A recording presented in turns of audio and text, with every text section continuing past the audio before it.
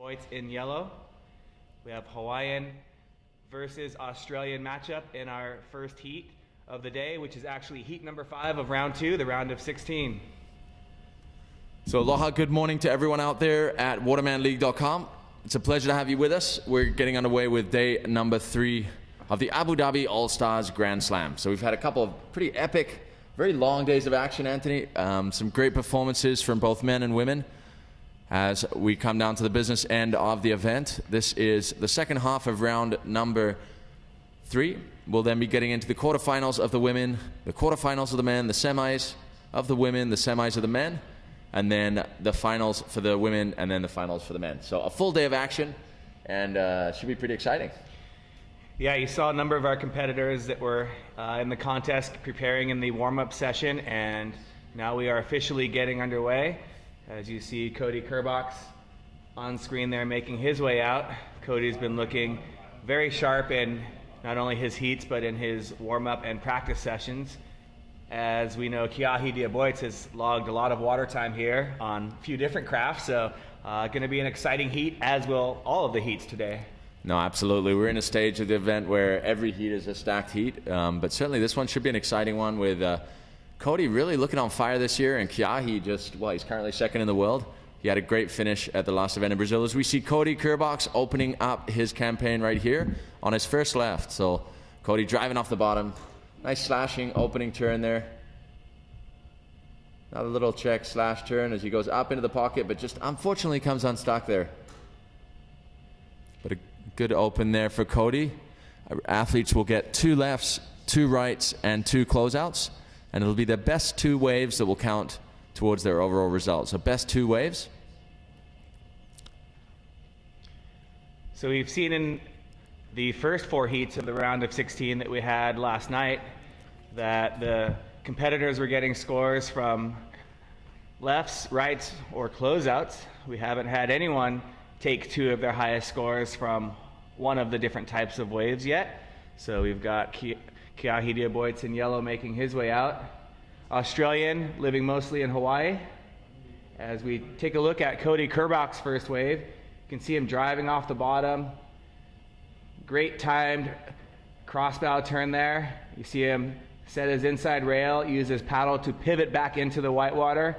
And this is the turn where you can see right there his bottom hand just came unglued to the paddle and caught a little bit of a rail edge and goes down on turn number 3, but Cody had a couple of nice turns to open up his heat.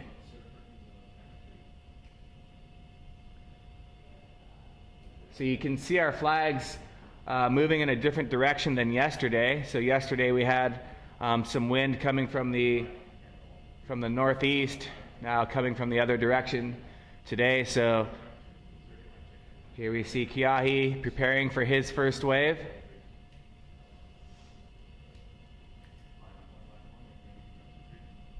Kiahi drives one off the top. He's got his nice, smooth, flowing style. And he's just looking to get his campaign started. So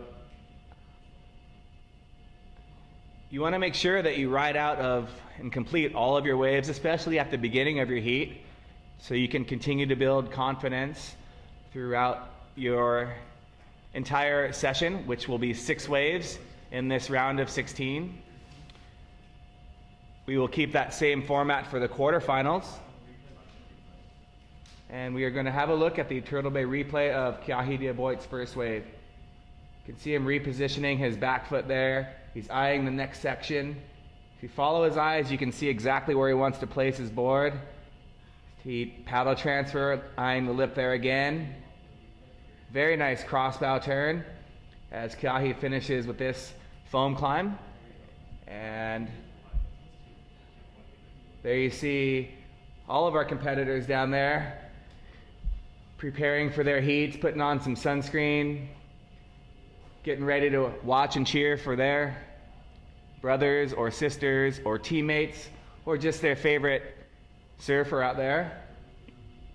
I know I have my favorite surfers, all of them. So it looks like we see Kyle Vaj in his blue jersey getting ready for a heat coming up. And Cody Kerbox in blue in heat number 5, round of 16. Nice driving bottom turn there from Cody Kerbox. Coming back off the top, and another wrap turn into the white water as he looks to get in the pocket here. Nice little snap into the lip there. We'll see how the judges like that one.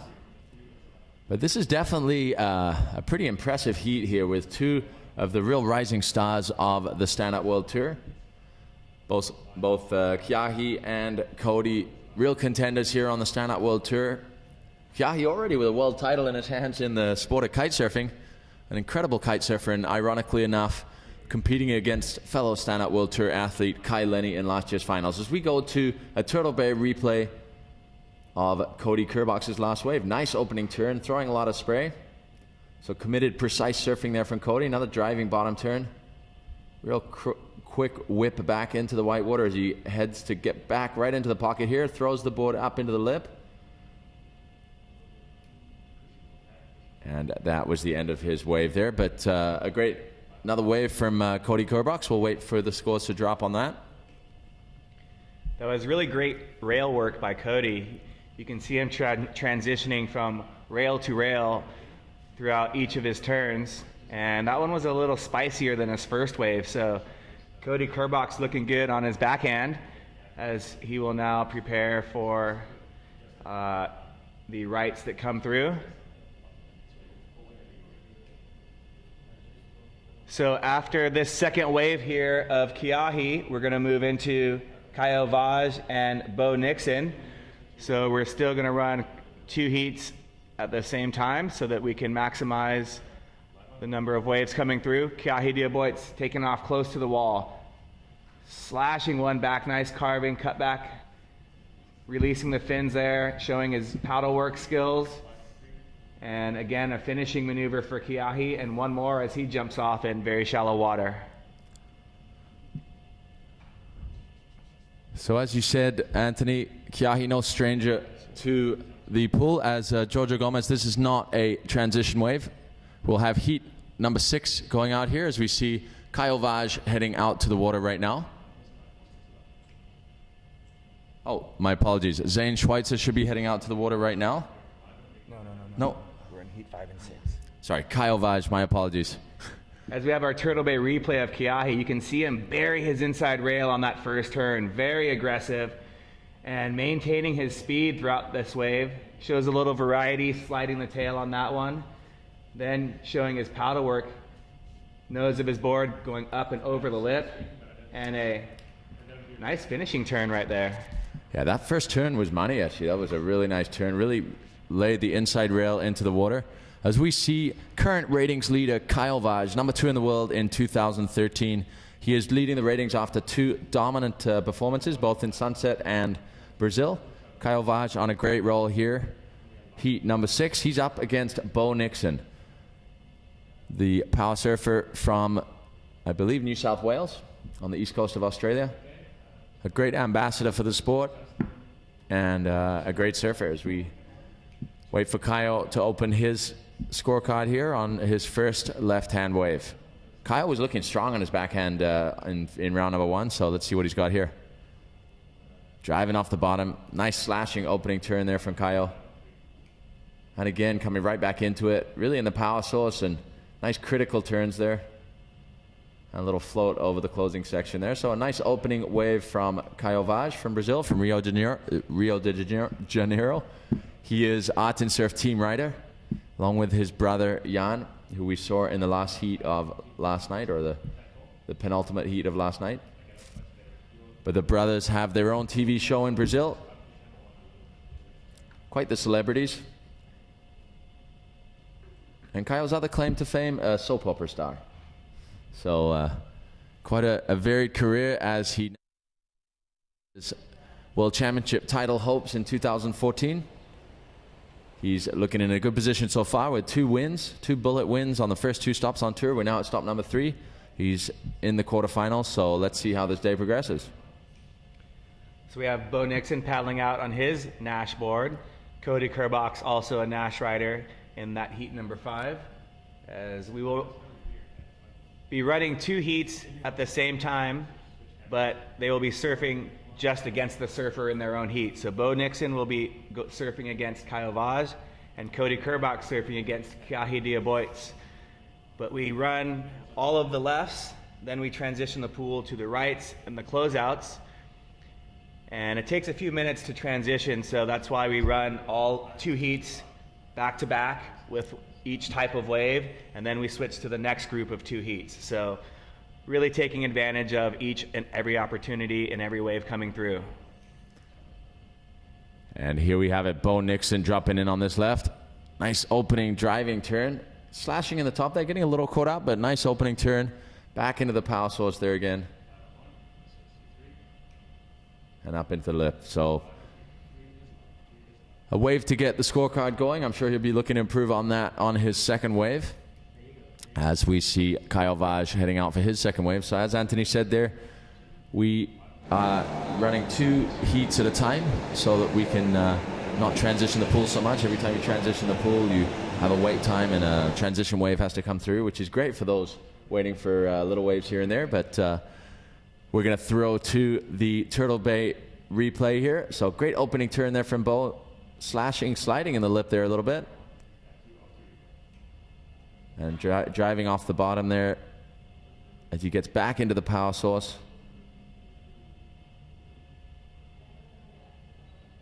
And a little check turn into the end section there. So I think Kyle Vaj getting the better of that exchange. Stand by, we will have an update on scores for you in just a second here. Yeah, as we continue to work our way through the heats into the quarterfinals, the judges are looking for all of the maneuvers to be linked together with flow. So, you know, if you catch a rail and kind of make up for it and finish big, it's not going to be as good as if you linked your turns together with a little bit more fluidity. So we have 4 regular foot surfers in these first 2 heats, as we see Kyle Vaj on his second left of the day, dropping in with the paddle on his heel side, staying nice, low, and compact. Great positioning on the wave right now. Slashing one right there. And then going up and over vertical, and another one. So 2 good turns at the end of that wave in the 11 to 12 o'clock range on his backhand. So his art and surfboard looking very sharp on that wave. So he'll go and check out the replay and talk to brother Jan. He's stoked, giving the shaka on that one. That was a great, well-timed wave. Absolutely, Anthony. That one crisp, really radical turn there, the second turn on his backhand. That'll definitely help his scoreline. As we'll go to the replay here, let's have a look, see how Kaio navigated this wave. Nice opening turn there. Gets a lot of arc in his turn. Coming off the top, keeping right in the power source there of the wave as he drives off the bottom. And this is the turn that was quite radical as he lays his inside rail and throws the spray, releasing the fins a little bit on the end of that turn. And then a nice closing turn. So another good wave for current ratings leader Kyle Vaj.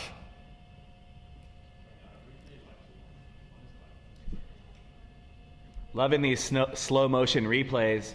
It's really exciting to see. Sure, over the mount, so we can do a little 40-second. Really exciting to see how minute little details and little adjustments with their feet or hand or head Getting placement helps to really keep their board on rail and try and execute the maneuvers that they need to get high scores, as we see Bo Nixon paddling into this one. So Bo driving off the bottom there. Nice opening turn. And a nice smooth roundhouse there. Gets all the way back into it. Throws it up into the lip for a nice final turn there. So that will definitely be an improvement on his first wave. So good wave there from Bo Nixon. I think from Tweed's Head or something. Is that right, Anthony? I believe so, Bo. Tweed Heads, is that where you're from?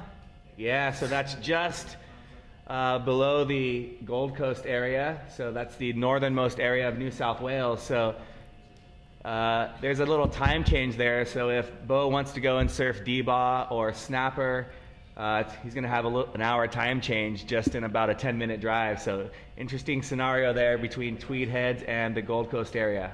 So we're going to throw down now to Justin Holland on the beach, getting you the play-by-play. Yeah, hey guys, up there in the booth, Tristan Boxford and Anthony Vella. We have the wind today coming pretty much straight over the mountain, which is kind of like an onshore condition. So it's going to be a little interesting because it's the first time we've seen this type of wind in the last few days. So a lot of the guys got out there early. Cody Kerbox and Sean Pointer looking really good early, along with Kiahi Diaboit. So looking forward to a big day of action down here, and it definitely feels a little hotter down here today, boys, and going to be pretty stoked with to watch the surfing to come. So good to hear from Justin down there. We do have a scoring update, so we will have a scoring update for you momentarily. Hang on. So we're going to watch a replay of Bo Nixon's last wave. You can see him driving off the bottom, slashing his fins right there. And I like this turn where he got some speed out in front of the wave, carved a beautiful cut back into the whitewater, and then eyeing the section for his closing maneuver. Great backhand surfing by Bo Nixon there. Yellow jersey matching his yellow Nash board. So thanks to all of our patrons, Nash, Starboard, JP Australia, Fanatic, Maestro, Focus Sub, SUP Magazine, Corbin, Rogue Stand-Up Paddleboards, Art and Surf, Big Sub, Indian Oak Paddle Surf, Body Glove, Puka Patch, and that's our heat number 5. Cody Kerbox with Kiahi Diaboit preparing for their campaign on the rights. So I'd also like to shout out to our final two patrons, F1. Obviously, we see the young Tahitian who's going to be coming up into play here in the next heat. Heat number 7, Poenaiki Raioha, an incredible talent from Tahiti. He is an F1 rider. And of course, new advance, the boards under the feet of 2012 world champion and his brother, the Salazars, and Aline Adisaka. So a great support mechanism for the tour as we see the transition wave coming through here, and Cody and Kiahi chatting on the inside there. So it's great to see the camaraderie as they look out watching Giorgio on this transition wave. Doing the Peyton Gomez hair flick.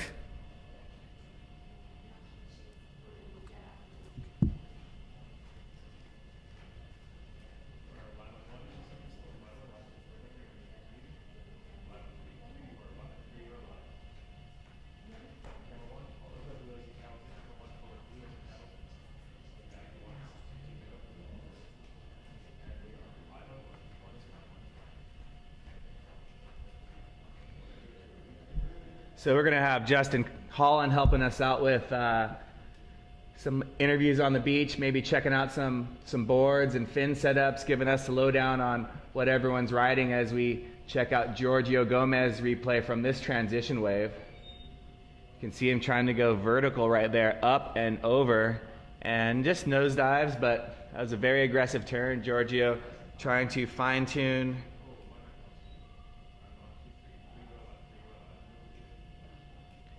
his surfing to prepare for his heat coming up.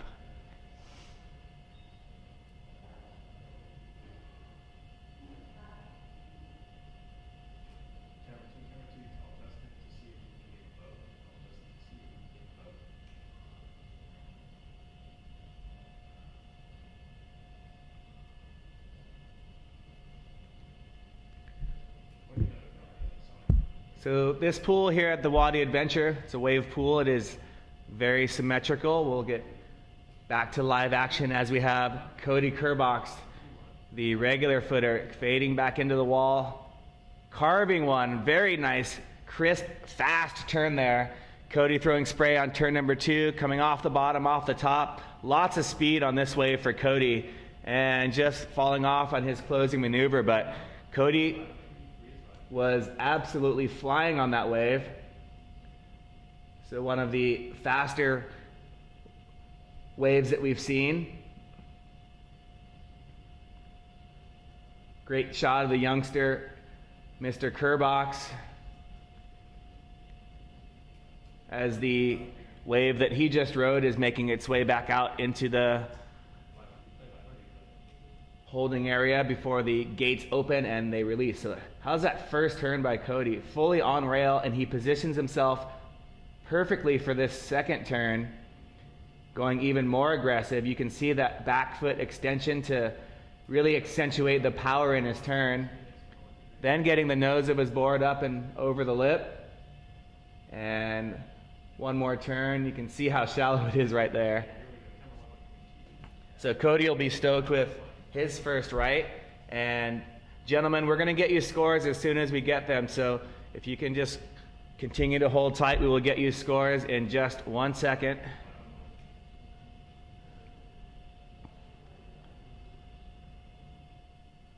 So Kiahi Diaboit's preparing for his first right.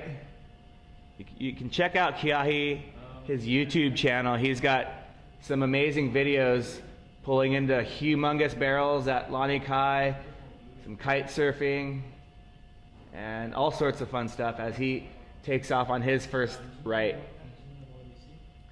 Nice slashing first turn and releasing the fins again on his second turn with his JP Australia board.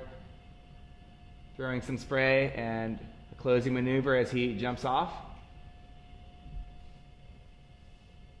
So Kiahi riding a thruster setup, and we've got a scoring update.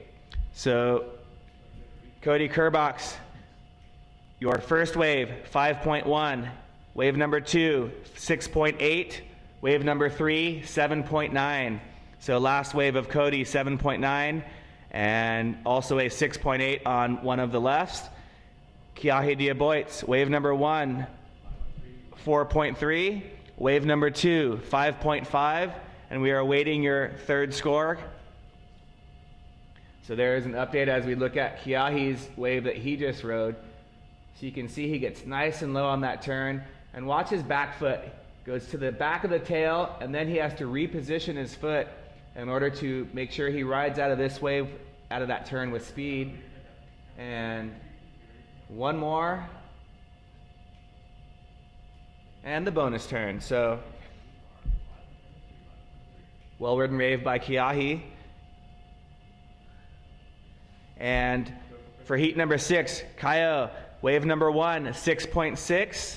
Wave number 2, 7.3. So this Kaio Vaz scores 6.6 and a 7.3. Bo Nixon, 3.8 and 5.8. So we see Cody Kerbox in blue paddling. He is currently the heat leader for heat number 5. And again, carving a beautiful slashing turn. Caught a little bit behind, but managed to make up for that. And Cody driving down the line. Positioning and timing was maybe not as crisp and perfect as his previous wave, which he got a 7.9, but that was a incredible first turn by Cody. Kiahi, last wave, 6.1. Last wave for yellow, 6.1. So we have Kiahi trying to better a low score of 5.5. So currently with a heat score of 11.6 for Kiahi.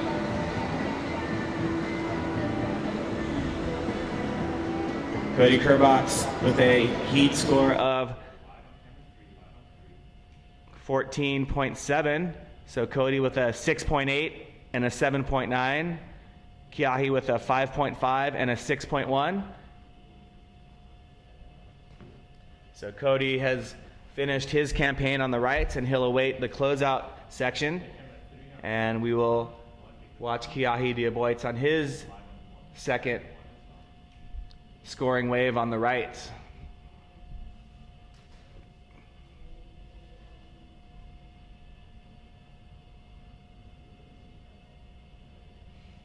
So we've got 4 heats of the men's round 2, that's the round of 16, and then we get into the women's quarterfinals.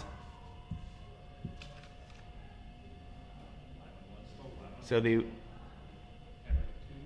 as Kiahi paddling into his wave number 2 on the right. Oh, getting aggressive with that turn right there. You can see the texture on the wave as Justin talked about that onshore conditions, as Kiahi just linking some beautiful turns together. He really Went very aggressive and committed on that first turn. So this is one of the windier days that we've seen. And like Justin mentioned, it's coming kind of straight off the mountain. So even though each wave in theory is the same, every wave is a little bit different because the water moves around, the pool a little bit different, the wind is a little bit different. So there are a lot of variables going on, even though, like I said, in theory, every wave is the same. So Kiahi coming off the bottom on his JP Australia, and you can see he fully released the fins on that first turn. Great positioning going into turn number 2, and slashing his fins again back into the whitewater. Coming off the bottom, great slow motion replay right there as Kiahi is finishing off with his 4th turn. So Great wave by Kiahi. As we will await his score. Last of Cody, 7.9. Last wave for Cody Kerbach, 7.9. That betters your 6.8. So Cody, you're looking at a total heat score of 15.8. Kiahi, we are still waiting your second wave. As you see the crowd filling in there, everyone's got their cameras out.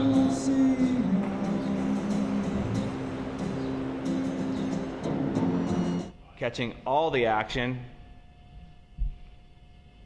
As now we move on to heat number 6, Kyle Vaj in blue. Carving his cut back into the white water. And then a fin release turn there, using his paddle to drive down the line for his closing maneuver. And releasing the fins once again, so you can see his art and surfboard getting very loose right there.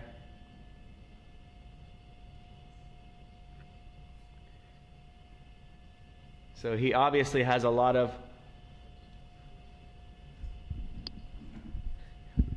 momentum going into stop number 3 with 2 victories out of 2 events. So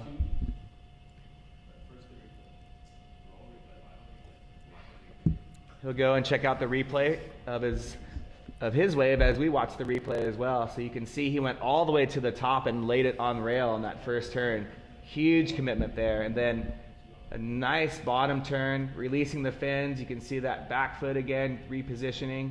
And then he's eyeing the lip down the line, getting his board speed up for this maneuver here. And bam, releasing the fins once again.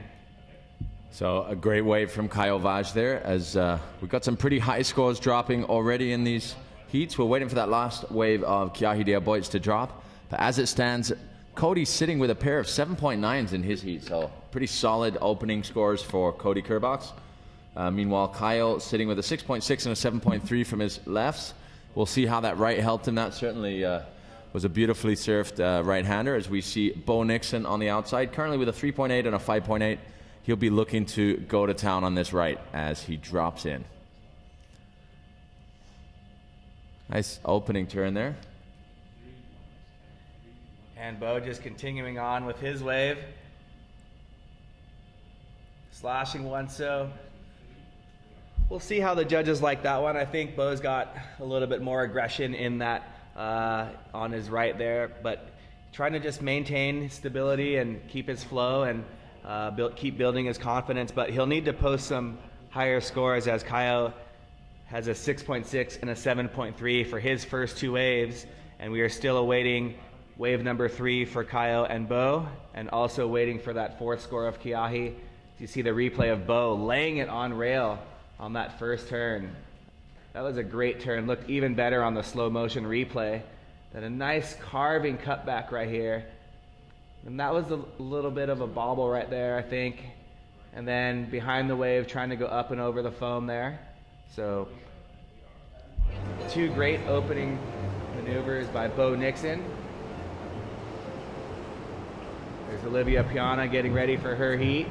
She'll be up in heat number 1 against Nicole Pacelli. Kiahi Diaboits talking to his mate Kai Bates over there. Casper Steinfest. You got Bant Rodiger down there. Bant just missed out on making it through the repechards. So great surfing by the youngster.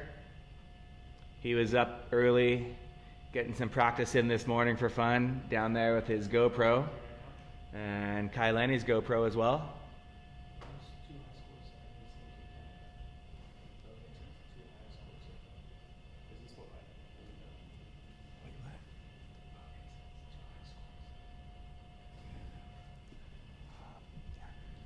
So we see live action Kyle Vaj up and riding, just coming unstuck there. So right now we are still awaiting scores. We do know that Bo Nixon on the lefts has a 3.8 and a 5.8, and Kyle on the lefts has a 6.6 and a 7.3. We're still awaiting scores for both of their rights as the pool now transitions into the coveted closeout section. So in this replay, Kyle coming off the top, trying to stay on the high portion of the wave to keep his flow going, and then really driving off the bottom there. Full release of the fins on that second turn, sliding on the coping and not able to ride out of that one.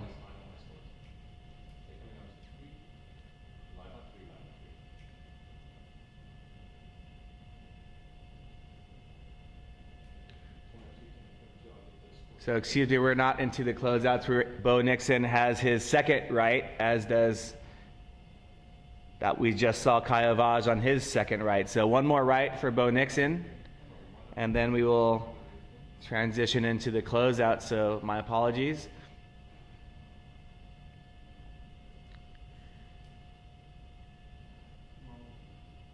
And we will send some scores down to you guys in just a second. You see the smokestacks going. That means the wave's coming as Bo Nixon paddles into his second and final right and carving off the top. Nice off the bottom, off the top combination there as he drives down the line to finish his wave. So Bo Nixon finishing his account on the rights. So last wave for Kiahi Diaboits, 6.9. So last of Kiahi, 6.9. That betters your 5.5. So Kiahi, you have a 6.1 and a 6.9. Cody Kerbach still in the lead with two 7.9s. And we watch a replay of Bo Nixon's last wave. You can see him come off the bottom with a lot of speed there, able to use a little bit of strength to throw spray on both of those turns. And that second turn, he really put it on rail and committed fully to throwing as much spray as possible, trying to impress the judges. So first of Kyle on the rights, 6.9. Second wave for Kyle on the rights, 3.5. So Kyle Vaj, you better your score line, dropping your low score of a 6.6. So you now have a 7.3 and a 6.9. Bo Nixon, your first right was a 5.9. Your second right is locking in right now. We'll see if that can better your low score of a 5.8. And it does. Bo Nixon, your last wave, 7.0. So you've got a 5.9 and a 7.0. That's a total heat score of 12.9. Kyle Vaj with a 7.3 and a 6.9. Total score of 14.2.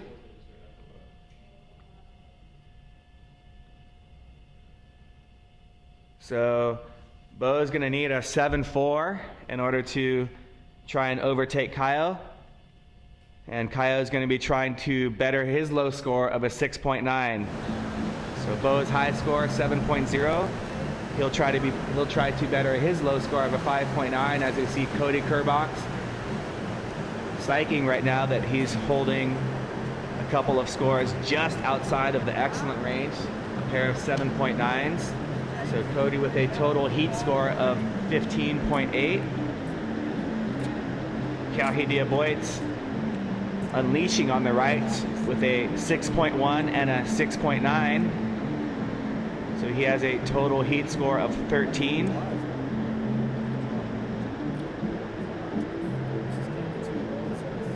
So Kiahi's looking for an 9.0 or better in order to overtake Cody Kerbox. So Kiahi is looking for a 9.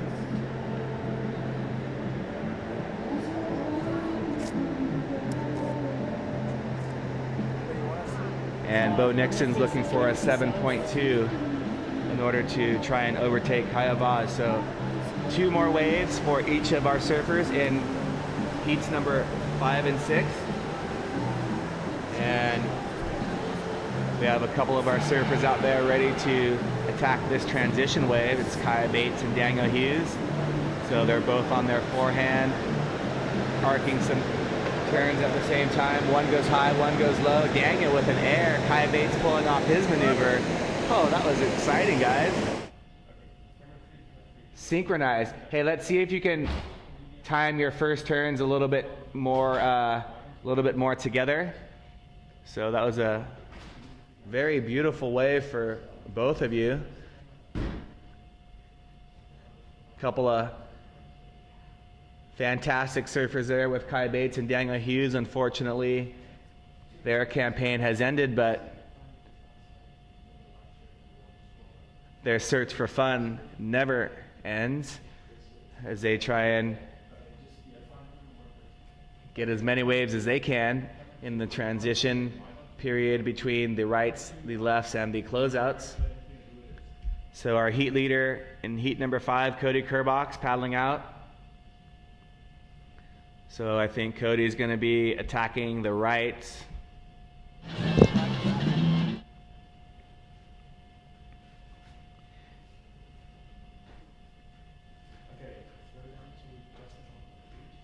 And while we wait for Cody's first wave, let's go down to Justin Holland on the beach.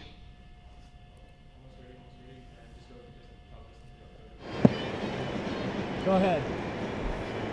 Yeah, hi guys, we're here with Kyo Vars at the moment, and Kyo, we're starting strong on the lefts, mate, 2 solid scores, and we're now looking at going into the closeouts. How do you feel? What's your strategy, mate, this morning with the closeouts? Anything different? I'm just feeling good and try not to follow my heart because I'm going to follow the car. Try to change the spot. Goes out now.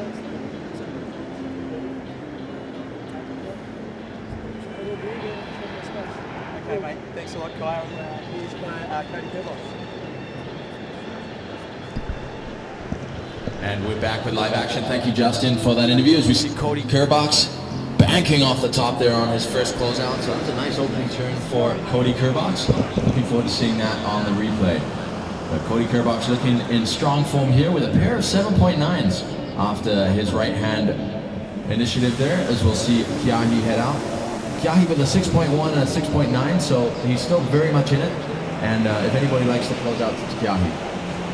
Yeah, I know Cody is not, he's ahead in this heat, but he knows very well what Kiahi de Aboitiz is capable of, as we saw Kiahi in Brazil going up and over the lip many, many times. And we'll take a look at Cody Kerbox's first wave on the closeouts. Missed his first turn, and we're just going for the closeout maneuver here. You can see him bouncing his board off the bottom. And a great timed wave right there. So nice rebound re-entry by Cody Kerbox. You know, Cody has the skill there of making it look very, very radical and extremely controlled. So the judges really liking that approach to his surfing. His timing always spot on. So a nice opening wave there from Cody Kerbox, but as Anthony said, we're expecting some big things from Kiahi de Aboitiz coming up now as well. He knows the pool pretty well. He's been here a few times. And one thing he does know how to do is put his board above the lip in air-like fashion. And he's going to need to go above the lip if he is going to get a score that he needs, which is going to need to be in the 9 range. So Kiahi with a 6.9 and a 6.1. He'll be trying to better his low score of a 6.1. I've been watching him in warm-up. He's definitely has some good variation in his airs as well. So we'll see what he has as he paddles into his first closeout. Yeah, it's Kiahi de Aboitiz right on the wall, looking super relaxed as ever. Nice slashing opening turn as he races down the line. Throws it up above the lip. A nice solid first wave, but nothing too exceptional, but definitely a solid first wave. let's see how the judges see that. But a good opening ride there for Kiahi Boyds. Yeah, his opening turn was not, he didn't hold back on that at all. So we've seen maybe some guys check turn a little bit and then really try to boost at the end. Kiahi really went aggressive on his first turn and then got up and over the lip. And sometimes he makes it look so easy that you almost think that it's not very critical, but all of his turns are very critical as you watch the replay. So here's the Turtle Bay replay. So yeah, as Anthony said, really throwing everything in on his first turn there, but then generating speed straight away, racing down the line here as he heads for this closing section. Just boosts it up over the lip, throws the tail out a little bit, so really controlled kind of stock air there from Kiahi Boyds. One thing I've been impressed with Kiahi, he definitely had the air game, but over the last year, he's really refined his surfing to be able to link beautiful turns, vertical, crisp turns, and obviously always just utilizing that effortless style that he has. Yeah, I'm gonna ask you while I have you here right now, Tristan, is there any way I can get a copy of that 10 that he had at Huntington? Because I sat in the car park and watched that wave, and I just remember so vividly how he came off, and it was one of the bigger waves of the entire event, and he came off the bottom and off the top, and then had about 3 airs and 5 other turns. But that first turn that he did on that wave in Huntington, I can see it in my mind right now. Absolutely, Anthony. I think for that stage in the sport as well, it sort of set the tone for performance surfing. And then until that point, Kai Lenny was really leading the drive as far as performance surfing, and that was the first time somebody had really gone to that level, and obviously getting awarded with a 10. So as we see Cody Kerbox driving off the bottom, again doing a nice slashing opening turn here as he races towards his closing section, takes to the air, throws the tail out, and is he gonna, no, it doesn't quite ride out of it. But pretty radical closing maneuver there for Cody Kerbox, the young talent from Maui, son of Buzzy Kerbox. I'm sure at this time of day, Buzzy is watching intently online. Aloha, Buzzy. And hopefully your brothers too, to all the Kerbox clan. Big aloha from over here in Abu Dhabi as we go to the Turtle Bay replay. So Cody's surfing with a lot of speed. That's why the judges are liking his scores, his waves. So good opening turn, and you can see how he gets his board speed up very quickly, eyeing the lip. Cody going up and over, landing a little bit horizontal, trying to ride out, but not quite able to. So we have scores in. For Cody Kerbox, your first closeout was a 7. We'll wait to see what that second one comes in as. Kiahi Boyds, your first closeout was a 6.4, so you're going to need something big here. You need something big here. You have a 6.9 and a 6.4. You definitely need a high score here. We'll just calculate exactly what you do need. Pretty much need a 9-point ride, so no pressure, Kiahi, but you want to be going big on this last wave.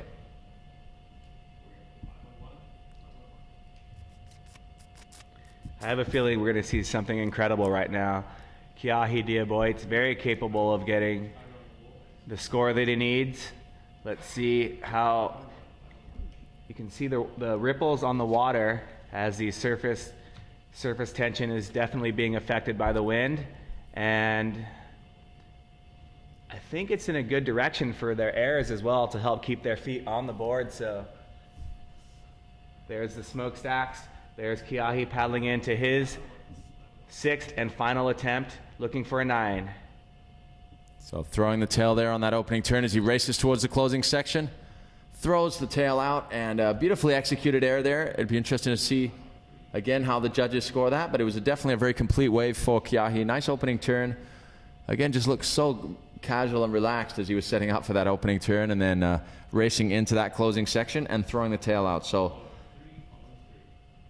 the last wave of Cody Kerbox is not going to change his score line, just coming in at a 4-point. So he's got a pair of 7.9. So Cody Kerbox with a pair of 7.9s as we go to the replay of Kiahi Boyds. So driving turn, slashing opening turn there, but quickly redirecting his board so he can generate speed down towards the closing section here.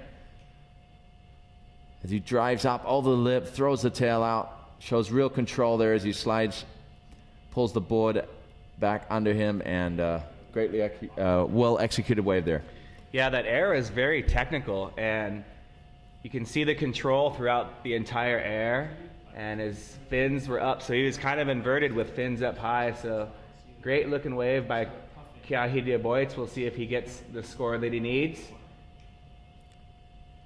And loving these shots of the crew just hanging down there. You got underscore Wizard Gomez down there getting ready for her heat. Ben Carpentier, Casper Steinfath. You got Giorgio Gomez in the yellow down there, center of attention, getting ready for his heat versus Poi Nike Rioja. That is going to be an exciting heat, actually. That's the young guns battling it out, duking it out here in heat number 7. I'm excited to see Poi Nike surf as well. I mean, Giorgio had another display the other day in the repechage, put on a great performance, winning or coming out on top of the leaderboard there. But Poi Nike was definitely on a charge in the first round with some beautiful surfing. As we see this closeout for Kyle Vaj, his first closeout of this exchange. He drives off the bottom, swooping turn, and he sets up for this. Through the lip turn there. So a solid first wave. He'll be looking for something a little more, but at the moment he's sitting with a 7.3 and a 6.9. So 7.3 and a 6.9. Bo Nixon currently sitting with a 5.9 and a 7.0. So it's all to play for still. They're very close. Bo's going to want to get a couple solid scores here to really put him in contention here for advancing.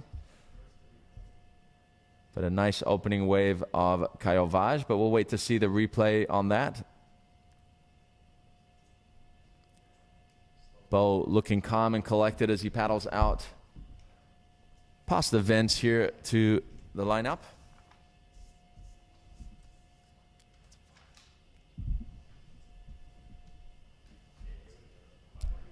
So here is the Turtle Bay replay of Kyle Vaj's first wave.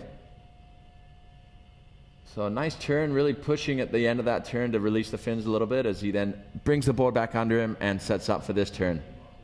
So great timing, not maybe as vertical as he might have liked, but it was definitely a critical turn. It was a nice opening wave there for Kyle Vaj. I think we can expect something more though from Kyle Vaj on his next wave as he'll go for broke in the final wave of his showdown here in round number 3. As Bo Nixon now behind the wall hiding from us. He's been hiding all week. Yeah, Bo likes to, kind of just get in his zone and hang out by himself. Very friendly fellow. He's not by any means, shy, but he just likes to get in his zone and do his thing. And saw some pictures. He went for a camel ride, and Bo's just been enjoying himself here in the UAE. So thanks to everyone for being such great hosts as we see Bo Nixon on his Nash board, slashing his first turn, coming out with a lot of speed, pumping down the line. And Bo going straight up on that one. So you can either go vertical or you can go for the air game. And both, whatever you do, you got to be aggressive and committed. So that was definitely very committed by Bo Nixon. Well, I think it's interesting to see the different styles and approaches here. The end of the day yesterday, we saw Mo Freitas with some really attached to the water surfing, so to speak, really critical bottom to top turns. And we saw Bo Nixon there going right up into it. He's not so much of an aerial guy. I mean, I know he can take to the air, but his strength is his driving, powerful surfing. As we see him driving off the bottom there, nice slashing opening turn, showing the judges the fins and the bottom of his board as he sets up for this turn here, driving right up into it, right up to 12 o'clock there, gets projected out. So that was well timed and well ridden, really in control all the way through that. So be interesting to see how that compared to Kyle's first wave. We'll get a scoring update for you momentarily.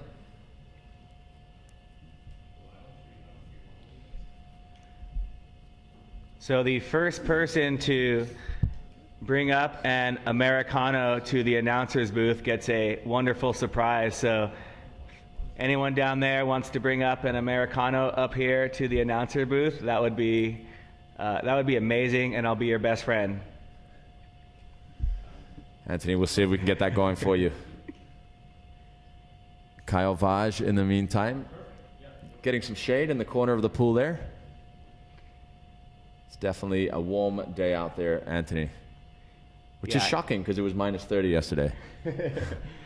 So as we await Kyle Vaj's second and last wave on the closeouts, our next group is going to be very exciting as Kyle is paddling in. He's choosing to stay on his forehand, fading back into the wall, slashing a cutback right there, and getting his board speed back up, boosting and landing very clean. So that was an aggressive turn. He covered a lot of ground with that air, and he jumps off. He's got his fingers crossed. That was a very nice controlled air by Kyle Vaz. You know, that was an impressive wave from start to finish. He really put everything into that first turn. It looked as though he might have even compromised the speed for the second turn, but he was able to pick up the momentum and able to really project out of that wave, getting a lot of height over the lip. I'm looking forward to seeing the replay, but a very well surfed wave by Kyle Vaz, showing commitment, skill, and linking his turns perfectly. So here's the Turtle Bay replay. He drives off the bottom, and you see him just laying everything into this turn, driving his inside rail, throwing the fins free a little bit as he sets up for this next one, gets up high on the wave, and then you can see him crouching to hit the wave perfectly and up over the lip, cleanly landed out in front there. So a great wave from Kyle Vaz. So we're going to wait for the closeout scores to drop here.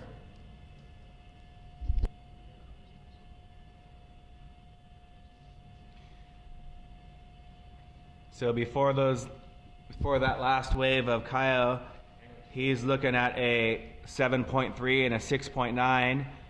Bo Nixon with a 7.0 and a low score of 5.9. So Bo's looking for a 7.5 or better, but this is before we have the last of Kyle Vaz to lock in. So Kyle Vaz, the heat leader. Bo looking for a 7.4 or better. Here's Bo Nixon paddling into his last wave. Bo fading back into the wall with lots of speed, throwing lots of spray. He's positioned perfectly for that closing maneuver and hitting that oncoming lip with great timing. That was a very powerful first turn and aggressive second turn, so we'll see if the judges are going to give him a score that he needs, but we're still waiting for the last of Kyle Vaz to lock in. Absolutely. As we see Bo Nixon very well color coordinated with his yellow rash guard and his yellow board. Distinctive Nash colors. Great performance there from Bo Nixon. We're waiting to get the final scores on those last two closeouts. Some great surfing by both of the athletes as he drives off the bottom here. Really putting it all into that opening turn, but generating speed right away, staying up in the power source of the wave as he drives into this turn.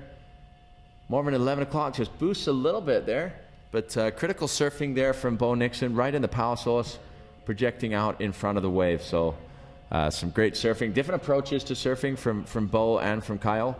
Bo with a little bit more power, Kyle with a little bit more of an air game. So you can check out Bo Nixon's fin setup. He's going with the quad, and then he has that little nubster fin that some of the guys are using, that nubster fin by FCS.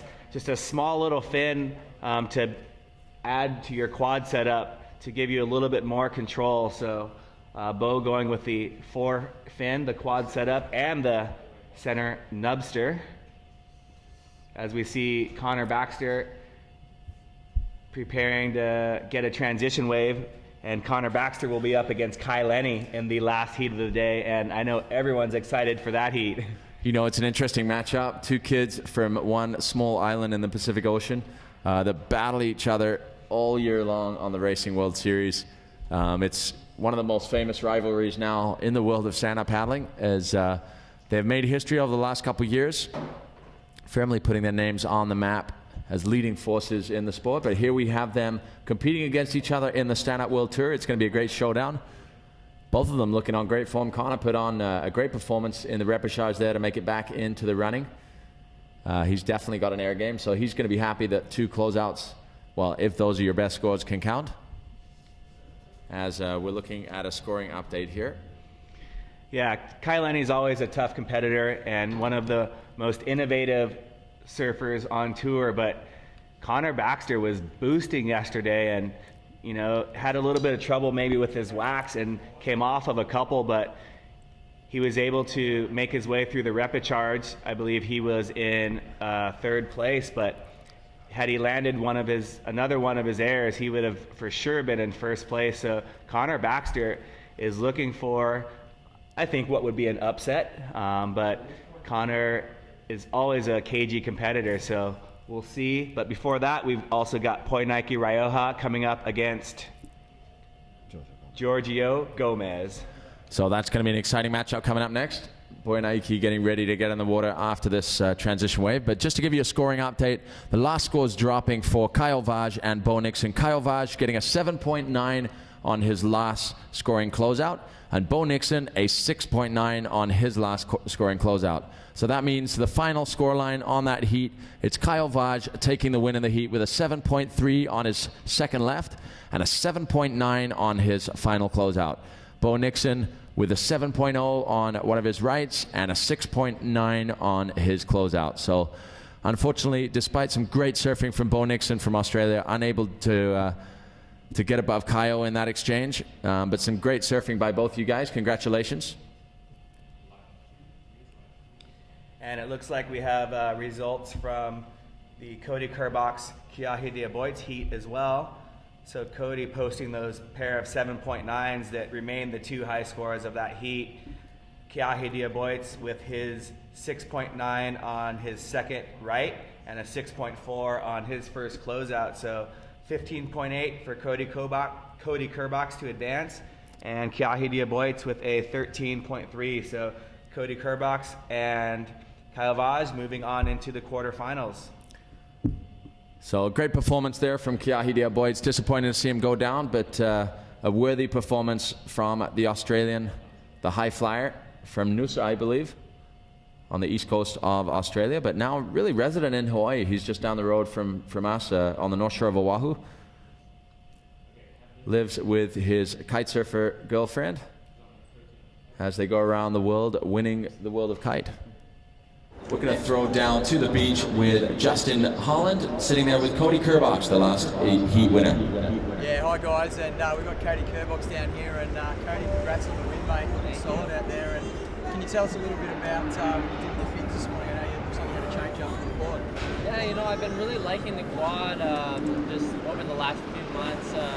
Just kind of feels good in all kinds of conditions, and here I came with the intent of going on the quad, and after the first few heats I kind of felt like I might want to switch to thruster, so last night I made the change and got a couple of waves, and it felt good, so I decided to stick with it, and I'm happy with my decision. Yeah, Cody, and it looks like you're really surfing with a little bit of intensity. I think today that's... So we're going for the Turtle Bay replay. While we were speaking with Cody there, we had a wave of Poinike Rioja. Nice slashing second turn there, coming into this end section. Just coming unstuck there. Poinike getting the first wave jitters out of the way on his first wave on the lefts. So all athletes getting 6 waves here, 2 of each type, 2 lefts, 2 rights, 2 closeouts.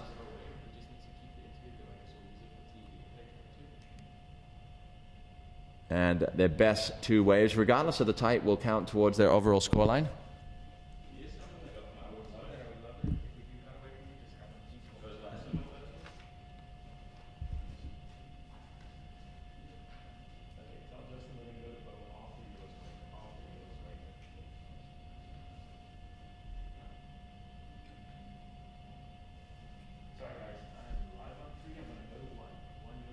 So we saw the first wave of Poinike Rioja, and we have Giorgio Gomez preparing for his first wave on the left. So goofy versus regular in this heat, as Giorgio crouching down, standing up as he paddles his starboard into this wave. Giorgio's coming off the bottom, putting it on rail, perfect positioning on this wave. Throwing fins on turn number 2. Manages to get back out in front of the wave and catching a rail coming unglued. But Giorgio opened up his account. As we see the 2 youngsters smiling at each other. They're just having a good time. Of course, each of them would like to advance. And they're also great friends, and we're going to throw it down to Justin Holland. Yeah, thanks guys. And here with Bo Nixon, fellow Australian compatriot. Bo, bad luck on that one, but really great effort there, mate, on the last wave. They're throwing it super 12 o'clock. Yeah, unfortunately bowing out in that round, but up against on-form Kaya Vaz, ratings leader. So, yeah, I mean, that last wave, throwing it right up there, trying to give it all I had. And, you know, you have to pull something out of the bag to beat Kaya. I think he's really on form, and he's definitely contender for the title this year. Yeah, that's great surfing all event, Bo, and it's been another good trip here at the Wadi Adventure Park, and you know, we'll see you at the next event at Huntington. Yeah, thanks, Justin. I mean, it's been a blast here. I've been camel riding and out in the desert. Surfing the pool is just amazing, so stoked to be here, and yeah, look forward to the next one. All right, back to you guys in the booth. Thank you.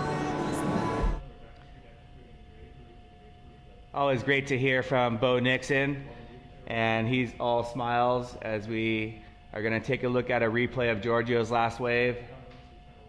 And just carving that turn, you can see he positioned his board perfectly in the white water, adjusting his feet. And then there's that back foot extension right there to slide the fins and attempting to throw some spray there.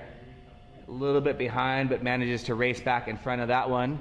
And we go to live action with Poinike Rioja from Tahiti on his F1, slashing a beautiful cross bow first turn. Again, coming off the top there, hitting it, rebounding off the white water. Similar to Giorgio, he got a little bit stuck behind that one, but two crisp and spicy turns by Poinike.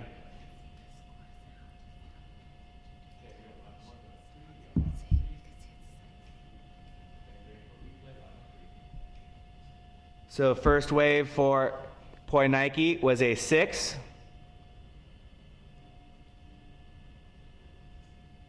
First wave of Poinike was a 6, and we're waiting for the first of Giorgio Gomez. That was wave number 2 for Poinike Rioja. As we see the closing maneuver for Poinike right here on the replay. So we just wanted to show you how shallow it is right there as he really tries to milk it for everything it has. As we saw in the WC contest, the Dragaware Pro at Margaret River, those guys were boosting airs and going off the lip right onto that end section on the rights there. So all of these surfers have so much control with their boards that they're able to execute maneuvers in very, very shallow water.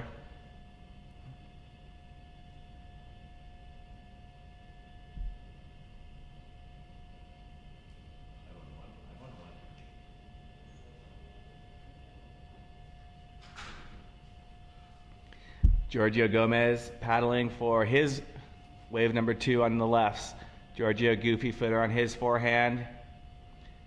Gets a little more aggressive on that first turn, throwing his fins. And again, slashing one with fin release. Racing to finish out his wave with 2 more maneuvers.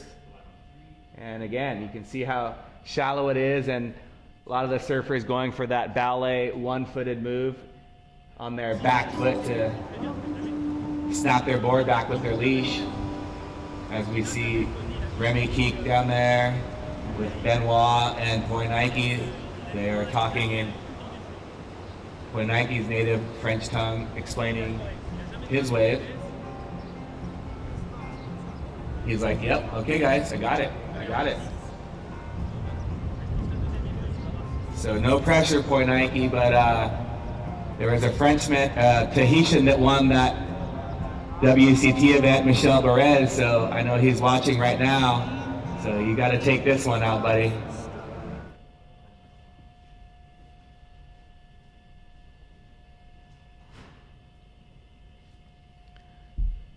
So the judges do have access to instant replay and are checking it out. Still waiting for the scores to drop. First wave for Giorgio Gomez, 6.5. First wave for Giorgio, 6.5. Second wave for Poinike, 6.07. So Poinike with a 6 and a 6.07, total heat score of 12.07. As we wait for second of Giorgio Gomez. And now we move into heat number 16, Kai Lenny versus Connor Baxter. Here is Kai Lenny in blue, 3-time world champion. And Kai Lenny just showing his speed, power, and flow. Caught a little bit of a rail on that last bottom turn, but the work was done out the back. Kai Lenny getting his campaign started. You can see the bottom side of his dashboard. He's got the quad setup going, so I want to say those are some of Kai's maybe signature fins. I know he rides for, I think it's Maui Fin Company, but Kai Lenny, just an incredible, innovative surfer, and we're going to check out a replay of his wave. You can see how committed and on rail he is, and just great patience for this next turn as he comes off the top, slashing a carving cut back, and then you can see he caught a little bit of a rail there and unable to ride out of his third turn, but those first two turns were very committed as Connor Baxter in yellow prepares for his battle with friend and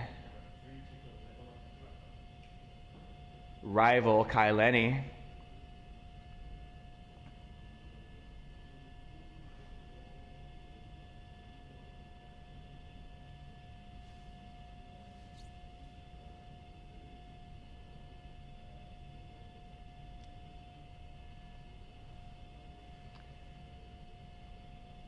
So there's Connor, goofy footer paddling in as he checks out the oncoming wave. You can see him setting his feet there and throwing spray on his first turn, releasing the fins on his second turn, driving down the line, going for a 360 attempt, not completing that maneuver.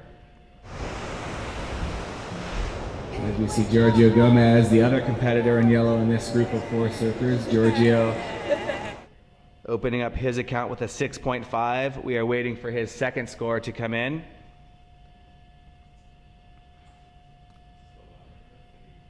It's going to be somewhere close to a 6, so we have a very tight heat with Giorgio Gomez and Poinaiki Rioja.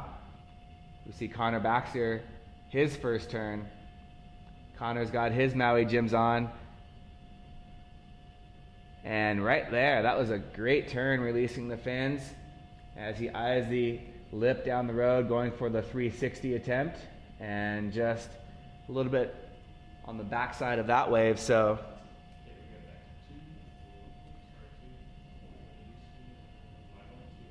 second wave for Giorgio Gomez, 6.0 to go with your first wave of a 6.5. Giorgio, you're in the lead with a total heat score of 12.5. Poinaiki with a 6 and a 6.07. You are in second place in your heat. Kai Lenny's first wave coming in at a 7.33. Kai Lenny, your first wave, 7.33, as we wait for first of yellow Connor Baxter to come in. So you see Connor waiting over there with his board upside down, keeping his wax nice and cool. As the mist comes up from the back of the pool, that signals that the wave's coming in as Kai Lenny drops down and off the top there. And a beautiful second turn and able to recover out of that one. Getting some speed at the end for a couple of closing maneuvers.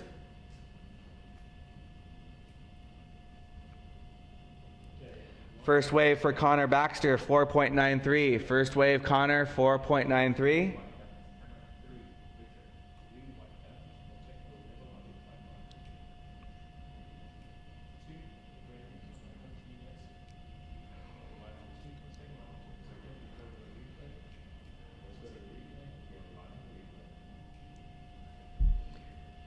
As we look at Turtle Bay replay of Turtle Bay athlete Kai Lenny, on rail on that first turn, comes down in the white water, and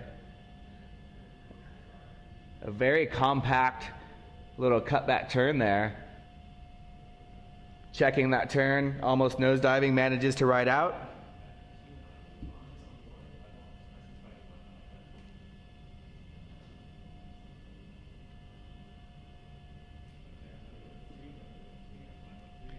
As Connor Baxter waiting for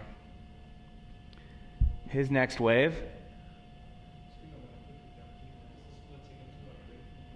I'm sure Connor's family is watching, so say hello to Connor's mom and sister, his whole family. They're cheering him on. They have their fingers crossed as Kaileni looks on, checking to see what Connor's got. As the mist goes up in the back of the pool, you see Connor eyeing the wave as it approaches.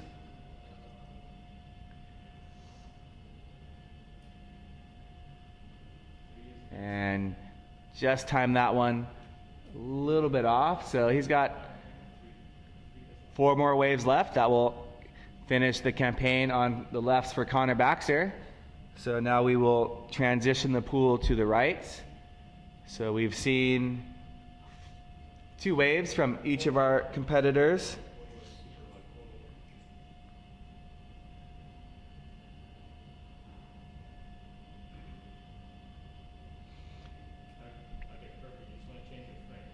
So after this transition wave, we will go back with Poinaiki Rioja, who currently is holding a 6.07 and a 6.0.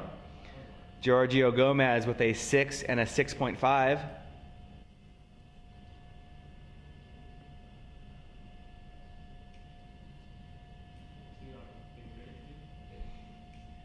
And we're still waiting for final scores for that second heat, and we're going to throw it down to Justin Holland on the beach. Yeah, hey guys, just a little insight, interesting observation. We see Kaileni on those lefts really opening up. Today we're actually enabling 2 of your best scores on the one wave, so it's maybe allowing, Kai, especially at the moment, really going to town on the left, because we know that the right, he's definitely going to get the score. So just an interesting little tactic there from Kaileni. Thanks, Justin. So great insight from Justin Holland down there.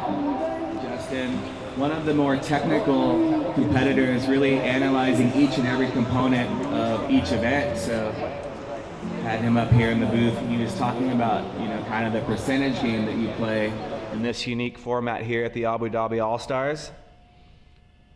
And again, still waiting for scores for Kaileni and Connor Baxter.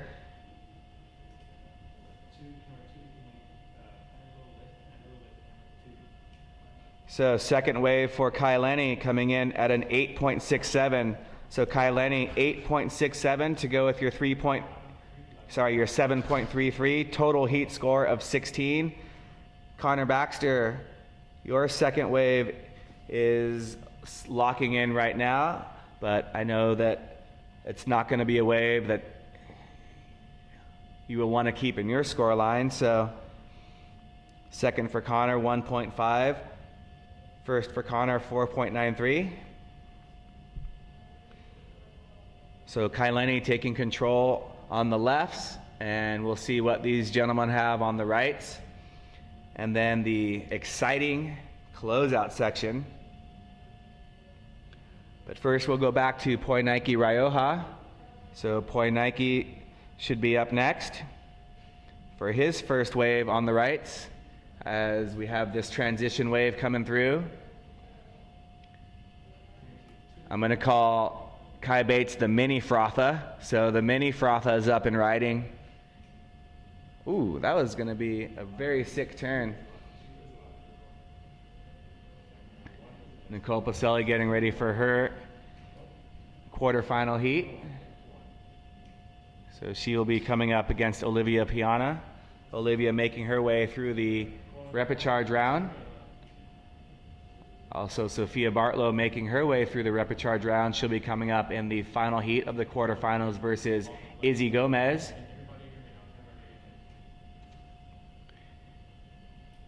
And I was asked by Izzy Gomez to give a shout out so that everyone can follow her on Instagram. So you can follow Izzy Gomez on Instagram @_Wizard Gomez. So that is her Instagram account. As we see Nicole Pacelli checking the nose of her board, she's like, yeah, I think it's going to be okay. I think it's going to be okay. Great shot of her sponsors there. Hi, Nicole. You can see she's all smiles down there. She's probably putting some wax in her board, the nose of her board on that ding there. So we see Poinaiki Rioja, the youngster from Tahiti. Second place in Tahiti event a couple of years ago, third place at Sunset Beach last year. And Poinaiki will be looking to take his F1 board all the way into the finals. Currently, him and Giorgio have a very tight heat. Giorgio with a 12.5, Poinaiki with a 12.07, as Poinaiki now on his forehand, fading into the wall, driving double pump bottom turn, beautiful slashing turn, and again, throwing a lot of spray. And one more maneuver that he does not ride out of, but that second turn, his spray threw, I think, 15 feet off into the distance. So Poinaiki laying into a couple of very critical turns. There you see him running back over to the waiting area. So I'm back, Anthony. Thank you for holding down the fort there. So an exciting heat going on right now as we are currently in the water. This is Giorgio Gomez heading out for his next wave.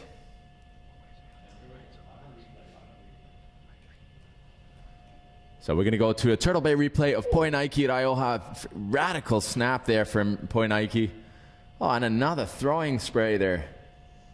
And another little closing turn in the whitewater. Poinaiki is just looking so sharp. That board, that F1 board, clearly working for him under his feet. Great to see Air Tahiti Nui represented here in the UAE. One of the friendliest airlines. Do you know that the air stewardesses change 3 or 4 times during the flight from LA to Tahiti? You get served food, I don't know how many times, and it's just incredible. And they have snacks. It's really a great experience flying at Tahiti Nui.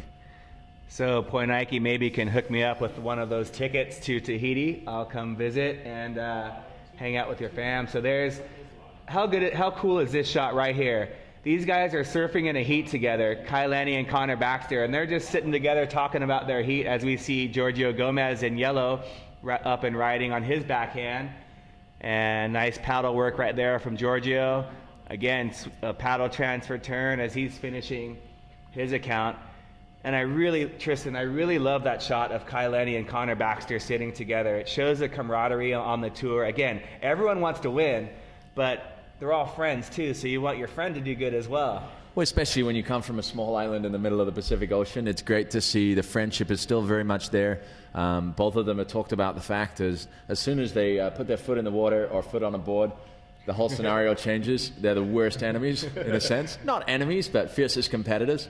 But on the beach, they are friends. As we see Giorgio Gomez, nice paddle transition there, slashing turn on his backhand. Coming back into the lip there. And another little check turn there. So nice wave from Giorgio Gomez. So I'm not sure what he's giving Bant there, but maybe he's picking up some trash, keeping the B wave pool minded. So, or maybe he was just re-waxing his board there. He's going with that beautiful pink wax job, and it's enabling him to stay on his board right now. Absolutely. Well, we're waiting for the last score of blue to drop. Poinaiki Raioha. Currently just trailing Giorgio Gomez. Giorgio Gomez on his forehand on the left, so had a good start there with a 6.5 and a 5.93. We're waiting for his third wave score to drop. As Poinaiki on another wave here, driving back into the white water, banking off the top. Beautiful carving cutback for Poinaiki as he continues down his wave with lots of speed. So great timing, showing a little bit of variety. So we'll see again what the judges think. But the competitors smiling at each other. Poinaiki's like, "Go get him, Giorgio." Giorgio's like, "Oh yeah, I will." So loving the camaraderie here as we work our way on these last heats of round 2 to get our final 2 competitors into the quarterfinals. Absolutely, as we have a Turtle Bay replay of Poinaiki's last wave. So driving turn there as he gets out in front of it and carves back into the power source, banking off the white water there. Nice roundhouse from Poinaiki. As he does another slashing turn, throwing the tail right out there. He does that so beautifully and connects this through to the inside here. And A nice closing turn there, just coming unstuck in about 3 inches of water. So as we see Poinaiki head back up to the competition area there. A nice performance there from Poinaiki. So the current standings, Poinaiki sitting with a 6.07 and a 6.2. That's one of his lefts and his first right. We'll wait for that last right to drop. Giorgio Gomez sitting with a 6.5, his first left, and a 5.93, his second left. So we'll wait for that last wave of Poinaiki to drop. This is Anthony Vella and Tristan Boxford bringing it to you live here at the Abu Dhabi All-Stars Invitational. Actually, it's not an invitational this year. It's a Grand Slam. We have World Tour Surfing, World Series Racing. A lot of action here for you all week. We're bringing it all live to you right here at watermanleague.com. Thank you for joining us as we go out to the water here and see Giorgio Gomez driving off the bottom. Nice opening turn there. Gets a little caught out, but definitely a nice first turn. Yeah, I've seen a number of the competitors their hand slips off their paddle a little bit, but they recover so fast, it's incredible. So nice wave from Giorgio. He'll await his scores and runs up the beach smiling. What a great shot. If you run in slow motion, it'll be like Baywatch, Giorgio. I think that might be what he's going for, huh? So we have a scoring update for you here. We'll first check out Giorgio's slashing turn. You see, again, his hand just comes off his paddle, but manages to regroup, staying nice, low and compact. And that's how you do a cross-bow turn right there. Moving from one side of the board to the other without transferring the paddle and switching hands. And here's Giorgio for one more maneuver. As we await scores, we will now go to Kai Lenny in blue on his dashboard. He'll be starting the campaign on his rights. So Poinaiki posting a 5 on his last right-hand wave. So he's still sitting with a 6.07 and a 6.2, just trailing Giorgio Gomez coming into the final closeout section. Giorgio Gomez sitting with a 6.5 and a 5.93. We're waiting for that last score to drop for Giorgio Gomez as we transition to the last heat of round number 3, which is Kai Lenny and Connor Baxter. Kai looking in a good position here with 2 first wave scores, a 7.33 and an 8.67 on the left. So great start for Kai Lenny. Connor Baxter with a 4.93 and a 1.5. He's definitely waiting for those closeouts, Anthony. Oh yeah, Connor's waiting to boost, and we'll see what Kai Lenny does on his first right, and a beautiful first turn. Slashing second turn, just, kind of wobbling a little bit there, and very nice finishing maneuver, but I don't know if that's going to change his score line of an 8.67 and a 7.33. It's interesting to see just Kai Lenny being able to put on that kind of performance on the lefts. Normally on your backhand, it's a little harder to get those kind of scores, but Kai Lenny showing that it's extremely possible, posting some high-end scores there. And we have the final score for Giorgio Gomez's last wave of 4.77. That doesn't change the position. So nice opening slash on Kai Lenny's opening wave in the Turtle Bay replay here.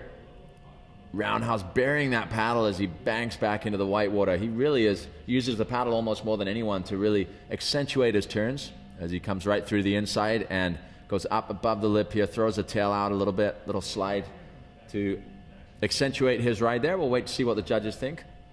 Yeah, that second turn where he had the paddle on his toe side and then switches over to his heel side, I can't explain how hard that is to do. And he makes it look so easy. A lot of times he goes into the reverse on that maneuver, but I got to be honest, that's one that I've watched over and over of Kai Lenny's videos and try to just slow it down and figure out how he does that so well. Like you said, Tristan, he's so good at using the paddle and probably going to that windsurfing and kite surfing background that he has. He's used to having 2 hands on some sort of bar and switching it all around. Absolutely, Anthony. And also, he's just got such positive, I don't know how to say it in English actually, appui sur la planche. Here we have Connor Baxter on his backhand on the right. A slashing opening turn for Connor Baxter, sporting his Maui Gym sunglasses. Nice slashing second turn as well. And up into the lip. Just coming unstuck there, but making sure not to get any droplets of water on his polarized Maui Gyms. So Connor, always a great character on the Stand Up World Tour, obviously leading force on the Stand Up World Series, currently leading the rankings. Let's see if we have scores dropping for Kai Lenny. We'll update you momentarily on his first wave as well as on Connor's. So yeah, just to remind you that last wave for Jojo Gomez dropping in at a 4.77. That won't change his scoreline. Sorry, Tristan, we see Connor Baxter's replay of his first turn. And you can see he bobbled a little bit on that bottom turn, which maybe affected him a little bit. And Connor is going to need to go big on his last 3 waves in order to try and better. He really needs to better both of his scores to put himself in a good position to beat the 3-time world champion Kai Lenny. So Kai Lenny doing a lot of training at his home break that it's a little bit different than this break here, but he's very adaptable. That's one of the cool things that I think about Kai Lenny is, I mean, we saw his surfing in Tahiti. He can surf little waves, big waves, medium waves, fat waves, skinny waves, any type of wave and any type of wind. It's very impressive what he's able to do on a board, and even skates pretty well too. Absolutely. He's definitely a multi-sport athlete, but I think more than anything, his mental game when it comes to preparing himself for an event is very strong, as we see him coming to drop in on his second right here. Getting right up into the lip there. We haven't seen too many of those kind of turns as he wraps back into the white water. Oh, and critical 360 going, just putting in a reverse, unfortunately coming unstuck. That was a really progressive wave there. Really was super early on his turn so he could get back up into the lip on that first turn. And then really laying it in on his rail on the second turn, and then going for something progressive and different on the third. So he's got the luxury of being able to experiment a little bit more now. He has a couple solid scores under his belt. So great to see Kai Lenny putting on a show for us here today. And we'll take a look at the Turtle Bay replay. So sure they're all tuned in watching Turtle Bay athlete Kai Lenny. And again, going up and over that first section, which a lot of people have mistimed. And this cutback right here was so compact. He got nice and low, was almost sitting on his board, and then looked good setting up the 360, and he pulls that 85% of the time, but this wave loses so much power. It's hard to ride out of that maneuver. Absolutely. Well, we have wave number 3 for Kai Lenny dropping at a 6.57, a 6.57 for wave number 3 for Kai Lenny. Connor Baxter, wave number 3, a 4.17. So I think the judges liking that second turn of Connor's. A little bit bogged on the first turn, but definitely a really nice second turn. He got up into the lip on the third turn, even though he kind of did the dismount in 2 inches of water. But definitely a solid performance here from Connor. It's great to see him putting on a show as well as we wait for that final score of Kai Lenny to drop. Yeah, Connor's in the combination situation where he needs 2 scores better than all of the waves that he has now, and Connor going switch. So Connor taking off regular foot, showing some variety, and we've seen a few of those guys on the starboards with their wax maybe. You can see his front foot just slipped off there. We're going to go down to 2 starboard teammates, Justin Holland with Sean Pointer. Yeah, thanks guys, and we got Sean Pointing here, mate, and this morning got here really early, looking super sharp in the pool. You're in quarterfinal number 1. What's your plan today, mate? Yeah, I'm stoked to get in the pool. Not let me in early, but yeah, I'm just looking to kind of just execute what I did this morning. I got a feel for the wave, the right, and I'm just gonna kind of just tackle what I did this morning. Not gonna change much. Just gonna be sharp and powerful and complete my maneuvers. Great, Sean. Thanks a lot. Up back to you guys in the box. Thanks. So thank you for your insight there down on the beach. Justin Holland rallying with all the athletes to get their insider's perspective on this incredible event, the Abu Dhabi All-Stars, as we go to a Turtle Bay replay of Connor Baxter's last switch stance wave. So really difficult to do this, be riding backwards essentially, and does a little karate kick there as he dismounts. So we have a transition wave now with, it looks like Kai Bates on the outside and Connor Baxter right to our left, waiting for the closeouts.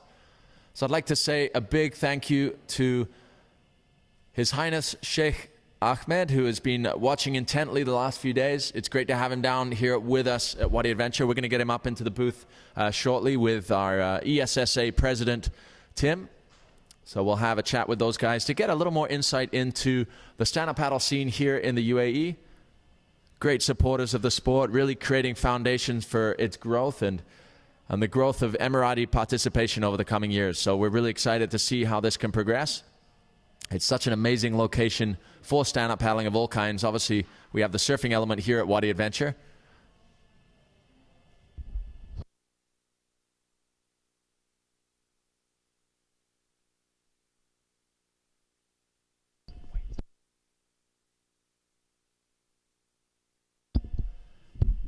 So yeah, big thank you to Tim and His Highness Sheikh Ahmed for their support of this amazing event. Also to Abu Dhabi Sailing and Yacht Club, the founding partner of this event, together with the Waterman League, bringing stand-up paddling to the UAE.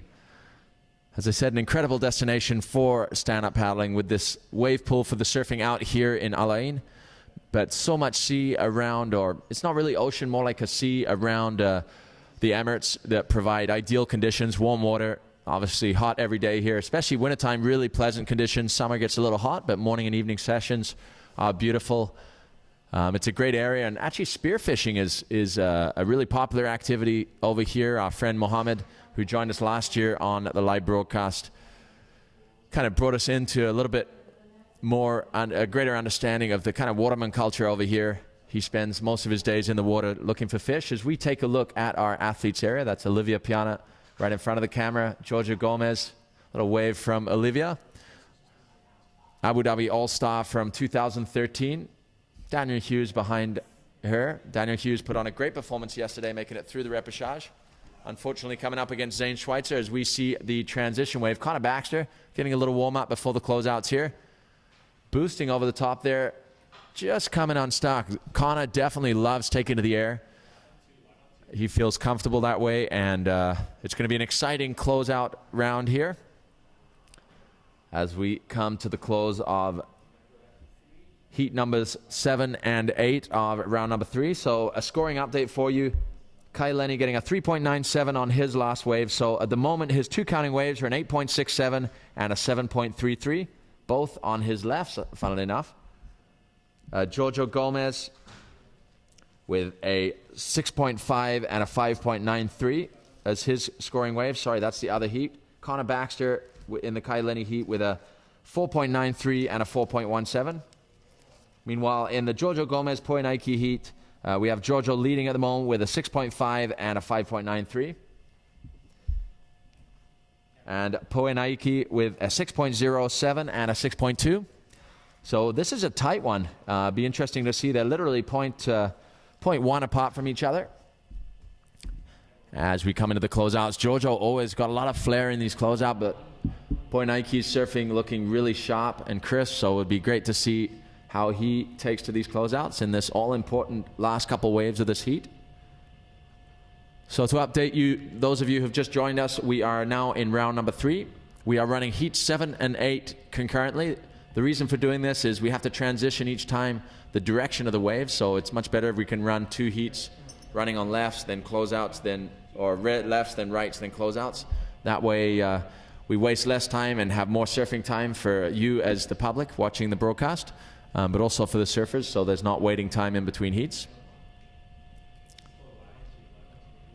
As we see Poenaiki about to take off on his first closeout wave.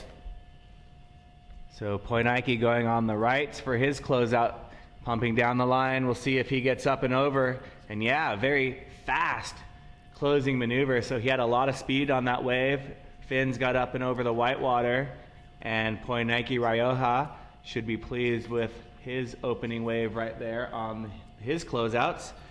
So Poenaiki with a lot of speed and showed a lot of control on that aerial maneuver.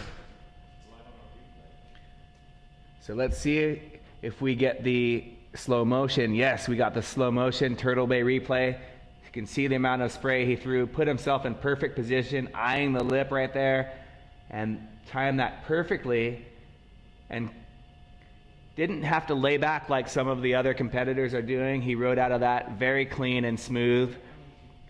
Much like Kiahi Diaboit's airs you saw were so very controlled. Zane Schweitzer always controlled in his airs.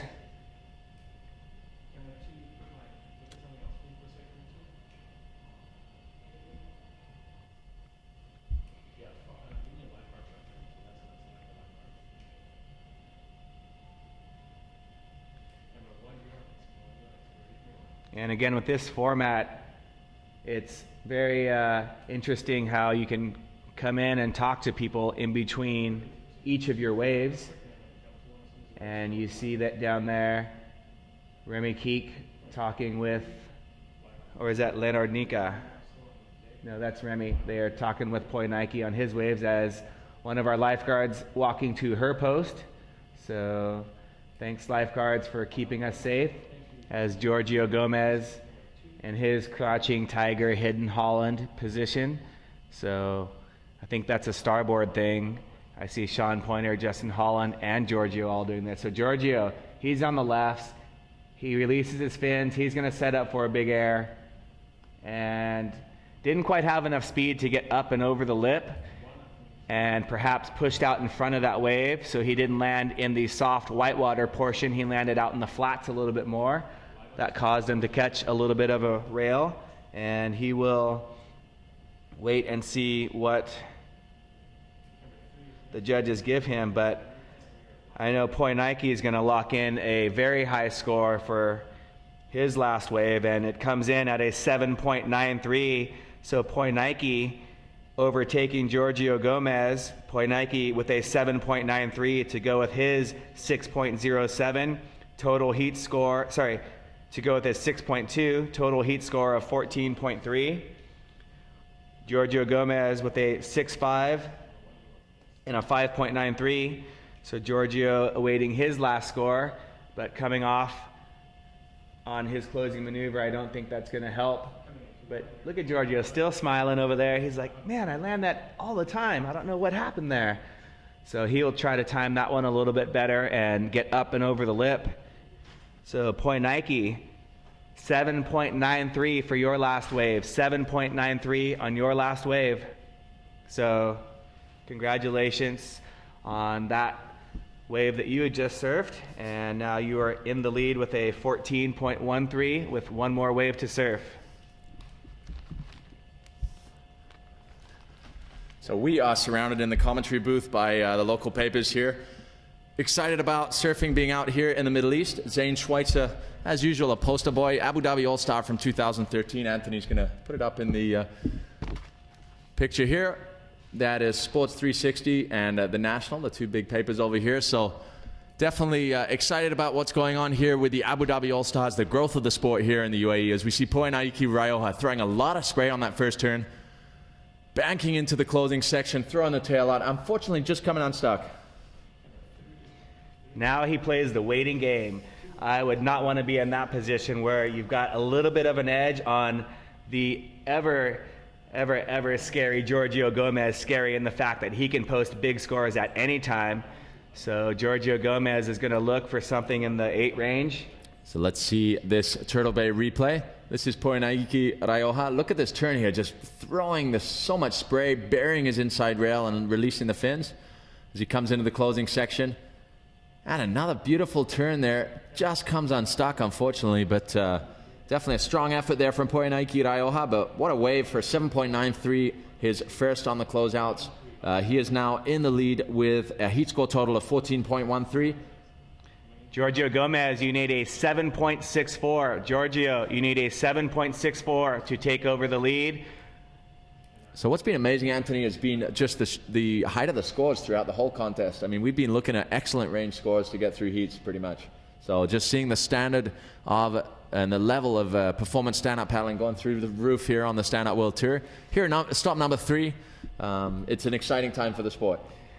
Yeah, and we've seen a lot of progression as well. You know, like we talked about, Kai Lenny was one of the early guys with all the progressive maneuvers, but now, Kai Bates and Giorgio Gomez and, Kiahi Diaboit, you have a lot of these guys really pushing each other in the progression of the sport, and it's an exciting time, and what a great location here to really showcase that in a closed environment. So that's why we're seeing some high scores. These guys just keep pushing each other, as do the girls, as we'll see coming up their quarterfinals after these last couple of waves. Giorgio Gomez, final wave. Absolutely, Anthony. Giorgio Gomez, starboard team rider. Really impressive lineup of athletes for starboard. Nice closing turn there, throwing the tail out. Let's see. He seems happy with that, I think. Looks like he's got a smile on his face.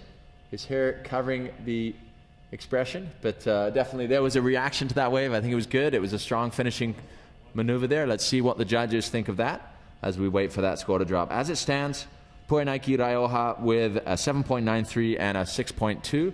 We'll wait for that last wave of Jojo Gomez to drop as we go to the Turtle Bay replay of Jojo's wave. Yeah, puts himself in a great position right here, cutting back right there, driving down the line, getting some projection out in front of the wave. And if I can compare that to Poenaiki's high score, maybe Poenaiki was going a little bit faster. Giorgio maybe spun the tail around a little bit more, so they each had a little bit of a different flair, and I'm glad I'm not a judge right now. Yeah, it's definitely a challenging job up there, but they do it with skill and grace. Our international judging panel with representatives from Brazil, from Australia, from France, from Hawaii, providing a truly global perspective on the sport. As we're waiting for that final score still to drop of Jojo Gomez. So another innovator, I would say, and one of the leading innovators actually, Zane Schweitzer. He's very at home out here in the UAE. Last year winning the Abu Dhabi All-Stars with his progressive surfing. This kind of format really suits Zane's style of surfing, much more like a skate park than other waves. But as we're seeing here, there's plenty of guys who are putting on a show here. Sean Point has been on great form this year. Kai Lenny, obviously, it's his first time to the wave pool. He's been putting on a great performance. And as we saw in an earlier heat today, Kyle Vaj just really maintaining his amazing form this year as we see Kai Lenny opening up his first closeout wave here. Throwing the tail right out in the reverse. Oh, it just comes unstuck. That was going to be one of the highest scores we've seen, I think. And as the judges lock in the scores, it is going to be close, Tristan. So Giorgio Gomez waiting with Sister Izzy and Mom Brandy. They are awaiting his scores, but it is going to be so tight. As we look at the Turtle Bay replay, Kai Lenny, we got the slow motion replay. That's a check turn for Kai right there, but he's really eyeing the lip for this one. And the board speed, he gets his Nash board way up and over, and a full reverse right there. Just unable. You can see his front foot came off that inside rail. That was an impressive wave. Unfortunately, couldn't quite stick that last one. It was a really, I mean, for a check turn, that was a gnarly check turn, Anthony. He put a lot of effort into that turn and then came in and threw the tail right out. So a beautiful wave from Kai Lenny. Unfortunately, coming unstuck. That's not probably going to be a counting wave for him. And the scores are in for Giorgio Gomez. It is not quite enough. He gets a 7.07 on that wave, just coming up short by a matter of decimals to advancing through to the quarterfinals. So Poenaki Raioha advancing through to the quarterfinals with a 7.93 and a 6.2. Just the intricacies and the detail there, Anthony, of how they perform their aerial and probably the setup turn as well led to the score of Poenaki with a 7.93, Giorgio Gomez coming in at a 7.07. So a great performance from Giorgio. Unfortunate not to advance there. So yeah, what I'm seeing in these scores, the judges are liking the speed. We saw Cody Kerbox flying down the line, getting rewarded for that. And in my opinion, I think that was the difference between Poenaiki's wave and Giorgio's, is he had a little bit more speed, which is difficult to get at this Wadi Adventure wave. As we see Connor Baxter trying to get some speed down the line, going up and over and landing very smooth. That was a very controlled air by Connor, so he'll be stoked with his first ride.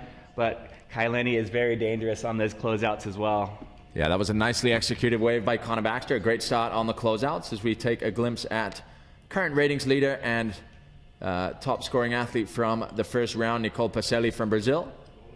And we go to the Turtle Bay replay of Connor Baxter's last wave. So nice slashing opening turn, showing the judges some fins as he generates more speed and heading into this closing section. And boom, up above the lip, throws the tail out a little bit, stays right above the board, and rides out of that really cleanly.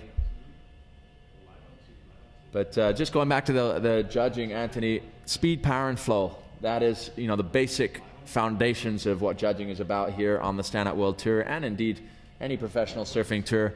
They want to see commitment, they want to see drive, they want to see everything flowing from one maneuver to the next. So some erratic, radical surfing can score high, but doesn't score as high as radical, controlled surfing that links from one turn to the next. So, you know, it's definitely an intricate process, and you're dealing with an extremely high level of performance surfing. So, yeah, we're excited to be a part of this here. History being made here in the UAE with a full status World Tour event here at Wadi Adventure for the Abu Dhabi All-Stars Grand Slam. As we take a look at the women getting warmed up for their upcoming heats. To your left, Ibaya Moreno, Aline Adisaka just next to her, and of course Olivia Piana from France.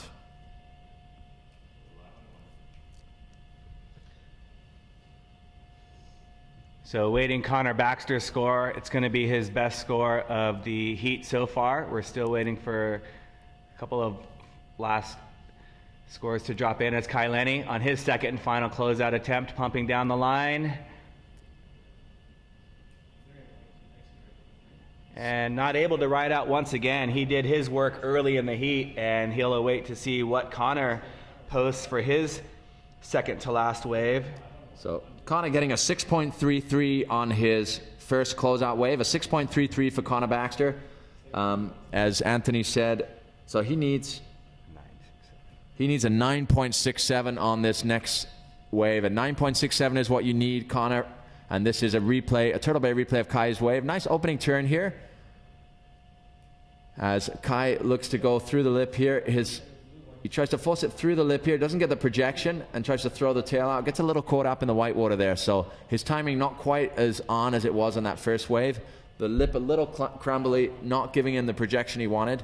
So, you know, not the end he wanted to that heat for Kai Lenny, but at the same time, he's sitting with an 8.67 and a 7.33, so he's in a strong position with Connor Baxter needing a 9.67 in order to take the lead here. So I'm sure Connor will be putting it all on the line here. A Hail Mary here to get what he needs to advance through to the quarterfinals. Yeah, Connor Baxter got out of the combination situation with that last wave, and now he needs the best score of the event to beat the three-time world champion. So much like when you're surfing against Kelly Slater, you've got to do your best surfing out there. So Connor Baxter needs the highest score of the event so far, which he is very, very capable of. I've seen him land some incredible airs through the last few days. So Connor is going to put it on the line, and he is going to boost. Yeah, like Zane, he really loves this closeout wave. They feel very at home here, and they seem to be able to perform some really progressive and exciting maneuvers on the closeout section. So be interesting to see what Connor's got for us here as he drops in on his forehand. Driving off the bottom. Nice at getting the fins free there on that opening turn as he generates speed now into the closeout. Nice air above the lip there. Another cleanly executed aerial there for Connor Baxter. So a solid performance from the young champion from Maui in the yellow jersey, Connor Baxter, starboard team rider. As we pan around to the women, they will be taking to the water next as we go into transition wave before we start with the left. So we'll be getting straight underway with quarterfinal number 1. This will be Nicole Pacelli versus Olivia Piana. So Nicole Pacelli taking on Olivia, who made her way through the repechage round. Here we see a replay of Connor Baxter. Just a little bit caught behind on that one. Manages to get his board speed up and over, landing this one. So whether or not he gets a score, Connor will be stoked that he landed both of his closeout maneuvers, and we will await to see what the judges think. Yeah, I feel for Connor. The lefts and the rights are really just a warm-up to get ready for the closeouts. But he definitely put his punctuation mark on that closeout section of the heat. Put on a great performance here as we wait for the last scores to drop for Connor. Yeah, so we'll call up women athlete to stand by. Nicole Pacelli, Olivia Piana, you're in heat number 1, so you'll be up next. Caroline Angibault and Ibaya Moreno, please stand by because we'll be transitioning as per normal, going from heat 1 in between the 2 heats. As we're going to head down to Justin Holland, standing there with last heat winner Kai Lenny, 3 times world champion. Yeah, thanks boys, and we're down here with Kai Lenny and heat winner of the last heat, mate. And interesting tactic out there, mate. You've got your 2 high scores on the left. Yeah, you know, I just figured tried my best to go as hard as I could on the left, and I ended up getting some really big scores. So the rest of the heat, I felt like I was free to kind of experiment, and then, you know, I kind of got Connor into a combo situation, and he got himself out of it from his first closeout. But the closeout, I was really trying to take the time to feel it out for maybe a future heat if I made it, and see if I could, you know, pull out a few new tricks. Yeah, definitely. We've seen you going for the air reverse, and you're so close to pulling it. We're going to see one in the next the quarter of the semi. Yeah, for sure. I think we'll see one. I mean, I pull them actually quite often free surfing. It's just trying to get used to it out here in the water, you know, like, because the density of the water is different. There's not a real lip. It's more kind of a crumble. So if you mistime it just a fraction of a second, then it kind of throws you off the rest of the rotation. But I feel really good. I feel like I'm going to pull it today. Yeah, I see that first turn on the closeout, you do a kind of check speed turn, and then I noticed you get your front foot really forward into that position to boost. We need the speed, obviously, but it's looking really close. Yeah, speed is your friend. I don't know exactly what's going on with my feet. It kind of just happens, but yeah, the faster I could go, the easier it is to just get the pop in the rotation. So it's just all about speed. So that first check turn's really just I wouldn't want to do a check turn, but if I start pumping right away, then the wave doesn't develop itself quite. So it's like about doing a perfectly timed check turn so that you can pump into a good section. Yeah, great work, Kai. Thanks a lot for the interview, mate. And back to you guys in the booth. Thank you, Kai and Justin. So Kai Lenny letting his feet do the talking, and it seems to be working out for him, and I certainly appreciate his check turns, as you'd call them, but a pretty radical turn to start off the wave, and his strategy working, generating speed through the wave, as we see Daniel Hughes on this transition wave. Representative from Huntington Beach, California. Just dunking under there. So final results there. Connor Baxter getting a 6.83 on his last wave. A 6.83 for Connor Baxter on his last wave there. So a 6.33 and a 6.83. Very respectable score there for Connor Baxter. Unfortunately coming short of victory there, with Kai Lenny taking the heat with an 8.67 and a 7.33. Well, meanwhile, in the other heat, Poenaiki Raioha taking the win with a 7.93 and a 6.2, a heat score total of 14.13, and Giorgio Gomez just coming in a very, very close second with a 7.07 and a 6.5, a 13.57 heat score total. So, congratulations to all those athletes. A great performance, a great show for us, both online and in person here at Wadi Adventure Park. We're excited to be here, and we are getting underway with quarterfinals number 1 in the water now. Nicole Pacelli coming up against France's Olivia Piana. So Nicole, current ratings leader coming into this event after 2 events, and 2013 world champion as well. We'll also be running the second heat concurrently with Caroline Angibault and Ibayo Moreno from Spain.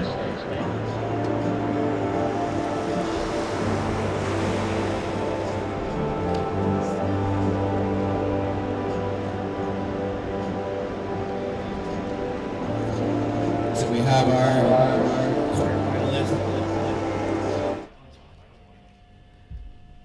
quarterfinalists preparing for their first wave, and here we have Nicole Pacelli on her first attempt. Nice and close to the wall on her takeoff, dropping all the way to the bottom, and makes sure she rides out of that first turn, and slashing on her second turn, going off lip on number 3, and one more little hit. So you saw her first turn, she didn't quite go up to the top of the lip, just to make sure that she continued on with that wave. So again, going back to the percentage game, you maybe want to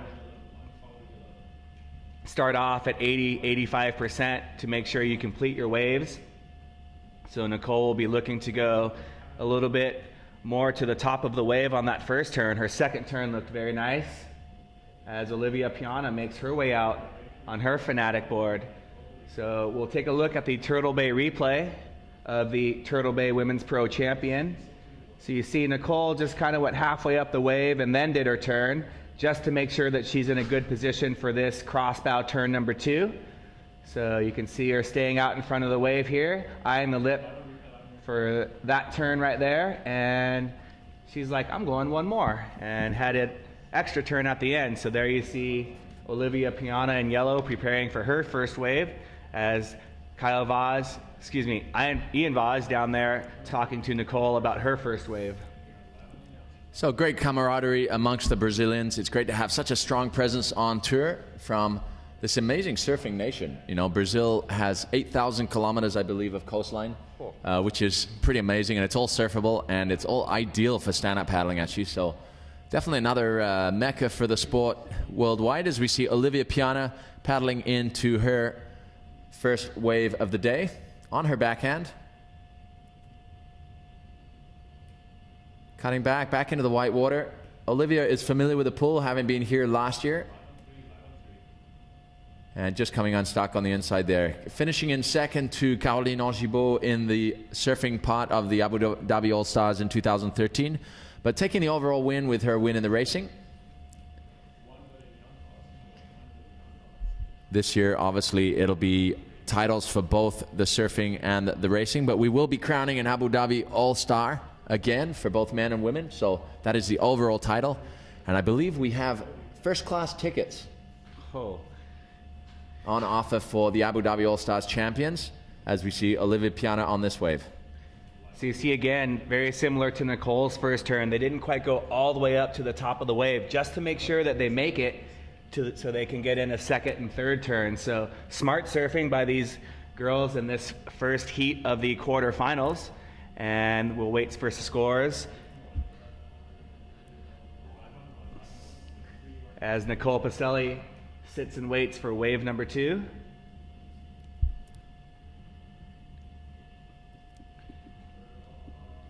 So Nicole Pacelli took the win at the Turtle Bay Women's Pro earlier this year in February.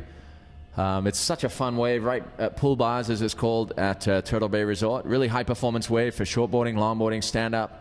Really a consistent wave that breaks most of the year, actually. You can get some fun days even in the summertime there on Oahu's fabled North Shore. But Nicole obviously liking it over there, winning both years of the Turtle Bay Women's Pro, as we see her dropping into her second left-hander here, right against the wall. Driving off the bottom. Nice top turn there, just coming unstuck. Unfortunate there for Nicole. But you can see her strategy. She definitely went more aggressive on that first turn, which you have to do. It's the quarterfinals. There is no holding back now. So, you know, maybe her strategy, get the one wave under her belt, go a little bit more aggressive on wave number 2, and then now she will transition into the rights on her forehand. So great surfing for these two girls on their backhand as we look at the replay of Nicole's last wave. So she's got this takeoff dialed nice and close to the wall with the paddle on her heel side, poking it to her toe side, and then just right there tries to transition from rail to rail, and perhaps one of her feet was just a little bit too close to that inside rail, falling off, but went for it on that turn. Absolutely. So Nicole Pacelli wanting another strong result here to maintain her ratings lead, but Olivia Piana wants to repeat her performance of last year at the Abu Dhabi All-Stars. Olivia, more known Fnatic team rider from France, more known for her racing than her surfing, but definitely a very credible surfer too. Olivia is a very one of the leading European racers on the World Series. She'll be taking center stage later this week at Yas Marina for the World Series. So it'll be interesting to watch that go down, as we have a pretty stacked field. Athletes from Canada, US, Hawaii, Brazil, all over, making it over here to the UAE for the Abu Dhabi All-Stars for this historic event here in the Middle East. We're stoked to be here. It's a beautiful day, and we have waves. And here it is, Olivia Piana paddling into her second left-hander. Olivia right next to the wall on that one. That's one of the closest takeoffs we've seen, but maybe went too far to the bottom, so lost a lot of speed there. And that's not going to be what Olivia is looking for. So mistimed that one just a little bit. It's amazing, like we heard Kai Lenny talk about hitting that closeout section. If you mistime it by a fraction of a second, it's the difference between making or not making your maneuver, as we saw Olivia Piana right next to the wall, scraping her paddle on the wall perhaps, with a very good-looking bottom turn, but then maybe drove a little too hard off the bottom, lost a lot of speed, and was unable to catch back up with the wave. So we will transition into heat number 2 of the women's quarterfinals, featuring Caroline Angibault from France and Ibaya Moreno from Spain.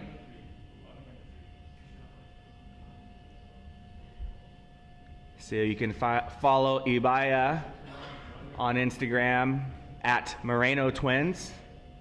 So I like kind of throwing out everyone's Instagrams. You can follow them and see what they're doing in between events and kind of keep posted with what we're doing here at the Waterman League as well. So you can follow the Stand Up World Tour at Stand Up World Tour. Also, the Stand Up World Series has its own Instagram at Stand Up World Series. And of course, you're going to want to follow Anthony Vela SUP. That's an incredible Instagram account. And you see Caroline Angelou in blue, paddling into her first wave on her backhand. So Caroline with a paddle transfer there just before her top turn. You can see her lean on her inside rail to complete turn number 2 and riding out of that last closeout turn as well. So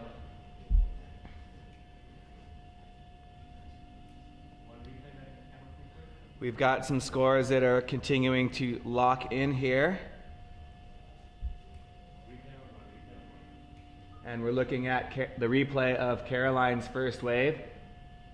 So you can see a very similar first turn to Olivia and Nicole, where they didn't quite go to the top of the wave just to make sure that they continue on with their wave. And Caroline able to get in a couple of turns after that first turn. So that is her first ride as she is going up against Ibaya Moreno. First wave for Nicole Pacelli comes in at a 6.33. First wave for Nicole coming in at a 6.33.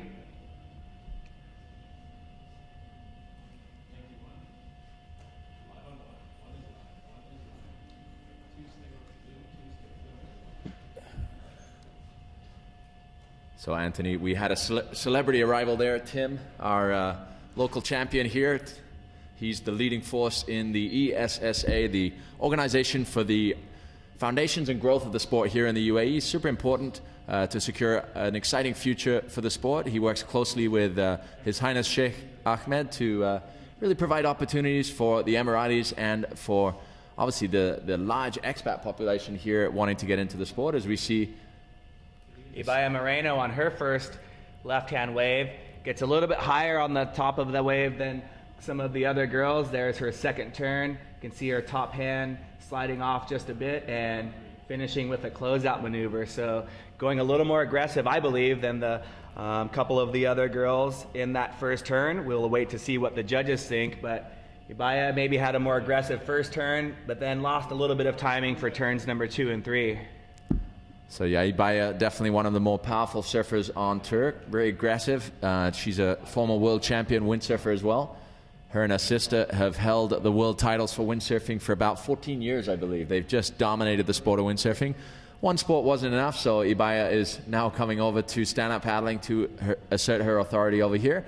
She's been doing great across all the events and puts on some really high-performance riding. As we go to the Turtle Bay replay, nice opening bottom turn for Ibaya Moreno. And a nice top turn there. That was a really great opening turn for Ibaya as she goes into her second turn, driving off the bottom. Cutting back and staying in the power source there, but just working her way through, unable to get in the right position. Oh, there she goes. Banking up off the top. Unfortunately, just coming unstuck there. Yeah, she lost her rhythm just a little bit, and we're going to go down to Justin Holland on the beach. Yeah, guys, just for all the viewers out there at home, it's 11 o'clock, and as you can see, we have the mountains behind us, and the temperature is really hot, and it's really important for athletes to hydrate and stay, out of the sun. I suppose we're not seeing a lot of warm-ups as we usually see at a normal beach break, because the temperature here, surrounded by concrete, must be pushing 40 degrees by now. So really interesting to see how all the athletes are staying out of the shade, actually going into the shop. So sorry to cut you off, Justin. We have live action right there as Caroline carving a cutback right there. That was a very, very compact cutback into the whitewater. I think the judges will like that. Even though it was on the inside, she did have a couple of good turns on the outside as we have some scores locking in, Tristan. So yeah, here's your scoring update. In this heat, we have Caroline Angibault. That looks as though it's still locking in here, but just to give you the update from the heat with Nicole Pacelli and Olivia Piana. Nicole with a 6.33 and a 1.5. Olivia Piana with a 4.83 and a 2.93.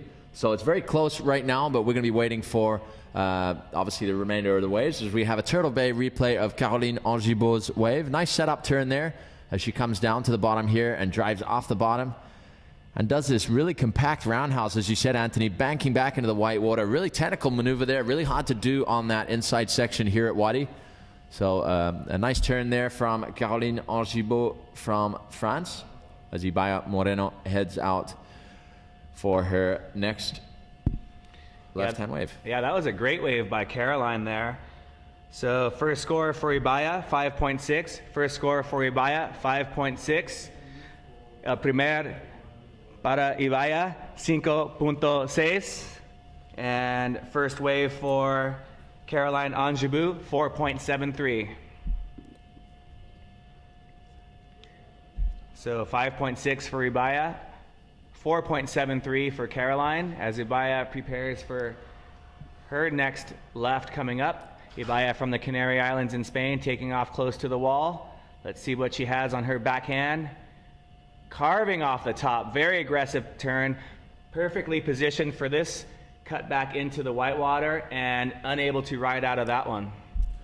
Unfortunate there, really pushed the rail there on the inside, just coming unstuck, getting pushed down by the whitewater, but it's just the first two lefts there. She's going to be going into the right-hand wave. She likes being on her forehand, so we'll see how that goes as we have Ibaya walking right towards us. Looking on great form here at the Abu Dhabi All-Stars with her starboard green fluoro board. So great performance there from Ibaya Moreno. She's sitting with a first wave score of a 6.17. She'll be looking to improve on that second wave score, coming unstuck on her second turn there, but Caroline Angibault with a 4.73 for her opening turn. The judges liking that compact roundhouse. I think the difference in the score there being the attack on that opening turn and certainly the critical nature of Ibaya's riding. So Ibaya getting the edge on the opening exchange as we go to a transition wave for Daniel Hughes.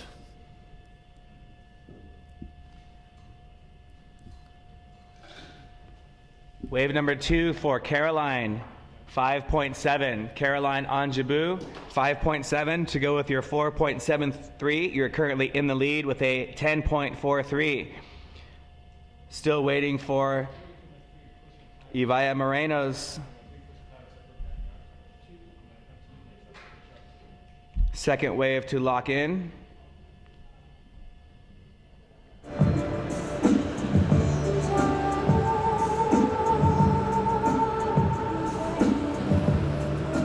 So the scoring update.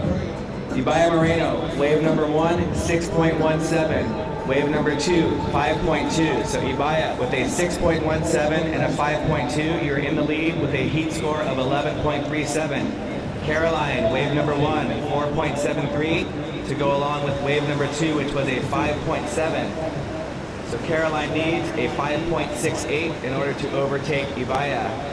Nicole Pacelli is leading her heat with a 6.3 and a 1.5. Olivia Piana with a 4.83 to go along with a 2.93. Olivia needs a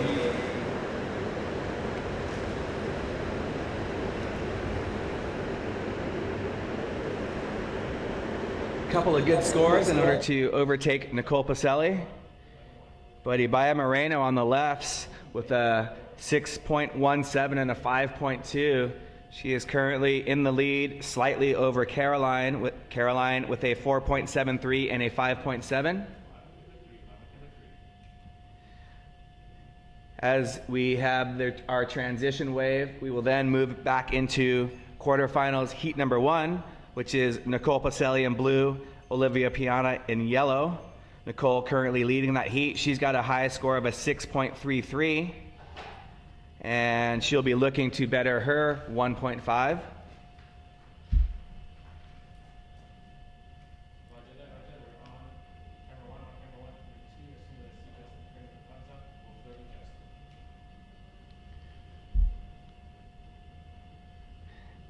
And Daniel Hughes out there just having a good time.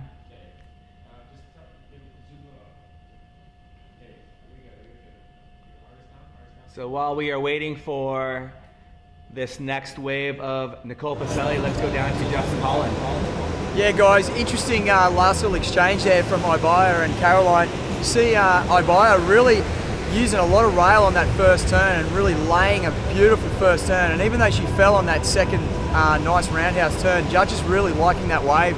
A lot of aggression and showing us some beautiful flow in that surfing. So interesting to see what now Nicole Pacelli's going to do on these closeout waves, boys. Back to you in the box. So thanks, Justin. We're glad to have you on board, and great for the fans at home to be able to get the insight of such a veteran competitor in the stand-up world tour. So Justin Holland, starboard team rider from Australia, from the Kingscliff area. I had a chance to surf his home break and had a lot of fun there, actually. It's a pretty powerful wave. Nice right-hand point break. Stayed in the caravan park there and just had a great time participating in the Australian Open of Surfing, where they have a number of different events. And we are here live, watermanleague.com. I'm Anthony Vela.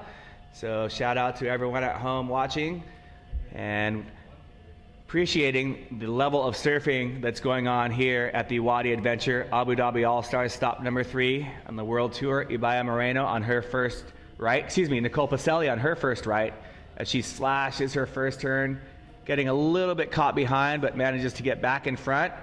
And you can see, like we talked about, her timing was just a little bit off, but went really aggressive on that first turn, a little bit caught in the whitewater, tried to get out in front for turn number 2, and just falling off. But she will be rewarded for that first turn with commitment, as Olivia Piana paddles her Fanatic out. So we'll take a look at the Turtle Bay replay as Nicole looks at the replay of Jan Vaz filming her. So there you see her on rail, slashes back into the whitewater, and then just a little bit behind, has to wait for this turn, and then again trying to be very aggressive, a little bit tail heavy on that turn. So you saw the tail of her board sink and not enable her to ride out of that one. But Nicole, we saw yesterday laying into those turns and completing those turns to garner the highest heat total of round 1 for the women. So she's going up against Olivia Piana, who made her way into the quarterfinals via the repechage, the cutthroat repechage round of 6 women, where we took the 2 highest scores. We took the 2 women that had the top 2 highest scores. So Olivia Piana was our second place finisher from the repechage round. Sophia Bartlow was our first place finisher out of the repechage round. She'll be coming up against Izzy Gomez in the 4th quarterfinal heat. And we see Olivia Piana getting hung up on the lip and not able to ride into that one. So very unfortunate for Olivia, but fortunate her board did not go into the wall. And we've seen a number of competitors on both sides. We saw Jan Vaz yesterday miss a wave, and he's surfing with no leash. His board came all the way in. Jan's like, yeah, was that you, Jan? It was Kaio. No? We'll take a look at the replay. So you can see she's just a little late trying to use her paddle to get into that one, but doesn't quite get into that wave. So that will count as a 0 in her score line. So she is looking for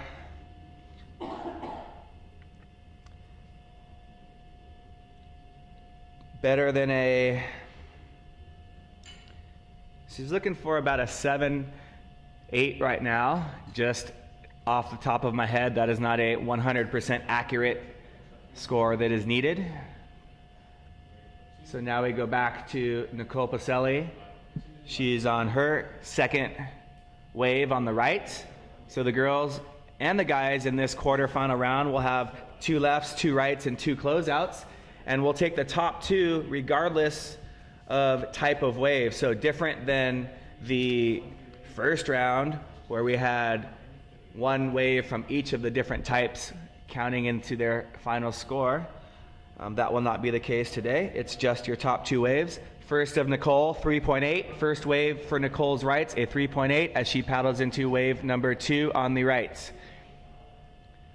So Nicole airdropping down on that takeoff, carving a nice first turn and making sure she completes that turn number 2 and falling off on her third turn, but Nicole able to execute 2 critical turns in this one as we see some of the girls getting ready for the next group, heats number 3 and 4. It will feature Candace Appleby versus Alina Arisaka and Izzy Gomez versus Sophia Bartlow. There's a shot of Nicole Pacelli coming in as we look at the Turtle Bay replay of our 2-time Turtle Bay champion. So you see her just kind of have a little bobble there at the takeoff, recovers quickly, able to put the board on rail, carving back into the white water.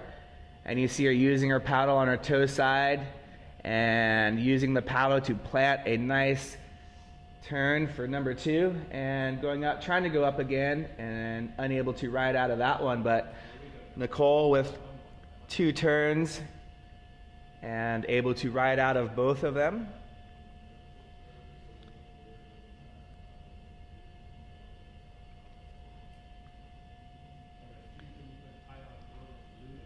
So there we see Olivia Piana positioning herself in that takeoff area. There's Caroline Angebou preparing for her first attempt at the rights.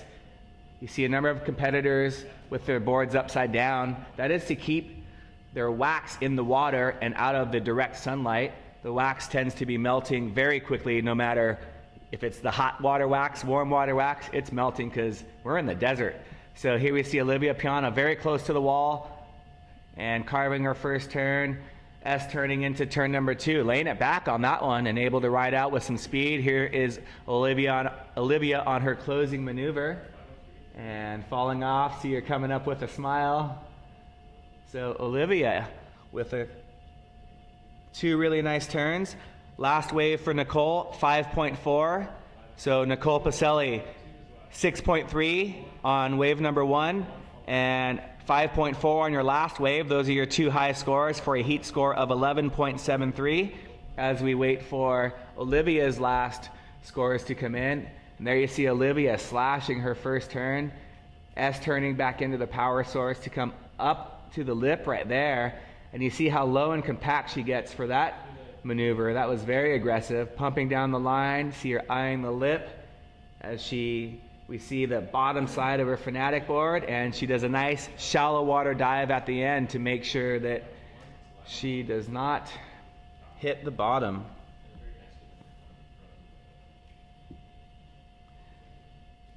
So Nicole, last wave, 5.4 to go with that betters your previous second wave of a 3.8. So Nicole, you have a 6.3 to go along with a 5.4. And it looks like Olivia is going to lock in a decent score as we wait for one more score on our computers to become registered in.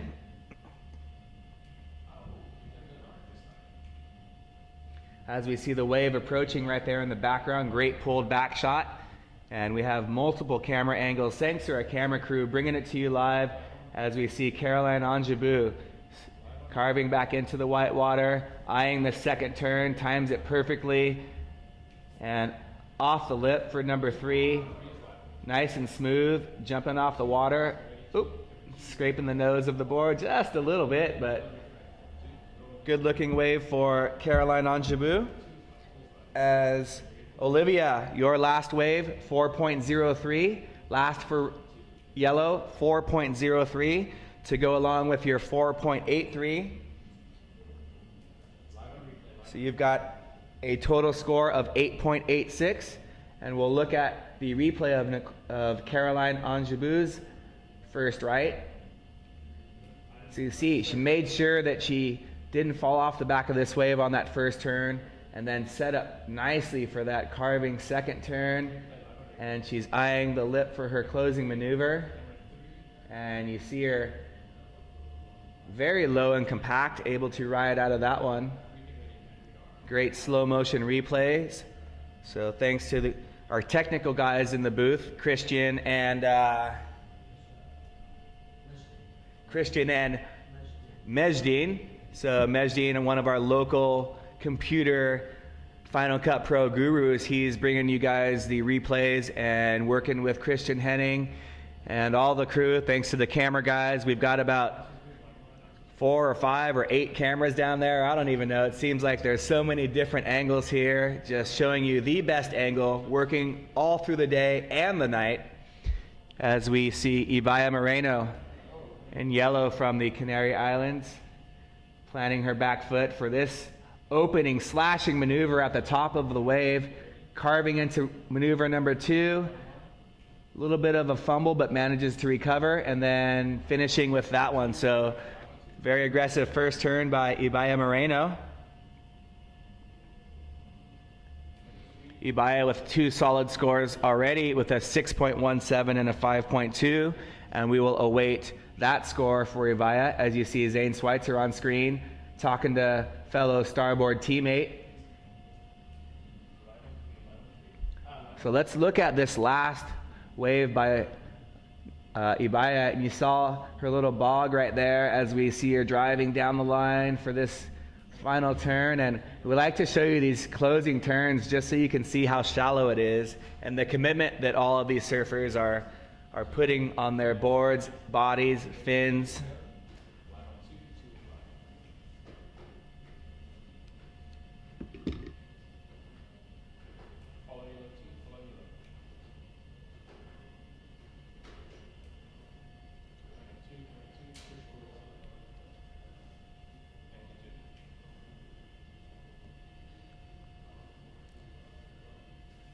So prior to those 2 ridden waves, we've got a tight heat with Ibaya and Caroline.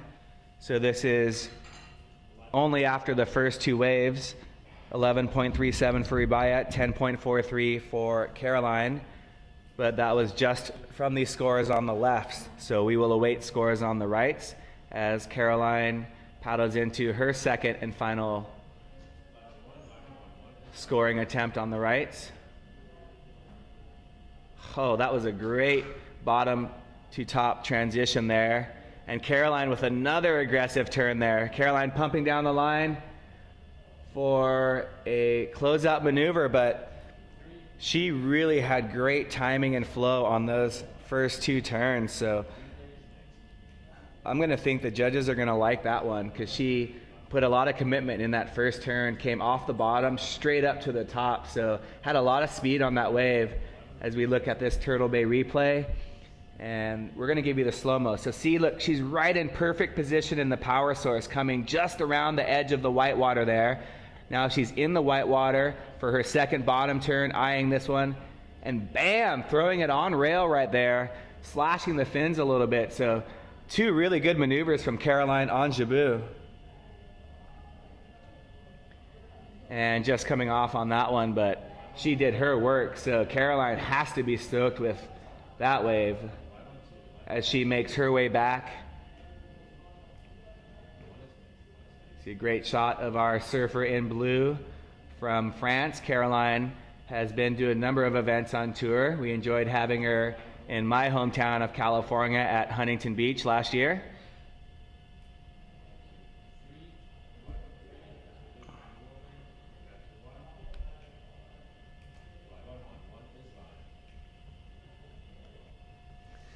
As Ibaya Moreno gets ready for her second and final attempt at the rights.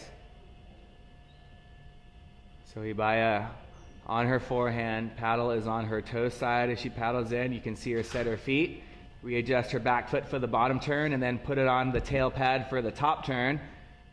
And slashing that second turn, able to ride out of it. So, man, these 2 girls are really leaving it all out in the water. Both of them getting very aggressive on those 2 turns on the rights.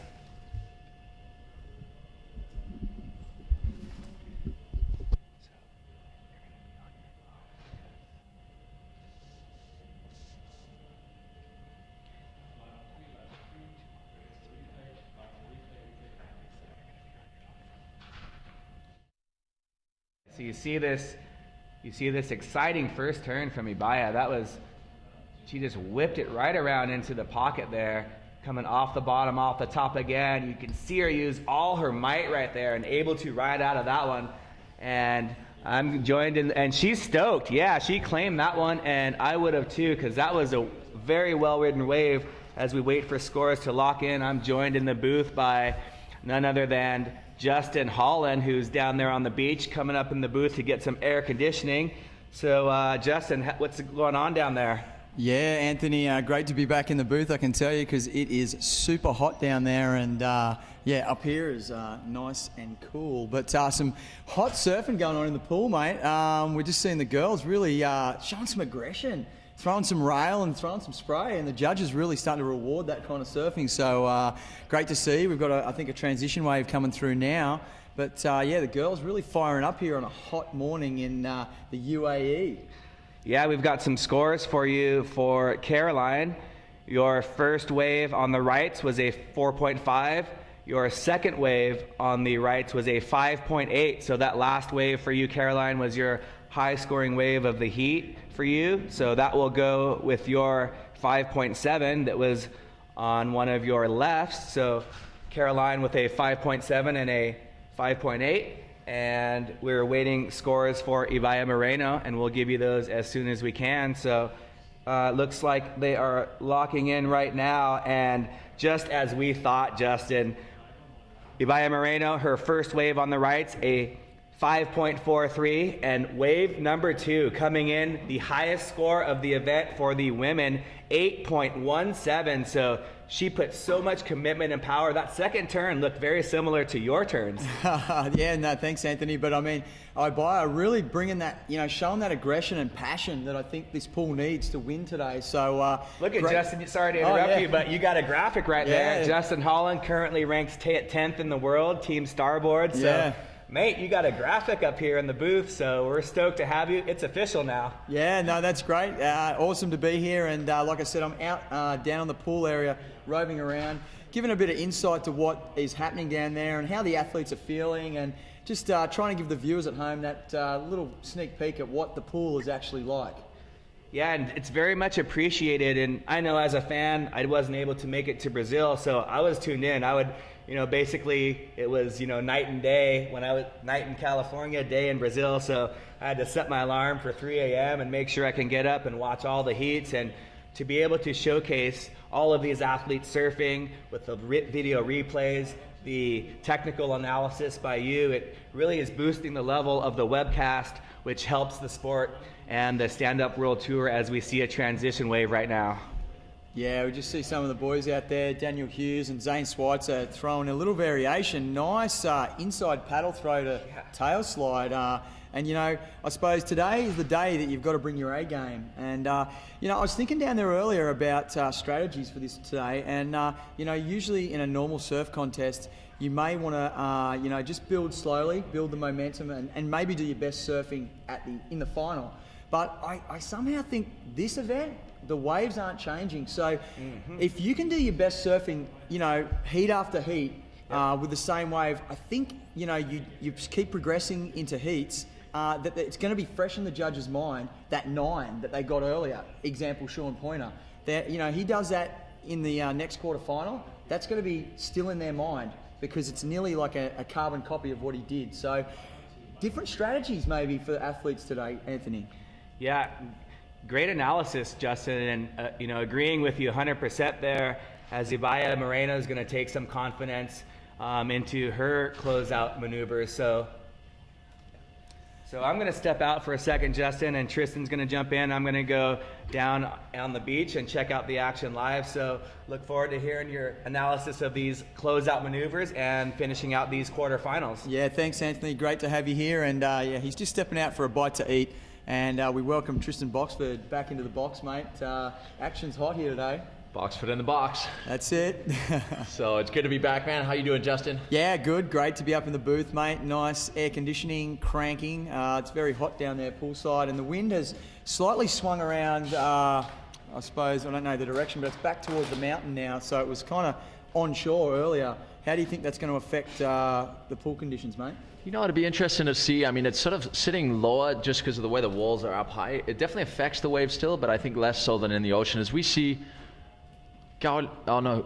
Nicole Pacelli nearly having a bobble there on this first closeout, and we'll just stick with her as she aims and lines the lip up and cracks it straight up, but just coming unstuck. And maybe she wasn't quite ready there for that wave, and it sort of just showed she was a little slow on the takeoff, mate. Absolutely, yeah. It's pretty tricky though when you're sitting there waiting for the wave. You know, you think you're ready, but then all of a sudden it throws you off, the wave coming out of the wall from nowhere. And I think that caught her unawares. Yeah, definitely looks like that happened, and we'll wait to have a look at the replay. Here's the Turtle Bay replay as we look at this wave from Nicole Pacelli. So she's setting up for this closing turn here.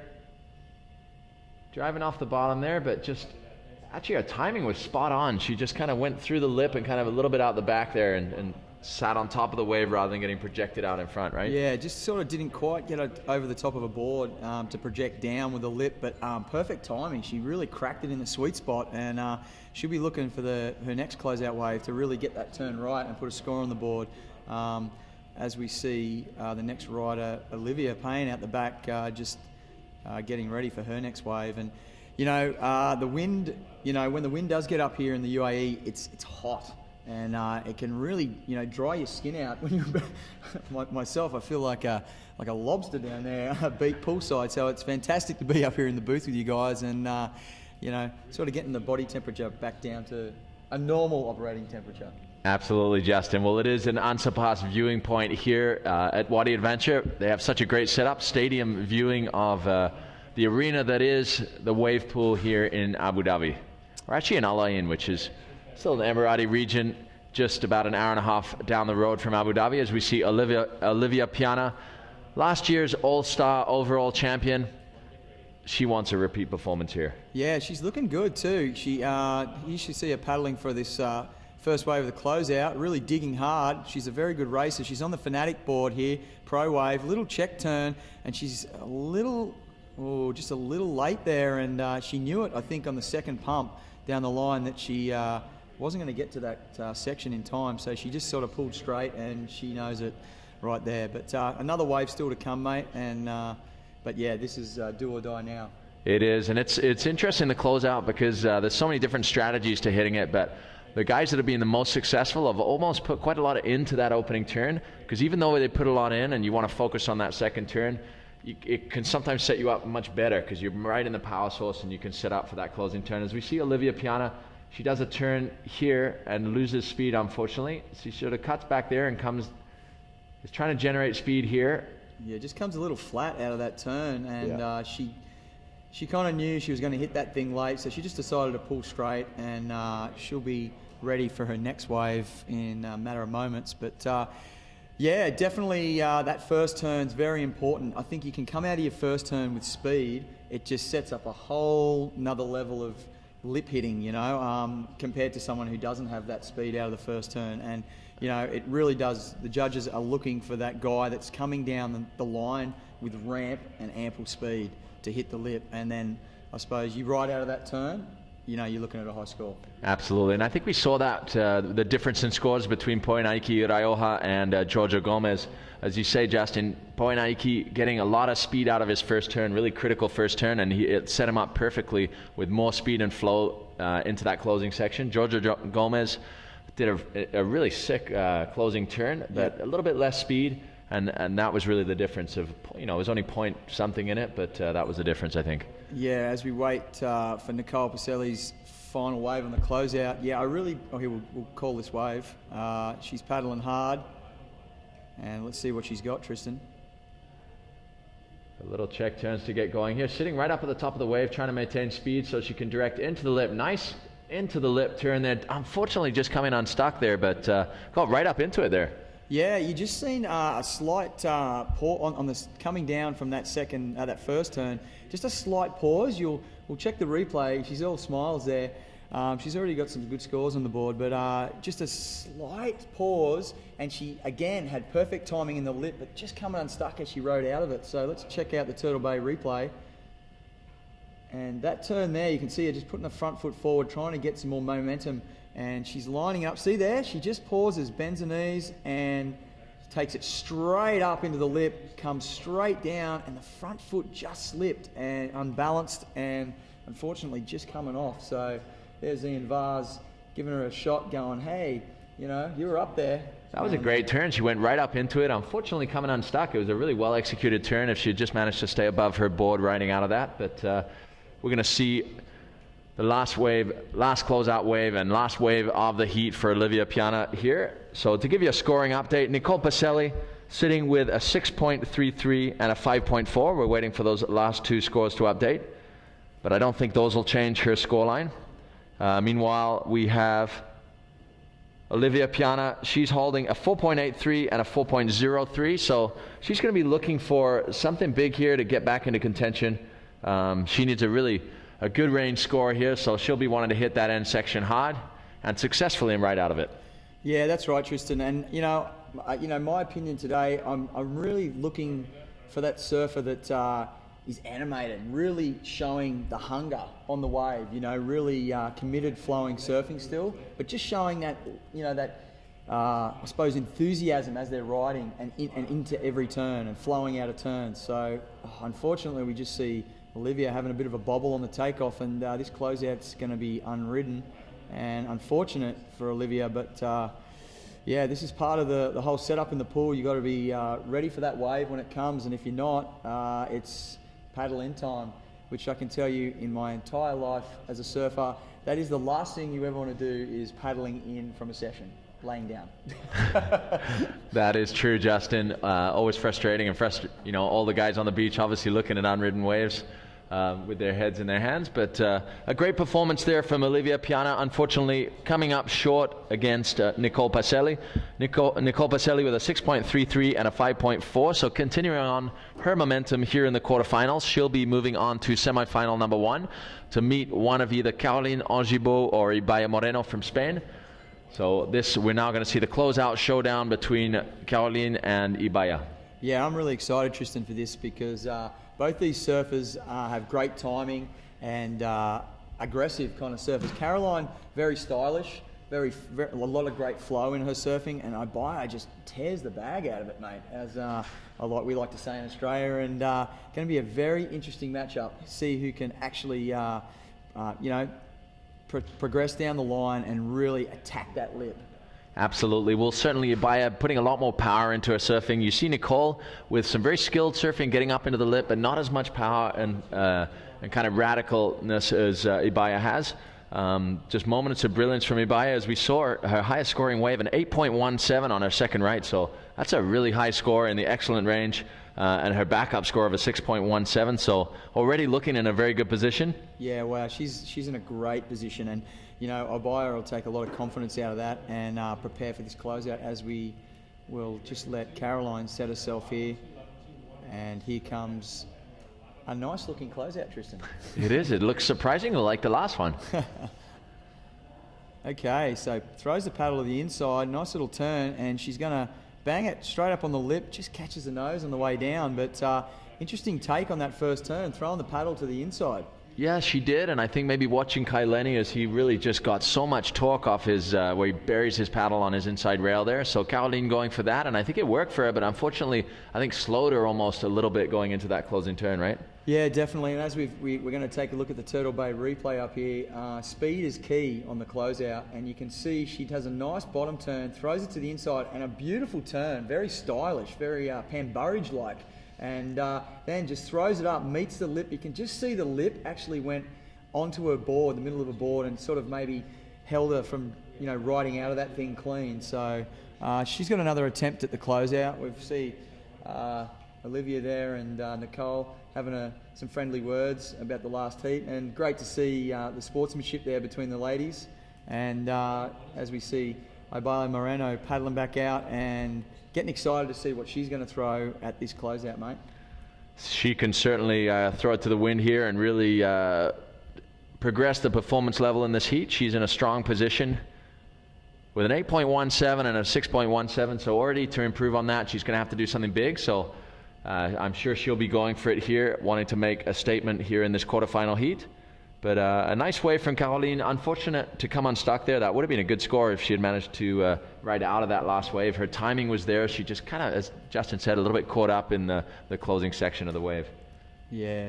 But yeah, again, she's got another try at this, so we'll just give Ibaya a few moments here to gather herself as the wave is filling up behind that wall, mate. So it's the best place to be, chilling in the pool here in Al Ain in the Wadi Adventure. As Justin says, it is sweltering out there as we see Ibaya Moreno paddling into her first closeout here. Yeah, nice, strong bottom turn and really aggressive first turn, and she's just getting a little caught, so maybe paid the price there on that first turn, but super aggression from that first turn, and I really like the first turn.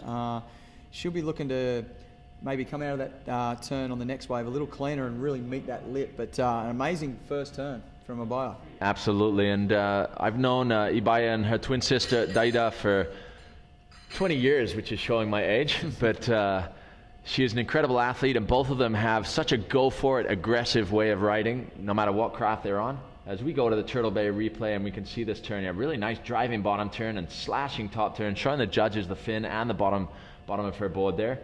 Yeah, just got a little caught there, Tristan. Hey, just a little bobble at the top as she was trying to come back down, and I mean, it's all the difference in this wave pool. It's so, so to the second. Even on the right or the left, you just that microsecond out, it can totally blow the last two turns of the wave. On the right or the left. So on the closeout, it's literally coming at a slightly different angle from the back of the pool. So when you're on it, you really have to make sure you're going to have plenty of time to hit the lip. So timing is critical, as Justin Holland says there, but I also think that the fresh water is a little less forgiving than salt water. Salt water gives you a little bit of float, both your board and you, a little bit more of a bounce factor. Sometimes when you're trying to pull that closing turn, it's hard to get yourself back up over the board when it's fresh water. You just want to have the tendency to want to sink there. Oh, I definitely felt that in the last 2 days. A few turns I did, I usually may have got up from those, and I was just like a teabag, mate. Getting dunked. Classic. So just to reiterate, the final scores from that quarter number one. Nicole Pacelli advancing through to the semifinals with a 6.3 and a 5.4. As we see Caroline Angibault on her first closeout wave here. Yeah, a little bit of the same paddle throw, and yeah, just getting totally caught behind that section again, but a little bit more pepper into that first paddle throw. I like the turn, but again, just not quite enough speed out of that inside paddle cutback, and yeah, not being able to meet the closeout section, mate. So that actually, my apologies, that was her second closeout. So that's the end of the heat for Caroline Angibault. Currently sitting with a 5.8 and a 5.7. I don't think that last wave will improve on that as we watch the Turtle Bay replay. Yeah, nice opening turn, huh? Yeah, really nice. A bit more power in that turn, but you can just see if you're not, and there you can see her just like, oh man, she knew it right there. But lovely first turn, and like I said earlier, you get that second behind that whitewater, and it's all over Red Rover to hit the closeout. It really is, but that was a beautiful first turn. Great performance from Caroline Angibault, doing France proud here in Abu Dhabi, as we see Ibaya Moreno really going out for a glory lap here, sitting with an 8.17 and a 6.17. So untouchable, she will advance through to the semifinals, but I'm looking forward to seeing what Ibaya will show for us with no pressure. Yeah, no pressure on Ibaya here, and I think we're going to see more of the same, Tristan. Aggression and some power to the pool, as we see Candice Appleby just walking over there, getting ready, dipping the feet in for her next quarterfinal. And as Ibaya waits for the tanks to fill up, so to speak, yeah, anticipation for her next wave. Absolutely. As I was saying, her and her sister, some of the more aggressive, go-for-it attitude as far as performance riding is concerned, both in windsurfing and stand-up paddling. Her and her sister have held the world title in windsurfing. I want to say it's 14 years, but I might be wrong on that. Daida having more titles than Ibaya, but Ibaya definitely the strong surfer of the family, as you see her driving off the bottom here. Yeah. Opening turn, saving a bit more for the closeout here. Yeah, that was nice. She just laying back there and comes unstuck, but probably backed that down to probably 80%, and on the first turn, still a lovely first turn, and met the lip right in the great spot, but just probably leaning back a little bit too much and coming off, but great surfing nonetheless from Ibaya Moreno. She should be really stoked with that, and moving through to the semi-finals, mate. Well, that was a high-scoring quarter for Ibaya Moreno. A great confidence booster for her coming into the semi-final. She will meet up with Nicole Pacelli as we see that opening turn Justin was talking about. Not quite as radical as the first wave she had.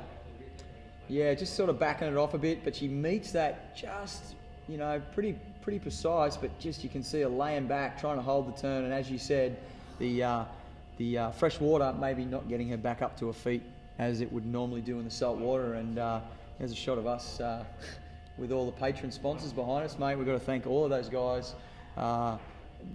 Without these great sponsors, a lot of the athletes wouldn't be able to get to these events. Absolutely. Well, just to explain to the general public, the patrons partners of the World Tour and World Series are the industry brands that support the development and growth of both the World Championship platform for the athletes, but also obviously supporting the athletes to get to the events, making sure that the best in the world are competing all over the world, because this is a sport that's growing so massively in every region around the world as we try hit all the key markets and put on a great display for the world. Yeah, no, it's definitely exploding in leaps and bounds as we see all the competitors area there just trying to stay out of the sun and get ready for the next heat. But Alini is in the pool at the moment. You can see one of the lifeguards. We've got, if anyone gets into trouble, the boys are straight over the concrete wall, David Hasselhoff style, and let's hope we don't see that. But maybe it'd be cool to see like a mock-up of what they do, bounding the wall and doing a mock rescue. I was thinking maybe we could get Justin Holland out for a David Hasselhoff special later on. Mate, I'm up for the Hoff, mate. Yeah, I'd love to do a bound off the wall and rescue someone, But yeah, all jokes aside, they have got plenty of lifeguards here just for the general public, as we see the wave pool in the background just bubbling, and that's showing the tanks filling back up. And Mike, our curator of waves, is changing up the settings, and I think we're going back to the left. Indeed we are, for the second two quarterfinals, as we'll get underway with Aline Adisaka and Candice Appleby. This is a real showdown here in quarterfinal number 3. Yeah, definitely, Tristan. It's going to be some really aggressive surfing from both girls, and a lot of on-rail stuff I think we're going to see from both of these surfers. So it's going to be very interesting to see who comes out on top on that matchup. As we're just taking a look at the pool out there, Wadi Adventure .ae, get on the webpage and have a bit of a look. If you're ever in the UAE and want to come for a holiday, bring the kids to the pool, mate. As they say, this is the perfect place. Absolutely, Justin. I'm sure you'd love to bring your kids to the pool over here. Huh? My kids would froth on this place, and I'll have to take home plenty of photos and video as we see one of the lifeguards there, Hasselhoff, walking along. He's got a different walk to Hasselhoff. He has. But just panning back, panning in, and we've got the transition wave coming through, and it looks like Kaya Vars out there getting wet, and we may watch this wave. There we go. Nice slashing turn out the back. Super blue water, and going for a bit of a spin. So we have official results from that last heat. Ibaya Moreno taking the win with a 6.1 and an 8.1. That's 14.2 overall heat score. Meanwhile, Caroline Angibault finishing in second with a 5.7 and a 5.8 with an 11.5 overall heat score. So great job by Caroline.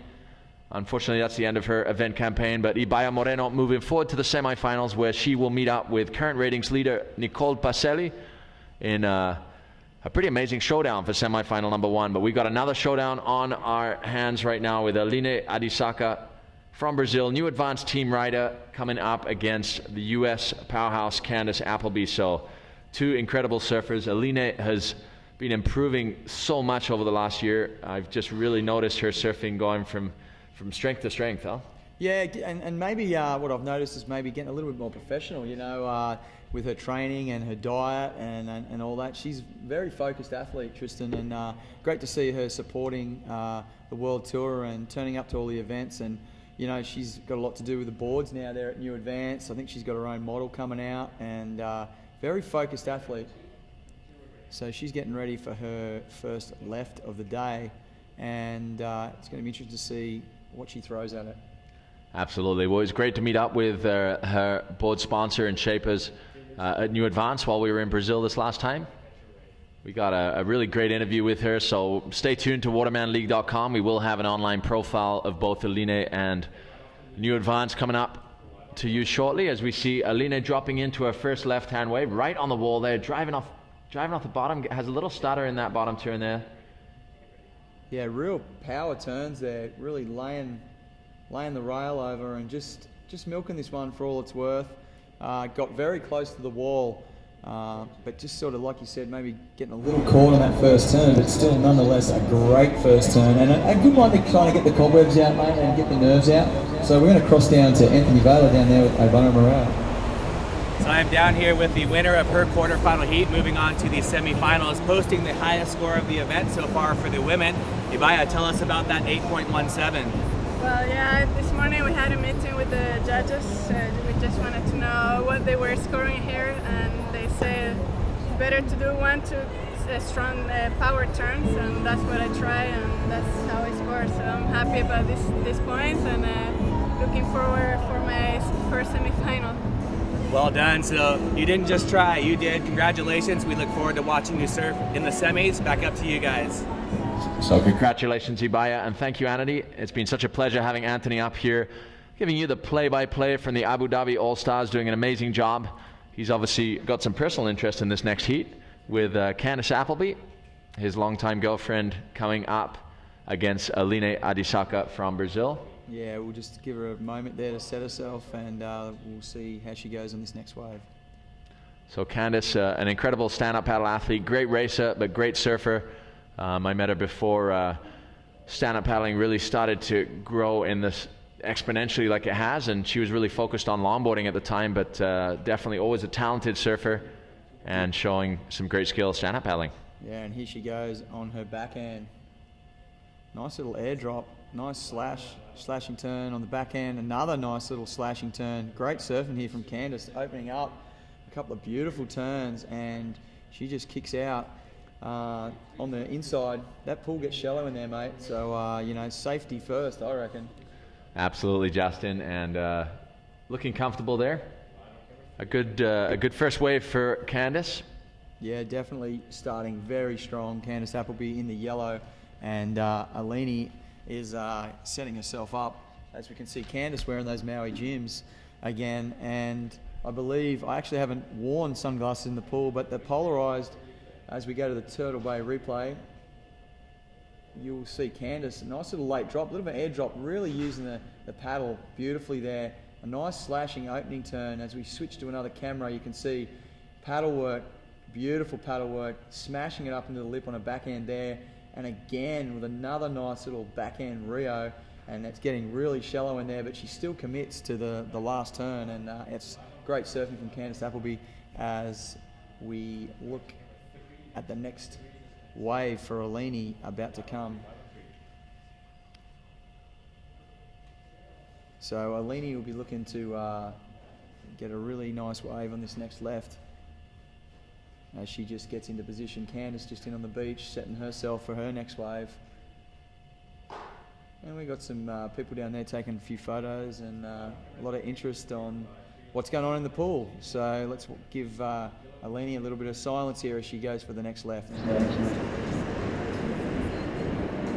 And really Paddling into this one, nice, beautiful position from Aline, and a really strong bottom turn, nice top turn, a lot of momentum, a lot of aggression in that last backhand snap, and just sticking with it, getting on the front foot, and just riding out of that. 2 turns and getting it all the way to the beach. So we'll wait for the Turtle Bay replay of Aline's last wave, but a really nice bottom turn, getting the board right on rail and driving it back round off the top. So a better second wave for Aline Adisaka as we see Candice Appleby paddling back out for her second left. And we'll have scores to you very shortly. And we'll go now to the Turtle Bay replay of Aline, and see that's a beautiful shot of the really strong bottom turn, whipping it up, and then just getting some more momentum with a few pumps, and a beautiful second turn, really laying the board on rail. And as you can see, she just jumps up the board there, just trying to stick with the wave, and just rides out of it cleanly. So yeah, not a bad start for Alini, and we'll wait for the scores to drop. As you can see, Izzy Gomez on the inside, just getting the board wet, trying to make sure the board's nice and cool for the up and coming next quarterfinal. As Candice Appleby settings herself for the next wave. And we have Candice really steady at the back. This is great to watch, great viewing.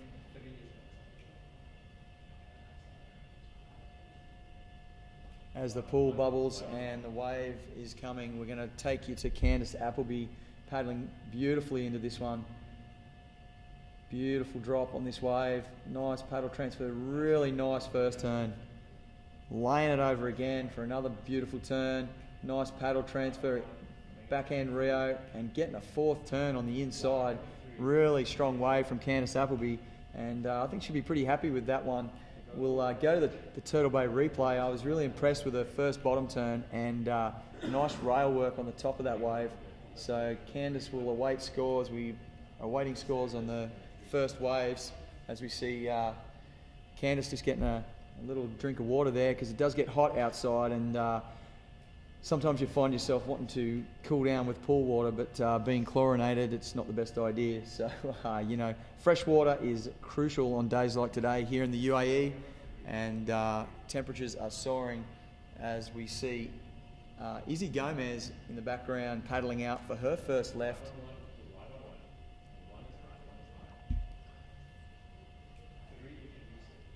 It's Wizard Gomez if you're looking to follow her on Instagram. I'm just waiting on scores, girls, for those last waves. So just hang tight with me there. But as we can see, Izzy Gomez out the back waiting for her first left. Starboard team rider, riding the 7-4, I believe, and a quad fin setup. So this will be interesting to see how she goes as we shoot to the competitors area. And Sophia Barlow just amping up there with the headphones on. Here comes the first wave of Izzy Gomez, starboard team rider, really close to the wall, dropping in. Nice, strong bottom turn. Just getting a little loose in the fins there, really driving a beautiful roundhouse cutback. That was really nice, and smashing it up into the lip, and just getting a little kick out turn. So Tristan, we'll watch the Turtle Bay replay here in a minute, but strong opening wave from Izzy Gomez, and you can see that bright orange wax job. Pretty Larry. It definitely is. It's a Gomez thing. We saw it with Jojo earlier today, but a nice opening wave there from Izzy, looking really sharp. It's just amazing that she has actually won more contests so far than anyone on tour for the women. She's won 3 out of the last 6 contests. Wow. As we go to the Turtle Bay replay, Tristan, you can see nice transition turn. Just there, you can see the board just sliding a little bit, but just totally in control the whole time. And you'll see here a beautiful bottom turn, paddle still on the inside, ripping it right round on rail, and I think the quad setup maybe helped her there, and you can still straight out in front of the wave, throws it up there for a little backhand Rio, still in control, and you'll see her just kick out of that last wave. So strong opening wave for Izzy Gomez, and amazing that these athletes can just jump in the pool, mate, without any warm-up, really, so to speak, and perform straight off the bat. Absolutely. I mean, that roundhouse was beautiful as we see the Schweitz's starboard team, fellow team members shouting some enthusiasm and praise for Izzy's last wave. That was a committed and really smooth roundhouse banking into the whitewater. We're just waiting for score updates here, but that was an awesome first wave for Izzy Gomez. Great start as we see on the outside. This is Sophia Barlow. She is a newcomer to the Stand Up World Tour. First event was at Turtle Bay Women's Pro, where she finished 3rd, so an amazing performance from Sophia. Yeah, interesting little takeoff there, Tristan. She was away from the wall, but she got her first turn in early. Little check turn here. She's going to stick with it. Another little slashing turn on the inside, and just actually finishing really cleanly, riding out of that one. So great start for Sophia. And I was really interested to see where she took off on the wave there. She was literally 3 meters from the wall, and it allowed her to kind of get a deep bottom turn and get out in front of the wave. So interesting tactic there from Sophia, and hasn't even got a hair wet. She just dove under then, and that's, I suppose, her getting cool there, because she's probably done some work on that left-hander and a little hot. Absolutely. So Sophia, one of the rising stars on the Women's Stand-Up World Tour. As we go to a Turtle Bay replay of that last wave of Sophia. Driving off the bottom. Nice bottom turn there. A little flatter on the top turn, but keeps her right in the power source. So Yeah. she gets that nice initial start to the driving bottom turn, just going a little bit flatter though through that second part of the turn. Yeah, I'm interested to see whether she's riding a quad or a thruster, because she gets beautiful deep bottom turns there, and really trying to stay out in front of that whitewater, because you know what happens when you get caught behind. It's not pretty. You get behind the wave, and it's the way this wave pool works. It gets to the sort of half section on the inside, and it just runs away with you. So we just got a shot of the Alini there preparing for the next wave, and nice watch she's got on there. And we have Izzy out the back preparing herself for the next wave. So this will be an interesting exchange. We still have not got scores, so let's stay tuned for Izzy Gomez's second left as she strokes in really close to the wall. Paddle to the inside. Wow, nice opening turn, really laying it on rail. And again, wrapping roundhouse, whips it round and just coming unstuck. But beautiful first turn from Izzy Gomez, showing a little bit more power and commitment on that first bottom turn, Tristan. Definitely Izzy, another strong wave, putting it on the edge here to get the scores she needs to make it through to the semifinals. We now have a celebrity guest joining us. I'm going to quickly jump in with Tim here, if we can, just for a couple minutes. Please come back and join us, Justin. Thank you so much for your colorful commentary here. No worries. Thanks, guys. So I'm joined here by Tim of the ESSA. This is the organization for the growth and development of the sport, both for stand-up paddling and surfing here in the UAE, as we see a Turtle Bay replay of Izzy Gomez's last wave, just coming unstuck right on the inside, but another solid wave coming in for Izzy. We'll have some score updates for you momentarily, but I'm just joined by Tim. Great to have you here, Tim. Thank you. Hello. Nice to be here out at Wadi Adventure. Yeah, great. I mean, I haven't been here since a while, and it's great. It's really different than last year, and I can see that the event is growing and growing and growing. It's very good. Comparing last year to it's really impressive. I mean, I have to say that. Wow, good job, actually. Nice, Tim. Well, we really appreciate your support here for this Abu Dhabi All-Stars Grand Slam. It's so exciting to be here in the UAE. And obviously, just to reiterate our thanks to Sheikh Ahmed for his support of this incredible event, right? He wanted to be here, but he apologized that he cannot make it. He has some duty to attend, and he's going to try to make it during the remaining of the event. Okay, and as we go straight to action, this is Sophia Barlow from the US of A. Nice opening turn, keeping in the power source. Another cutback. Sophia coming from a family legacy of surfers. Her mother, a famous surfer from California, following in her footsteps here. As they are now complete with their left-handers, as we see a transition wave. This is Jan Vaj going out to take advantage of the transition wave. A little warm-up before the men's quarterfinals get under the way at the end of these two heats. But Tim, so how's the growth of the sport been over the past year since we were here? But I mean, actually, this year it was a bit quiet in terms of racing because we had some change in the regulation. But next year we really going on bigger scale of races. We're gonna have more amount of race. But unfortunately, maybe we're gonna have only one wave competition because we don't have so many waves and the pool is always busy, so it's difficult to book the wave for the stand-up paddler and to remain here for a few days. People are working, so it's not always easy. But flat water, we have quite a lot coming here, quite a lot, yeah.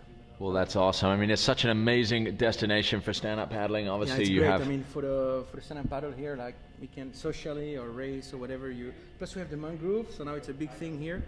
People like to go in the mangrove, and it's nice. I mean, you're direct in contact with the nature and all the things, so it's good. It's good, yeah. I mean, the stand-up paddle is growing, slowly, but surely, I would say, yeah. I mean, I expect next year a much bigger impact from the community into the country. And the good thing today, I just learned that we're going to have about 15 UAE riders, Emirati, they will attend the 3 kilometer. So for us, it's a very big step because they were a bit shy to compete against the pros. So we have some good guys. They're very good physically. I mean, they're fit, and I'm sure we're gonna see some Emirati champion rising up, inshallah, like we say here. Yeah. Well, I think that was the message from His Highness Sheikh Ahmed the other day. His vision and his goal is to really get the Emiratis into the sport over here. Exactly. He thinks it's a great sport for them to be involved in. Obviously, great for fitness. Exactly. Great for the environment here. I mean, it's just such a perfect location to get into this kind of sport. But you know what we found out recently is that a lot of Emirati have boards actually, and they go and fish with it. You know, they don't go for like training and long distance, but they use the stand-up paddle. And they go sit in somewhere in the sea and they just fish. I mean, you can do it. It's nice as well. Why not? You know, I mean. Stand-up paddling comes in all kinds of forms. Exactly. And I know a couple of my friends in Hawaii would definitely be supporting that kind of way of using a stand-up paddleboard. I saw aboard a guy totally modified with a chair and a box and everything. So you just like he's there and he's fishing, sitting on his board. You know. Classic. That's classic. And yeah, like you mentioned, the mangroves. It's a beautiful area right in the center of Abu Dhabi. I know the Sheikh was talking about that's one of his favorite places to go paddle in amongst the mangroves. It really is stunning. And a contrast out here in Al Ain is we have this wave pool with the bright blue water contrasting against the desert backdrop. So just a transition wave, but a nice opening turn from Jan Vaj, the young Brazilian on great form here. He finished second in the All-Stars last year. That was one of his trademark reverse turns there, showing control. Through some radical maneuvers there. Jan Vaj, younger of the Vaj brothers.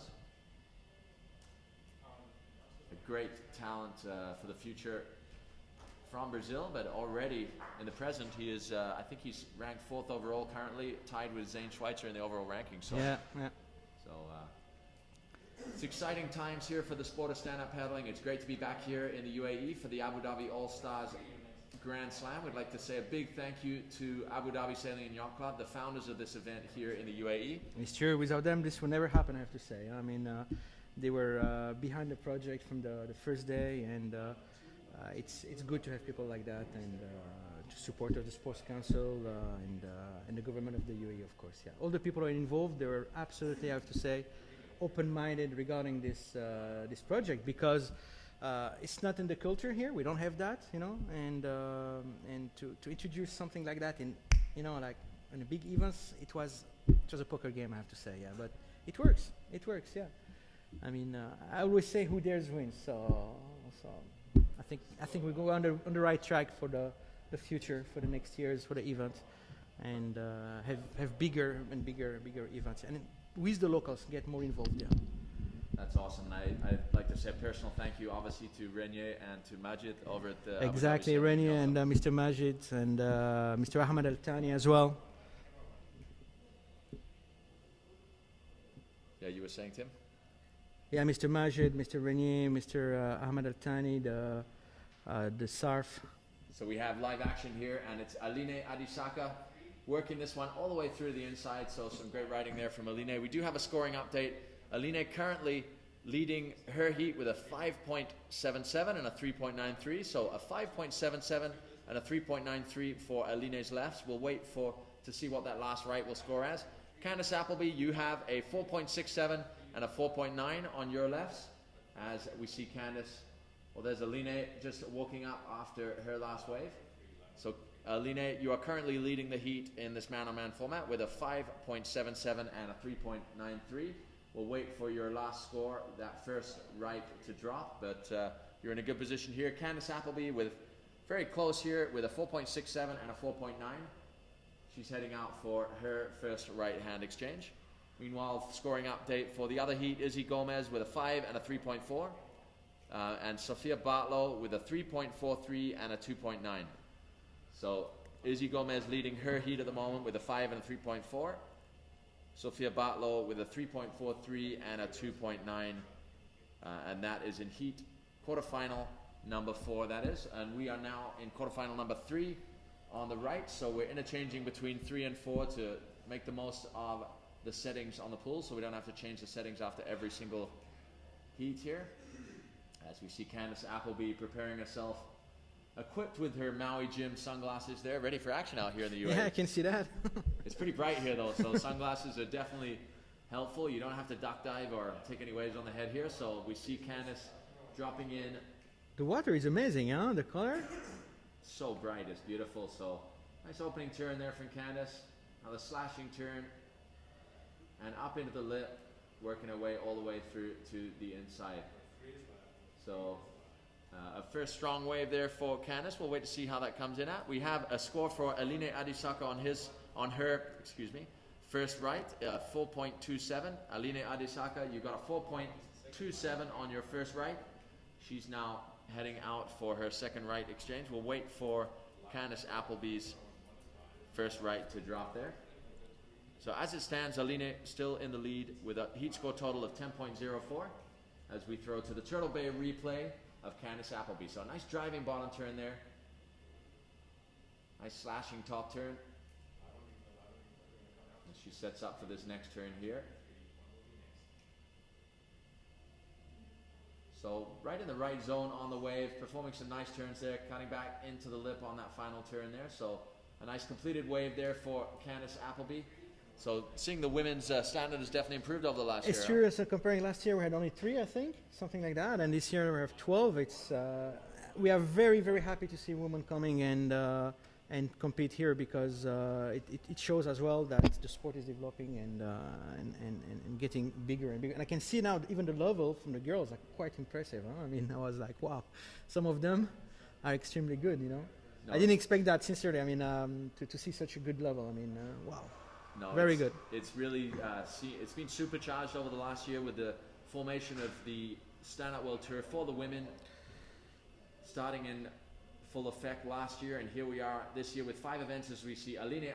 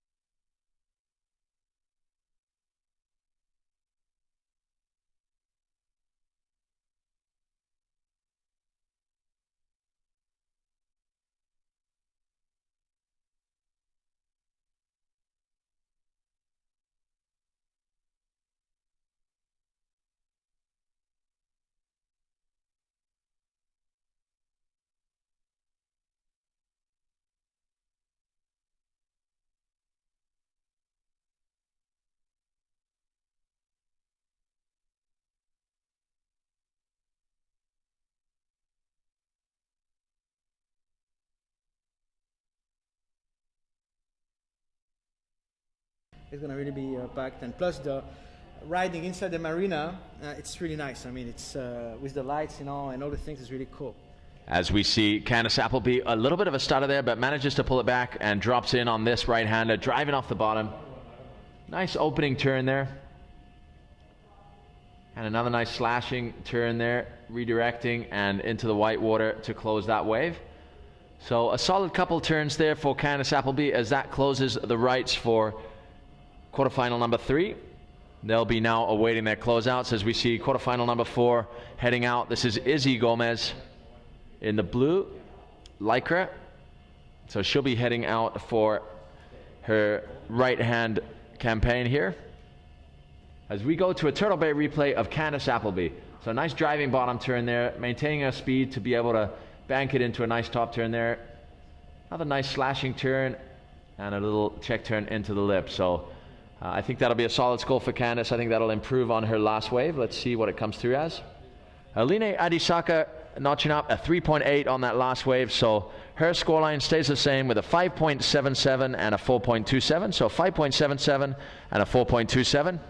Candace Appleby notching up a 4.9 and a 4.67 at the moment, her highest scores, but we'll wait for that last score to drop for her. I think that will improve on her position, but let's stand by. So yeah, Yas Marina, a great destination for racing. It's obviously flat water all around there, but as you said, a lot more life going on over there. I mean, you got plenty of restaurants, and they have like many activities regarding not only stand-up paddle, but kayaking and rowing and stuff like that. So they're pretty much active, and Yas Marina is it's one of the I would say of the marina who are really supporting the sports. That's awesome to hear. As we see Izzy Gomez dropping in her first right.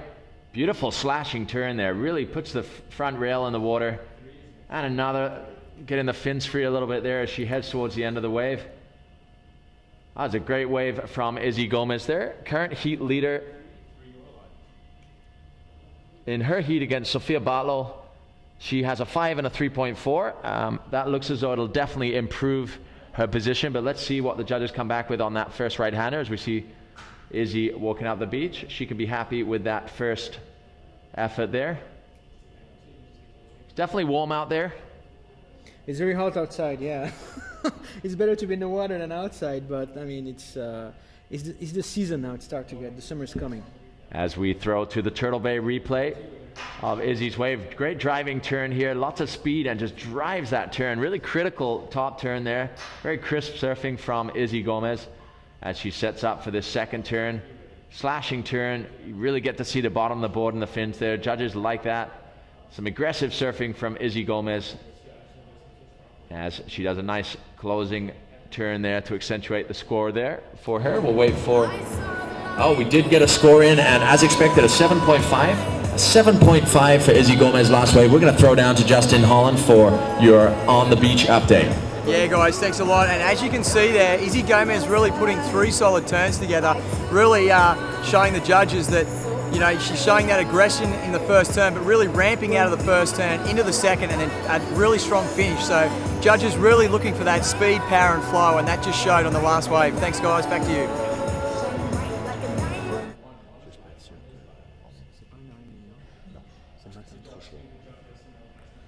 So here we have action in the water, live action. Sophia Tiara Bartlow. Nice opening exchange on this right-hander. Really committed surfing there by Sophia Bartlow. Let's see how the judges see that. But yeah, very impressive first score on the rights for Izzy Gomez. Really aggressive riding, really crisp surfing from Izzy with a 7.5. So now with a 7.5 and a 5, she is looking in a strong position with a heat score total of 12.5. She still has another right, and then of course 2 closeouts to surf.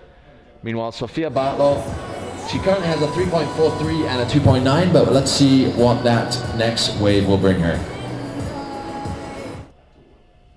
So we just got a glimpse of the athlete area there, and of course our camera guys. That was Johnny DeCesare from Poor Boys Productions.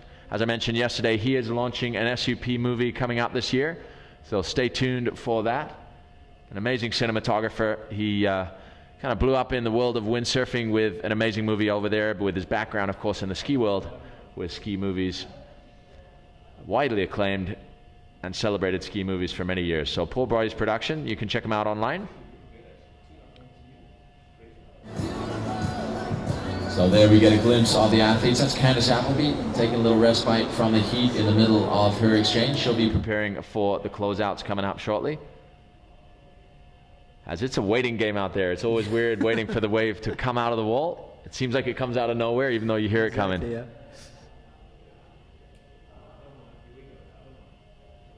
So the colors are amazing me, you know. The blue water contrasted against the desert behind is just crazy, huh? So nice slashing opening turn for Izzy. She was going to go for a paddle transition though, but chooses to keep it on that side, and a slashing second turn there, just coming unstuck. Doesn't look as though that'll change her position, but some committed riding there from Izzy Gomez. So yeah, the colors here at Wadi Adventure are just truly amazing, with the bright blue pool water contrasting against the desert behind. It's really a dramatic backdrop here. As we go to the Turtle Bay replay of that last wave from Izzy Gomez. So another great opening turn, really committed. Looks like she's going to go for paddle transition, decides not to, drives into the second turn and throws it all into there, throwing a lot of spray, but unfortunately unable to get back over a board and in front of the wave. So unfortunate fall there for Izzy Gomez, but nonetheless in a great position with a 7.5 and a 5-point ride. So in a strong position, Izzy Gomez. We'll see what happens in this next exchange with Sophia Bartlow. We're just going to wait for her last score to drop. Still waiting for that, but we'll keep you updated as she prepares for her last right-hand wave. So Timmy, it is kind of an ocean world here as well. It's funny, you don't think about it when you think of the UAE, that it's an ocean destination. Yeah, Abu Dhabi is an island, huh? I mean, people doesn't really realize sometimes, but Abu Dhabi is a big island, and we have water all around. And we have few islands with mangroves and stuff like that. So there is a lot to do actually in stand-up paddle in these islands. But of course not during the summer because the heat will hammer you. But in the winter it's beautiful, it's nice, and you can enjoy it, yeah. That's awesome, Tim. As we go to live action, this is Sophia Bartlow on her backhand here, cutting back into the white water there. Getting a little caught up in the lip there, but unfortunately coming unstuck. That threw her off. She got a little caught up in the lip there, then dropped down and just caught a rail. So unfortunate there for Sophia Bartlow.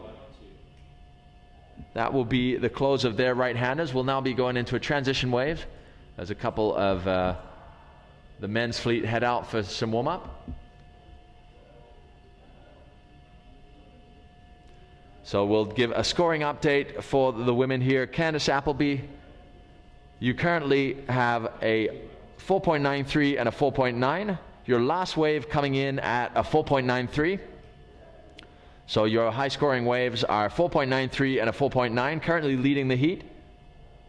Oh no, I do apologize. It's still Aline Adisaka in the lead. So you are currently in second. You need a 5.12 to take the lead. So Candice Appleby, you need a 5.12 to take the lead in this heat, something that Candice Appleby is extremely capable of. As we come to the final wave section of this heat, they'll be riding the closeouts after this transition wave. So the standings currently in this heat, Aline Adisaka is leading the heat with a heat score total of 10.04. She has a 5.77 and a 4.27 as her high scoring waves. Candice Appleby has a 4.93 and a 4.9. She needs a 5.12 in order to move up into first position. So all to play for here as we come into the final wave division. And take a look at a nervous looking Anthony Vella. He's watching on his girlfriend, waiting to see how this pans out.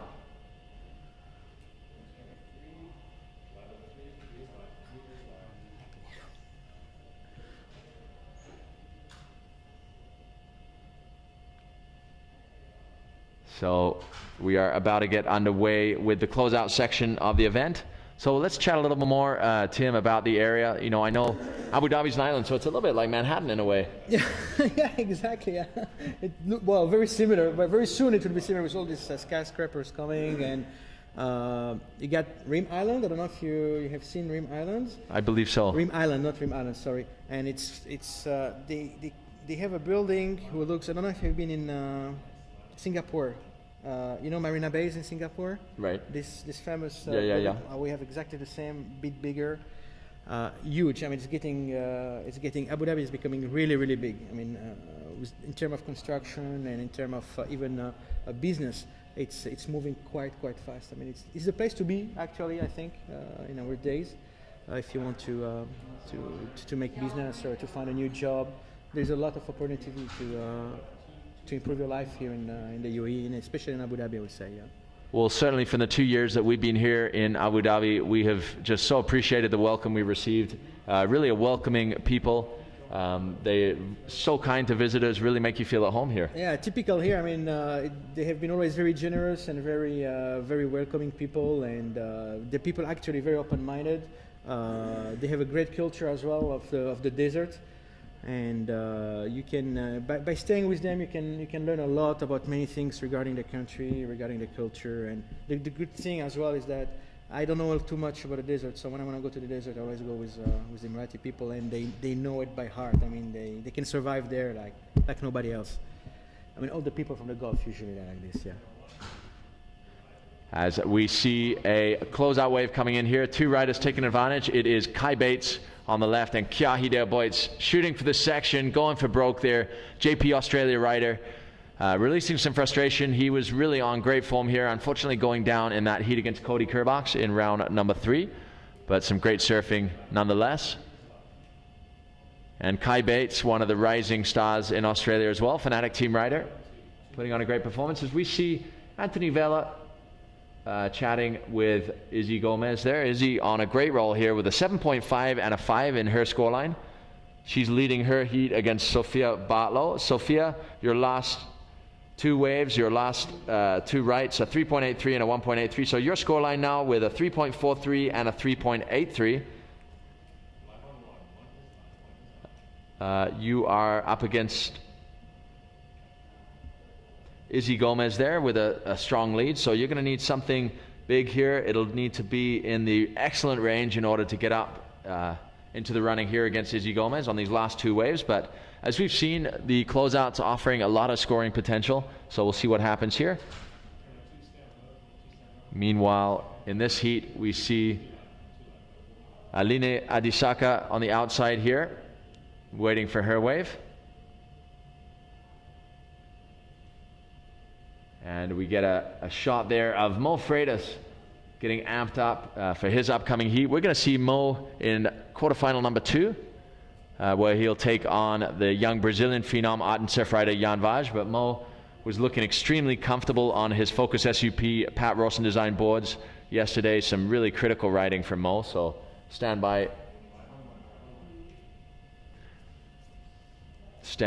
for those men's quarterfinals coming up after this. Right now we have Aline taking off on this wave. This is her first closeout. So a little check turn to set up as she goes for the closeout. And cracks it off the top there. There was a nice solid first wave from Aline Adisaka. Very well surfed. We'll wait to see what the judges think of that. At the moment she is leading the heat. Candice Appleby needs a 5.12. So she only needs a 5.12. Extremely possible for Candice Appleby, but we'll see what that last score for Aline Adisaka comes through as. She's been on great form here in Abu Dhabi as she was in Brazil.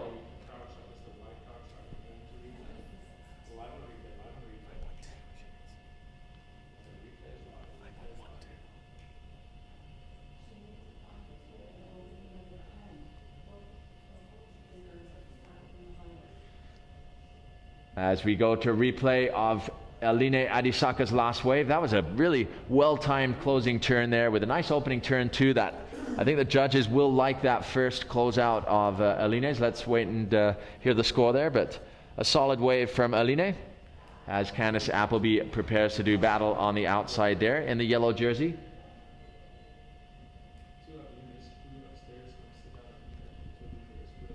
So who's the youngest rider we have this year? It is incredibly surprising, Tim. Yeah. 14 years old. Wow. And what's even more surprising is that she's won the last 3 out of 6 events. Hey, congrats, very good. So not the last 3. She won last in Brazil. Okay. She didn't win it in Turtle Bay, but she won in the France finals last year and the Huntington Beach Pro. So she is a phenomenal rider. Yeah, it's promoting. It's good. It's very nice to see that young people joining so early the World Tour and competing there. It's a great experience, actually. And so a big props to the Gomez family. Obviously, the mother, Brandy, giving such a great opportunity to both her son, Giorgio, who is one of the leading talents on the tour, on the men's world tour, and Izzy on the women's. So giving them a great opportunity to travel the world and compete at a top level. As we see Candice Appleby dropping in on this wave. First check turn as she drives off the bottom and into the lip. Unfortunately, just getting caught up in the lip there. She'll be looking to improve on that in her next wave. She needs a 5.2 in order to take the win here.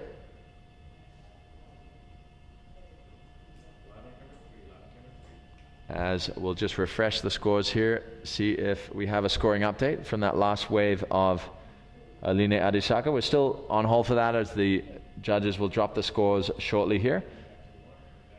And Aline now setting up for her last closeout of the day, or not of the day, of this heat. So a really comfortable environment in the pool, and such a cool place that you can just sit there and chill, get out of the heat here. It's great, yeah. So in the summertime, not too much paddling going on, or just Well, early you can- morning no, and no, I in mean, the maybe evening? during between like 11 o'clock and 4 o'clock, it's quite hammering. But if you go in the morning and after 4 o'clock, it's really nice. And now on the Corniche is nice because there is no jet skis allowed anymore, so it's safe to go. It's nice. It's really nice to paddle in the Corniche, yeah, of Abu Dhabi and enjoy the scenery there. It looks a bit like Miami now. Last time we were looking at the other side of the Corniche and said, there is a city which looks like this, and looks like, some friends said, yeah, looks like Miami. I said, yeah, not that Miami, but it looks like Miami, yeah. Well, it's certainly a cool city, as we see Aline Adisaka just preparing for the wave to come out.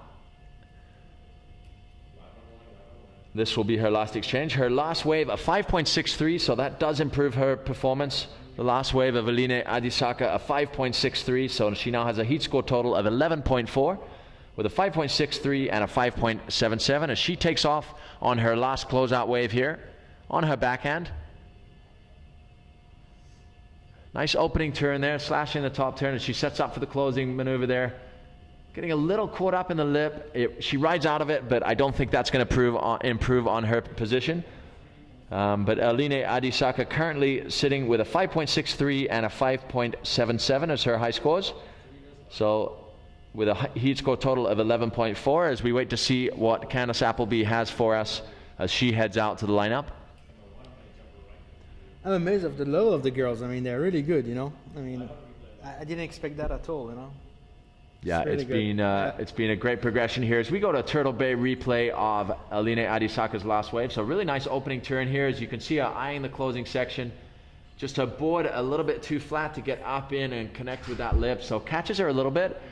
She still rides out of it, but not quite the turn she was looking for, I don't think. But to be quite honest, that doesn't change her scoreline. She has a strong lineup right now with a 5.77 and a 5.63. Candice Appleby now needs a 6.47. She needs a 6.47 in order to take the lead here in this heat. This is her last wave of the heat. So we do see this highest scoring potential generally on the closeouts. Let's see what Candice has for us here.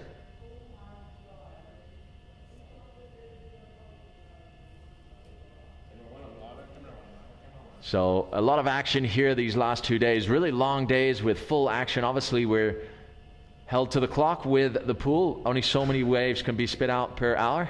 And with the man-on-man format from start to finish, it makes some long days to fit it all into 3 days of action here in Abu Dhabi. Exactly, and tomorrow they can rest probably, you know, in Yas Marina. Exactly, they're going to rest in the paradise of Yas Marina as we see Candice Appleby stroking into this final closeout for her. Nice check turn as she sets up for the closing section here. Getting up into the lip, a nice clean closing turn there for Candice as she throws the paddle in the air. Let's see how that will end up for Candice. She's got a smile on her face, a great ambassador for the sport. Candice Appleby in yellow. Getting some props from Anthony Vella, training partner and of course life partner. As we go to the Turtle Bay replay of Candice's last wave. So nice opening turn there. A real setup turn as she heads to the closing section here and drives it up into the lip. Connects with the lip and brings it back down. So very cleanly executed. We'll see what the judges think of that.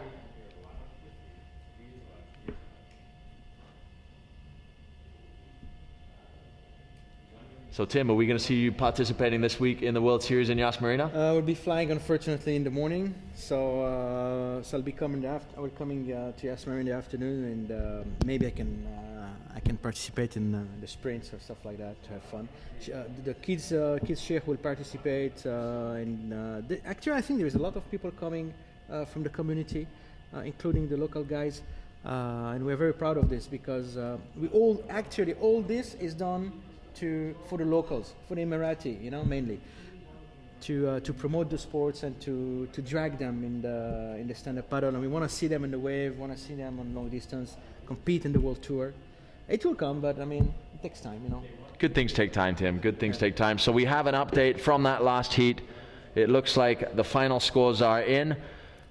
Candice Appleby's last wave was not enough. She gets a 4.37 on that last wave, a 4.37. Aline's last wave, a 3.1, so that doesn't change her scoreline, but what it does mean is she has a 5.77 and a 5.63, a total heat score of 11.4, meaning that she takes the win on that heat, as we see Izzy Gomez banking into the closing section there on her first closeout.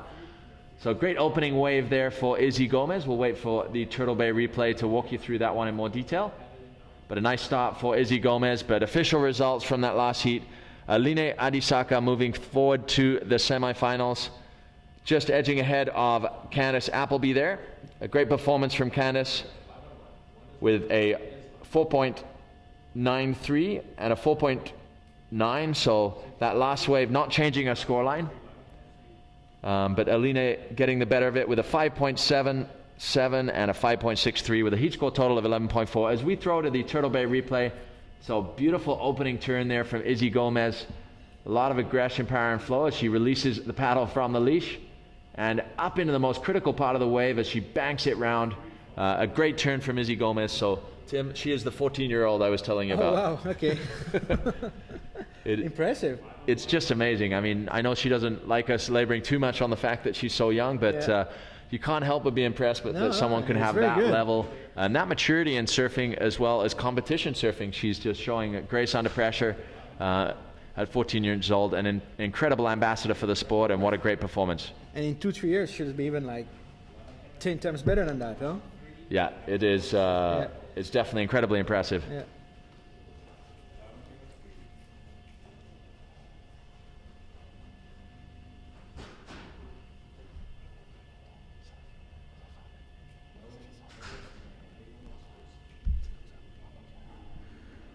So definitely impressive. The Gomez family are a great family. It's been such a pleasure getting to know them, having them on tour. Mother Brandy, one of the most supportive mothers, making sure that her son Giorgio and her daughter Izzy have the best opportunity. As we see, this is Sophia Bartlow dropping in on this wave, setting up here, looking down the line, waiting for the closing section.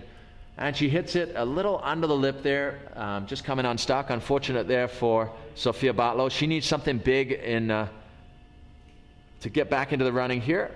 She needs just under a perfect score. So it's a tall order here for Sophia Bartlow, but she has the energy and enthusiasm to make it happen. As we're gonna pass down to Justin Holland, sitting there with Fergus, our man on the ground here at Wadi Adventure.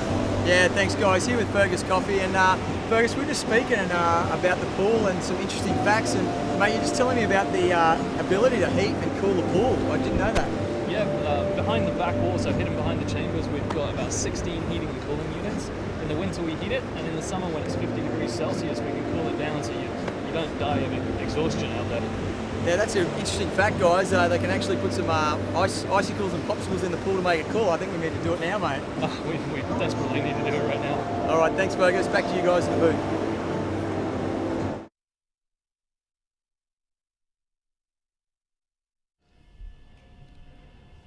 So thank you, Justin. Getting the insight from Fergus, our man on the ground here at Wadi Adventure.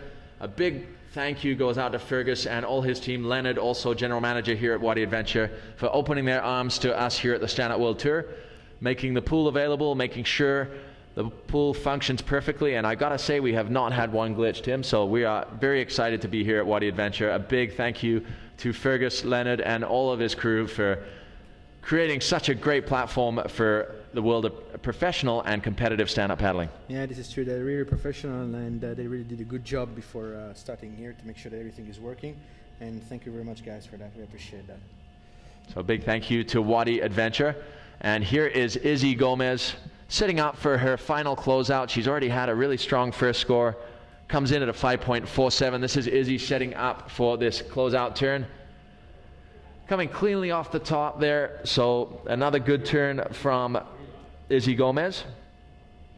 So her last score, a 5.47, which combined with a 7.5 is 12.97 overall heat score total, but we'll wait for that last wave to come in.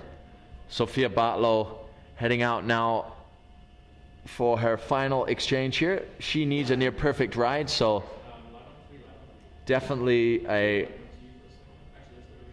challenge here at this point in the competition. She needs a 9.14 to take the lead here. As we go to the Turtle Bay replay of Izzy Gomez, a slashing opening turn as she continues to power down the line and driving up into the lip, cracking it off the top there. Great timing from Izzy Gomez, very in control, looks very relaxed there. Doing the trademark Gomez enter the wave. As we take a look at the athlete area, that was Justin Holland's mug coming into shot. But we see the women athletes congratulating each other on their performance here. And there's brother Giorgio Gomez in the background there with another guy with a lot of hair, Band Rodega. I knew I could get Giorgio to smile there. So yeah, he's got some competition in the hair competition here for the event. As we go out to the lineup, it is Sophia Bartlow waiting for her last closeout.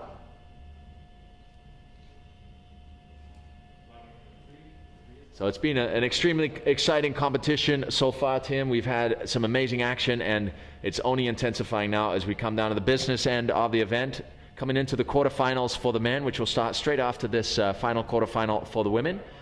We see Sophia Bartlow dropping in right by the wall here. Nice opening turn there, and into the closeout, so that'll definitely help her. A nice closing wave there for Sophia Bartlow. I feel that that probably won't be enough to be able to catch up to Izzy Gomez, who is currently in first place, as she improves on her position with her final wave score coming in at a 6.17. So Izzy Gomez sitting with a 7.5 and a 6.17 with a heat score total of 13.67. So as it stands, looking in a pretty untouchable position. Sophia Bartlow needs a 9.84 from that last wave. I'm not sure that's going to happen. We're going to head down to the beach with Justin Holland before we bring you the official results. Down to you, Justin. Yeah, thanks, Tristan. And as the ladies' quarterfinal finishes there, we've got a really big matchup, so stay tuned. We have two starboard team riders, Zane Schweitzer and Sean Pointer, going head to head. And you will see two really distinctive styles of stand-up paddleboard surfing next. You'll see the power and flow of Sean Pointer, and really rail surfing and probably aerial turns from Zane Schweitzer on his 7-1 starboard, Sean on the 7-4. So guys, stay tuned for a really big matchup, quarterfinal one, coming to you live. Back to you in the box, guys. So thank you, Justin, for that insight into the upcoming quarterfinals. It's definitely going to be an exciting showdown. Let's just remind you all online who we've got coming up here. In heat quarterfinal number 1, we have Sean Pointer and Zane Schweitzer. So quarterfinal number 1, Sean Pointer and Zane Schweitzer. Quarterfinal number 2, Jan Vaj and Mo Freitas. Quarterfinal number 3, Cody Kurbox and Kyle Vaj. And quarterfinal number 4, Puenaiki Raioha and Kai Lenny. So a really intense lineup of some of the best guys in the world here as we go to a Turtle Bay replay of Sophia's last wave. So nice opening turn from Sophia as she looks down the line and sets up for this closing turn. Nice timing there, right over the lip there, floating down and making it a complete score for Sophia. Let's see how that drops at. Yeah, we have a score for that, a 4.33, so improves her position, but not enough to catch up to the youngster Izzy Gomez, clearly on fire, and we get a glimpse of Sean Pointer there in blue with his bright green starboard board, getting his head wet, cooling off before the first quarterfinal gets underway here. He'll be facing starboard teammate Zane Schweitzer. So this should be a pretty exciting showdown for those of you watching online, and of course here at Wadi Adventure. We're excited to see this all go down. So I'm sitting here with Tim, our partner over here in the UAE. Tim, great ambassador for the sport here. Thank you so much for your support. Yeah, you're more than welcome. We love this sport. We try to make it bigger, accessible to everybody. I mean, the SSA is mainly just here to regulate, nothing else, and we're trying to do that by providing the good means and the good tools to be able to progress and stand up paddle boards here in the UAE. I mean, it's very important for us, safety, and that everybody can ride safely in the UAE without any troubles between the boats, between so many things, you know. Absolutely, as with all sports and the growth, especially with a sport like stand-up paddling that's seen such exponential growth worldwide, it's important that the foundations are well set and well laid so that the sport can grow properly. Exactly, yeah. And we need that. I mean, it's something that it's required, and we'll do everything it takes to build a correct structure. So we have a style ride for Anthony Vella there, sitting down, showing his well-rounded abilities in the water, catching that wave in the seating position.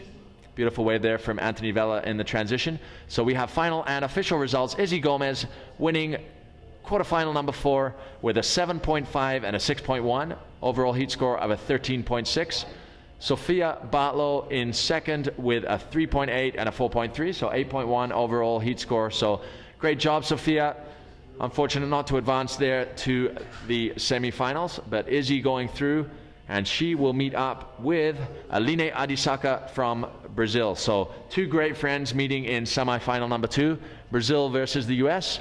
In semifinal number 1 for the women, it's another Brazilian, Nicole Pacelli, current ratings leader, coming up against the Spaniard from the Canary Islands, Ibaya Moreno. So there's a big community of Brazilian this time. This is very good. It's nice to see them here as well. No, it's been an exciting development for Brazil. We had nearly 500 people participating in our last event in Brazil with a crazy amount of local races, but also surfers. 120 people competing in the surf event, 350 or 60 in the racing event. Wow, so it's huge. It's really exciting for the sport. And yeah, since 2010 when we first went down there, it was a core group of surfers involved. This is our 5th year, in fact. It has just gone through the roof as we see the first wave of the quarterfinals to be surfed by Sean Pointer on his backhand. Nice opening turn, really alive and sharp looking surfing there. Loses the paddle a little bit there, but pulls it back. A nice little check turn and a little foam climb there, vertically up into the lift. So some aggressive surfing there from Sean Pointer, some precise surfing. His hand came off the paddle there, little hiccup there halfway, but really having no effect to the overall nature of the wave. He kept his composure and put together a pretty strong opening wave there for Sean Pointer on his backhand. Always strong on his backhand, Sean Pointer.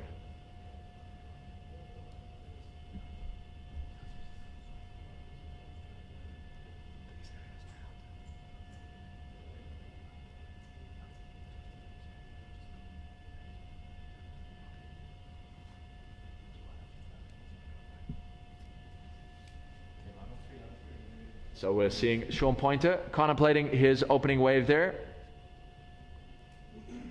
As Zane Schweitzer, we're going to go to Turtle Bay replay just to check out that last wave of Sean Pointer. So Tim, look at that riding right in the top of the wave. That's, definitely, especially in that flatter section, difficult to do and commit to that turn there. You can see him burying, almost diving the paddle there. And a nice third turn there as he sets up for this final closing turn, throwing the board right up 12 o'clock into the lip. So a great opening wave there for Sean Pointer. Will be interesting to see how the judges view that as we wait for those scores to drop. For wave number 1 of Sean Pointer on the lefts, Zane Schweitzer, Abu Dhabi All-Stars champion from 2013. Quite a character, and here he is dropping in on his first wave of quarterfinal number 1, driving off the bottom and trademark Zane turn, throwing a lot of spray. And another one banking back into the white water, throwing spray. Really critical riding here from Zane Schweitzer. Another check turn, and that'll be it for that. But work really done on those first 2 turns. Some very precise surfing there from Zane Schweitzer in yellow, starboard team rider. It's always sad to see team riders come up against each other, but it has to happen at some stage, especially as you come to the quarterfinals, final 8. Competition is good. Competition is good. So as we said earlier, friends on the beach, competitors on the water. They're not going to be giving an inch. No, both of them want to win more than anyone. This is sports.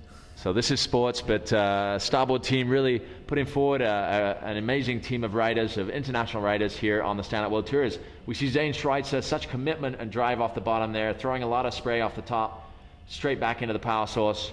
And another turn here, you'll see him banking back into the white water, throwing tail there, seeing the fins a little bit, and resetting up for this final turn.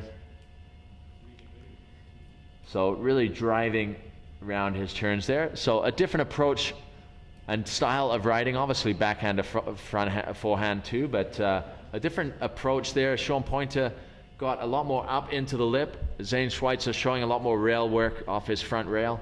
So we'll have Justin Holland giving more of an analysis at the culmination of these lefts. Yeah, I can see Zane has an ability to play with his center of gravity quite good. I mean, just looking there, and it's quite impressive how he can move his change his center of gravity on the board. Yeah, Zane always stays really low. He's Yeah. got a really compact, powerful Exactly, yeah. style. His power's low down. As we see Sean Pointer now on his second left-hand wave. Sean is very comfortable on his backhand, as we just saw on that last wave. Another nice turn through the lip there, throwing some spray out the top.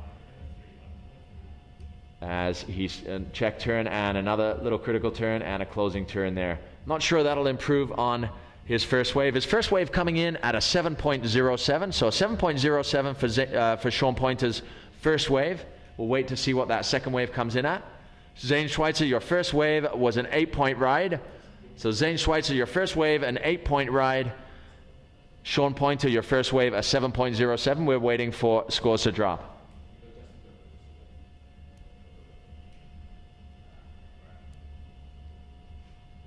Laying a lot of rail there on that left-hander, being a goofy footer. But Sean, I was speaking to him earlier, and he was definitely going to go out there and try and attack that first crumbling lip from the takeoff. So interesting to see two different strategies out here, and let's see what Zane's got in his next wave, guys. Back to you in the booth. Yeah, good comment there from Justin Holland. I think he saw Kai Lenny doing it in that round 3 heat. Kai Lenny was one of the first to kind of go through the lip there, starting really early and going straight off the bat. As we go to the replay of that last wave of Sean's, and you'll get to see what Justin's talking about there. There he is, coming through the lip, able to throw some spray and release the tail a little bit through the top of the wave there. Difficult to do there because it definitely softens a little bit there, the wave. And they're more of a check turn as he sets up for this next turn. Very committed and precise surfing from Sean Pointer here, and a lot of paddle transition. Interesting to see the development of the skills of, you know, from the board riding to the paddle transitions. It's very technical, evidently. I mean, they have to work a lot. I mean, it's tough. It's definitely challenging. As we see Zane Schweitzer dropping in here, throwing a lot of spray on that turn, releasing the fins and driving off the bottom again, and another one throwing a lot of spray there. Redirecting the board and throwing the fins out there, getting a little bit in the air there. But a couple of strong turns opening his campaign there on the second left. We'll see how the judges score those last two. We have score in for Sean Pointer, 6.17 on his second left. So Sean Pointer with a 6.17 on his second left, a 7.07 on his first. So currently having a heat score total of 13.24. So as we're seeing right off the bat, some high scores coming in here, even on the lefts. With Zane Schweitzer currently sitting on an 8. We'll wait for his second wave score to drop. As we go to replay, the Turtle Bay replay, we see Zane with that critical opening turn, and here he is throwing everything at this wave. I mean, at that turn, releasing the fins completely, throwing a lot of spray, but redirecting really quickly, generating speed, and he goes to take to the air there, just comes unstuck. Unfortunate there as he got the fins above the lip there on the third turn. So a nice wave there from Zane Schweitzer, as we'll transition to quarterfinal number 2 with Jan Vaj and Mo Freitas.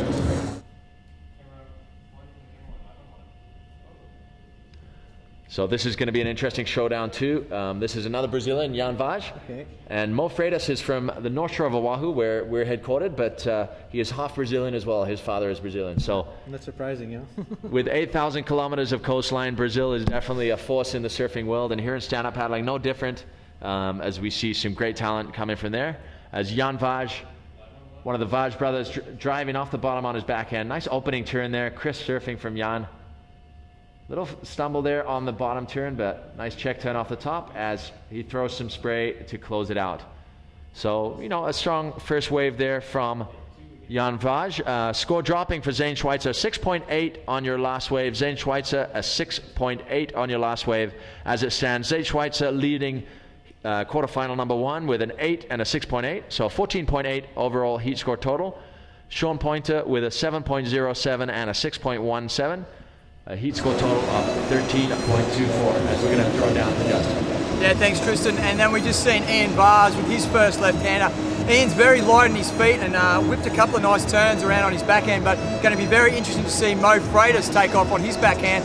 Only 16, 17 years of age, but somewhat of a powerhouse on both sides. So going to be an interesting match-up here with quarterfinal number 2. Thanks guys, back to you. Thanks, Justin. Great to get an athlete insight as he's watching the action go down out in the sweltering heat here in Abu Dhabi, actually in Al Ain, as we go to a Turtle Bay replay here. This is Jan Vaj's first wave. I really like that opening turn. He has a little stumble here on the next turn, just slows a little bit there, but maintains his composure, drives through the lip again, so really using the full radius of the wave there, going from bottom to top well. And a slashing turn through the lip again on his third turn. So in slow motion looks even better, that wave. So that was a nice opening wave for Jan Vaj. So we are now looking at Mo Freitas, Haleiwa born athlete. Beautiful opening turn through the lip there. And driving back into the whitewater. Unfortunately comes unstuck, just looking so loose on his board. Looks like that board could go anywhere he wanted to. Exactly, yeah. So impressive surfing there from Mo Freitas. Unfortunately coming unstuck, so that won't be a counting wave for him, but really showing he's on point here in the quarterfinals of the Abu Dhabi All-Stars Grand Slam. The Schweitzer brothers displaying some dance moves, getting into the groove here with the music blasting down at the beach. So as we go to Turtle Bay replay, really love this opening turn as he kind of throws it through the lip there and drives around this roundhouse, just driving that board so hard. As Justin mentioned there, a powerful surfer for his age, just driving turns on that Pat Rawson shaped Focus SUP. So some great surfing there from Mo Freitas, just an incredible young talent from Oahu's fabled North Shore. Still waiting for scores to drop from that exchange of Jan and Mo Freitas as Jan Vaj from Brazil heads out to the lineup.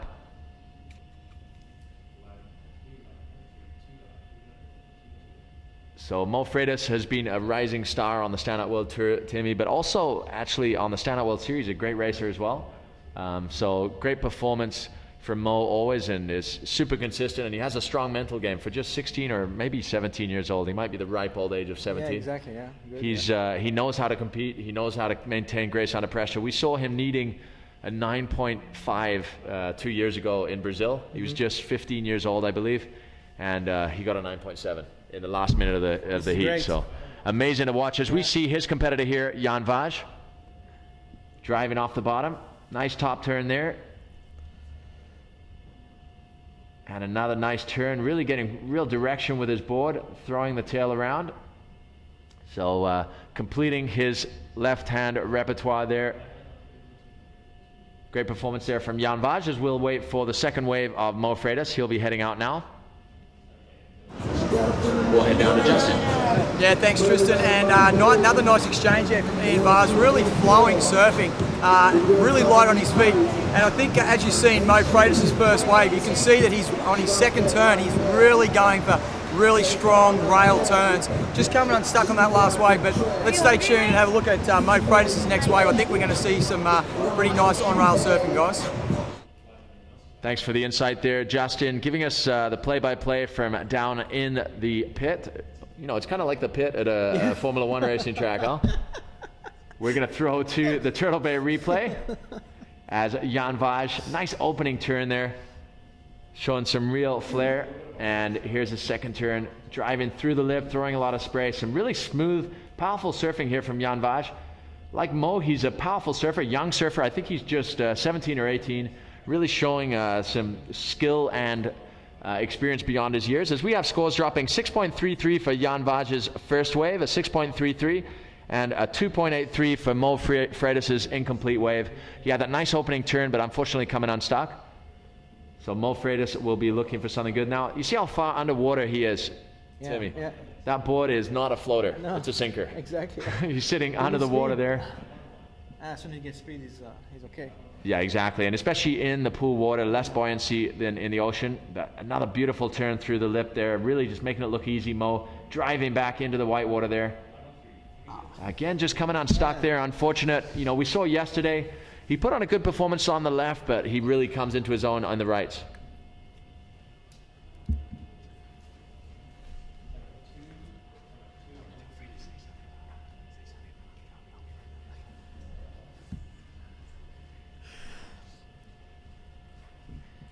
So anyway, we hope to see more people coming in Abu Dhabi very soon, and especially in Yas Marina is the next flat water event, and we'll continue as well on the 19th for the final in Abu Dhabi Sailing Club. And actually, it's very nice to ride over there because we'll be in the middle of the Corniche. The scene is beautiful, and we'll have then the party in Abu Dhabi by night at the Yas Marina, and this is going to be really a great time this night because we have many people coming, VIPs and people from the community here in the UAE, and you'll be able to enjoy as well some good local food and listen to the nice music that Yas Marina will provide to us actually this night.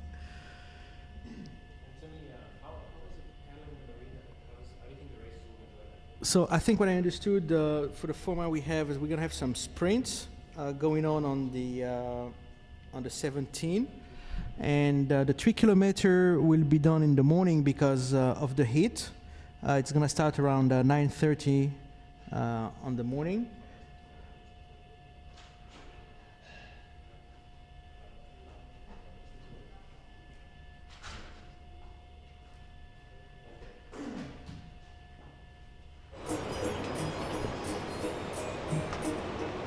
Yeah, hey guys, and back down here poolside, and an interesting little matchup up there from Ian Vars and Mo Freitas. He just coming unstuck on that second turn.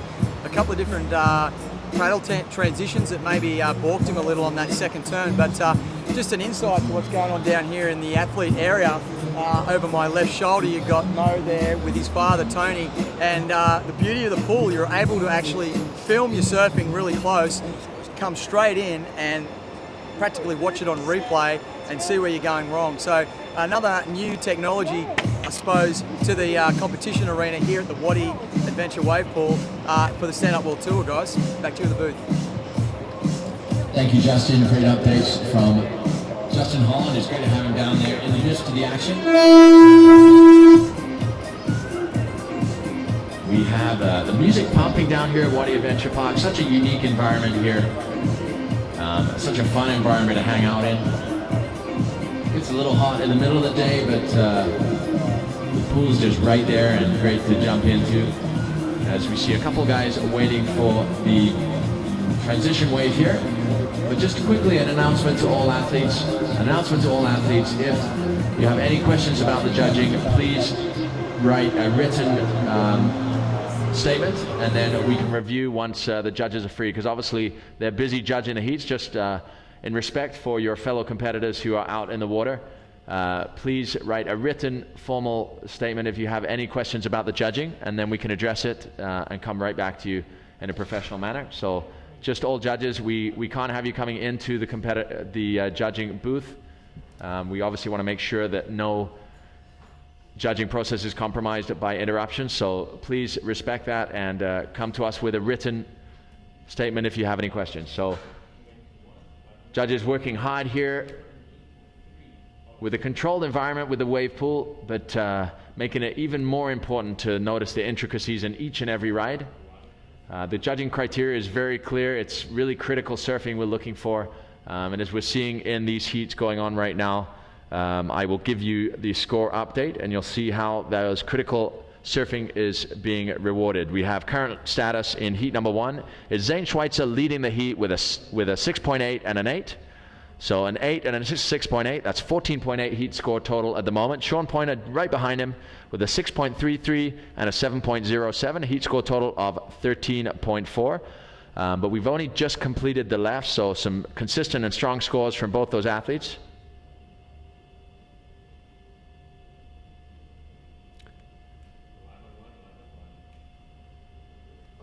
Meanwhile, in heat in quarterfinal number 2, we have Jan Vaj currently leading the heat with a 6.33 and a 7.07. So very similar to Sean's scores. I was actually mistaken on that. Sean scores a 7.07 and a 6.17. Jan Vaj a 7.07 and a 6.33. They are in separate heats. As we see Sean on his opening turn, slashing through the lip there, driving back into the whitewater. Another nice turn, working it all the way to the inside and throwing the tail out on that closing turn there. Great opening wave there for Sean Pointer. That's definitely going to enhance his position here. He's obviously happy to be on his forehand here in the pool as Zane heads out to take on his first right. He'll be on his backhand. So the scoring update as it stands, we'll wait for that last wave of Sean Pointer's to drop, but currently Zane Schweitzer leading this heat with an 8 and a 6.8. Sean Pointer in second with a 7.07 and a 6.17. We'll wait for that final right to drop. Meanwhile, in heat number 2, it's Jan Vaj in first with a 7.07 and a 6.33. Mo Freitas currently in second with a 2.83 and a 4.77. So Mo Freitas will be waiting for the rights. As we go to a replay, they're just seeing the end of that replay there of Sean Pointer just throwing the tail out on that final turn. Even though that's the end of the wave and less scoring potential in the opening 2 turns, just really putting a punctuation mark on that ride. A great ride from Sean Pointer on his opening right. We'll wait for that score to drop for Sean. So we are running 2 heats concurrently. So even on the scoring widget, you'll see the 4 athletes in the scoring widget. But they're just riding against each other. So it's just Zane against Sean and Jan against Mo. So please remember that when you're looking at the scores. As we see Zane Schweitzer crouching, waiting. Oh, just falls off his board and paddles back in. Oh, that's got to be frustrating for Zane Schweitzer. Somehow just falls on that first wave on his right-hander. Unfortunately, we'll throw it down to Justin. Yeah, hey guys, and you've just seen a really strong wave from Sean Pointer, linking 4 really solid turns to the beach in there. Unfortunately, we've been talking about it all day, but how important it is to make sure you're ready for when the wave comes. And unfortunately for Zane, he just missed that last wave, so he'll be looking to do something better. Last chance on the rights next. Back to you boys in the booth. Thank you, Justin. So unfortunate there for Zane Schweitzer, just a little fumble as the wave was coming through there. Not sure what happened, but just showing how agile and limber he is, that he was able to jump back on the board and even almost paddle in on his stomach there. Impressive demonstration of his agile abilities there. Frustrated, but he knows that plenty more scoring potential. He's got 3 more waves, 1 more right, and then 2 closeouts in order to come back into the game here. As we see Sean Pointer heading out for his second right-hander. So great opening wave from Sean Pointer, and the score drops at a 7.5. Sean Pointer, your first right was a 7.5. So he is still in second place, but with a 7.5 and a 7.07 is right on Zane Schweitzer's tail. With a heat score total of 14.57, Zane Schweitzer with an 8 and a 6.8, so 14.8. So matter of decimals here between the two. The 2 team riders going blow for blow here in the wave pool at the Abu Dhabi All-Stars Grand Slam, as we see another right coming through, pumping out of the wall here. Sean keeping close to the wall, driving low center of gravity there off the bottom, throwing the tail out. Nice slashing second turn and a third, and all the way to the end there. So another strong wave there from Sean Pointer. He's already improved his position with his first right-hander, 7.5. Let's see what that wave will come in at. So Zane Schweitzer obviously not getting a score for his first right, unable to get into that wave, but sitting with an 8 and a 6.8. So really did a lot of work on the left to put himself in a good position. But Sean Pointer is in the chase here as we go to the Turtle Bay replay of that last wave of Sean's. So beautiful opening turn there, throwing the fins out, really controlled. And another driving turn back into the white water. So that's what the judges are looking for. Radical surfing, but very controlled, and that's what Sean's demonstrating here. Throwing some spray here as he comes to the inside section. But those first 2 turns, really the money turns. That end turn is a punctuation mark, which is great to see. But the work done on the first turns is we'll wait for that score to drop, and Zane Schweitzer heads to the outside.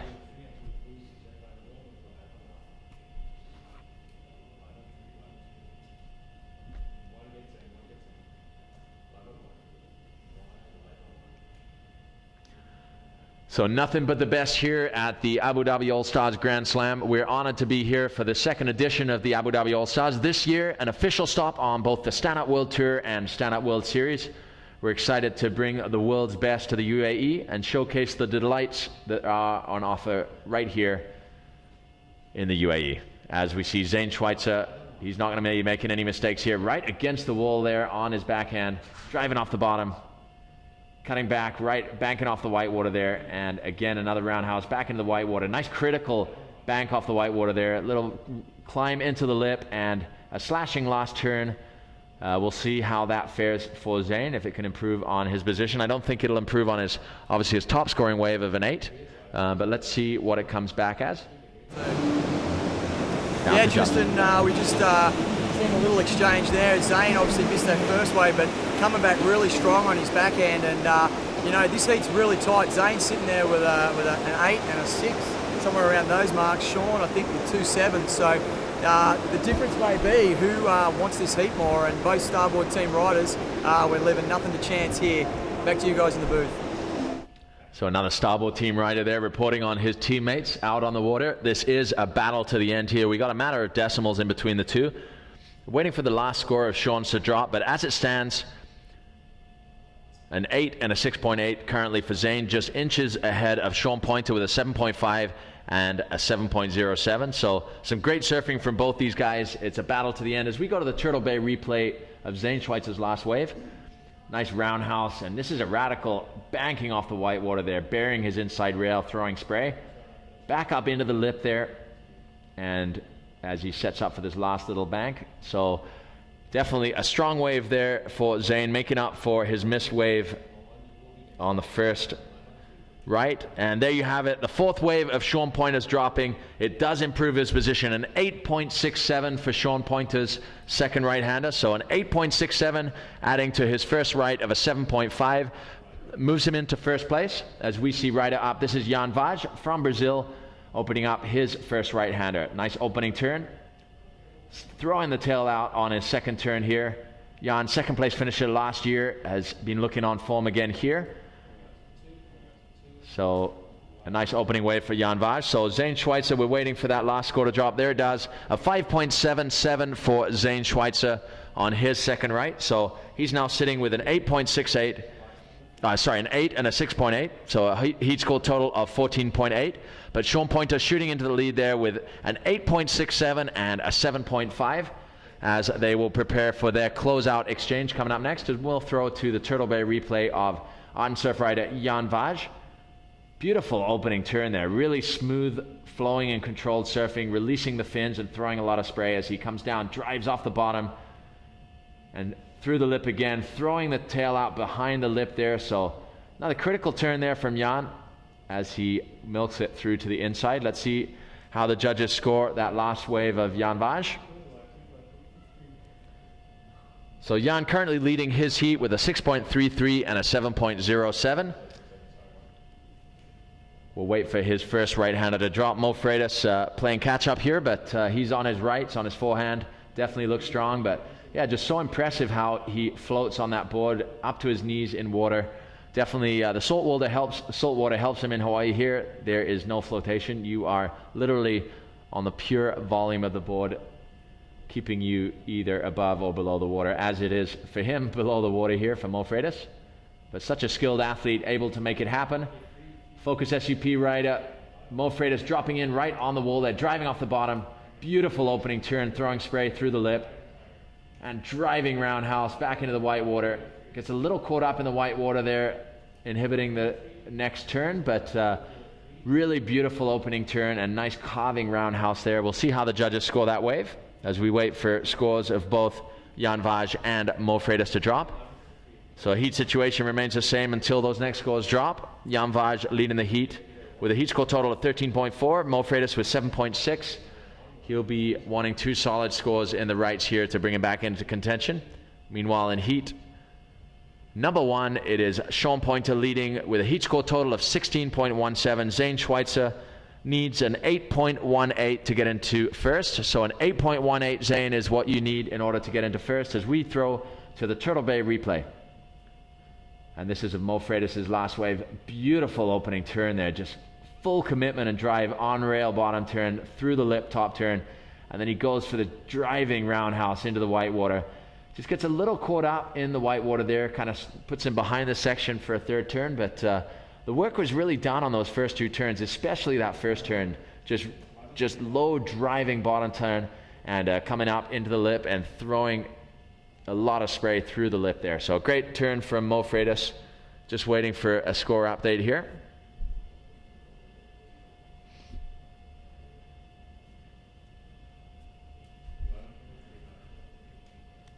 So as it stands, Mo Freitas is comboed until those scores come in. He needs 2 heat scores in order to come back into contention. As we see another right coming through here for Jan Vaj. This is his second right.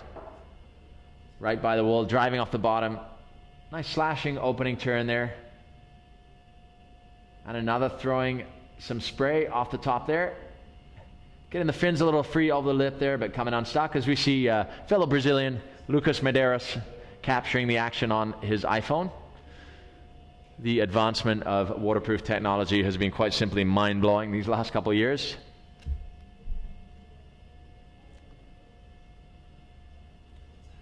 Just waiting for scores to refresh here so we can give you the update for Jan Vaj and Mo Freitas. We are at an extreme advantage here in the wave pool here with full replays. Obviously, as we go to the Turtle Bay replay of that last wave of Jan Vaj, nice opening turn, really laying his inside rail into the water, throwing a lot of spray and coming right down the bottom and driving up to the top, and again throwing a lot of spray there. Jan Vaj using the power in his legs to really put on a strong performance here. Throws the tail above the lip there, just comes unstuck. But the work was really done on those first 2 turns. Be interested to see how that compares to his first right. We'll keep you updated as scores drop here. Mo Freitas waiting for his second right-hander here. Had a great opening turn there.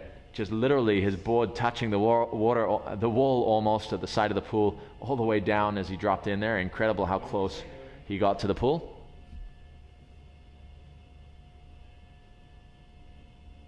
So we're sorry for the delay in bringing you these scores. We're just waiting for them to drop into the system here. As the second right for Mo Freitas comes in. Again, right on the wall. Driving off the bottom. Oh, really critical, committed top turn. Beautiful roundhouse as he sets up for a third turn here. Driving, breaking the fins free again, sliding round. So another good wave for Mo Freitas. Not sure how that will compare with his first wave. That first turn on his first wave is just phenomenal. I'm waiting to see how that will be scored.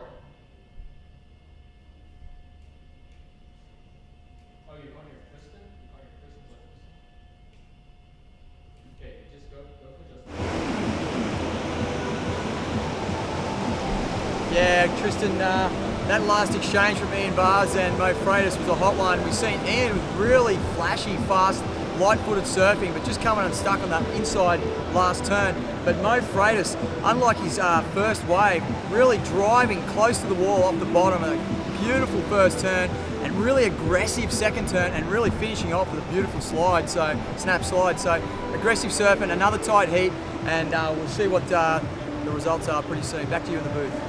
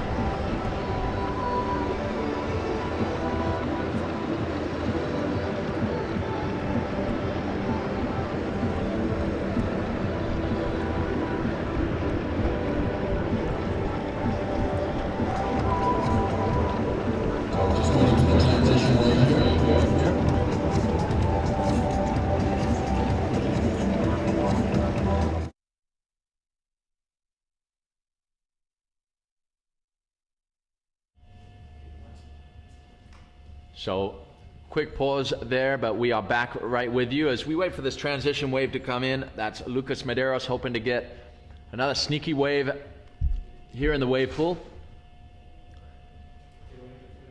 Waves at a premium here. We're going to throw down to Justin down on the beach. Yeah, thanks Tristan, and I'm getting really excited here. The guys out there are actually throwing caution to the wind now. We're about to go to the closeout. There'll be a first transition wave come through. As you can see over my left shoulder, Lucas Medeiros just out there throwing a nice vertical turn, and Giorgio Gomez on his shortboard. But the guys now, with 2 waves remaining each in this heat, it is super tight. We have Sean Pointer and Zane Schweitzer. Really, really tight heat. I think Zane's needing an 8.17 to overtake Sean. So we'll be looking to go to the air in the next heat. And also Ian Vars and Mo Freitas, look for some really aggressive rail surfing from Mo, and look for some big tail throws from Ian Vars. The excitement's building, guys. I'm getting really excited. The chocolate cake's good. So keep your eyes on the pool. Back to you, Tristan. So thank you to an excited Justin down there. Just a scoring update for you guys. Scores in for both Mo Freitas and Jan Vaj from the rights. Mo Freitas getting the advantage there. His last wave coming in at an 8.17. So Mo Freitas getting an 8.17 on his last right-hander, a 5.77 on his first. So a heat score total of 13.94. So Mo Freitas currently leading the heat against Jan Vaj. Jan, you got a 6.63 and a 5.6 on your rights. So Jan Vaj with a 6.63 and a 5.6 on his right. So his scoring total goes with a 7.07 and a 6.63. So a combination of one left and one right. So a strong performance there from Jan Vaj, but an exceptional last wave there from Mo Freitas, where he linked together some critical turns, roundhouses. It was just beautiful to watch. So an 8.17 and a 5.77, replacing his previous 2 scores, taking him into the lead in quarterfinal number 2. But as Justin said, we got chicken skin here, or goosebumps, or whatever the saying is, in wherever you are around the world, as we have teammates and friends Sean Pointer and Zane Schweitzer up against each other in the next heat, or in the next exchange of closeouts. It's down to the wire here. Sean Pointer currently in the lead with a heat score total of 16.17. Zane Schweitzer with a 14.8 heat score total. We got Sean Pointer driving off the bottom here, slashing and radical open turn, throwing it up over the lip. That was a beautiful turn there from Sean Pointer. Looks pretty satisfied with that opening exchange. Really well controlled, radical turn there as he pushed the board through the lip and through the tail out. So some great surfing there from Sean Pointer. Really aggressive first turn. Well, I'm looking forward to seeing the Turtle Bay replay on that, as we see Zane Schweitzer getting amped up, ready for action here. And here is your Turtle Bay replay. So Sean Pointer driving off the bottom and just throwing the tail out there. Just a beautiful opening turn as he generates speed and then drives off the bottom and comes right through the lip and really uses the full rotation of the board as he drives through the lip and throws the tail out. So a beautiful turn there from Sean Pointer. We'll wait for his next score to drop, but he's definitely on a roll here. His last right coming in at his last right-hand wave, so the previous wave, not the one we just saw, coming in at an 8.67. We'll wait to see what this first closeout got him, but definitely a really well-surfed wave. Zane also holding an 8-point right in his scoreline, so he's looking in a great position too, but it's going to be a battle to the finish here. Zane currently needing an 8.18 to get back into the lead. As we see Sean Pointer there watching his friend in action as Zane waits patiently for the wave to come through the wall.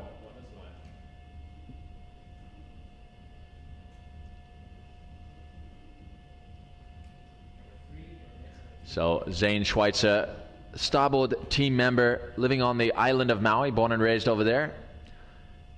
A family of ocean sports enthusiasts. A grandfather who invented the sport of windsurfing. So Zane, an avid windsurfer himself too, as he looks to drop in on this wave. Drives off the bottom. Nice slashing opening turn there, but he's setting up for this. Just gets a little unstuck there. Wasn't able to generate as much speed as he wanted to coming into that closing section. Just coming unstuck. Unfortunate there for Zane Schweitzer. He'll be looking for something bigger in the next one. as Sean races to go out. So great friends on the land. Now it is down to competition. It'll be a battle to the end on this one, as we'll refresh our scores here. We're throwing to the Turtle Bay replay here. Driving off the bottom, Zane Schweitzer. Nice opening turn, throwing some spray off the top there as he sets up for this, but just sort of comes up the lip. Foot kind of slip, his back foot goes off the side of the board before he comes down. So unfortunate for Zane on that wave. And sure enough, that last wave of Sean Pointer's, his first closeout ride, coming through at a 9.17. So judges really loving the combination of maneuvers there, the critical nature of the turns, but also the control with which they were completed. So Sean Pointer coming out with a 9.17, coming out of the gate strong on these closeouts. He's got another closeout wave, but a pretty amazing heat score total. I think the highest of the event so far, with a 9.17 and an 8.67. Some phenomenal surfing from our U.S. representative here, Sean Pointer, starboard team member. But it's still all to play for. Zane sitting with an 8 and a 6.8. He needs a 9.84 in order to get in the lead. We'll see what that last wave comes in at, but I don't think that'll change his position. He needs a 9.84, so a near perfect score. But knowing Zane, he got a 10 last year here at the Abu Dhabi All-Stars 2013. So it's extremely possible for this young champion, as we see Sean waiting for the magical wave to come through the wall here. And here it is. Nice opening turn, again throwing some spray, and he comes up to the closing turn, puts it all on the line there as he transitions the paddle coming through the lip there, just coming unstuck. Looks a little frustrated, but at the same time sitting on a 9.17 and an 8.67. Pretty strong position for Sean to be in. The only thing he has to be worried about, obviously, is Zane Schweitzer pulling off a Zane Schweitzer here in the pool. A 10-point ride, which he did do last year. So stay tuned. We are biting on our fingernails here to see what happens in this next exchange as Zane heads out for his final closeout, and we throw to a Turtle Bay replay. So Sean, a great opening turn again, just real critical surfing there, really crisp and controlled as he immediately generates speed and lays everything into the lip here. As he drives through the lip there, but unfortunately lays back a little hard and buries his body and paddle into the water, losing that. But we're going to throw down to Sean Pointer with Justin Holland down the beach.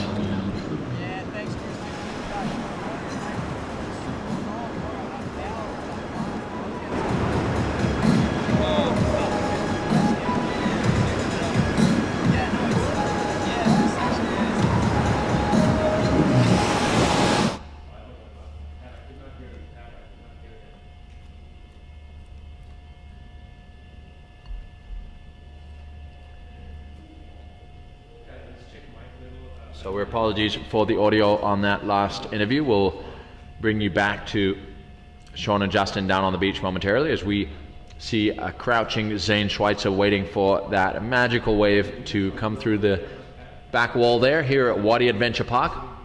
If you just joined us, we're in quarterfinal number 1 featuring Sean Pointer and Zane Schweitzer. This is the final wave component of this heat with the final closeout as Zane Schweitzer drives off the bottom. Great slashing turn as he generates speed down the line. Boosts up over the lip, gets the fins free over the lip. That was a really nice completed wave. Let's see what the judges think. He needs a 9.84.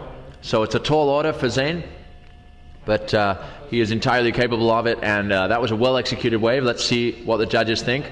Teammates congratulating each other on a great heat surfed. I mean, what a performance they put on for both of us. We're going to throw down to Justin Holland, sitting with Sean Pointer down the beach. Yeah, Tristan, down here at the beach. Sorry about those guys at home. We didn't have the mic on, but racing down the water to grab you there, Sean. Looks like a nice big victory. Moving on into the semis.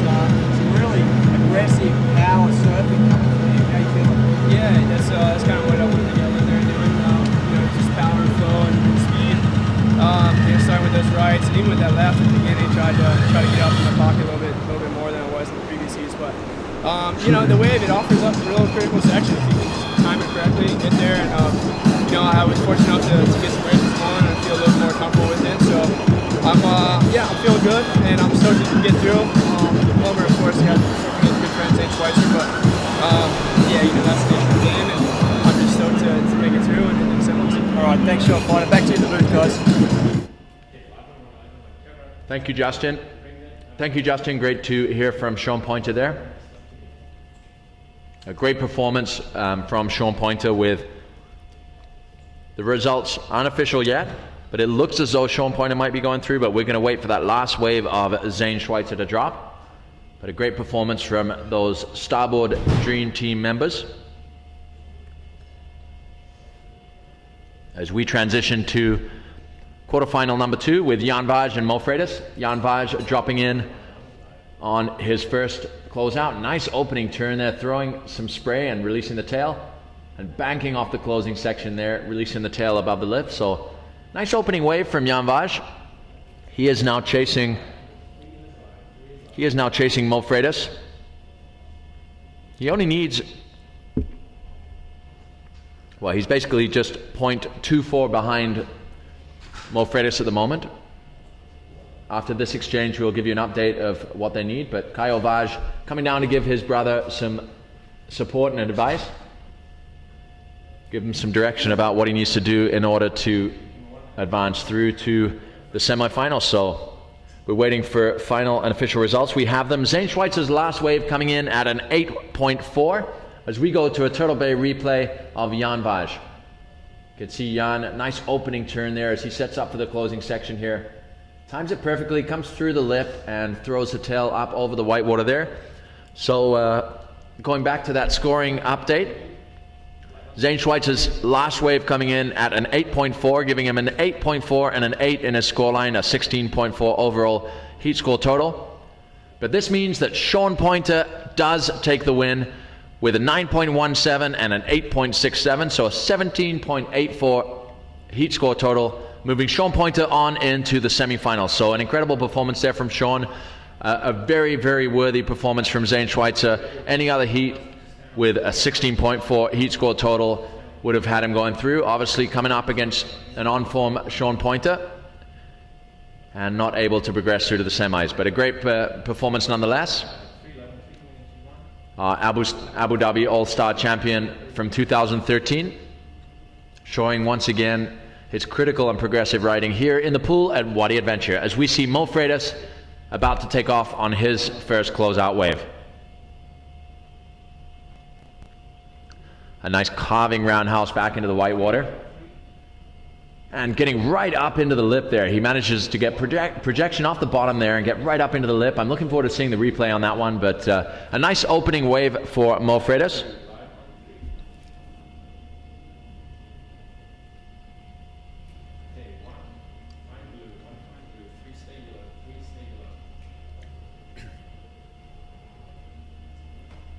So Mo Freitas, nice opening wave for him. We watch him stroll through the pool there, and in the background and now in the foreground, Jan Vaj catching a little bump on the way out. And here we go to the Turtle Bay replay of Mo Freitas' last wave.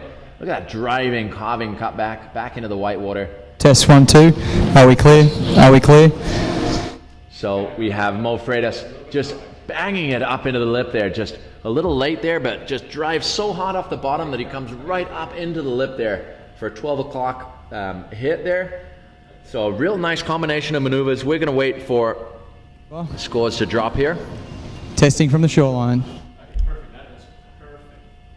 we want to get him? Do we want to get Justin's inside? Probably say better 11. So as we see Jan Vaj preparing for his final closeout wave of this exchange.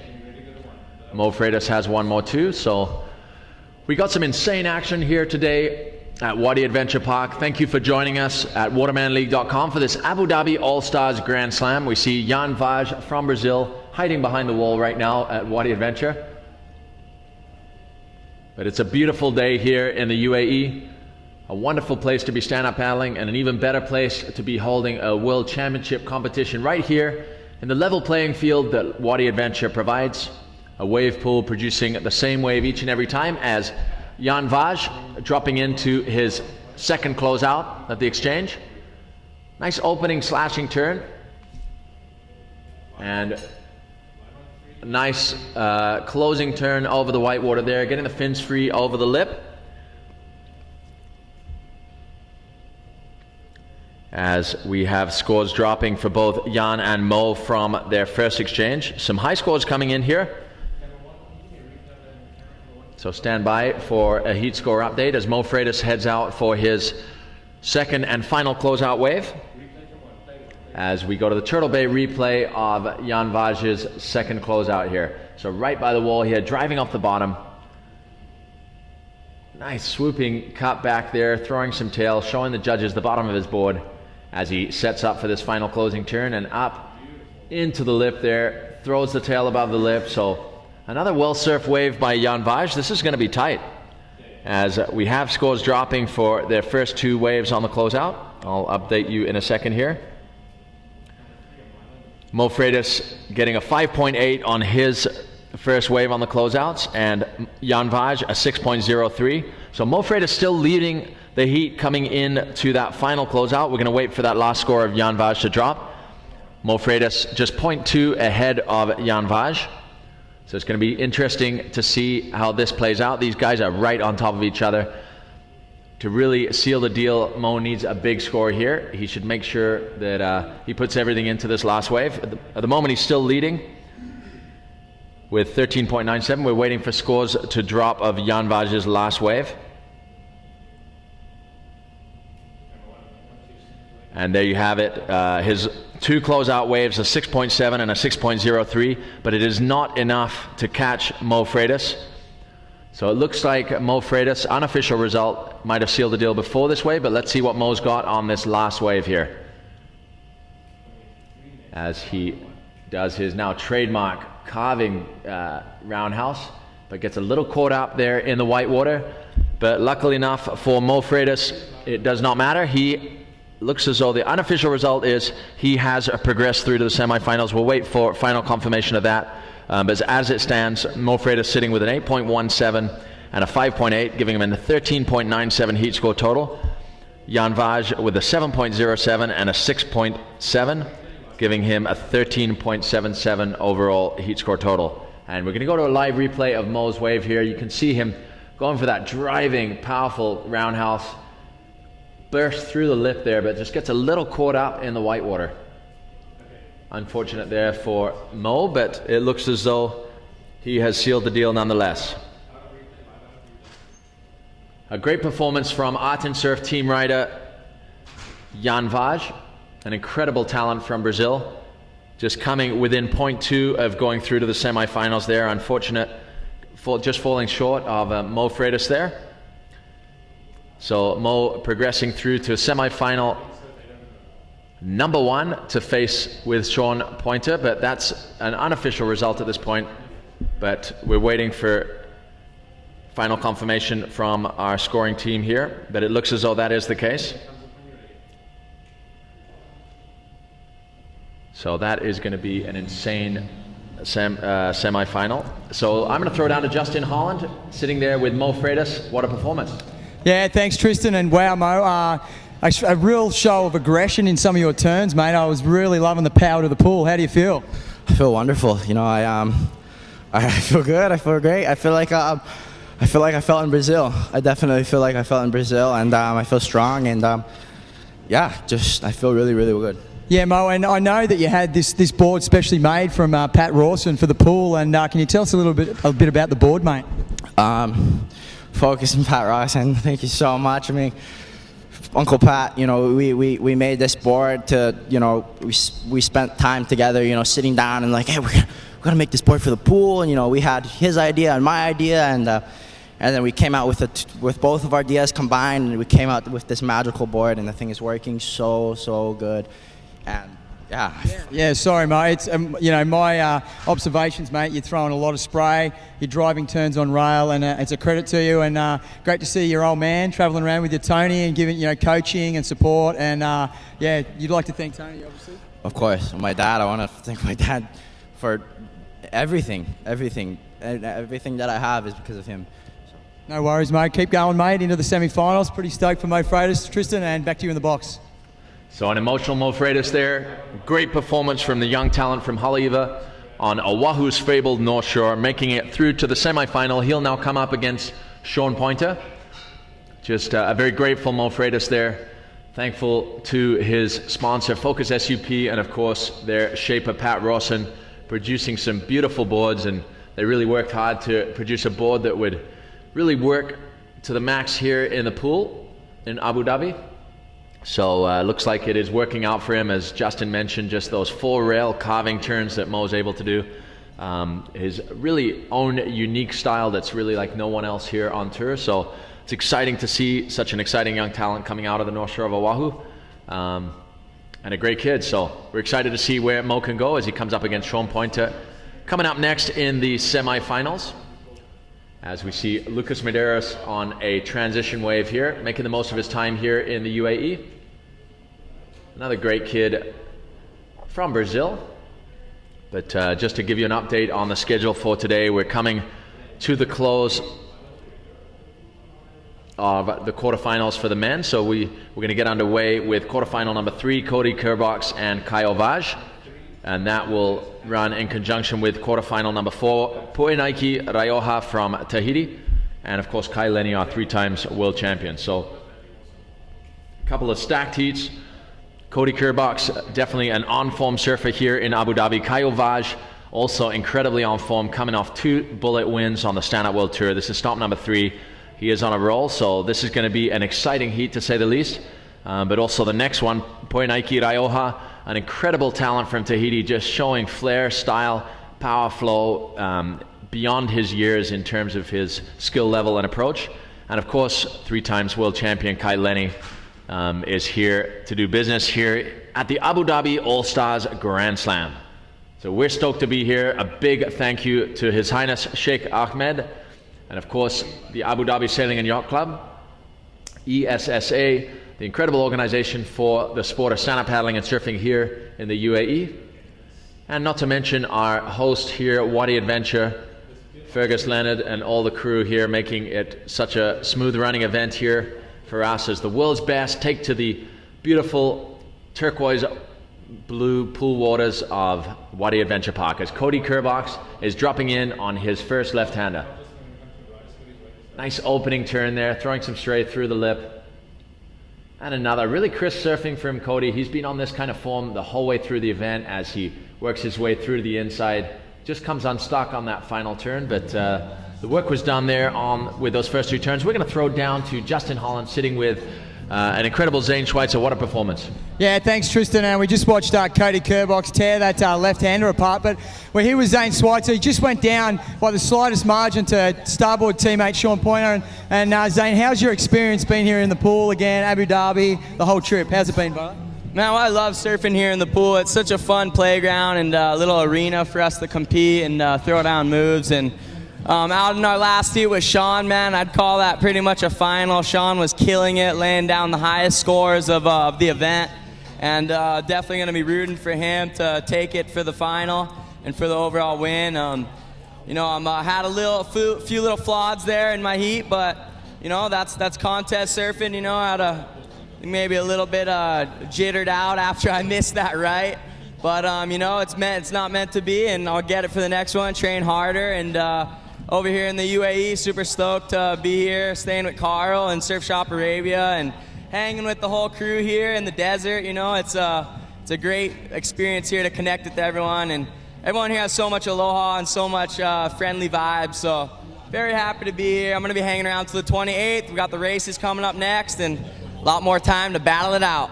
All right, thanks, Zane. Back to you in the box, Tristan. All right, aloha, guys. Thanks, guys. Great to hear from Zane. As we look out to the water now, action live. Kyle Vaz, current ratings leader from the first 2 events. Nice opening turn from Kyle, throwing a lot of spray through the lip there. Another check turn, throwing spray again, getting the tail all the way around. That's a real signature of Kyle. Make sure they're really complete turns, making sure the judges can see the tail, the other side of his body on his backhand. So some really high performance riding there from Kyle Vaj. Nice opening wave for him as we see Cody Kerbox head out for his second left-hander. So We're going to go straight to the Turtle Bay replay of that last wave of Kyle. So opening turn, really nice turn there, throwing a lot of spray on his backhand, bringing the board all the way around, and then he drives back up into it. And again, just throwing the tail out behind him. The judges love to see that. He's not getting as much arc up to the top of the wave, but throwing a lot of spray and showing the back of his board to the judges. And then there he goes up to more like 1 o'clock on his backhand. So nice closing turn there for Kyle Vaj.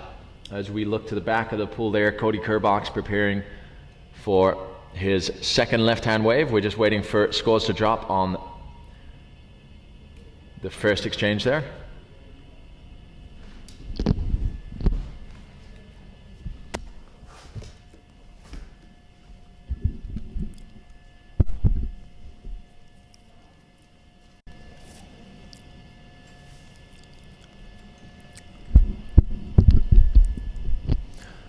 So what a great day of action here. Such an exciting event in all respects, as we see the exciting factor of a wave coming through. That is Cody Kerbox now dropping in on his backhand. Great opening turn, really gets a lot of projection up into the lip there and throws spray off the top. And another one, really showing some flowing and critical surfing here. Those first two turns, definitely turns of note there. A polished wave from Maui-grown Cody Kerbox, son of a surfing legend Buzzy Kerbox, but a champion in his own right. He is an incredible surfer and an incredible racer. Put on an amazing performance just now in Brazil, both in the surfing and the racing. I think 5th in the surfing and 4th in the racing, if I'm right. I'll have to check on that. Or 3rd, actually. I think it was 3rd in the racing. So I'll double check on that before I say something wrong. But great opening turns here from Cody. Really full committed turns, showing the judges the back of his board on the other side of his body to show how committed the turn is. And just finishing it off on that closing section. So really crisp and alive surfing from Cody Kerbox. We're going to throw it down to Justin to get the scoop on that last bit. Cody Kerbox, mate. Those lefts, really sharp, hard bottom turns, mate. How you feeling? Oh, feeling pretty good. Kind of got plenty of waves today and feeling warmed up, and hopefully can just keep going and do my best surfing yet. All right, Cody, mate, thanks for I know you're in between waves here, mate, but it's a great insight we're doing right here at the Stand Up World Tour, and you're looking sharp on the lefts, mate. Expecting big things from him on the right. Thanks, Justin. Thanks, Tristan. So while we got Cody there, we have a scoring update for you. Your first left coming in at a 7.17, a 7.17 for Cody Kerbox, his first left. His second coming through at a 6.6. So 7.17 and a 6.6, a great start for Cody Kerbox, as we see Kyle Vaj taking off on his second left. Really great opening turn.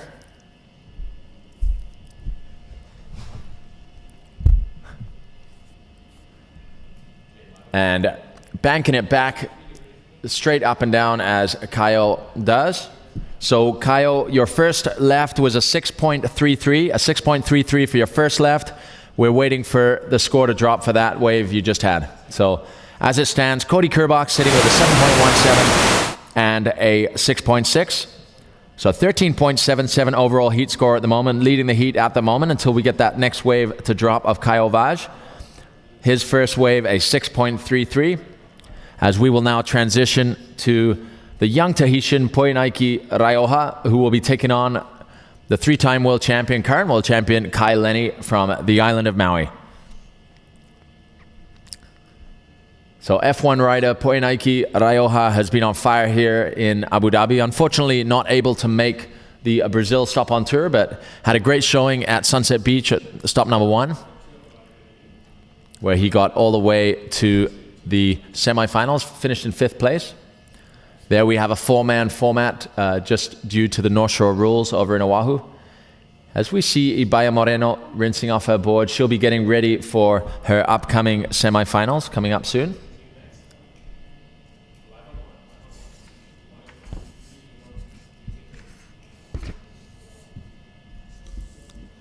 So Ibaya Moreno will be coming up in semifinal number 1, coming up against the current ratings leader Nicole Pacelli. As we see a left-hander coming through here for Poinaiki Raioha, the Tahitian powerhouse.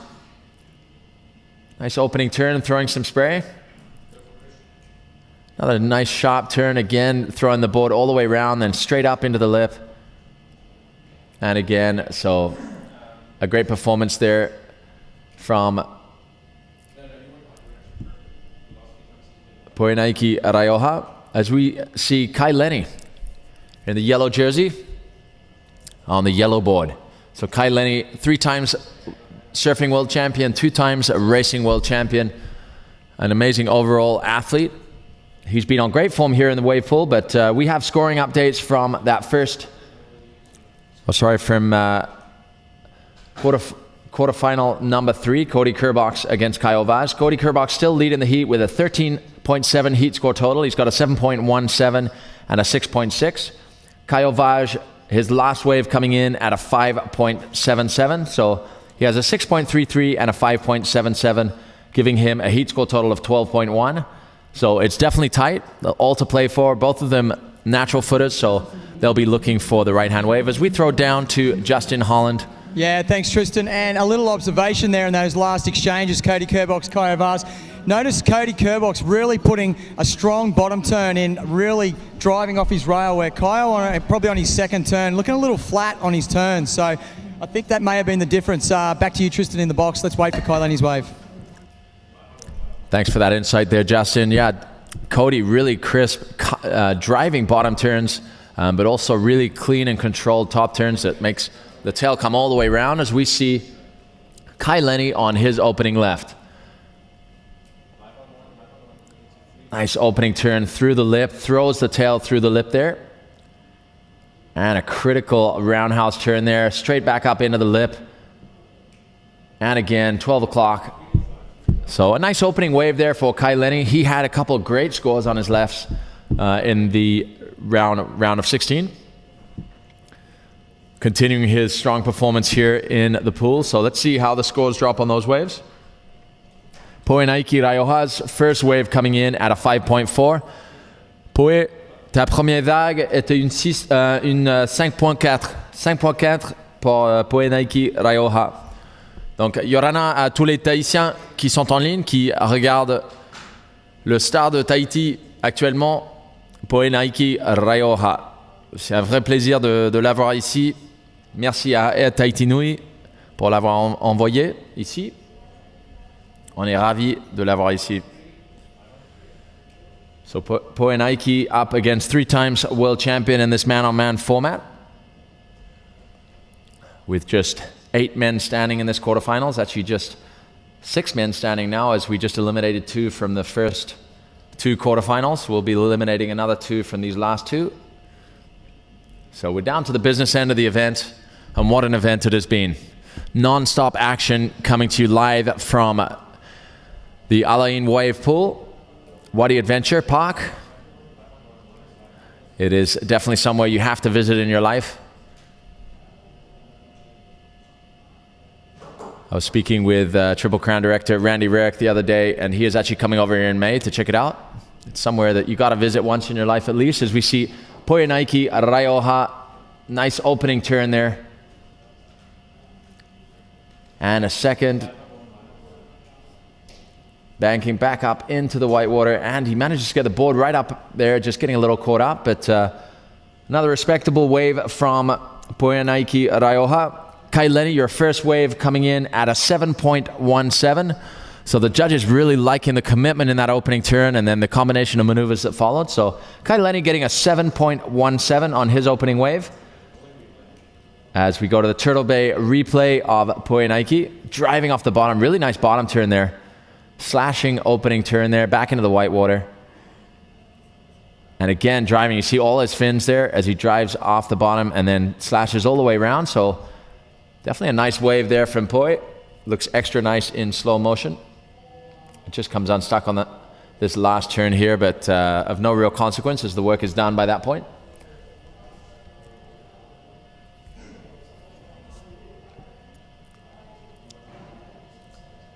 So Poenaiki, his second wave score dropping here. We'll wait to give you that score.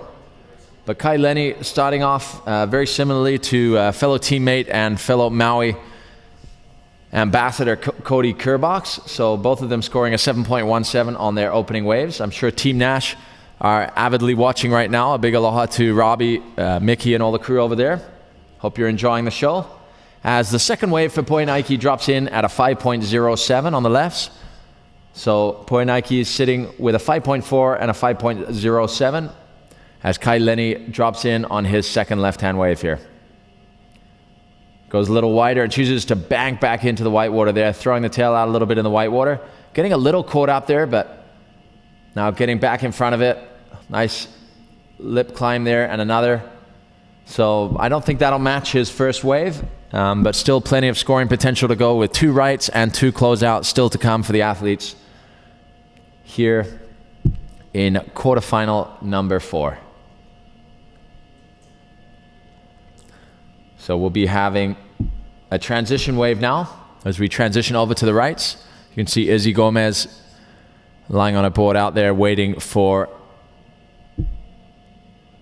the transition wave to get some practice. Here we see a Turtle Bay replay of Turtle Bay ambassador Kai Lenny just going wider, choosing a different strategy on this wave, going wider and then banking a turn back into the whitewater and throwing the tail out, but just getting a little caught up in the whitewater.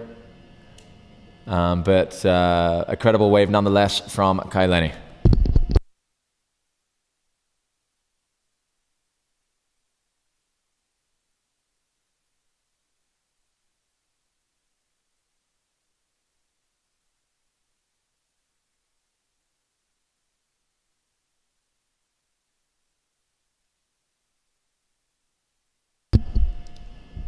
So Kai Lenny giving the thumbs up to the cameras there. We'll wait for his last score to drop. It drops in at a 3.57. So not matching his first wave of a 7.17, but he's still in the lead with a heat score total of 10.74. Poinaiki Raioha with a heat score total of 10.47. But that is all subject to change, obviously, as they progress onto their 2 rights and then their 2 closeouts. We'll be transitioning to the right-hander now as we see Izzy Gomez preparing to take advantage of the transition wave to get up some more practice time as we go back to quarterfinal number 3 featuring Cody Kerbox and Kyle Vaj. Now this is a clash of the titans, both great surfers. Current ratings leader Kyle Vaj on a roll at the moment, but trailing Cody Kerbox, who is on blistering form here in Abu Dhabi. So what a great event we have had so far. 2.5 days of intense and non-stop action. The waves just keep on coming. Well, obviously they do because we turn the switch on, but it's been an amazing event so far. The performance level, again, boosting up another notch, and it's great to see the different environment the athletes competing in here. It is a level playing field, every wave the same, so everybody getting the same opportunity. And really bringing it down to the athlete's performance on the day to determine the result. So we've also already had quarterfinals 1 and 2 contested with Sean Pointer and Mo Freitas advancing through to semifinal number 1. So stand by for that. After the culmination of the quarterfinals for the men, we'll be going into the semifinals for the women, where you will see this young lady in the picture at the moment, Izzy Gomez. She will be in semifinal number 2 against good friend, Brazilian new advanced rider, Aline Adisaka. Obviously, Izzy Gomez as one of the proficient and exceptional starboard team members. But in semifinal 1, we will see the current ratings leader, Nicole Pacelli, coming up against starboard's very own, the Canarian, Spanish nationality, of course, Ibaya Moreno. So we see Izzy getting some practice in before her semifinals. So great to see the Gomez family over here in Abu Dhabi. I hear they're relocating from Florida over to San Clemente to immerse themselves into the stand-up paddle nucleus that is over there in San Clemente. As you can see, Kai Lenny in the background there and Izzy in the foreground. I hear Izzy is also an aspiring singer. She put on a performance in Surf of the Bar in the Connie Kapila night, and actually has a single released, I believe, even. So a very talented young lady, clearly with a very bright future. So watch out for Izzy Gomez, already producing great things right here on the Stand Up World Tour. making her presence felt. So we got Cody Kerbox heading out to the lineup for his first of the right-handers. So Cody has been on exceptional form this year. He had a great year last year too. He's just such a great athlete and such a great person. He's one of really the wonderful characters on tour here for the Stand Up World Tour and Series. Humble, kind, and just a great competitor. Quietly goes about his business, and generally his business is winning. So Cody, a great athlete to watch out for as he waits for this magical wave to come out of the wall. This is Cody Kerbox on his first right-hander, always comfortable on his front forehand as he's right on the wall, driving off the bottom. Really nice opening turn there from Cody Kerbox. And another throwing the fins free there as he drives up into the white water for a third little check turn.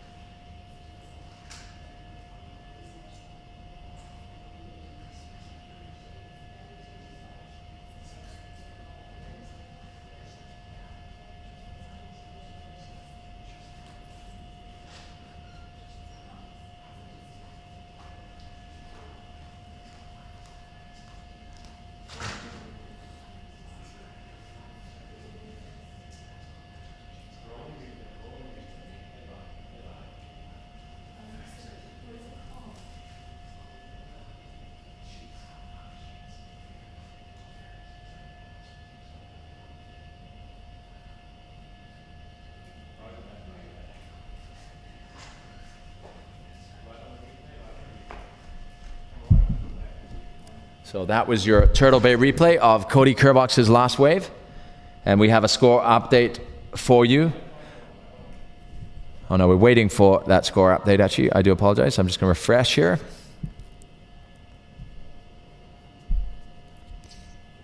So in the water right now, current ratings leader, world number 2 in 2013, Kyle Vaj. He's been on an incredible roll this year.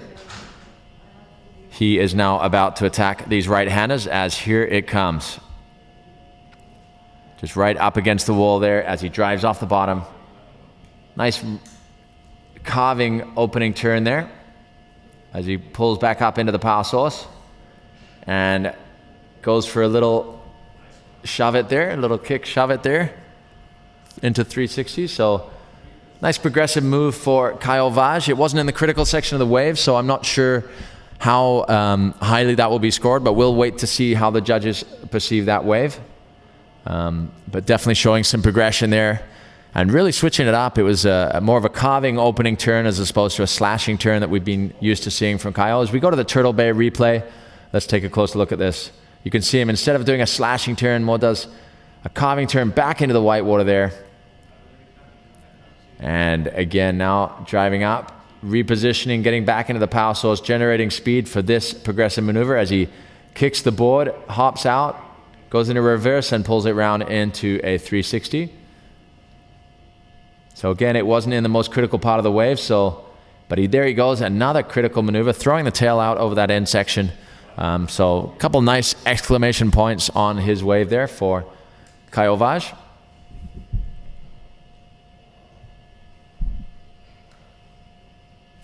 As scores are dropping for Cody Kerbox's first wave. It looks definitely in the high range there, so looks like Cody Kerbox will be getting another good score here.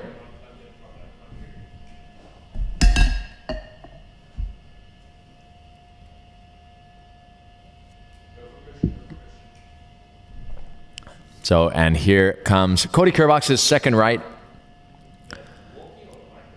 as he drops in and drives off the bottom, carving turn back into the white water, driving off the bottom. And there he goes on the finishing wave. So I'm not sure if that will improve on his overall situation, as we're going to pass down in a moment here to Justin Holland standing with Cody Kerbox. Yeah, Tristan, mate, I'm frothing so hard that I'm down here with Cody Kerbox actually in the water, mate. How was that last one? Talk us through it. Yeah, you know, feeling pretty good.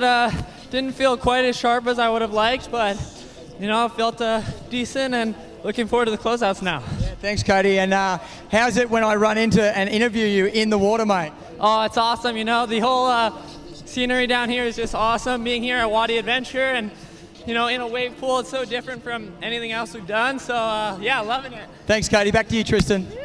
Thank you, Justin. Great to get the insight from Cody Kerbox. Obviously enjoying his adventure here at Wadi for the Abu Dhabi All-Stars. We have scores dropping. His first right was a 6.67. We've got his second score dropping right now. Kyle Vaj, his first right was a 3.77. So first right for Kyle Vaj, a 3.77. First right for Cody Kerbox, a 6.67. We're just waiting for your second right to drop, Cody. So as it stands, still in the lead with a 7.17 and a 6.67. Cody Kerbox leading the heat. We'll wait for his final right-hander to drop. It comes in as a 5, so it doesn't change his scoreline. So Cody Kerbox still leading the heat. Kyle Vaj with a 6.33 and a 5.77 currently counting as he drops into this next wave. He needs a 7.51 or better to take the lead here. Nice slashing opening turn. And another throwing the fins free. Obviously seeing that the more carving turns weren't getting the judge's eye as much as those slashy turns where he releases the fins.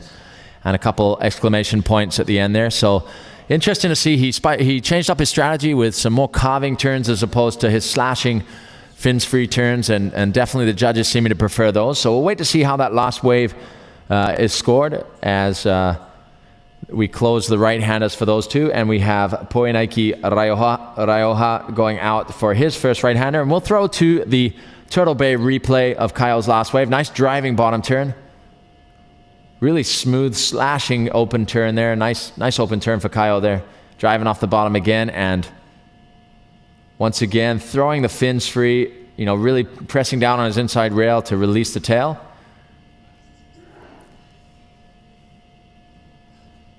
And a couple nice little closing turns on the whitewater there. So a great wave from Kyle Vaj. We'll wait for that last score to drop as we transition to Poenaiki Raioha for the rights. This is quarterfinal number 4. So non-stop action for you here at the Abu Dhabi All-Stars. We're proud to be bringing you the stop number 3 on the 2014 Stand-Up World Tour. As Cody mentioned there, very different from a normal playing field for the Stand-Up World Tour. Providing a completely level playing field in this wave pool where the switch gets turned on, the wave type is chosen, and here we have rights as Poenaiki Raioha drops into this wave. I can hear the Tahitian screaming from here as a beautiful opening turn from Poenaiki. Really crisp opening turn, and another getting the fins free, but immediately redirecting down the line as he throws the tail out again. So a nice opening right-hander for Poenaiki. There you can see his F1 board with the Polynesian print on the front and the Air Tahiti Nui logo. So representing the beautiful islands of Tahiti as we give you a scoring update here. The last wave of Kyle Vaj coming in at a 6.47. So Kyle Vaj, your last right-hander, a 6.47. So your updated heat score total is a 6.47 and a 6.33, a 12.8 overall heat score total. And Cody Kerbox currently with a 7.17 and a 6.67, so 13.84 overall heat score total. We're just waiting now for that first right of Poenaiki to drop as Kai Lenny heads out to the lineup. So it's great to have Justin Holland down on the beach calling the action, or you can't really say beach, even though there's a lot of sand around. If you look behind us, it is a desert. But here we have a beautiful pool bottom, the bright blue color of the pool just shining against the desert backdrop. But we have a score dropping for Poenaiki, a 6.13 for his first right, a 6.13 for the first right of Poenaiki as we take a look at Kyle and Jan discussing that last exchange as we see Kai Lenny dropping in on this right-hander. Let's see what he's got for us. Beautiful opening turn, letting the fins free, and driving roundhouse back into the water, white water, banking off the white water, up vertically into the lip, and throws the tail out. Super amount of control. Excuse my English there, but an extreme amount of control there by Kai Lenny. A well-executed wave. We're going to get the lowdown from Justin Holland there. I think he might have liked that wave. So hang on 1 second. Yeah, thanks, Tristan. In the whitewash here with Kai Lenny after that beautiful throw tail, mate, on the first turn, and then a paddle throw to the inside, mate. Strong wave. Yeah, it felt like a good wave. You know, it's hard because when you're switching up so much, it's like usually your first wave of each style of wave, you're kind of trying to adjust back to that again. So I think my second one's definitely going to be a lot better because that one was just kind of feeling it again. But, man, it's really fun out here. It's nice because the waves are always the exact same.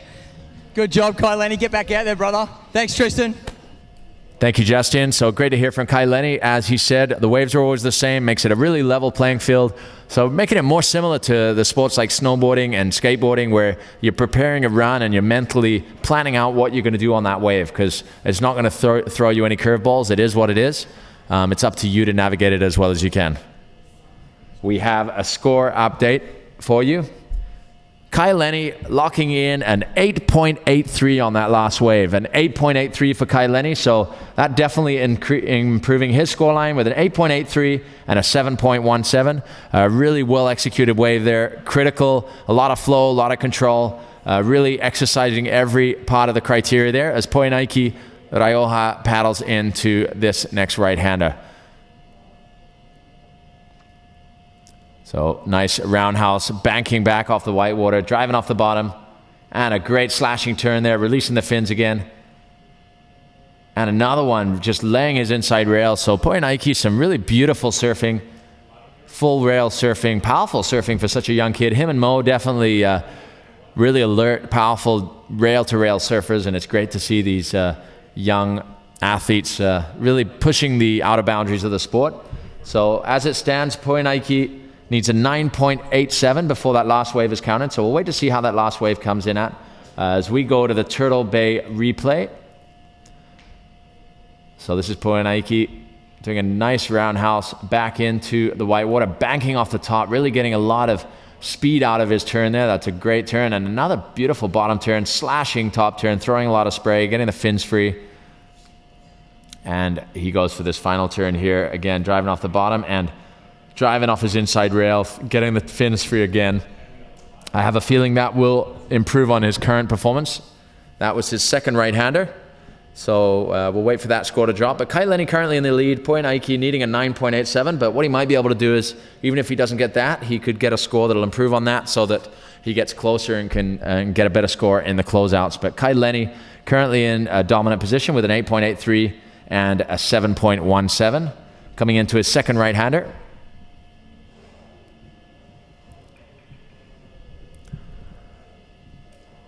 So this is Kai Lenny's first time in the wave pool. He wasn't here for the All-Stars exhibition event last year, but here he is making his presence felt this year. Dropping into this right-hander. Straight up into the lip there and driving round. Nice roundhouse, banking off the white water. Driving off the bottom. Critical turn, throwing the fins free. Again, an extreme amount of control where he's just linking his turns all the way through. So a really well navigated wave there. That'll be another high score. It'll be interesting to see where it comes out as. Poinaiki notching up a 7-point ride on his last wave. So 7 point for Poinaiki's last ride. We're going to get the lowdown from Kai Lenny directly through Justin Holland down to the beach. Yeah, thanks, Tristan. Kai, that one, you went straight up into the lip and then smoothly out of that turn into a paddle throw roundhouse. Mate, are you excited? Because I am. Well, it's funny because I keep laughing right before the wave comes because, I mean, it's a contest, but I'm having so much fun just surfing that I just have this huge grin and I'm trying not to let it distract me when I get on the wave. I'm like, okay, focus. But yeah, if you zoom in on my face, next time you'll just see this big smile because it's really fun, and especially when you feel like you're surfing good. And I feel like I'm surfing better and better, so I want to just keep that upward trajectory. Yeah, mate, you look like you're building momentum. You're looking smooth. Every wave is looking smoother and smoother. Yeah, I feel like I'm getting smoother and I'm starting to understand the pool a little more. I mean, first time here and didn't get a whole lot of practice time, but luckily I've had enough heats to start really feeling good, and just keeping in my own headspace and just trying to surf my best, because at the end of the day, that's all I can do is just surf my best, because everyone has an equal chance to kill it. Yeah, thanks, Kai Lenny. We'll go back to you in the booth. Thanks, Tristan. Thanks, Kai. Thanks, Justin. Great to get the insight from Kai Lenny. Always smiling, always loving his surfing, and that to some extent is the secret of his success. Enjoy every moment on the water.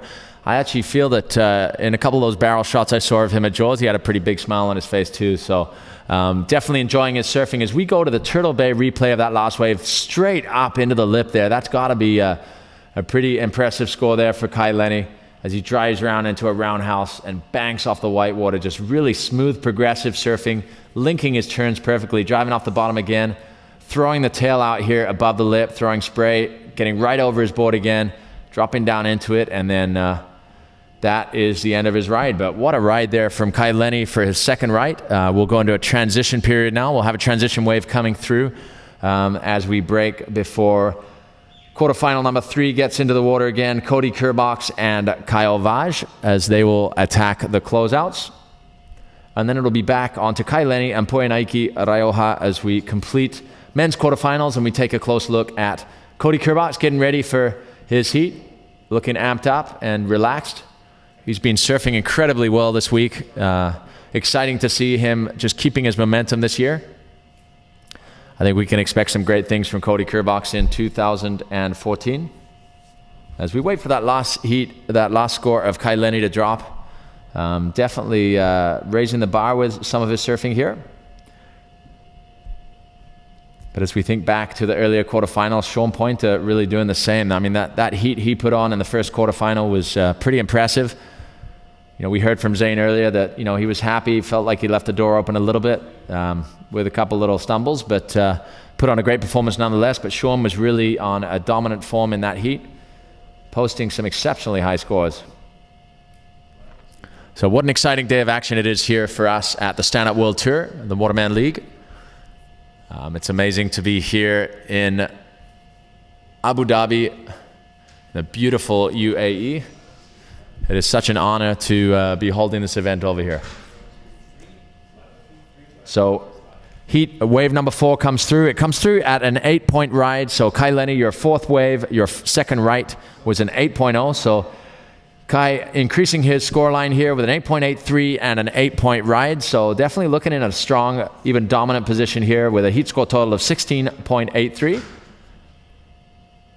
So Poenaiki needs a 9.83 in order to move into first. As we see the transition wave on the left there, it is Daniel Hughes, and coming into vision there, it looks as though it is, I believe it's Dylan Frick. But Daniel Hughes and Dylan Frick sharing a party wave there. So it's great to have our South African representation here on tour as we take a pan back to the athlete area. That's Mo Freitas under the body glove towel. He'll be waiting for his semifinal number 1, where he'll come up against Sean Pointer, starboard team rider. And there we have it. There's Dylan Frick, starboard team rider from South Africa, and Daniel Hughes, our ever happy Huntington Beach representative.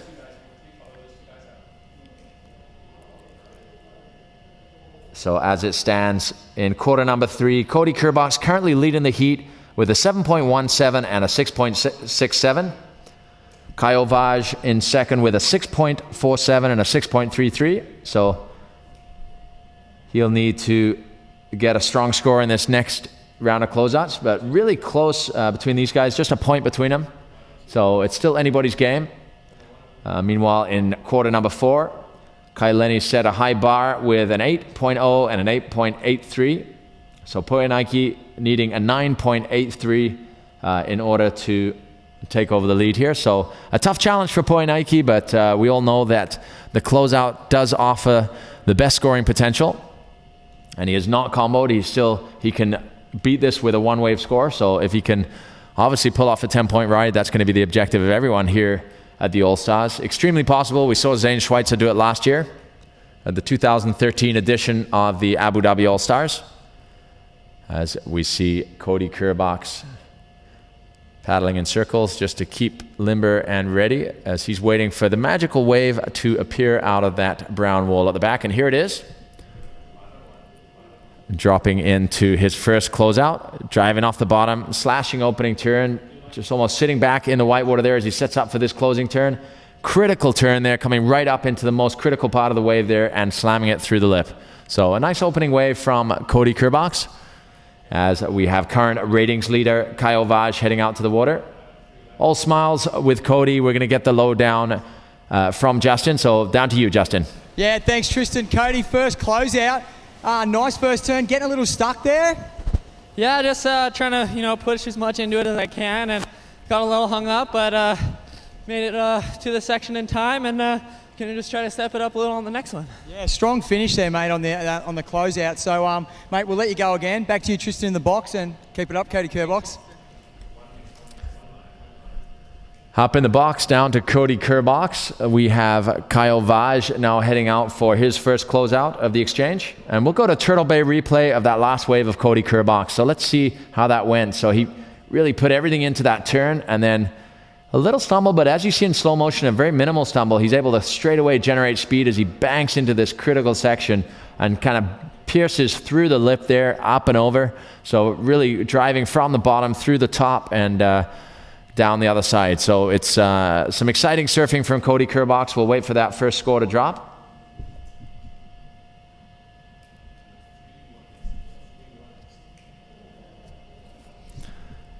So it's been some incredible action here at the Abu Dhabi All-Stars Grand Slam. Stand-Up World Tour stop number 3. We'll be moving on to Yas Marina and Yas Island in, actually tonight, I believe. We go down there, we move into the Rotana Hotel, our host hotel over there in Yas Marina. And then we'll be getting underway with a press day tomorrow as we introduce the sport to Abu Dhabi. With Kyle Vaj now introducing us to this closeout wave. Nice opening turn there as he sets up for the closeout section. Taken to the air and a beautifully executed aerial there. Really clean, got above the lip there. I think he's happy with that aerial there. Let's see how the judges see it. But looks like Justin Holland's pretty happy about that aerial as he bounces over to see Kyle. We're going to head down to Justin to get a perspective of that last wave. Yeah, Kyle Vaj down here, Tristan. Mate, pressure was on, but you come up with the goods on the closeout, going to the air. How are you feeling right now? I feel like I have to go big, man. I have to go big, otherwise I'm not going to make. So I'm going big again. All right, Kyle. I'll let you get back out. Yeah, back to you in the box, Tristan. So a little out of breath there, Kyle, but he needs to go big, and that he did it successfully. Kyle looking so in control this year. Looks like he's just really calculated with his surfing, and that's showing with his 2 event wins so far this year, an incredible performance.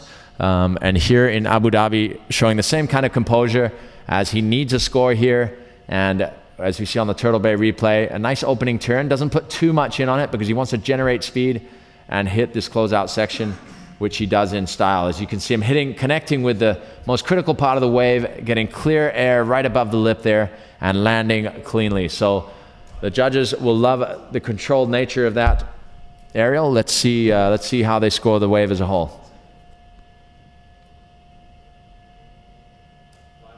So we're waiting for scores to drop of the first closeouts for both Cody and Kyle. As we come to the tail end of the quarterfinals here of the Abu Dhabi All-Stars Grand Slam, we'll be going straight into the semifinals of the women, and it's been an exciting showdown for the women so far. Obviously standouts, the current ratings leader, Nicole Pacelli, but also Ibaya Moreno just showing flashes of brilliance. That last heat she had, really stepping up her game to put together 2 high heat scores. She listened to the judges' direction on what they should be looking for as we go to live action. Driving off the bottom and a beautiful slashing opening turn for Cody Kerbox. As he banks off the end section, not quite as critical a closing turn as probably he would have liked there, but we'll see how the judges view that. But a really nice opening turn there. Overall, a well-surfed wave by Cody, but not quite as critical closing section there for him as it was on the first wave. We're going to pass it down to Justin's insider perspective down the beach. Yeah, thanks, Tristan and Cody, mate. Nice second wave there. Throwing the tail on that last Rio, but I think I enjoyed the first part of your wave better on this one. Yeah, just trying to change it up a little bit, and Kyle's going big and just trying to change it up and see what the judges like. So now I'm just going to sit and wait and see what happens. All right, Cody Kerbox, good luck, mate. Back to you guys in the booth. Thanks, guys. Thanks, Justin. A great performance there from Cody Kerbox. as we go to the replay here of that final closeout wave for Cody Kerbox, as he drives that turn, throws a lot of spray, but immediately redirects and powers down the line, generating speed, and he hits this closing section. Gets the tail free above the lip, not getting the explosiveness that he had on that last wave, but nonetheless, a really well-executed wave. It'll be interesting to see how the judges view that. We'll come back to you with updated scores in just a second.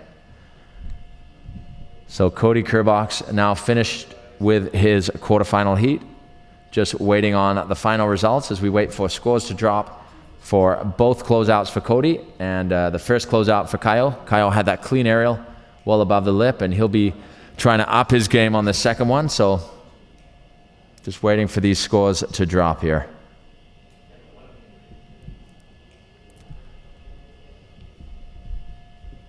So definitely a pressure-filled process for the judges here.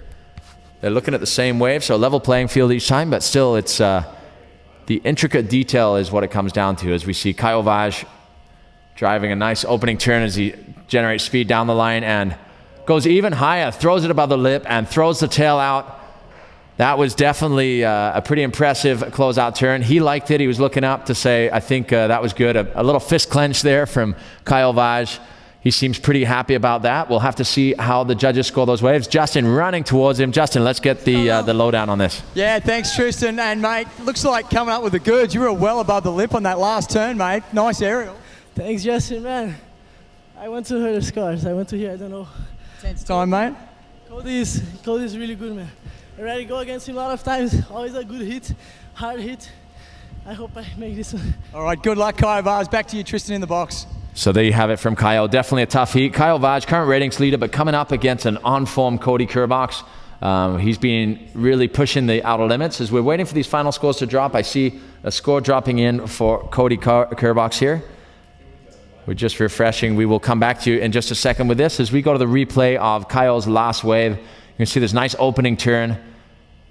Really well executed as he sets up for the closeout section here. But look how much projection he gets up over the lip here.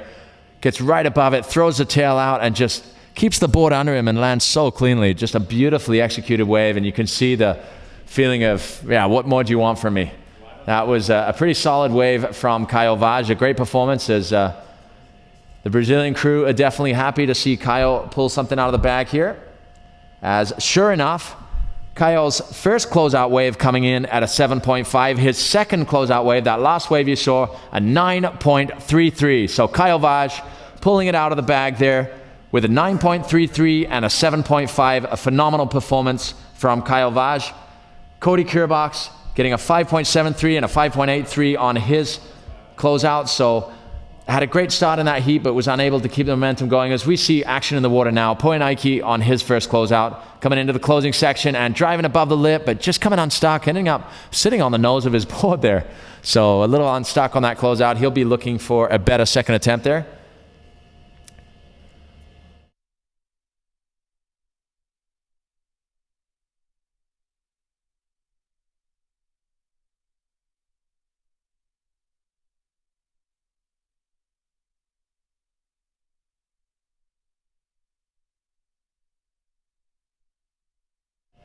So in the water right now, Poinaiki Raioha taking a little relaxed time on the inside. As we go to the replay of his last wave, that's the first closeout in their exchange here. Nice driving bottom turn there, a beautiful top turn.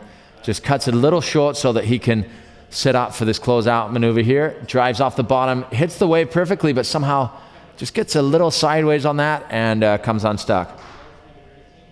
But there you have the official result as it stands, with a heat score total of 16.67 for Kyle Vaj. Taking the win in that heat, unfortunately, just taking the edge on Cody Kerbox there, really coming down to that closeout wave as Kyle Vaj takes to the air and pulls off the impossible there, keeping his ratings lead hopes alive, moving forward to the semifinals. So it's going to be an interesting semifinal. Kyle Vaj will be in semifinal number 2. And Kai Lenny, if he can get through this heat against Poinaiki, will be in semifinal number 2 as well, up against Kyle Vaj. But let's see how this plays out. At the moment, Poinaiki needs a 9.83. That first wave of his will not be enough. But anything can happen, as we saw there with that high-scoring wave of Kyle Vaj. Kai Lenny dropping into his first closeout. Beautiful opening turn, getting the fins free as he sets up for the closeout. Taking to the air, but coming unstuck. He definitely wants that air reverse. He's sitting in quite a comfortable position, so you'll probably see Kai Lenny going for broke on his second closeout. I know he wants that air reverse for the competition, so he'll be looking to fire all cylinders here. But Kai Lenny currently sitting on an 8.83 and an 8.0. And Poinaiki sitting on a 7 and a 6.13 as we go to the Turtle Bay replay of that first wave of Kai Lenny. So a beautiful opening turn. Driving there, you can see all the ball on the board and the fins. And then he redirects immediately and heads for this closeout section. Flies above the lip, but just goes a little sideways there and comes unstuck. So we'll wait to see how that score drops. But currently looking in a strong position, Kai Lenny, despite the incomplete wave there. We're just waiting for that first closeout of Poinaiki to drop. So Poinaiki having an amazing event here in Abu Dhabi. Like he seems to always have. He's a great competitor, a phenomenal surfer, and a great hope for the future. Representing the islands of Tahiti, la Polynésie française.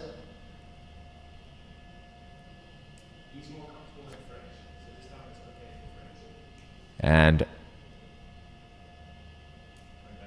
with his F1 board carrying the Polynesian imprints on the nose, as well as his Air Tahiti Nui logo. The supporting partner bringing him all the way over here to Abu Dhabi.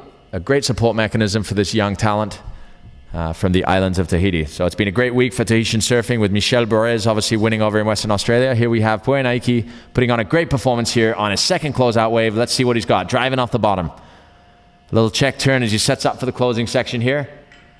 He takes to the air above the lip, and it's a full air reverse into 360. That is pretty impressive, and I heard some stamping on the floor. People are excited about it. Justin Holland is frothing, as you would expect. We're going to take it down to Justin Holland, standing there with Poinaiki. Yeah, thanks, Tristan. I've got Remy here, and Poinaiki, a sick last turn. He's going to do a bit of translating in French. Donc, qu'est-ce que t'en penses de ton dernier turn là? C'était un super turn. T'as bien fini ta session close-out. Qu'est-ce que t'en penses? C'était ma dernière chance et il fallait que j'assure la dernière manœuvre et je l'ai réussi. Ouais, je suis très content. He said that he's really happy. He must give everything because he must have a 9 point something. Then he give everything to do this 360 air, and he learned it. Then he's really happy. Back to you in the box, Tristan. Thanks, Justin. So a great performance from Poinaiki Raioha as we wait for his two scores. His first closeout wave came in at a 3, but obviously that second one still to drop.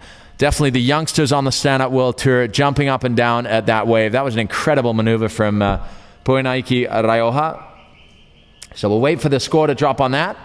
But definitely a lot of excitement. The young Tahitian turning heads here in Abu Dhabi. As we're going to go to the replay of this. A nice opening turn, throwing some spray as he sets up. He's driving down the line. And he throws it all out here, landing in the white water, but kind of doing the rotation in the white water, throwing his arms up. He's happy he completed that. He knew he had to put it all on the line there to even get close to the score he needs to overtake Kai Lenny here. So let's see where that comes out at, as Kai Lenny will only be fired up by this, because if anybody wants to pull off the maneuver of the day, it's Kai Lenny. So let's see what he's got for us here as he waits for the wall to deliver what he needs. And Kai Lenny dropping in on the closeout. Little slashing opening turn, generating speed now. He wants it. And there we go, 2 in a row. Kai Lenny making it look easy with the air reverse 360. Not to be outdone, Kai Lenny was definitely fired up by seeing Poinaiki able to pull that. And the frother is frothing. He's going to go check out what the scoop is with Kai Lenny. Yeah, thanks, Tristan. Wow, mate. I mean, the pressure's on. You've seen probably from the side, Poinaiki pulling it. And what was going through your head, mate? Take us through it. Well, I was just out of rhythm with hitting the lip, and then I saw, as I was paddling out, I saw him do it, And I kind of saw his timing, and he waited a little longer. So, like on that wave, I actually put the brakes on about halfway through the wave just to wait for it to stand up, because earlier I was having a hard time getting the pop back into it, and that kind of just gave me the pop back into it. So, pretty stoked. We'll see what the score comes down, but felt good. And if I make it, definitely want to do a bigger, better one the next heat. Yeah, well, man, you're looking good, and I think the judges are up there splitting hairs, mate, because that was it. The pressure cooker was right there, and I know I'm frothing. What about you, Tristan? Back to you, mate. Good luck to Kai Lenny. Great to hear from the frother. Great insight and perspective there from Justin Holland. So Kai Lenny once again stepping up to the challenge. When the pressure is on, Kai only rises. So it was great to see him. Actually, little did Poenaiki know that instead of disconcerting Kai by pulling off one of the most high-performance moves of the event so far, he actually gave Kai a perspective on what he was doing wrong on his previous attempts. So kind of an interesting turn of events there. It's Kai Lenny, nice opening turn. And you can see him stalling a little bit here, staying high, and then he goes to accelerate now into the closing section and throws it right above the lip and into that 360. So just really cleanly executed, very in control. It'll be interesting to see the comparison between those two scores. So the two scores coming through now with Poenaiki Raioha notching up a 6.43 on his, a 6.43 for Poenaiki Raioha. We're waiting for his scores to drop for Kai Lenny.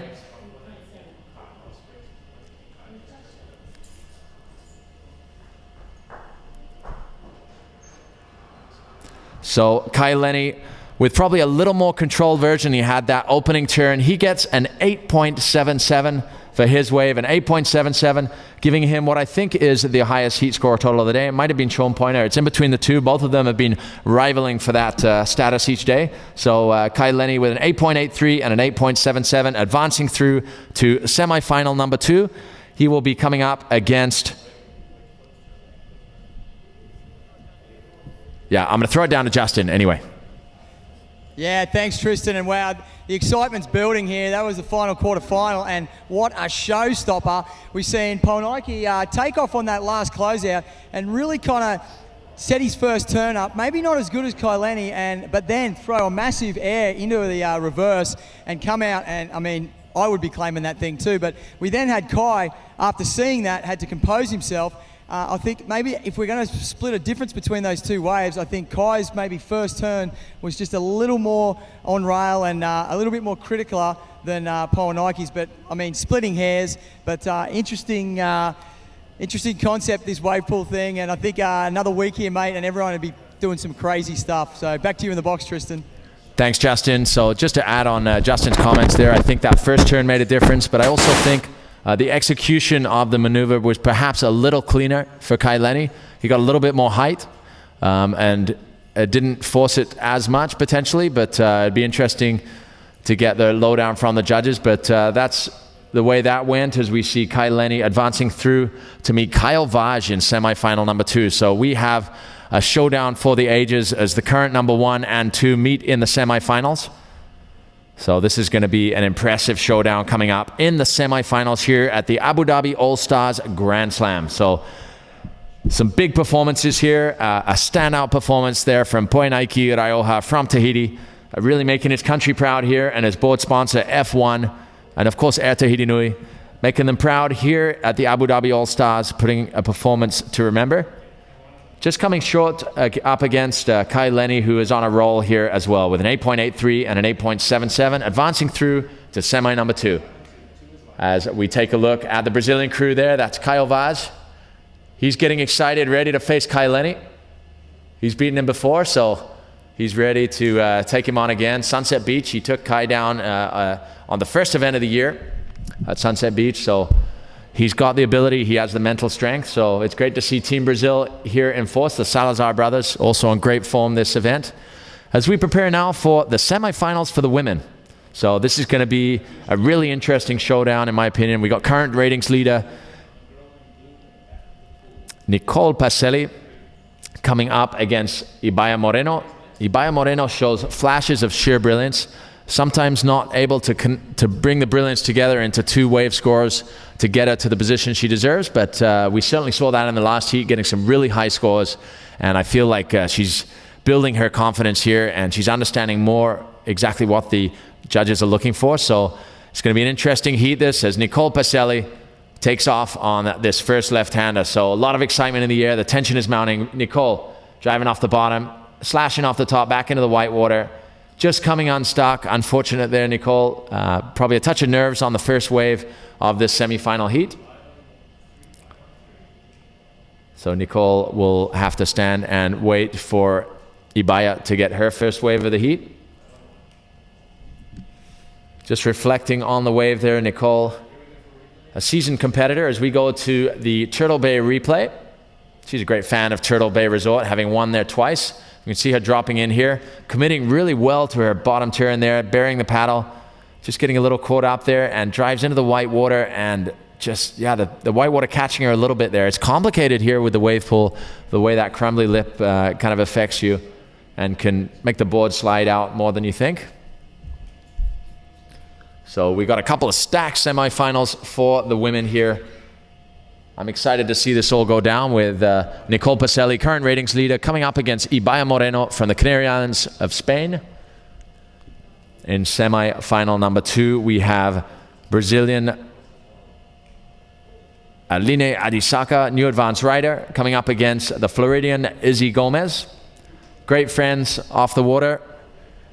They'll have to turn that off and be fierce competitors for this next heat, because it comes down to the wire here at the Abu Dhabi All-Stars Grand Slam. Everybody's out for the win, and only one person can win. So that's the way it goes there. As we've seen all throughout this, we got a lot of friends here on tour, great camaraderie, and the athletes having to put that friendship aside for the 20 or 30 minutes they're on the water, as Ibaya Moreno drops into this left-hander, driving off the bottom. Nice opening turn there for Ibaya, staying a little safer to make sure that she gets the score here as she keeps in the critical section. Grabs rail there, bangs back up into the white water, unfortunately comes unstuck. So, you know, solid first wave there for Ibaya Moreno. Nothing too radical, but definitely a solid opening score. So we're remaining with the 2 lefts, 2 rights, and 2 closeout for the semifinals. But we will be reverting to the 3, 3, and 3 format for the women's and men's finals. So just athletes be aware of that as we go to the Turtle Bay replay. Really nice bottom turn there, and into a nice smooth top turn there as she redirects. A lot of speed there again, driving off the bottom, and a little bit of a flatter turn there, but you can see her driving off her inside rail there, grabbing rail through that section. And that's a nice start for Ibaya Moreno as Nicole Pacelli is on the outside preparing for her next wave.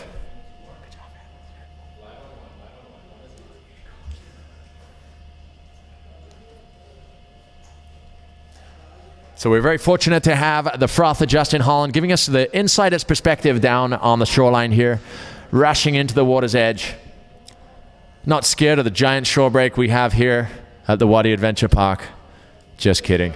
But no, he's definitely jumping up to see the athletes, friends with everyone. The frother wants to give you, the audience, the inside scoop into the mindset of the athletes, but also the performance as it unfolds. As we see Nicole Pacelli dropping in to her second left of the day. Just unfortunate there, just doesn't get into that left. Really unfortunate situation for Nicole Pacelli. The problem is the more high performance your boards get, the more tippy they get. And here the wave, it just comes up on you out of nowhere almost as it pops out of the back wall there, and all of a sudden it's there jacking up and ready to go. So unfortunate turn of events for Nicole Pacelli for her second left.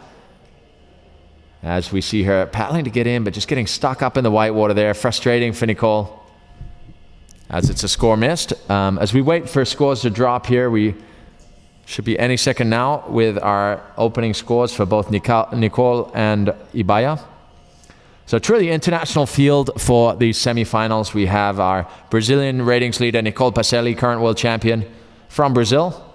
Ibaya Moreno from the Canary Islands, from the island of Gran Canaria. in Spain. Aline Adisaka from Brazil.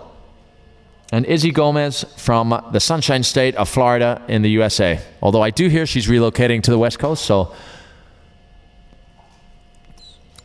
an amazing talent, Izzy Gomez. Starboard team rider. Aline Adisaka riding for New Advance, a Brazilian-born brand supporting this amazing Brazilian athlete.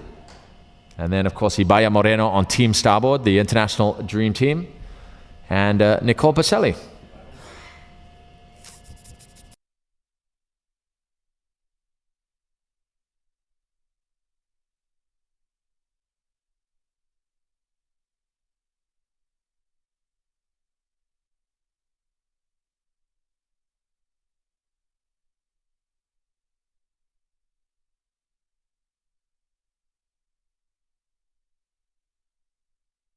All the way through to the inside. I'm not sure that'll improve on her last wave, but we'll see.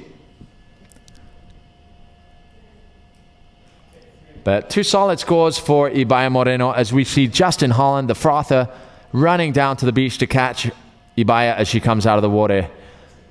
We'll throw down to Justin here. So Justin, down to you. Yeah, thanks Tristan. Ibaya, really building some momentum in these waves and looking really solid on your backhand. How are you feeling? Yeah, thanks. To be honest, I'm not I don't ride much left, but I'm feeling very comfortable here and it's really fun, so looking forward for the rides. All right, keep it going. Back to you in the box, Tristan. Thank you, Justin. Congratulations, Ibaya, on a great performance there. So not so used to being on her backhand, but nonetheless putting on a great performance there. But looking forward to the right-handers as we go to an action replay from Turtle Bay, looking at Ibaya's turn there. That's a great opening turn for Ibaya.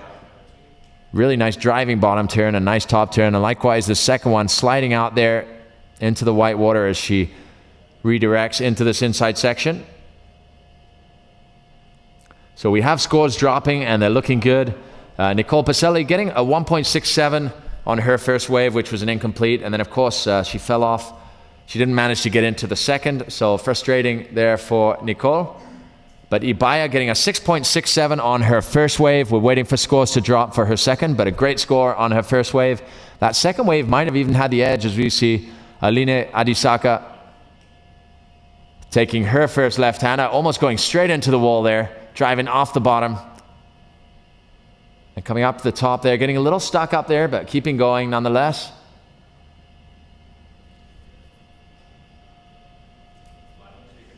So opening wave for Aline.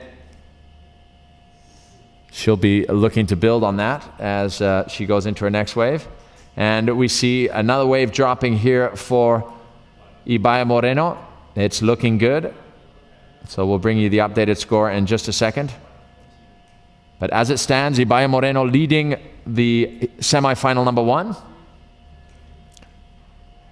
As we wait for the final scores to drop. And there you have it, Ibaya Moreno, a 7.27. So Ibaya Moreno, your second wave coming in at a 7.27. So clearly Ibaya really taking note of what the judges said this morning in terms of what they're looking for, critical riding, using the wave in the best way possible, and Ibaya bearing the fruits there with a 7.27 and a 6.67 as we see Aline Adisaka in the Turtle Bay replay, getting a little stuck up in the lip there. Driving off the bottom again as we see the bottom of the board and the fins, cutting back and just getting onto the inside section here and paddling our way through the end section. So we'll wait to see how that drops in for Aline Adisaka. But Ibaya Moreno getting a good start on in this heat with a 7.27 and a 6.67. 13.94 heat score total, so a great start for Ibaya when she considers lefts that are her weakness. It's going to be exciting to see her on the rights and the closeouts as we see Sophia Bartlow taking off on this left. Oh no, sorry, what am I talking about? My apologies. Izzy Gomez, starboard team rider, driving a great opening turn, banking back into the white water. Unfortunately, just coming unstuck there. She's looking so sharp though, just really responsive riding there. Izzy Gomez starting off her campaign on the lefts here in semi-final number 2. We're going to throw down to Justin Holland to get the lowdown on the scores that just dropped for Ibaya Moreno. Yeah, thanks, Tristan. Down here with Obaya, and hey, what's going on? I just said a minute ago you're building some momentum, and you know I've been watching you all week in the pool, and you've just clicked. Yeah, I'm really happy. I'm feeling very comfortable in the pool, and all the waves are the same for everyone. So I don't know, I'm getting to know the wave better, and I got some practice. So I'm feeling very good, and I'm looking forward for the closeouts on the rides now. And I see you using the thruster on the starboard 7.4, and how's it going for you? It works really good for me. Maybe for the backside, like Izzy's trying the quad, but I think I'm good with the thruster, and feeling like this all year with this board, and it's working really good for me. Well, I can tell you, Tristan, I'm enjoying watching some of these classic carving style from Obaya. She's 5-time world windsurf champion, and looking the goods here. Maybe we might see you take your first big win here. I don't know, let's see. It'll be my first final, so it'll be my best result if I go through this hit, so let's see how it happens. All right, good luck for the rest of the event. Back to you, Tristan. Thank you, Justin. So, still a long way to go in this heat, though. We've just completed the lefts, but a great start for Ibaya Moreno, as we see Aline Adisaka taking off on her second left.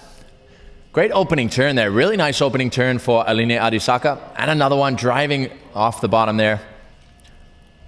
Working her way through to the inside, but the work's really been done on those first two turns. So I'm looking forward to the replay of those two turns for Aline Adisaka. That was definitely a better wave for her. Her first wave coming in at a 3. And we'll just wait for the final scores to drop on that last one.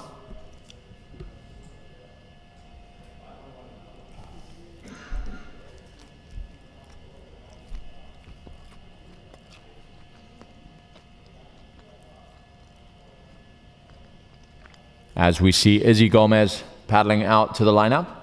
So she'll be looking for a strong return on the second left. Unfortunately coming unstuck on her first left.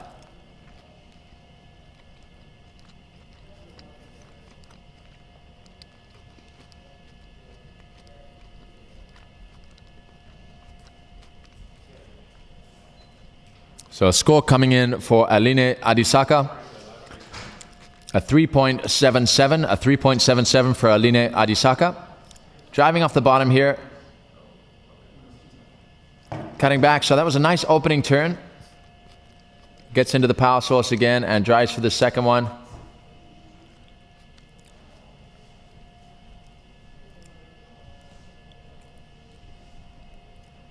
So Aline currently leading this heat with Izzy Gomez currently sitting with a... Oh, hang on. I was wrong on that last score. That was inputted wrongly. My apologies. Aline, your last wave was not a 3.77. Standby. I thought that was a little strange. That was Izzy Gomez's first wave. I think there was inputted in the wrong box there. Our apologies. So that was Izzy Gomez completing her second left-hand wave. So she'll be looking forward to the right-hander. So Aline Adisaka, please disregard that last score. We're recorrecting that score as it drops into the box. A 5.67 for Aline Adisaka's last wave. That sounds more like it. I was a little surprised to see that 3.77, but that was for Izzy Gomez's incomplete first wave, the 3.77. So Aline Adisaka currently leading the heat with a 5.67 and a 3.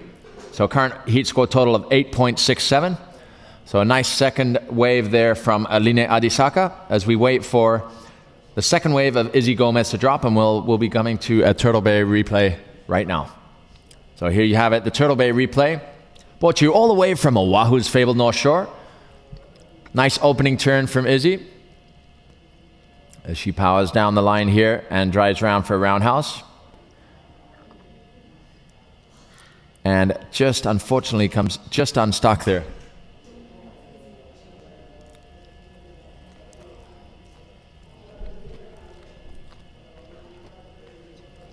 So we'll wait for scores to drop on that last wave of Izzy Gomez. So Aline Adisaka really notching up a strong score for her second wave, 5.67. So 5.67, I do apologize for the confusion there. I think the score was inputted in the wrong box there. So our electronic scoring system correcting that with a 5.67 for Aline Adisaka's second wave. Sorry,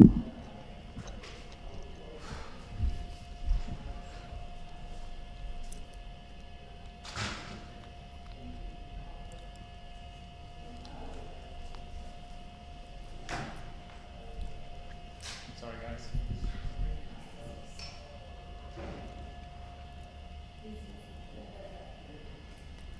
So here's your score updates. Izzy Gomez scoring a 4.13 for her second wave. So a 3.77 and a 4.13 leaves her in second place currently, with Aline Adisaka with a 3 and a 5.67 as we wait for a transition raid.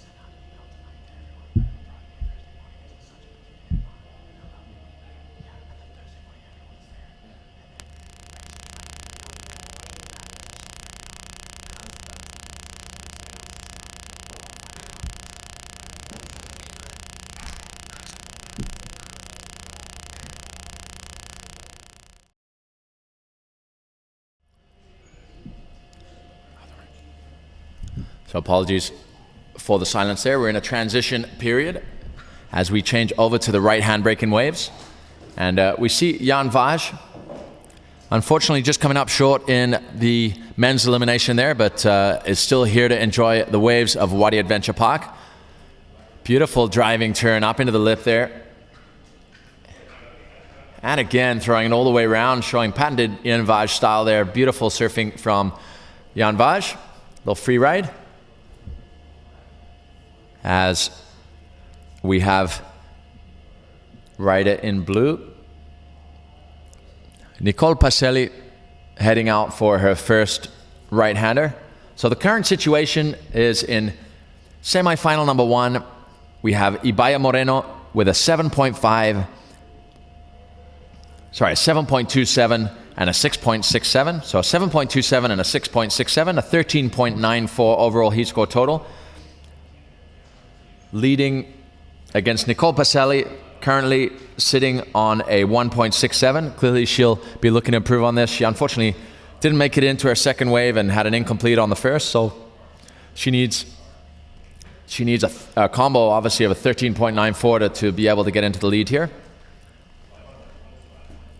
Meanwhile, in the second semifinal, we have Aline Adisaka leading the game with a 3 and a 5.67. So a 3 and a 5.67 for Aline Adisaka from Brazil, new advanced rider. She's leading Izzy Gomez, starboard rider, who has a 4.13 and a 3.77. So a 7.9 heat score total. But it's very close there, just over half a point in it for those two, as those two friends battle it out here in the UAE.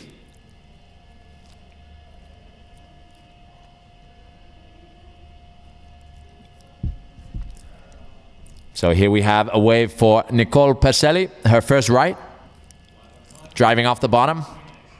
Nice slashing turn for Nicole Pacelli, breaking the fins free. And again, really committing to that turn. So a nice couple of turns there for Nicole. She looks happy with that, a little fist pump. Current ratings leader, very competitive. Not as powerful as some of the girls, but has a lot of technical ability and definitely knows how to break the fin free and do some high performance turns. So showing in her world title from last year, obviously, and her current position as leader of the world. And here we go to the Turtle Bay replay. So this will definitely improve Nicole's position. She drives off the bottom here and really commits to that turn, throwing the tail out. That was a beautiful turn for Nicole Pacelli as she sets up for the second one. And again, just really putting all the pressure on the inside rail, laying back into the turn, and then redirecting down the waves. So definitely a strong comeback there for Nicole Pacelli from Brazil, as Ibaya Moreno heads out for her first right. So Ibaya much more comfortable on her front forehand. So let's see what she's got for us this time. Very radical surfer. Definitely more power in her surfing, very aggressive on the water.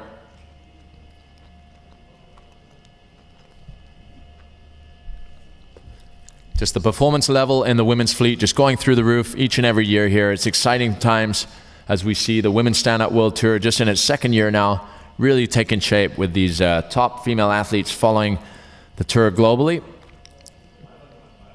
making a name for themselves as athletes, but also representing this ever-growing sport of stand-up paddling as Ibaya Moreno drives off the bottom.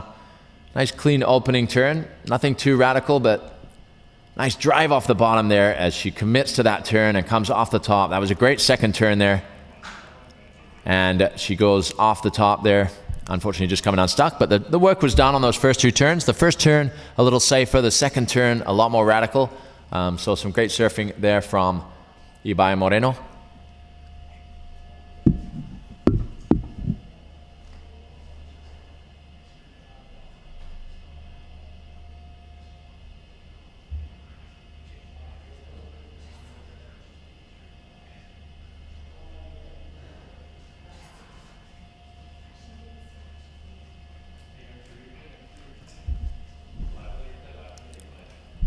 So we're going to throw to the Turtle Bay replay here as we see Ibaya Moreno.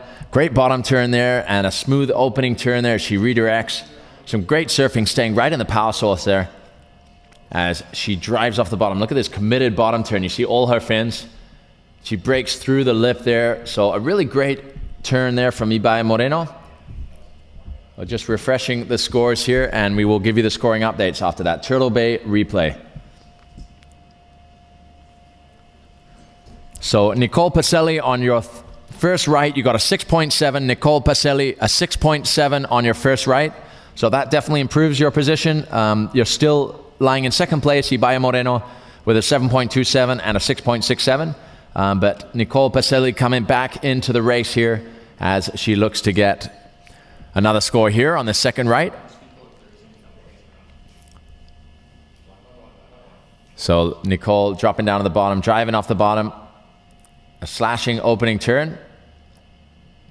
And another really just driving really putting the pressure on her back foot as she drives the board all the way around. So another complete wave there for Nicole Pacelli. Let's see how that comes in as we wait for a scoring update from Ibaya Moreno's last wave.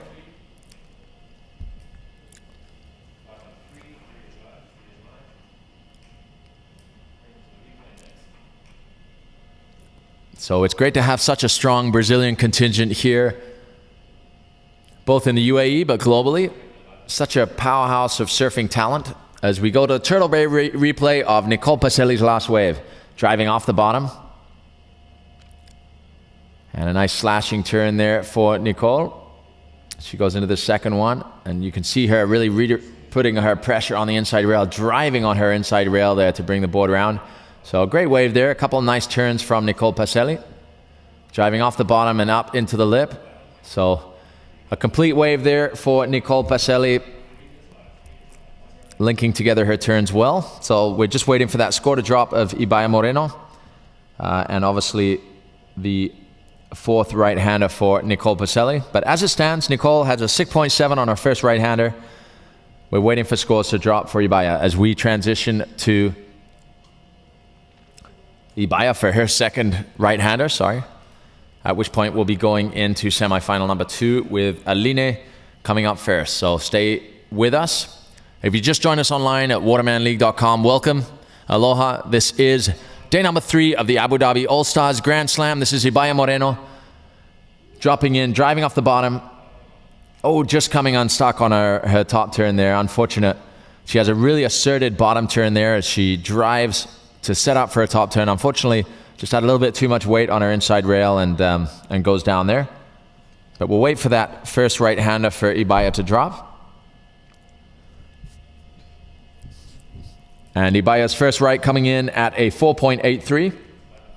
So that's not going to change the scoreline for her, having the 2 high scores that she has on the left. But we're going to go to the Turtle Bay replay here. As Ibaya driving off the bottom there, and just her front foot slipping off or something there, so she goes down on a top turn, just coming unstuck. But Ibaya still in a very strong position as we wait for Nicole. We have Aline going into her next wave as we get another score dropping. It's another strong score for Nicole Pacelli, a 6.57, a 6.57 for Nicole Pacelli. The judges really liking that driving turn, showing the judges the bottom of the board and the fins. So sitting with a 6.7 and a 6.57. Nicole Pacelli is catching, but she hasn't caught up to Ibaya Moreno. Ibaya Moreno still in the lead with a 7.27 and a 6.67. Currently a heat score total of 13.94. Nicole with a heat score total of 13.27. So it's going to come down to the closeout. So a really tight battle here for that berth in the finals event. So it'll be a crucial closeout exchange as we move over to semifinal number 2 with Aline Adisaka. So we see her dropping in here, driving off the bottom. Nice bottom turn from Aline. And a second turn there as she drives off the bottom, up to the lip, just making her way all the way down the line here. So definitely driving off the bottom well. But I think for the increased scores, she's going to want to get a little more snap in a turn. But we're going to throw down to Justin Holland, who's going to give us the lowdown down on the beach. Down to you, Justin. Yeah, thanks, Tristan. Eleni, that was a really good comeback wave. Really strong off the bottom. How are you feeling? I'm happy about the wave. So, yeah, let's just go and try to get another good one.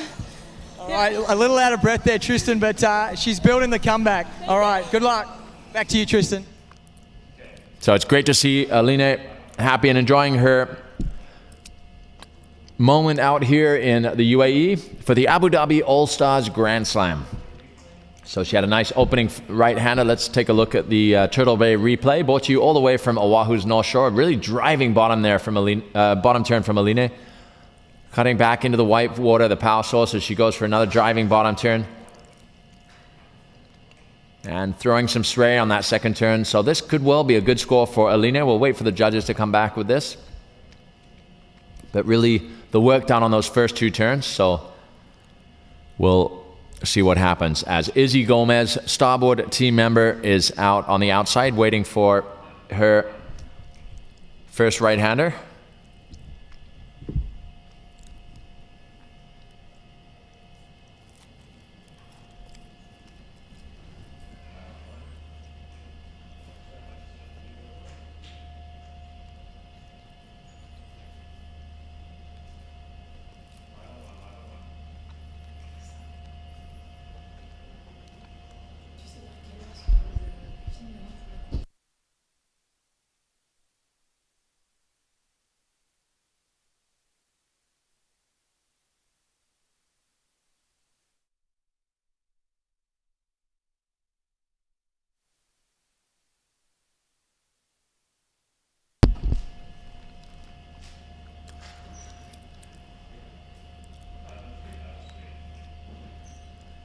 So we have a big week out here at the Abu Dhabi All-Stars Grand Slam. As we take a glimpse of the competition area here, the guys chilling out or heating up, one of the two.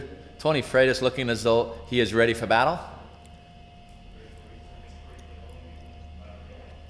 As we go to the Turtle Bay replay of Izzy Gomez's last wave. Nice driving bottom turn. Beautiful top turn there. Really smooth and flowing top turn. Throwing some spray, putting all the rail in the water. And here we go for the second one, throwing the tail out. Unfortunately, just getting a little caught up there in the lip there, in the white water, and drops out the back. But really beautiful opening turn and full commitment on the second turn. Unfortunately, not quite able to ride out. So we have scores dropping for Aline Adisaka. We'll be able to update you in just a second here.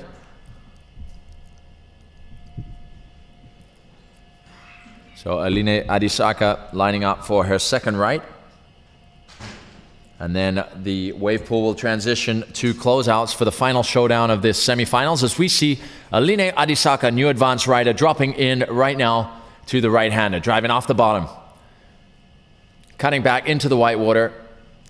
And again, that nice driving bottom turn that Aline has, making her way down the line all the way to the end section. So a little punctuation at the end there.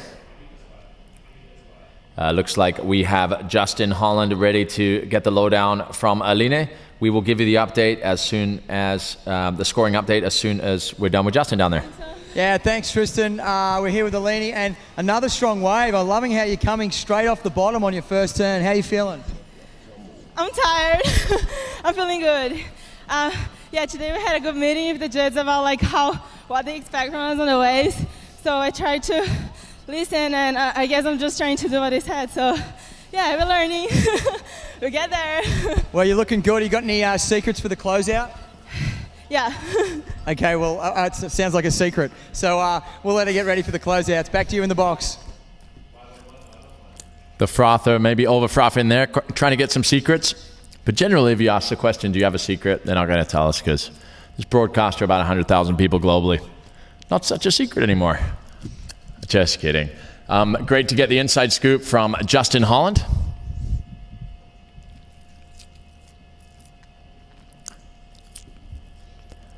An awesome attribute here at the Abu Dhabi All-Stars to have Justin getting the insider's perspective down with the athletes at the poolside. Such a unique environment, such an amphitheater for stand-up paddling. We're extremely fortunate to be here. We'd like to say a big thank you to His Highness Sheikh Ahmed for welcoming us so wholeheartedly to his beautiful country. As we see Izzy Gomez dropping in on her second right. Nice opening turn there. And pushing the fins out there a little bit as she comes through to the inside section. Off the top. And just coming unstuck on that last turn, but I'm not sure that will make any difference. The work was done on the first couple of turns. As we have some scores dropping. For Eline Adisaka, your first right was a 5.07. Your second right, a 4.53. So as it stands, your high scoring waves are 5.67 and a 5.07. Izzy Gomez, we're waiting for your last wave to drop, but your last one, the one before that was a 3.4, the incomplete. So we're going to go down to Justin Holland for a little scoop on that last wave of Izzy Gomez. Yeah, thanks, Tristan. And Izzy, a great comeback wave there. Your first one, not so good, but you've really shown us your stuff on that last wave. Yeah, I'm kind of excited I got that last wave because I just haven't gotten a good score on the board yet. So I'm looking forward to the closeouts, and hopefully I'll get another good one. All right, well, Tristan, well, she's looking good. I'm going to let you go and prepare for the closeouts, but the best of luck to you, Izzy. Thank you. Back to you, Tristan. Thanks, Justin. Always great to see Izzy Gomez in action, particularly here in Abu Dhabi. She's been on great form and coming off a win in Brazil. We're going to get a replay of her last wave here. Nice driving bottom turn again, and just banking her turn round. Really aggressive riding from Izzy Gomez. A lot of power and commitment there, and again, throwing the tail out there for her second turn. So it looks like we're getting a high score here for Izzy Gomez on that last wave. That was definitely a strong finish for her there, as her last wave is coming in high here. And she has just taken the lead by a matter of decimals, but we'll update you just in a second here. As we get a glimpse of Ibaya Moreno getting wet before her next showdown, the final showdown of the semifinals on the closeouts. And it's a battle to the end here between Ibaya Moreno and Nicole Pacelli in semifinal number 1. Ibaya still in the lead with a 13.94 heat score total. Nicole Pacelli needs a 7.12 in order to take the lead. So definitely a tall order. It's a big score to get, but Nicole's thoroughly capable of it. As we go over to semifinal number 2, we're just going to get the last scores as they drop here. Izzy Gomez notching up a 7-point ride on her last wave. So that just gives her the edge over Eline Adisaka coming into the closeouts. Izzy currently with an 11.13 heat score total, and Eline with a 10.74 heat score total. So it's a close affair between both the semifinals, as you would expect it to be, as the best girls in the world are doing battle right here at Wadi Adventure for the first component, the Stand Up World Tour event here at the Abu Dhabi All-Stars Grand Slam.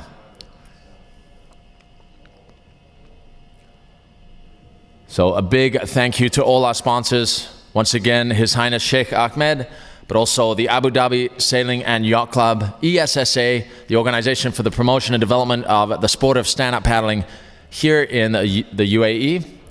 And of course, our consummate host here, Wadi Adventure. A big thank you for their great hospitality here, for just opening their arms to the very best stand-up paddle surfers in the world. This is a great forum for contesting any kind of surfing, but especially stand-up paddle surfing, as we see some of the most high-performance surfing to date right here in the pool, right in the middle of the desert in Al Ain. So it's exciting to be here. This is a historic moment for the sport as we see the very best battling it out. We're about to conclude the women's semifinals, as both semifinals are within decimal points of each other, as the 4 athletes battle it out for the last 2 spots in the finals. So a lot of excitement here in Wadi.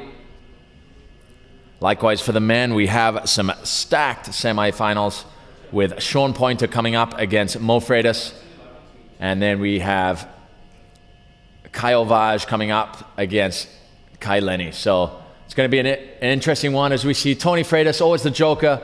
He's picked up the Vikings helmet, so somehow there's a lost Danish member of our community sitting somewhere, but his helmet is there.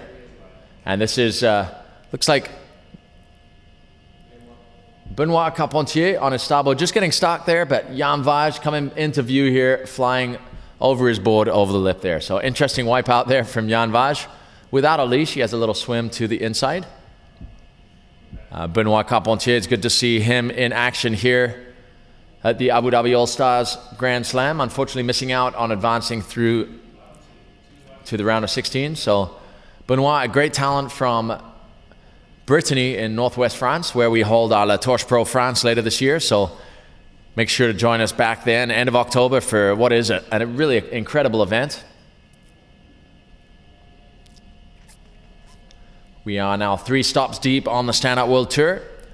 We've just had 1 stop on the Stand Out World Series so far this year, and we will be congregating later this week. Actually, tomorrow is the press day at Yas Marina, as we introduce the World Series to Abu Dhabi. And then Thursday, the long distance, and Friday, the sprint racing. But for all races that are on site, we will be having an athlete meeting on Thursday morning. I will be sending out an email to everyone. So for all those tuning in, a big athlete meeting for the Stand Up World Series on Thursday morning. I will confirm exact time and venue this evening by email, or at worst case tomorrow morning. We'll post it on Facebook as well. So we welcome all Stand Up World Series athletes to attend this. We look forward to seeing you all. But we're definitely getting very excited about the World Series event coming up. The race course is insane, right in the middle of Yas Marina. The competition, the international competition arriving is incredible. And as our friend Tim told us earlier, we have 15 Emiratis taking part in the event, which is really an exciting development, because there was hardly any Emiratis stand-up paddling last year. As we see a Fnatic team photo shoot going on the beach. Fnatic, a proud patron of the Stand Up World Tour. I can just about make out Kai Bates' face there and Olivia Piana, as we see Nicole Pacelli dropping in on her first closeout wave, slashing her way down the line as she heads into the closing section. Oh, a critical turn there from Nicole, unfortunately coming unstuck. She really threw it right up into the lip there. Unfortunately not able to ride out. But she needs a big score. She knows she's got to put it all on the line here. She needs a 7.12 in order to go through to the finals here. So Nicole Pacelli needs to really fire all cylinders on her final wave, which will be coming up after Ibaya here. Ibaya, in the meantime, heading out to the lineup here. Ibaya in the yellow lycra from the island of Gran Canaria in the Canary Islands of Spain. As we go to the Turtle Bay replay of Nicole's wave. Nice opening turns, really responsive surfing from Nicole as she works her way down the line, and she sets up for this big turn, driving off the bottom, right up into the critical section. Unfortunately, just coming unstuck, so it gets caught in the lip there and goes down backwards. But full marks for commitment there for Nicole Pacelli. As we see the Fnatic team chatting down at the beach. That's Carl from Surfing Arabia, I believe, is the name of the business. He's been a wonderful support mechanism for visiting athletes, taking them around both the Fnatic and Starboard teams, showing them the wonders of Dubai and Abu Dhabi, and of course out here in Al Ain. So a great representative for stand-up paddling in the region. And he's just a good guy, together with his wife Marie down there, chatting with Olivia Piana from France and Kai Bates from Australia, the young talent that we saw competing yesterday on right here in the Abu Dhabi All-Stars.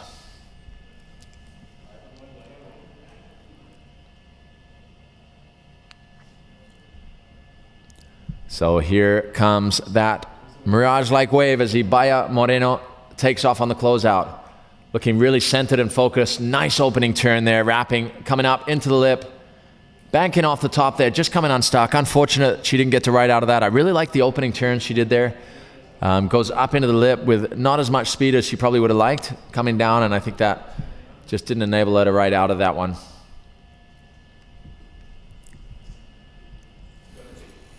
So we're going to shoot down to Justin Holland.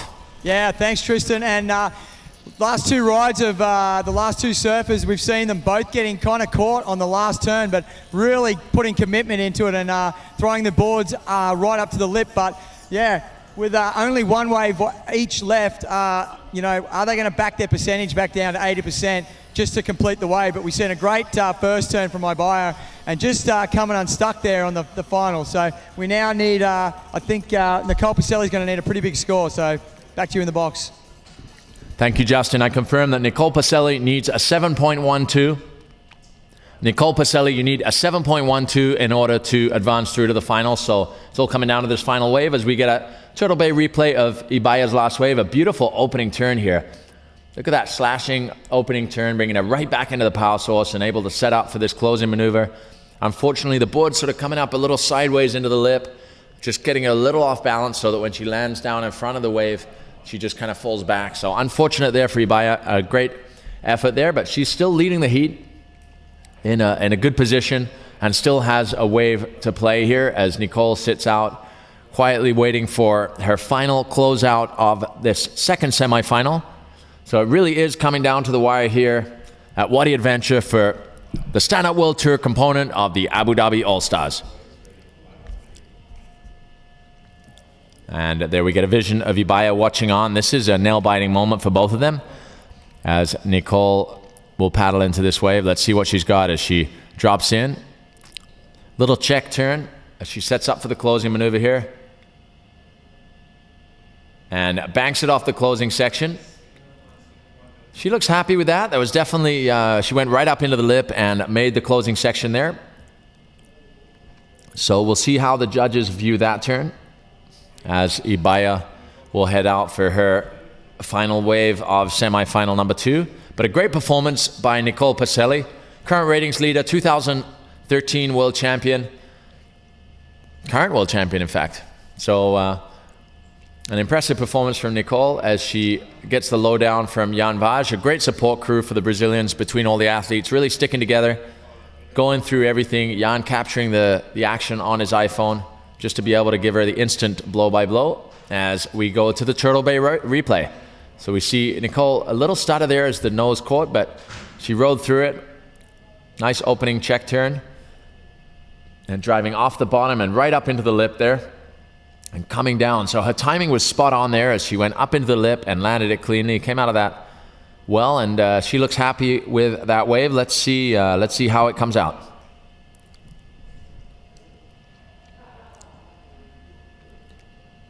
So both Nicole and Ibaya going down on their first waves. Nicole making that last one. So the pressure now on for Ibaya Moreno. We're still waiting for that score of Nicole's, but to be safe, Ibaya is going to be going for a big score here. And something that she is extremely capable of.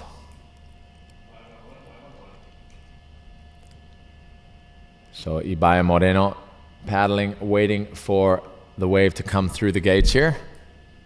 So the tension here is insane, especially with the pressure of competition as well. Here we go. This is Ibaya Moreno surfing her last wave of the women's semifinals. As she drives down the line, comes up into the lip and banks off the end section. She looks happy with that. She's happy to have made that closing section. Little fist pump.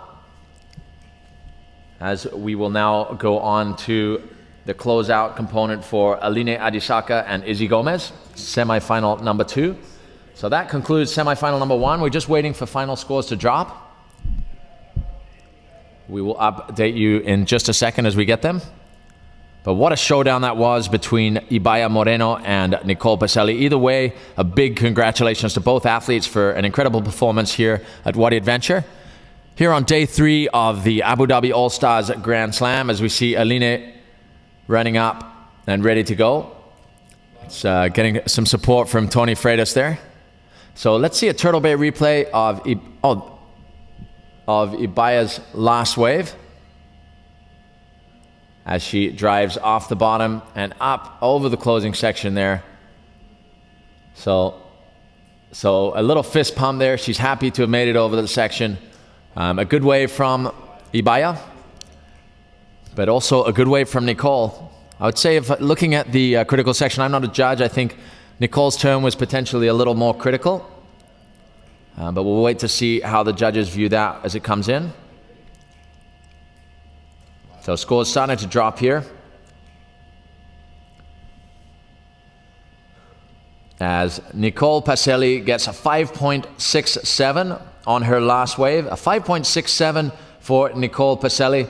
Unfortunately, that is not enough. So regardless of what Ibaya Moreno gets on her wave, it looks as though Ibaya Moreno is through to the finals. It's her first finals on the Stand Up World Tour. It'll be an exciting occasion, but we'll fill you in more on that in a moment, as we have Aline Adisaka, semi-final number 2 on their final exchange here. 2 closeouts each, driving off the bottom and off the top. So a nice safe wave there for Aline Adisaka. A good opening turn and banking off the section there. But what a performance there from both girls. Congratulations to both of you. Great performance from Nicole Pacelli. Unfortunately, despite a great finish there, not quite enough to catch Ibaya Moreno. She needed a 7.12 in order to catch Ibaya. 5.67 is what came through, as we get final scores dropping for Ibaya Moreno of a 4.57. So Ibaya Moreno advancing through to the finals. And as we see a replay, a Turtle Bay replay of Aline Adisaka working her way down the line, driving off the bottom and banking off the top. Great timing from Aline, really well controlled wave there by Aline Adisaka from Brazil, new advanced rider.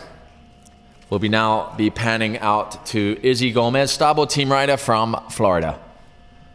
So once again, congratulations to Ibaya Moreno, our first finalist here at the 2014 Abu Dhabi All-Stars Grand Slam.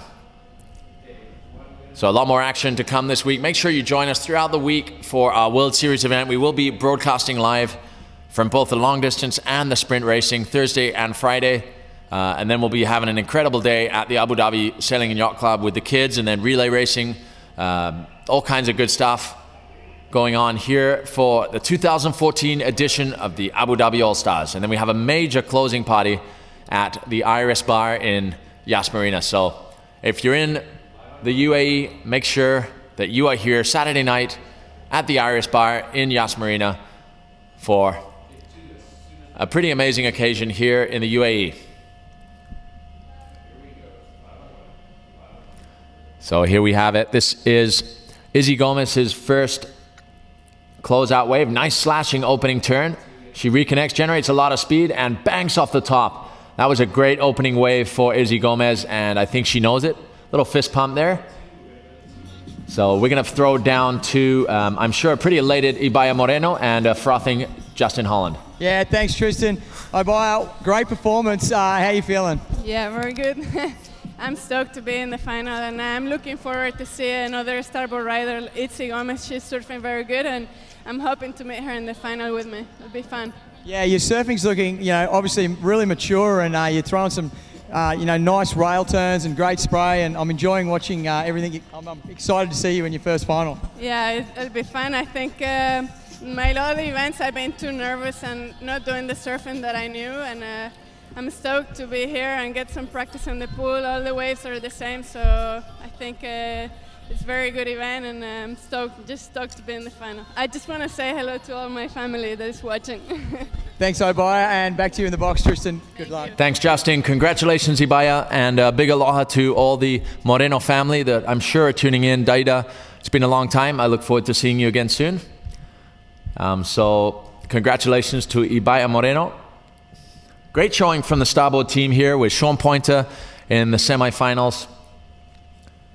And here we have Ibaya Moreno in the finals, and in this semifinals we have Izzy Gomez. So a strong showing from the starboard team, but then as you look to the Nash team, we have Kai Lenny still in the running. Art and Surf has Kyle Vaj, Mo Freitas, of course, riding for Focus SUP. And here we have Aline Adisaka for New Advance. So a lot of the world's leading brands there supporting their amazing athletes to travel the world and compete in the professional platform for stand-up paddling. We're excited to have him here. This is an incredible event, the Abu Dhabi All-Stars, as we see Aline Adisaka driving down the line. Nice opening turn from Aline as she sets up for the closing section. Beautiful turn there from Aline. That was definitely a better ride, in my opinion. I'm not a judge, but that looked like a better ride than her first ride, so that I'm sure will improve on her position. We'll wait for scores to drop. So it's very close at the moment. We're waiting for those scores to drop from the first closeouts from both Aline and Izzy, and also that second wave just completed by Aline. Great wave there, Aline. Good performance as we go to the Turtle Bay replay. As we see Aline really assertive surfing here. Nice driving open turn, really showing the bottom of the board and the fins to the judges as she sets up for this closing turn. Tony Freitas, that unusual and rare seal in the water there, but an amazing closing turn there from Aline Adisaka.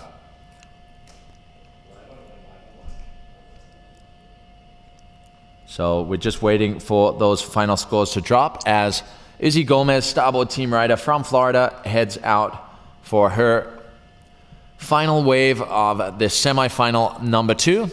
It's been an incredible women's event. Just the sheer performance level of the women is mind-blowing.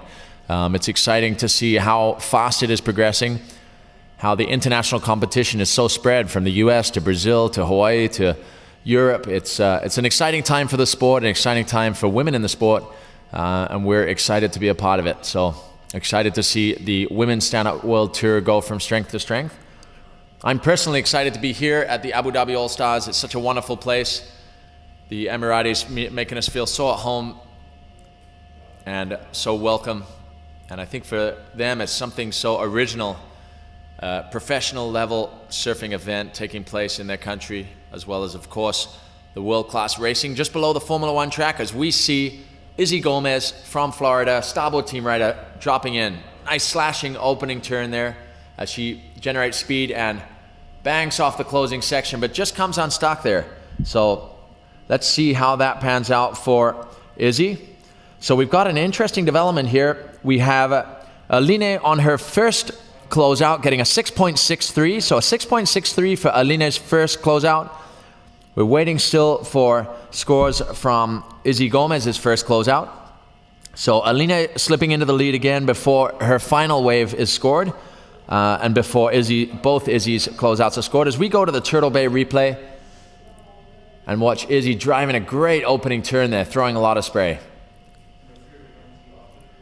As she sets up for this end turn, banks off the top. Her timing was good, but she just sort of went up and over there. Unfortunate. As she came down, she just went straight down. So unfortunate there for Izzy. So that, I'm sure, won't count towards her overall scoreline, but we're waiting for her first closeout to drop, as well as Aline Adisaka's second. So this is going to be down to the wire as we await those last scores to drop. As I said, as it stands with Aline's first closeout only, it is 6.63 and a 5.67.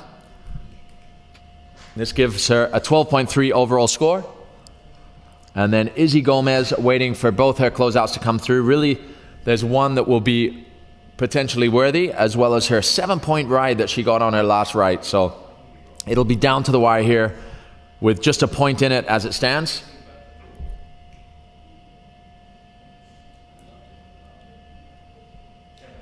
So we're just waiting for those last scores to drop. We will update you momentarily as we get a beautiful shot of the mountain that sits behind Wadi Adventure here. I mean, just nature at its most dramatic. We do get used to the beautiful, lush surroundings of Hawaii that we get to call home, back on Oahu's fabled North Shore at Turtle Bay. But when you come over here, you do appreciate the rugged and raw nature of the surroundings.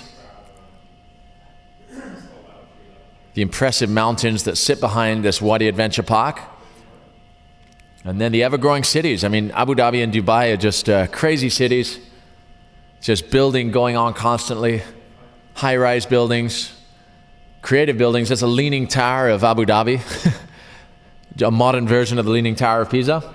So there's a lot of things like that that really makes for an interesting sight here in Abu Dhabi. It's a very special place in the world, and the people have given us nothing but a special welcome. Over here as we see Justin Holland, shirts off in the pool. So please stand by for official scores. Our scoring system is calculating here, so please stand by for official scores. The scores we do have and can announce officially, though, are the first semi-final, Ibaya Moreno advancing through to the finals. Nicole Pacelli just coming up short there by 0.4, but a great performance by the current ratings leader as we see Izzy Gomez waiting patiently for the final result from that heat. And there's Kai Bates. It seems to be a communal swimming moment here for the Stand Up World Tour athletes. Kai Bates, Fanatic team rider, is one of the new faces on tour. Great talent. There's Kiahidia Boitz. He was ranked number 2 coming into this event with a great performance in Brazil and Sunset, making the finals at both. And there's Sean Pointer getting ready for his final heat. So a reminder to all finalists, although we don't have the finalists yet, obviously, for the men. We will be transitioning to 3-3-3 for the finals, but for the semifinals, you are still 2 lefts, 2 rights, and 2 closeouts. So just a reminder to all athletes. So this is going to be an insane semifinal as we see Jan Vaj getting a nice left-hander here. Justin Holland appreciating it up close. Look at that. Yeah. Beautiful turn there from Jan Vaj. Definitely very impressive. Art and surf rider, really progressive. Great surfing from the young Brazilian from Rio de Janeiro. A great ambassador for the sport in Brazil. And you can see the Art and Surf logo at the bottom there. Proud supporters of the Stand Up World Tour as he gets a handshake for that last wave. But we are waiting for these final scores to drop there. The computer started frying from all the activity here, so it's just recalculating.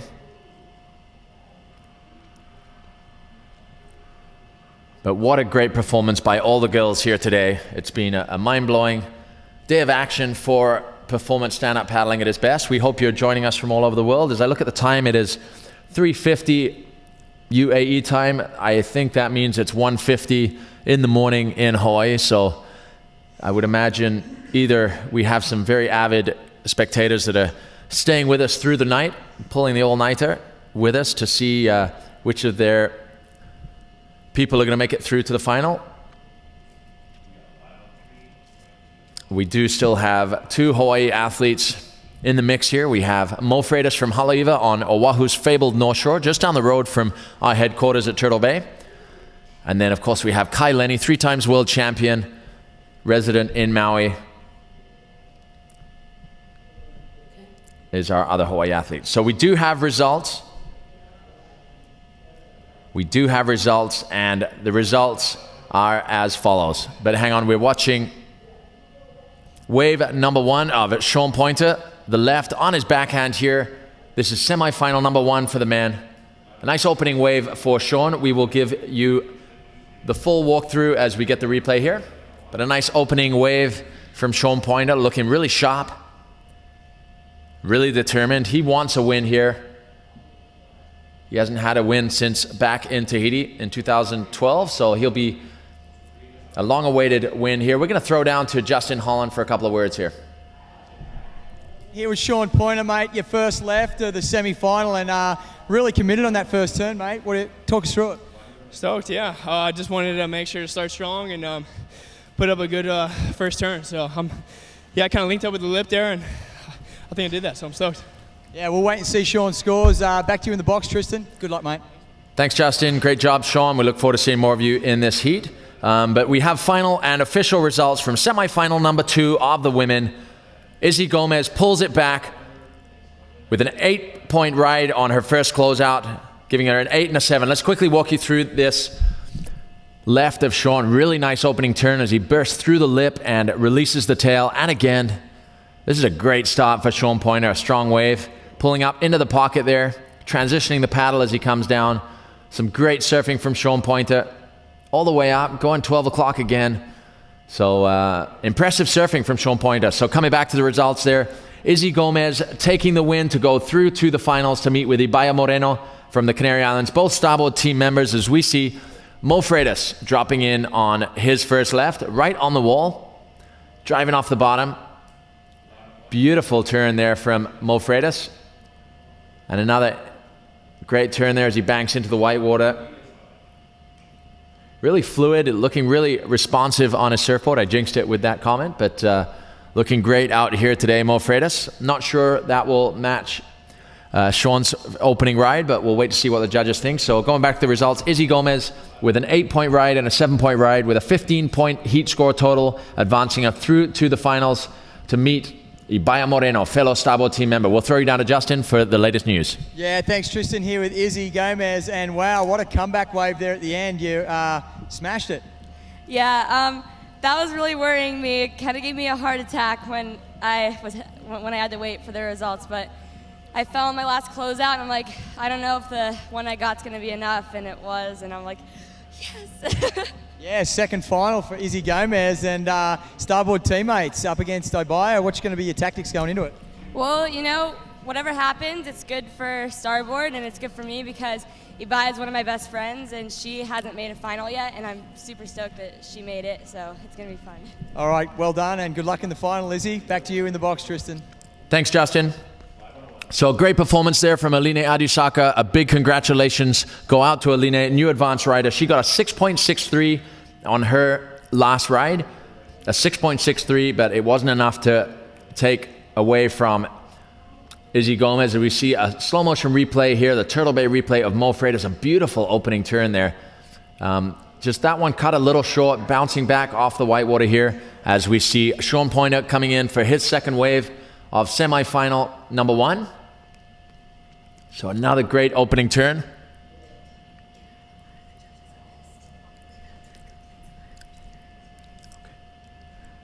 So a nice wave there from Sean Pointer, riding it all the way through. I'm not sure that'll match his first, but we'll wait for an update on those scores. But just to finish off the update on that, a great performance by Aline Adisaka, a 6.63 for her last wave, combining with a 5.67, giving her a heat score total of 12.3. A great performance, but we're going to throw it down to Justin Holland, now in the water with Sean Pointer. Yeah, thanks Tristan. Down here with Sean after your second left, mate. Really a lot of projection in that first turn, but just on the second roundhouse, looked like the board kind of slid out under you. Yeah, it just kind of slid out, you know. It's happened in heats before where the roundhouse, I don't know what it is, maybe it's the wave or maybe it's my fins or something, but yeah, it just slid out. So, you know, we'll look to the right. Yeah, regroup, mate. Get out there. Thanks, Tristan. Thank you, Justin. So we're waiting for scores to drop on that, but in the meantime, Tony Freitas, could we actually have you out of the water? We're getting some calls that could be inhibitive for surfing. We just want to make sure that there's no obstacles for surfers in the water. Thank you. And here's a replay of that last wave of Sean Pointer. Beautiful opening turn there. Just really getting the fins free there. And here's this roundhouse Sean was talking about as he drives there off the bottom and slides out a little bit, loses a little bit of speed, but is still able to redirect up into the lip. So Sean showing a lot of control there despite slightly sliding out on that roundhouse. So we'll see how that ends up as we wait for the first scores to drop of semifinal number 1. Sean Pointer and Mo Freitas. This is Mo Freitas literally hugging the wall on his backhand here. So a frustrating development for Mo, almost too close to the wall there. He almost went straight into it, had to redirect and couldn't quite get into the wave. So extremely frustrating there for Mo Freitas. But I'm sure he'll regain his composure as he always does and will be looking to attack the rights with fury. But we're waiting to get those first scores to drop and we will update you momentarily. So here we see Mo just on the edge there, but just gets hung up in the lip there and is not able to drop down into the wave. So unfortunate for the young talent from Haleiwa on the north shore of Oahu. As we see his Focus SUP board there. Beautiful looking board. It looks more like my my shortboard, but shortboard surfing board, not stand-up paddle board. But Mo, an incredible athlete. As we transition to semifinal number 2, as first up will be Kai Ovage in blue. This is a clash of the titans. number 1 and 2 at the end of last year, and number 1 and 2 coming into this event. So Kai Lenny winning the world title last year, Kyle Vaj in second.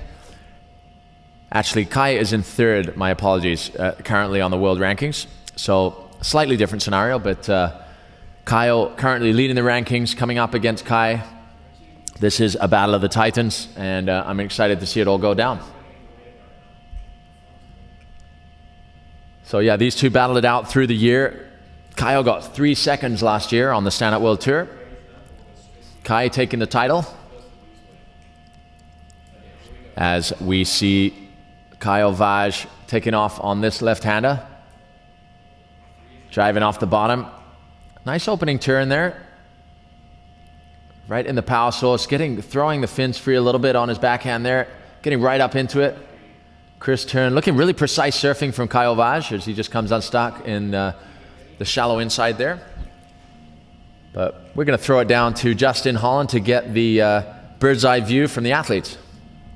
Yeah, thanks Tristan. Down here with young Kai Bates, Benoit Carpentier and Powanike. And guys, how are you enjoying the action? It's getting pretty crazy out there. Yeah, it's getting real to the pointy end of the scale at the moment, and you can see that the guys are pushing the limit out here, and it's good to watch. Yeah, cool, Kai. And Benoit, what do you think? It's pretty amazing. The level is going up. We just see on the quarterfinal 2 air events in the same heat, so it's pretty incredible to watch this guy. And mate, you were blowing up. All good? Powanike, yeah, speaking French, I'm speaking fluent Australian, so boys enjoying it down here. Tristan, back to you in the box. Thanks, Justin. Your fluent Australian is remarkable. We're going to go, we got some scores for you. Sean Pointer, your first wave, a 6.83. A 6.83 for the first wave of Sean Pointer. His second wave, a 6.17. So 6.83 and a 6.17. Mo Freitas, a 6.27 on his first wave. As we see a replay of Kyle Vaj getting a 7.67 on his first wave here. Getting the fins free on that turn really beautifully there as he sets up for another nice turn, banking it all the way around.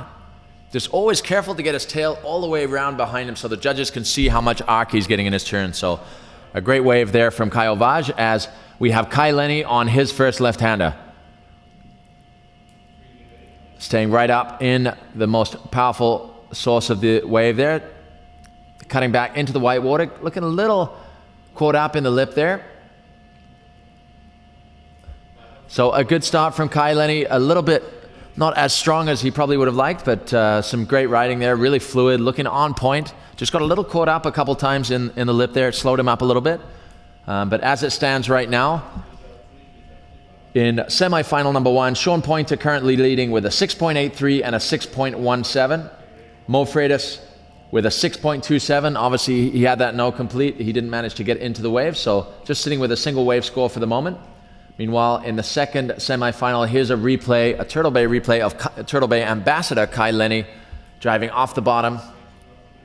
Nice top turn there, back into the white water. Again, just getting a little stuck there at the top, but manages to get through it, generate speed again. Throwing it right up into the lip. Just a little stumble again, so not as fluid a wave for Kai Lenny on that first one, but definitely still a score to kick off the day as Kyle Vaj goes out for his second left-hander. He knows he's got to put it all on the line here with Kai Lenny posting some of the highest heat score totals of the event so far. So Kyle Vaj, your first wave was a 7.67. A 7.67 for Kyle Vaj on his first left-hander as he waits for his second wave now. So you can see Kyle really peaking at the right time here. That was a great wave there for Kyle to start off his scoring campaign here in this heat as we see Kyle Vaj dropping in to his second left-hand wave. Nice opening turn, looking really alive and alert there. And again, throwing that tail out, throwing the full length of showing the full length of the board to the judges, and a little check turn into the lip there. So a nice punctuation mark on what was a well-surfed wave there. We're going to get the lowdown from Justin Holland as he races into the water to catch up with semifinal number 2, Kyle Vaj. Yeah, thanks Tristan. Down here with Kyle, mate. Electric second wave there, mate. How you feeling? Feeling good. Like maybe the most difficult hit for me in the contest with Kai. Always hard. he rips like he's two-time world champion. So just in the beginning, a lot of things will happen. Mate, you're in the semis, so with 2 first places and pretty much guaranteed 3rd or 4th place, you're looking really good for the year. Thank you very much. I'll let you prepare. Good luck, buddy. Back to you, Tristan. Thank you, Justin, as we see Kai Lenny paddling out to the lineup here. The unique Wadi Adventure lineup that is a mill pond until the floodgates open and a wave appears. So a really interesting dynamic out here in the desert in Al Ain. I'd like to say a big thank you to His Highness Sheikh Ahmed for his kind support of this incredible event, but also Abu Dhabi Sailing and Yacht Club, Rainier and Majid. Thank you so much for your support. It's so wonderful to be back here in the UAE for such an amazing event, a historic event, a first official full status World Tour event held in the Middle East.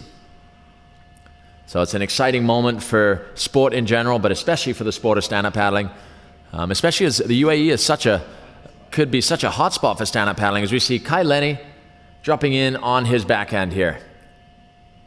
Beautiful first turn, right up into the lip. And second, looking really alert on this wave. No mistakes for Kai Lenny on this wave as he slides it round. He was looking for a little sliding 360, and there it is.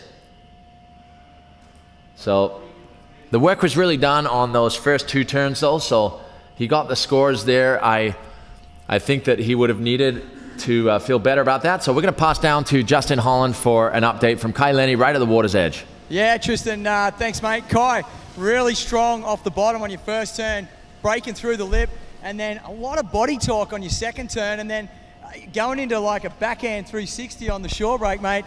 Looking strong on that second wave. Yeah, you know, I didn't finish the second wave like the way I wanted to, but it gets so shallow so quick, it's hard to like keep going. But my first turn felt really good. I mean, felt like I actually kind of hit something, and hopefully the judges will look at that and kind of be psyched on it, because, you know, it's hard to hit the lips out here because there's just not really a lip to hit. All right, mate, we'll help you prepare for the next one, and good luck. Thanks. Thanks, Tristan. Thank you, Justin. So great to get the insight from Kai Lenny there. A great performance from him as we wait for his second wave to drop. His first wave dropping in at a 5-point ride. Kyle Vaj, your second wave dropping in at a 6.6. So Kyle Vaj sitting on a 7.67 and a 6.6. Kai Lenny sitting with just a 5 at the moment. We're going to wait for his second score to drop, as we will now go into a transition phase as we switch the pool over to rights. So we have scores.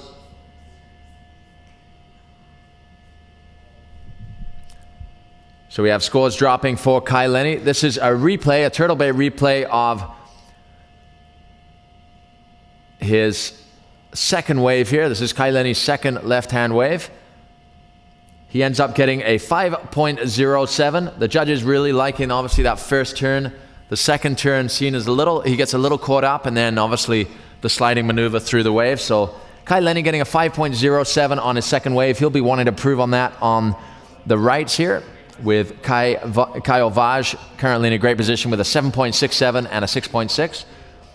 So current standings, Kyle Vaj in first, Kai Lenny in second, but we still have the rights and the closeouts to come. So stay tuned. Stay with us right here at watermanleague.com for semifinal number 1 and 2 here at the Abu Dhabi All-Stars Grand Slam. So we're going to be transitioning back to semifinal number 1 with Sean Pointer, who is currently leading the heat with a 6.83 and a 6.17, and Mo Freitas from Haleiwa, Hawaii, sitting with a single wave score of a 6.27 with an incomplete for his second wave. So it's all to play for here, with 4 waves still to be ridden for each rider.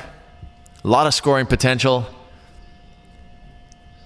We'll see how this pans out as we come to the close of this amazing semifinal showdown. As we heard from the athletes themselves there, the performance level just continues to rise. It's an exciting time for stand-up paddling globally. It's an exciting time for the Stand-Up World Tour. We have an incredible year ahead of us. We just come to the tail end of our 3rd stop on the Stand-Up World Tour. It will be a world tour of 6 stops this year. So we have a lot more action to come, and we will keep you posted as we get to the midpoint of the tour for this year.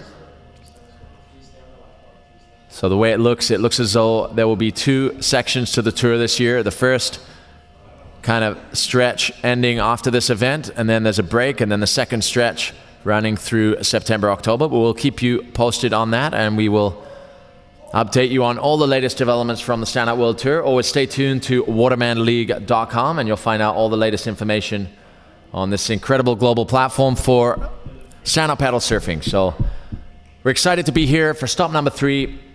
We'd like to say a big abraço to all our Brazilian friends watching after a great event there last week. We're seeing Dylan Frick from South Africa walking out the beach with his Starboard Pro Wave. I'm not sure the exact model he has there, but Dylan Frick, a great ambassador for the Republic of South Africa, as we see Sean Pointer head out for his first right-hander. Sean Pointer, always excited to get his teeth into the rights. He's put on some of the highest scores of the event on the rights. So definitely be exciting to see what he has to show here as he comes up against the young phenom from Haleiwa, Mo Freitas. So this will be a good battle. Sean definitely got some good momentum coming into this heat, but having watched Mo come out of situations that seemed impossible, such as the Ubatuba Pro Final in 2012,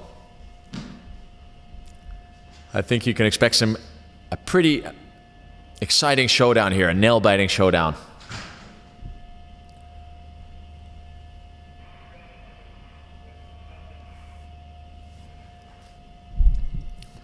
So what an action-packed 3 days we have had here at Wadi Adventure Park. It's 4:05 local time, or 4:08 local time,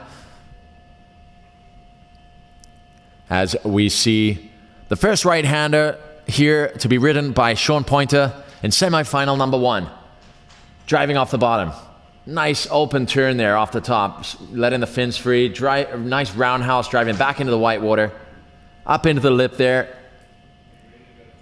and throwing the fins free again. So a great opening wave there from Sean Pointer. Really precise, calculated, and controlled surfing. Looks like the froth is excited. We're going to get his perspective on that wave from Sean Pointer. Yeah, thanks, Tristan. Great way to start that first wave with the right, Sean. How'd you feel on it? Yeah, I just feel more comfortable. You know, I think I'm finding my feet, finding my front feet on the board and the wave and whatnot. I was a little tentative in that last heat, but yeah, I'm just kind of feeling more comfortable. So yeah, I'm stoked to start like that. Yeah, good work and building a little bit of momentum here. And Mo, not so good on the lefts there with missing that wave. And so yeah, you're building some pressure on it. Oh, that's good. Good luck, mate. So it looks like Sean Pointer losing his voice there, but it doesn't seem to be affecting his surfing. An amazing opening wave for Sean Pointer on those first of rights. He's currently sitting with a 6.83 and a 6.17. Currently leading the heat with Mo Freitas just with a single wave score of 6.27. But we're going to go straight to the Turtle Bay replay of that last wave of Sean Pointer. So a beautiful driving bottom turn and a full arced top turn, getting the tail freed and getting the fins to release, and then a driving roundhouse back into the white water as he sets up for this turn and throws it up into the lip, up to at least 11 o'clock, comes down cleanly, and a little punctuation mark here as he throws the fins free over the lip. So a great start for Sean Pointer, a solid first right for him. We'll wait for scores to drop on that as we see Mo Freitas once again kissing the wall, driving off the bottom. Oh, full rail turn there all the way back into the white water, and another one. Just incredible, those full rail turns that Mo Freitas does, and so smooth and just flowing, just driving all the way from when he sets his inside rail until he's all the way around in the white water again. So impressive first wave there from Mo Freitas as well. Got a little stuck up in the white water there, but we'll see how the judges see that. But the first wave scores dropping for Sean Pointer from the rights, an 8.23. Sean Pointer, an 8.23 on your first right. So that wave getting the score it deserved there. Very well surfed wave by Sean Pointer, 8.23. So his scoreboard looks like this, an 8.23 and a 6.83. So a heat score total of 15.06. We still have another right to go and then 2 closeouts. So still plenty of scoring potential to come. And I only anticipate this action intensifying here as we had a good start from Mo Freitas too on the rights. So he'll be able to add a second wave score to his scoreboard.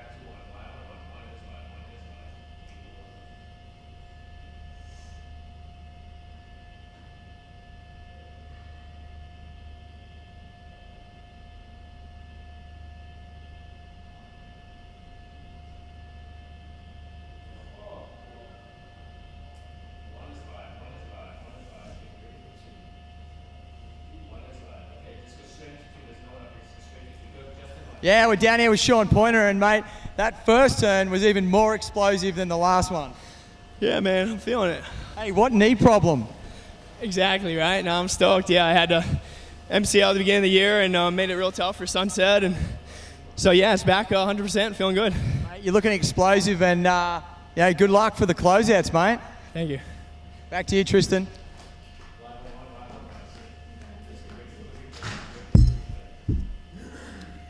So sorry for the slight silence there. Thank you, Justin, for the update from Sean there. Another great wave from Sean Pointer. We're going to be updating you on a score in a moment here, and we're going to throw to the Turtle Bay replay, I believe, of Sean Pointer's last wave.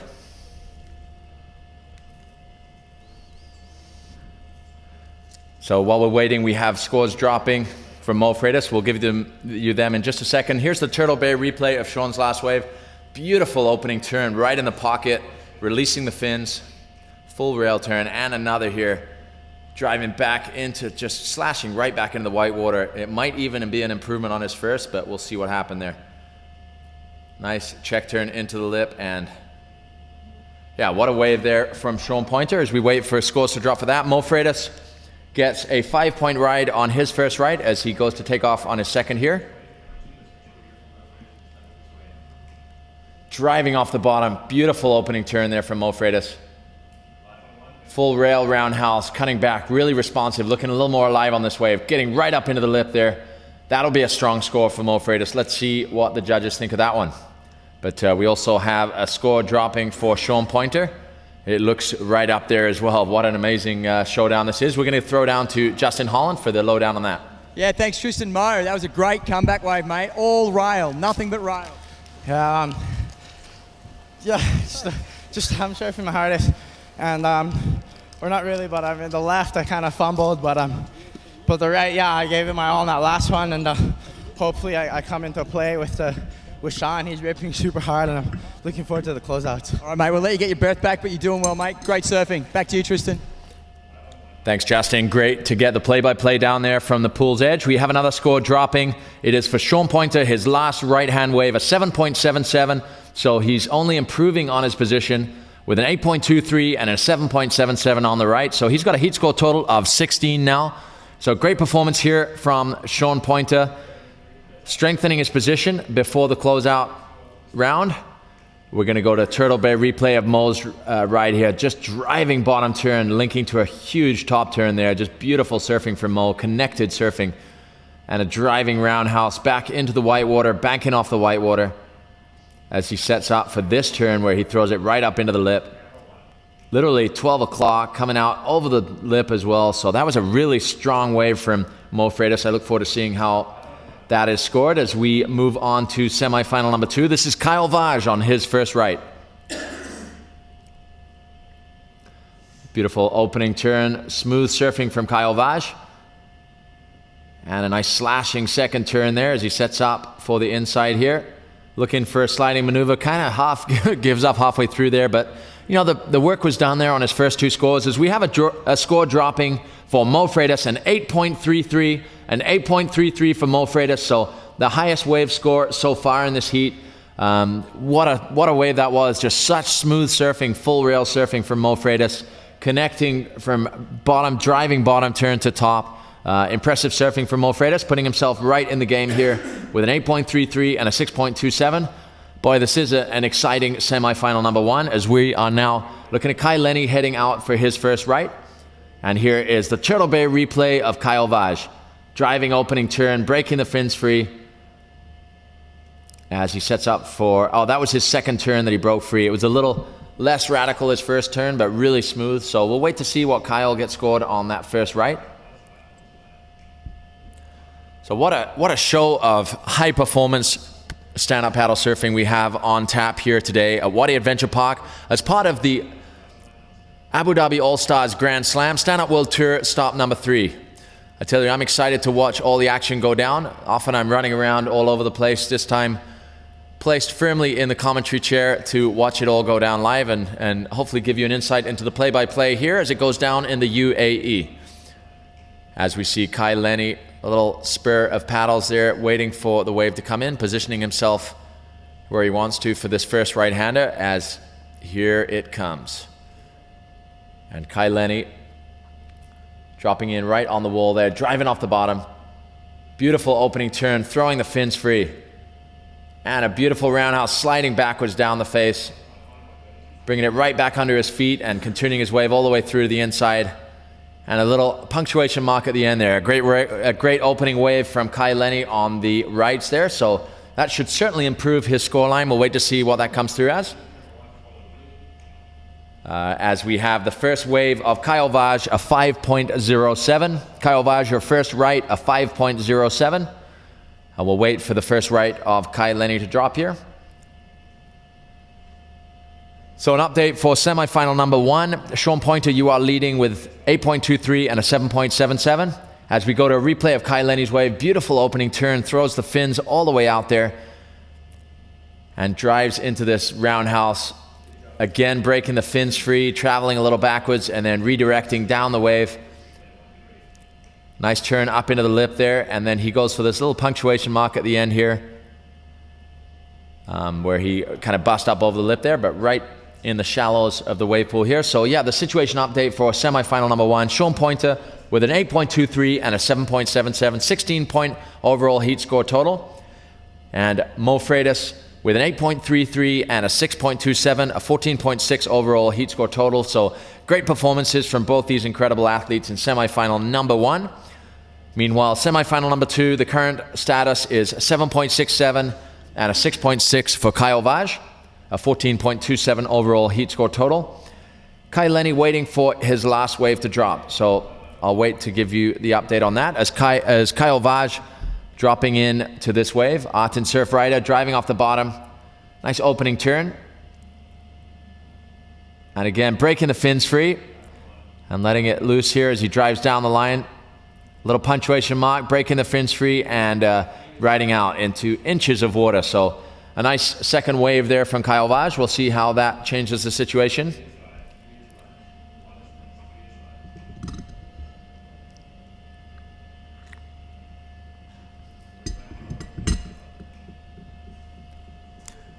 So there you have it. We have a score dropping for Kai Lenny's first right, an 8.6. An 8.6 for Kai Lenny's first right as we go to an action replay, a Turtle Bay replay of Kyle Vaj's second right. So a beautiful rounded turn there from Kyle Vaj to open up the wave as he drives off the bottom again and throws it all on rail, breaking the fins free, but bringing it right back under him so he can continue down the line. As he sets up for this closing turn here, breaks up above the lip there, almost buries the rail and comes unstuck, but managed to get over the board again and keep it flat. So Kai Lenny taking some time to relax as he waits for his second right-hander, gaining confidence with an 8.6 on that last right. So definitely puts him in a better position, but he doesn't need too much. He needs basically just not much to get up ahead of Kyle Vaj. We'll give you the exact details in a moment here. As we see Kai Lenny preparing for the wave to come through here.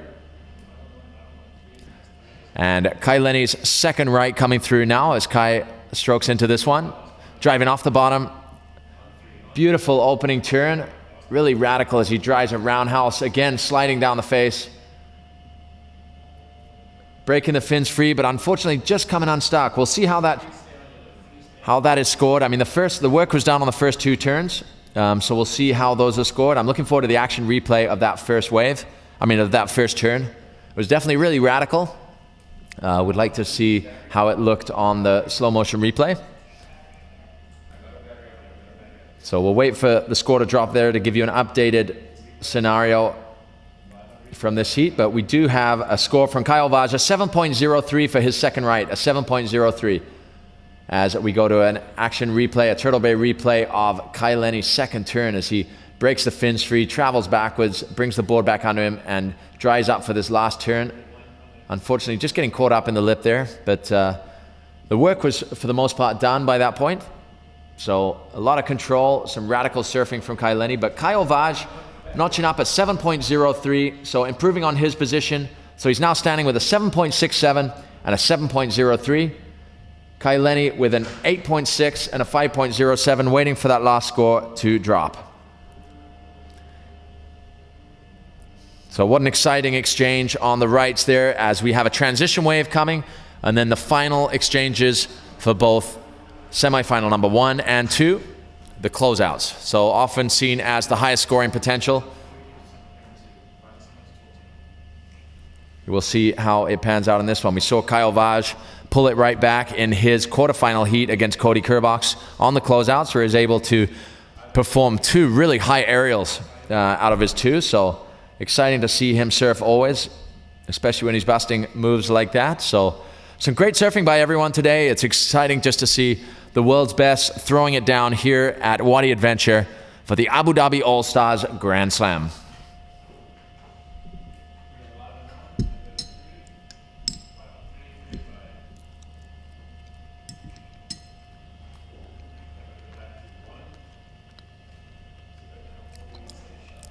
So we have a scoring update for you. The score just dropping for Kai Lenny for his second right-hander, and it does change the position, a 6.2. So a 6.2 for Kai Lenny's second right-hander. So currently with an 8.6 and a 6.2. Kai Lenny with a heat score total of 14.8. Kyle Vaj with a heat score total of 14.7. So it is 0.1 in it. It is going to be a battle to the end, and we're coming into the closeouts. Kyle Vaj looked on fire on the closeouts in his quarterfinal against Cody Kerbox. It's going to be critical here, but Kai Lenny put on a clinic as well in his, so it's going to be interesting to see who comes out on top in this exchange. And this vital point here in the semifinals of the Abu Dhabi All-Stars Grand Slam.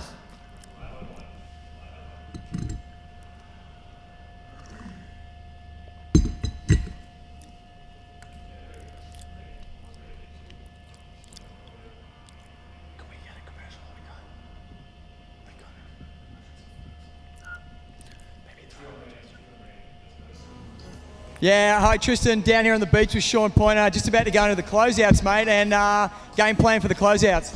I think I'm just gonna, I had a good score in my last heat with a 9 with 2 turns, and finishing Sean on that closeout. So I'm gonna go for one of those for my start to start off, and then depending on how that goes, I might get a little bit tricky on the next one.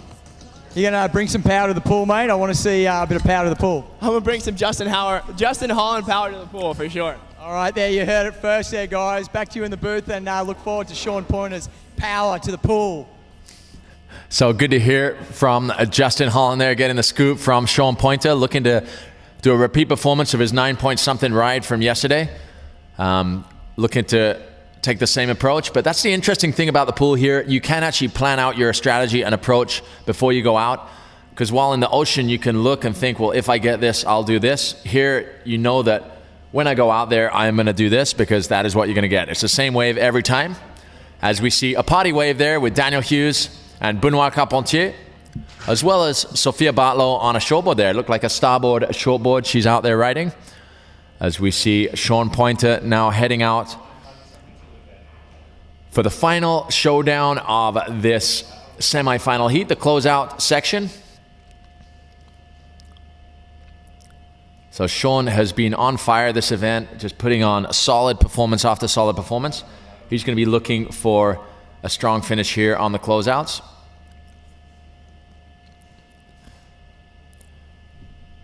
So perhaps not as varying with his aerial game as some of the athletes, but what he does bring is this connected full rail surfing into the lip, radical closing turns, and that in fact has scored higher scores than aerial. So that's an interesting thing to notice as we look at the performance today. Those critical turns really deserving the high scores. As our current status is Sean Pointer lying in first with an 8.23 and a 7.77 with a heat score total of 16. In second, Mo Freitas with an 8.33 and a 6.27, a heat score total of 14.6. So all to play for both these athletes. We see Mo Freitas, he needs a 7.67 in order to go into first, but he's entirely capable of that. He's already got an 8.33 in his scoreline. So Mo Freitas, you need a 7.67 in order to get into first.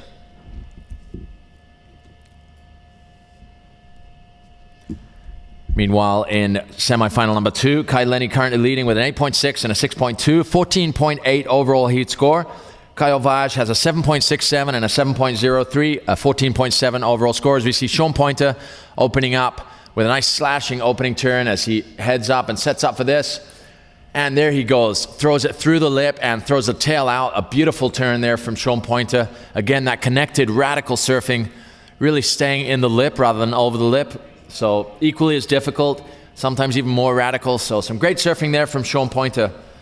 So we're going to throw it down to Justin Holland to get the inside scoop on that last wave. Yeah, thanks, Tristan. And as you just seen, Sean Pointer really attacking the first turn, throwing his tail right out, seeing all the fins, and then not stopping on the closeout turn, really throwing caution to the wind, and an amazing first closeout wave from Sean Pointer. And I think maybe going to better his 7-point ride. Let's wait and see. Back to you in the box, Tristan.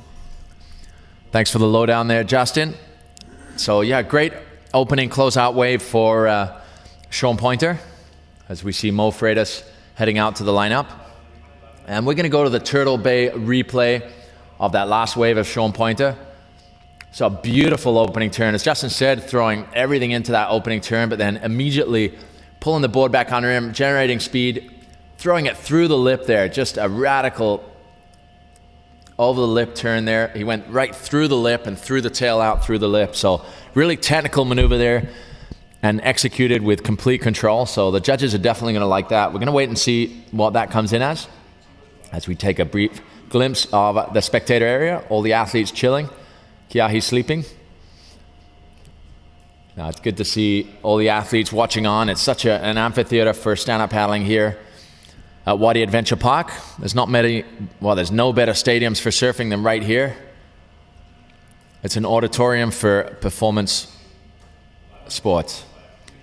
As we see Mo Freitas waiting for this wave to come in. Here it is, as he's going to set up for this. How is he going to start? Right on the wall again, driving opening turn. Nice roundhouse, getting back into the white water, generating speed and throwing it up, 12 o'clock into the lip there. That was a beautiful turn as well. God, this is a battle for the ages right now. Just the performance rail surfing, just really taking it to the next level here. And what better competitors to have in the same heat together than guys that are really using their rails and driving through the lip to put on a show for us here, quite literally. What do you think, Justin? So we're going to wait till we have audio for Justin here. Sorry. So what do you think, Justin? Yeah, sorry, Tristan.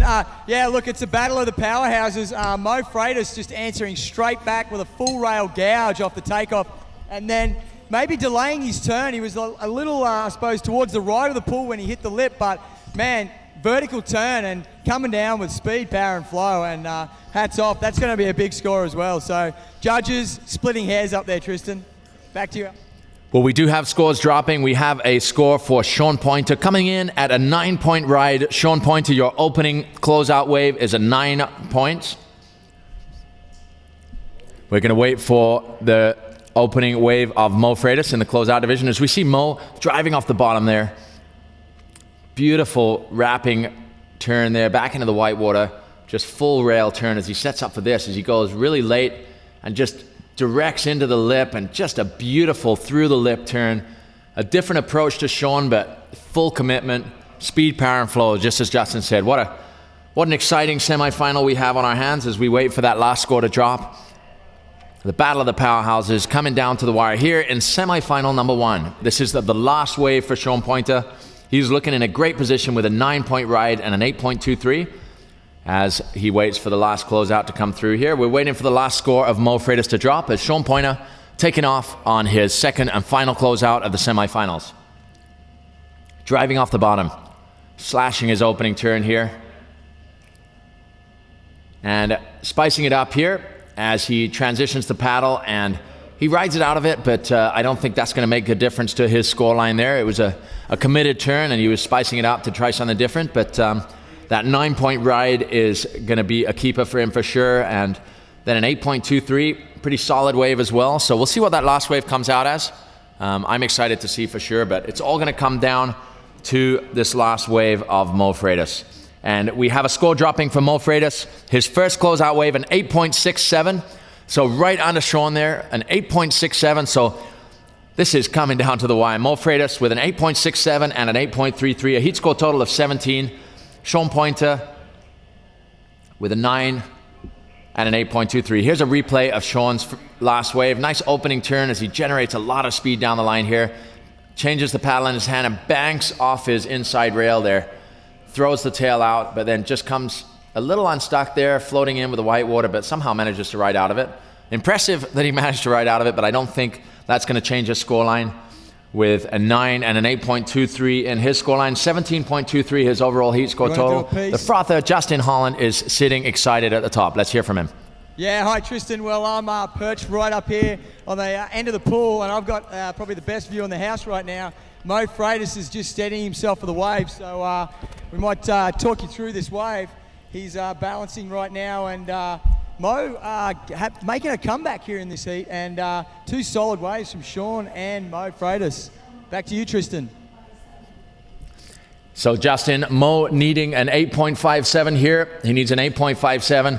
This is coming down to this last wave of the heat of the semifinal number 1. This is Mo Freitas dropping in on the closeout here. Mo Freitas choosing to do a roundhouse, carving roundhouse, beautiful carving roundhouse, bouncing back, generating momentum, throwing the tail, just coming unstuck. That was a really unfortunate turn of events for Mo Freitas. He looks bummed. He threw everything into that turn.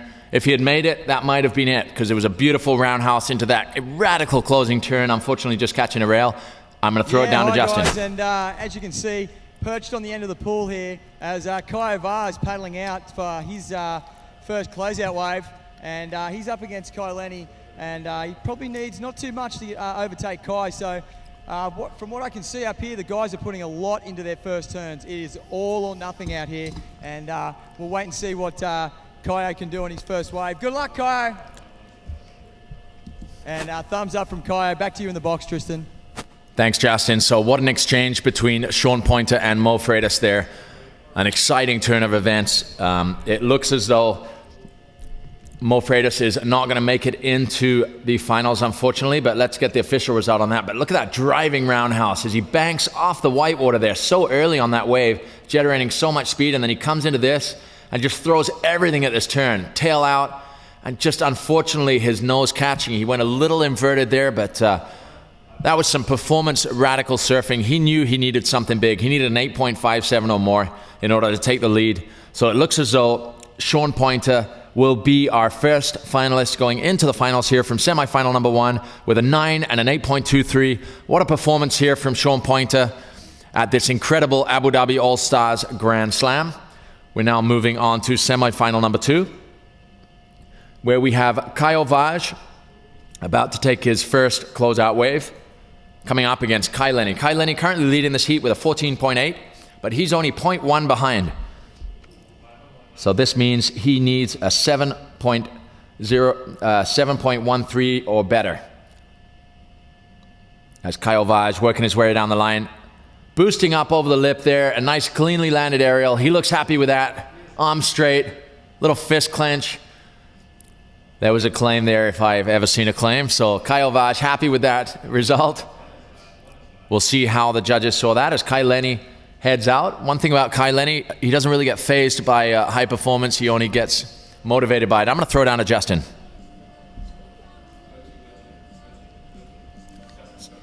Yeah, hi guys, and you just seen probably on the replay there, Kai Vars with a really nice strong first turn, and then going to the air straight away on the second turn. And it's nearly like Groundhog Day here every wave, because it just seems to be getting better and better. The level, as these guys get more time in the pool, just seems to be getting higher and higher. So we're in the closeouts. Kai has had his first wave. We're about to see Kai Lenny take his first wave, and I think he's going to need a score maybe higher than 7 or 8 to really solidify this heat and move into the final with Sean Pointer. Back to you in the box.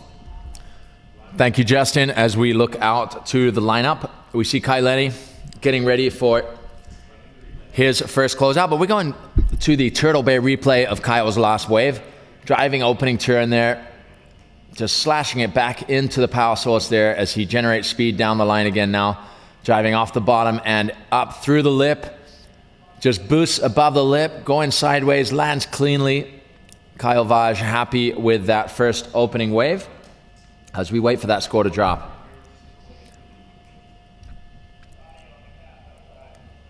So waiting for the score to drop for Kyle Vaj.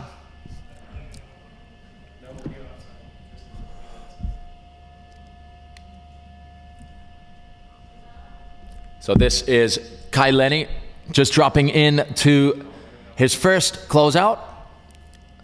Nice opening turn as he sets up for this closing section. And another clean aerial, really cleanly landed there. Boosts above the lip, very much in control with that nicer opening turn. Pretty similar wave to Kyle Vaj. It'll be interesting to see what happens there.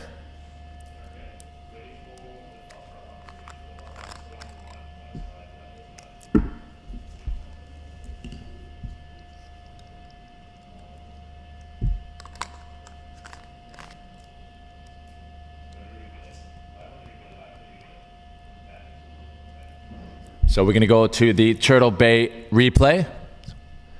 There's Kai Lenny's opening turn, puts it all on that inside rail, and then quickly brings the board back under him, drives off the bottom, up through the lip, and a super clean aerial there, landing really cleanly and compactly there. A great opening wave from Kai Lenny as we wait for the scores to drop.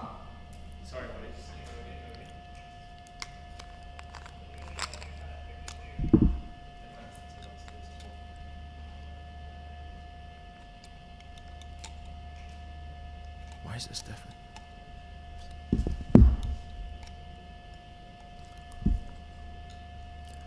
So, Kyle Vaj heading out. We just got scores dropping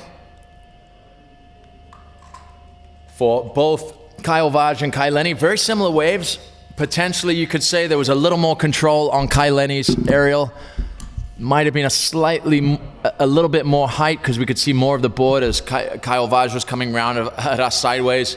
But as Justin Holland would say, it's splitting hairs here.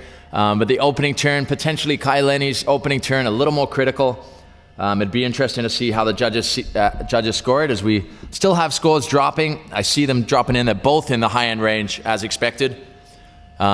We have Kyle Vaj now dropping into his second closeout, driving off the bottom. And now he'll be setting up for this closing section and boosting through the section there and throws the tail out. He looks happy with that. Big fist bunch for Kyle Vaj. It is down to the wire here, again in semifinal number 2.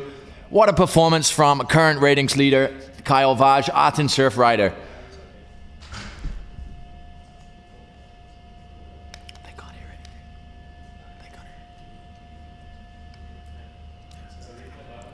So we're going to go to the turtle replay of that last wave of Kyle Vaj, driving off the bottom. Nice slashing turn there as he weaves his way down the line here and into this closing section, boosting up above the lip, throwing the tail out sideways and then landing it cleanly. Kyle Vaj with a feeling of a triumphant feeling there. Beach with Kai Vaj, and Kai, that was an amazing last turn. Really seeing everything on the bottom of your board, mate. Oh man, thank you so much. I just give my best and went big.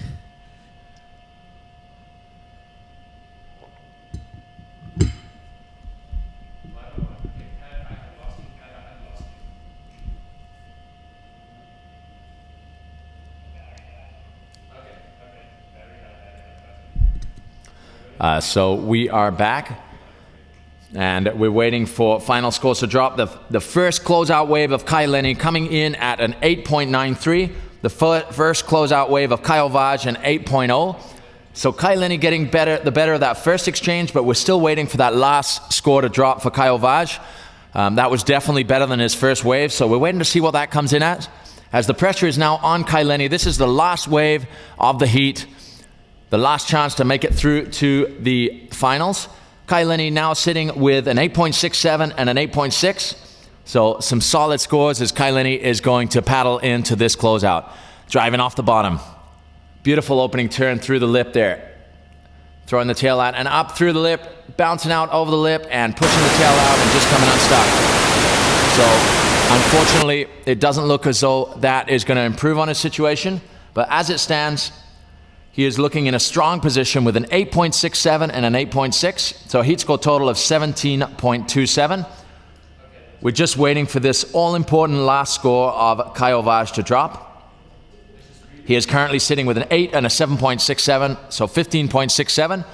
So he needs a 9.27 to be first. So a 9.27 is what Kyle Vaj needs. The performance level going through the roof in this semi-final number 2 as both athletes battle it out to the bitter end. We look at the Turtle Bay replay here of Kai Lenny's wave. Beautiful opening turn, throws the board and the tail through the lip, driving down the line, weaving down the line and hitting this end section. Just getting air over the top, just coming down on top of the board, not as clean as he would have wanted, and then unfortunately the rail catching and he goes down. So that won't improve on his score, but we're going to throw down to Justin Holland to get the lowdown from Kai Lenny. Over to you, Justin. Yeah, hi, welcome back to the beach, so to speak, Kai Lenny. And mate, you're in the lead there before we sort of lost a bit of communication with the tower, but how are you feeling out there? You know, felt good. Just wasn't my best heat for sure. It's just hard to say because don't know what the judges are thinking, and you know, it could go possibly either way. I know Kyle had a couple good last waves, but yeah, just kind of got to wait and see. Either way, you know, can learn from it, and hopefully I'm the one that makes it on through because I definitely want to surf again. Yeah, Kai, and how are you feeling with the, you know, it's been a long day and it's been very hot. Are you fatiguing at all, or are you just keeping hydrated? Keeping hydrated, don't feel fatigued, just you know, you only get to ride so often, so you have to make every ride try to count, especially if you're going for like certain maneuvers. Kind of wish I would have just gone for a big slam on that last one, but figuring, you know, the air was what would give me the biggest score. Didn't pull that last one off, unfortunately, but you know, it is what it is. Well, mate, we've all enjoyed your surfing throughout the event, regardless of the result. But you know, obviously, a final result would be key to this year's campaign, mate. Sort of good start at Sunset, then a slow start in Brazil. Maybe back on board again, back on track now. Yeah, I sure hope so. It'd be nice to get back in this, you know, ratings thing. Definitely don't feel like I'm surfing bad or anything. So I think it's just kind of wrapping my head around everything, you know. It's just new year, and you know, some of the best finishes are usually with the worst starts, so I'm looking forward to that. All right, mate, well, I've got my fingers crossed for you, and great surfing through the event, and we'll let you go and maybe amp up for the final. Yeah, hopefully. All right, thanks. Back to you up there. Thanks, Justin. I just want to say, can you give me a wave if you hear me, Justin, if you hear me? So I'm just trying to see if I am put out live to the web here. I'm trying to get the message out to the beach because we do have results. And between the 2 semifinals, it was some of the most high-scoring waves of the contest so far. Kyle Vaj, coming into that last wave, needed a 9.27. He scored an 8.97, so it was not enough. Kai Lenny maintains the lead in that heat, moving through to the finals to meet Sean Pointer from Florida in the USA. Sean Pointer, starboard rider, will come up against Kai Lenny, Nash rider from the island of Maui, for a final like no other. But the interesting thing about those 2 showdowns, those 2 semifinal showdowns, the score range went from 16.97 to 17.27, with all riders scoring in within 0.3 of a point. So it's just a phenomenally close affair. Everybody posting in the 8s and 9s. It's just exciting to see this level of performance right here on the Stand Up World Tour. We're proud to be here for the Abu Dhabi All-Stars Grand Slam. What a climax to a great event as we're going to move forward to the women's final momentarily. So congratulations to Sean Pointer and Kai Lenny for making it through to the final. Congratulations also to Mo Freitas and Kyle Vaj for great respective performances. Kyle Vaj putting on some real flair in the closing moments of a lot of heats today. Not quite enough to make the final, but a great performance nonetheless. Same goes for Mo Freitas. They can be comfortable and happy in the fact that they put on a great show here this week. A big congratulations to them. So Focus SUP rider Mo Freitas, Art and Surf rider Kyle Vaj, congratulations. A very worthy third equal. And congratulations, of course, to Nash rider Kai Lenny and starboard rider Sean Pointer going through to the finals coming up after the women. So please, women, all women, please, for the finals, it will be 3 lefts, 3 rights, and 3 closeouts. 3 lefts, 3 rights, and 3 closeouts. So that is the format for the finals. We're going to make sure that everybody knows this, as well as to the machine.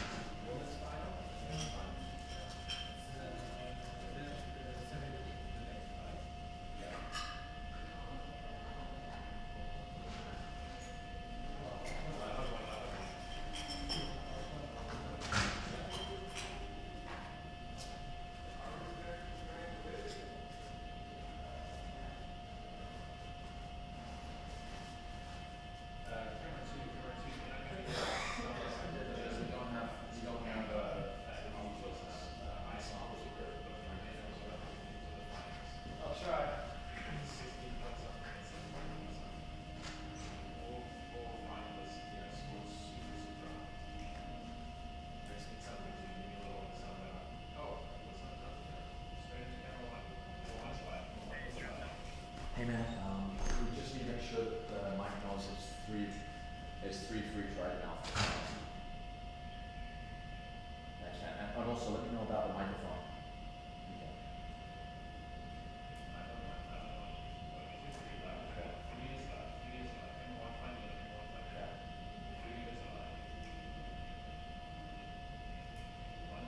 Yeah, exactly. We're in the finals of women already, so yeah, just make sure on the wave, and then I'll try to figure something else out. Thanks.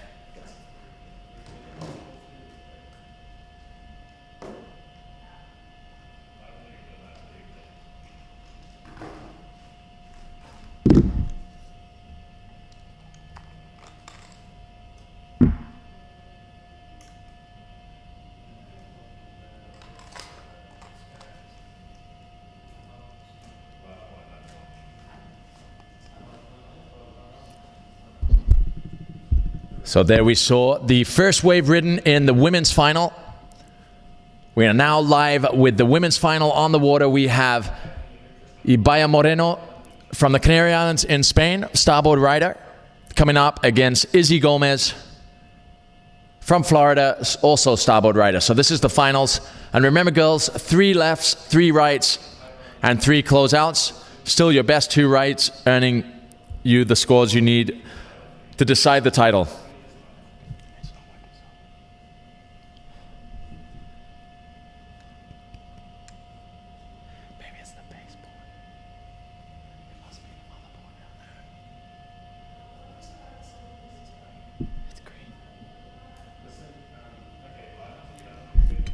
So here we have Izzy Gomez taking off on her first left. A slashing opening turn there as she drives down the line here. Throwing her starboard up into the lip there. So Izzy Gomez, an opening wave for Izzy in yellow. So teammates here in the final, starboard teammates, Izzy Gomez from Florida in the US of A. Happy-go-lucky young girl, putting on some incredible performances.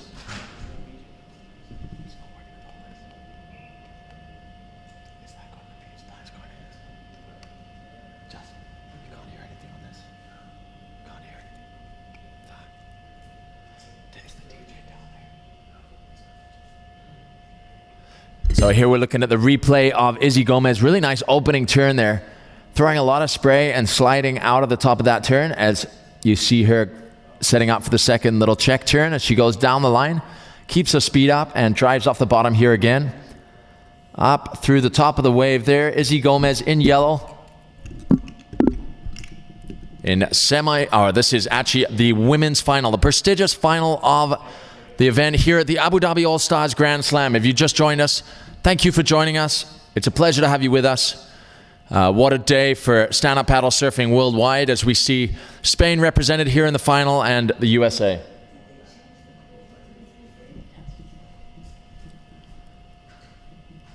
So what a showdown here. These athletes have worked hard to get to this final of this event, passing some intense competition. Obviously the semifinals proving to be some of the most exciting action of the event so far as we see Ibaya Moreno dropping in on her backhand here. Nice opening turn, driving off the bottom, smooth top turn as she banks back into it and redirects. A little drop knee down there as she banks into the wave there. Nice little turn there. So that was a good overall wave. She looks happy. Little smile on Ibaya's face. She's enjoying this final out with her friend Izzy Gomez. They get 3 of each type of wave in the final. So that is definitely a good thing for her.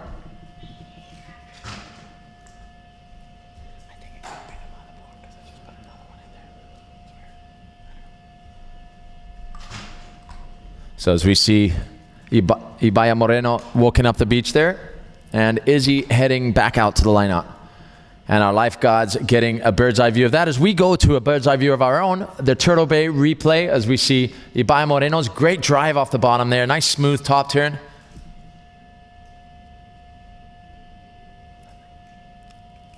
And as she cuts back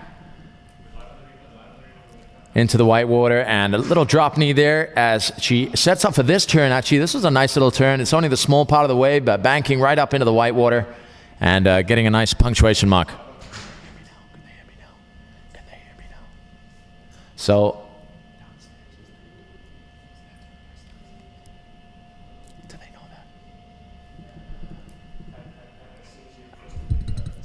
we're just waiting for scores to drop from our initial show here. We just had 2 waves from Ibaya Moreno and 1 wave from Izzy Gomez as she sets up for her second wave in this all-important and prestigious final of the day. Driving off the bottom, banking back into the white water, and another little check turn there. She works her way down the line. And making it through to the end. But we'll see how the judges like that, see where the scores end up here. But we are doing 3 waves each, so Ibaya Moreno will be going out for her 3rd left-hander. So this will be the 3rd left for Ibaya. We'll give you a scoring update momentarily as we go to the Turtle Bay replay of Izzy Gomez's last wave. So nice opening turn here. You get to see the fins as she drives back into the white water, redirects, comes down, and again paddle transition, followed by a nice turn back into the power source as she weaves her way down the line here. As we wait for those first scores to drop for both Ibaya Moreno and Izzy Gomez.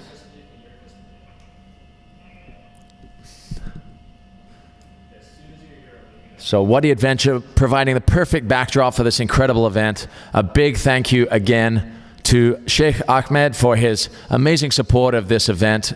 Without him, we would not be here today, so we're so thankful for that. Also to Abu Dhabi Sailing and Yacht Club, ESSA, the organization for the formation and development of stand-up paddling and surfing here in the UAE, and of course Wadi Adventure, our consummate host out here in Al Ain. I'd like to say a personal thank you also to Renier, Timmy, Majid, and Riley Heffernan as well. The big supporters in getting this off the ground. As we see Ibaya Moreno on a 3rd and final left-hander. Nice opening turn there. She drives back into the lip there, sliding around a little bit, but manages to keep control and composure there, making her way down the wave there. So doing a nice roundhouse back into that. We're going to drop down to Justin Holland for the lowdown here. Yeah, hi Tristan, and as you just seen, Ibaya Moreno, really some beautiful surfing there, really using all the wave, bottom turning to the bottom and driving the first turn right round, getting a little loose on the second turn, but you know, the girls this final is an all starboard affair. Both girls using the 7.4 Sean Pointer model, and we're just about to see Izzy Gomez on her second left to see what she's got, and we'll wait for scores to drop. But this final is action-packed. I'm frothing. The girls are frothing us too. Back to you in the box. Thanks, Justin. Good to see the level of excitement down there. We do have scores dropping, and they are high. Ibaya Moreno seems to have a stranglehold on this so far, but some good scores dropping for Izzy Gomez as well. Both of them starboard team riders making their presence felt here at the Abu Dhabi All-Stars Grand Slam. As Justin said, this is some exciting and exemplary riding here from both athletes. Just the drive off the bottom there of Ibaya Moreno. Speed, power, and flow showing in full effect there as she goes for this roundhouse. This is where she comes a little unstuck. The board slides a little there, but she manages to maintain her composure as she banks off the whitewater, redirecting her back down the wave. But as Justin said, that the judges really, they want to see you use all aspects of the wave. They want to see you from bottom to top. They really want to make it see you maximizing the scoring potential on each and every wave, as Izzy Gomez dropping in on her third and final left-hander, making her way down the line, driving back into the nice banking off the whitewater there. Just coming unstuck there, unfortunate, because she really got some direction back up into it there. As we have a scoring update for you, Ibaya Moreno, your first left was a 6, your second left was a 7. So Ibaya Moreno with a 6 and a 7 from her lefts, and Izzy Gomez with a 5.33 and a 6.33. We're waiting for the final wave of both of yours to drop, but so far a 6 and a 7 for Ibaya Moreno, and a 5.33 and a 6.33 for Izzy Gomez, as we go to your Turtle Bay replay of Izzy Gomez's last wave here, driving off the bottom. Nice sliding top turn there, really banking the board all the way down around as she goes wide to come back on the wave. Nice roundhouse and banks off the closing section there. Unfortunately, just comes unstuck there. So we're going to throw down to Justin for an update from down by the pool. Yeah, thanks, Tristan. And just for you guys at home, there's subtle differences between these two ladies out in the pool. We know that the wave doesn't change, but what we do know is that Izzy Gomez is riding a quad fin setup, 4 fins on her board, where Ibaya has opted for the thruster traditional setup. And I feel, personally watching both girls at the moment, there's only minute details, but we see Ibala really being able to hold her bottom line, getting her rail transitions a lot smoother than Izzy. We see on Izzy's first turn, just maybe losing a little bit on the first turn and sliding a little, and I would put that down to maybe the quad fin setup. So interesting to see both girls using different equipment but the same board. Back to you in the box. Thank you, Justin. Great to get your insight on that. And I think the fin setup might also have something to do with her windsurfing background. I know myself as a windsurfer, I much prefer the 3-fin setup. Never really been a big fan of the 4-fin setup, but Ibaya putting it to full effect here in the wave pool at Wadi Adventure for this Abu Dhabi All-Stars Grand Slam. She posts a 4.07 for her last wave, a little more shaky than the first two. She got a couple solid scores on the first two waves, a 6 and a 7, as Izzy Gomez with a 5.33 and a 6.33 currently her scoring waves. So Ibaya Moreno out in the lead, but it's by no means over yet. We have 6 waves each still to be ridden by each of the athletes. As we transition to the right-handers, we see the guys out there, it looks like Poenaiki, I think, and Benoit Carpentier waiting for that transition wave.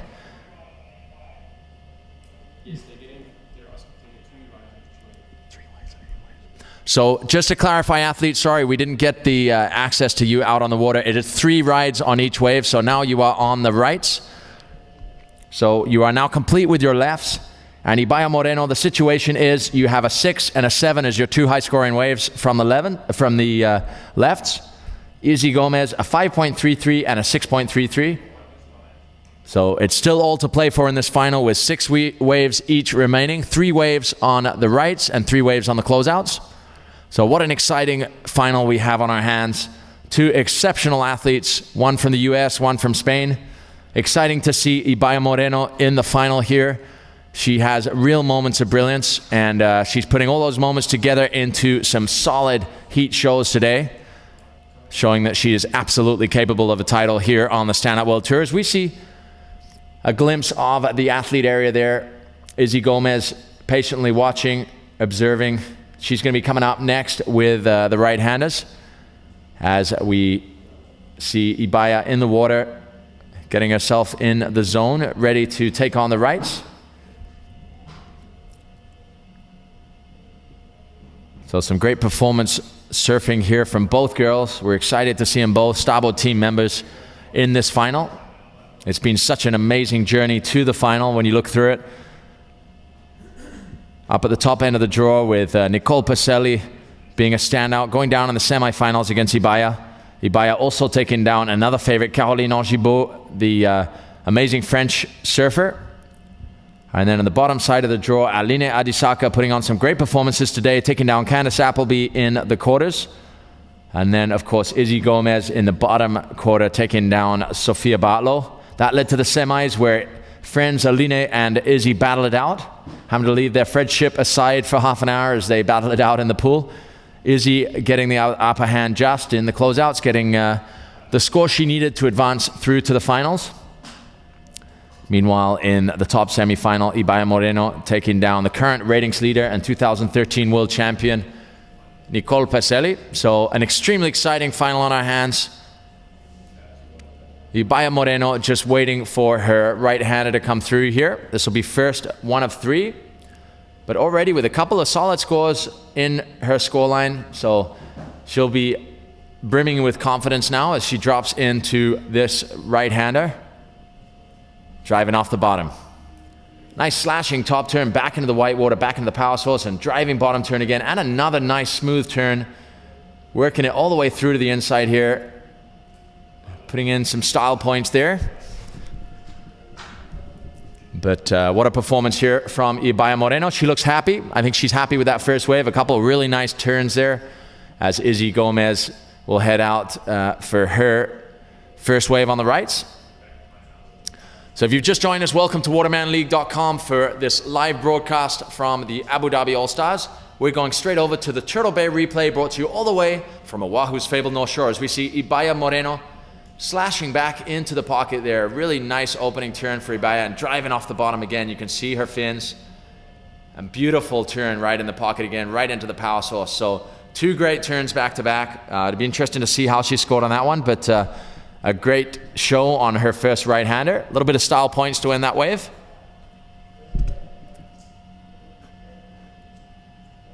So it's a beautiful day here in Abu Dhabi.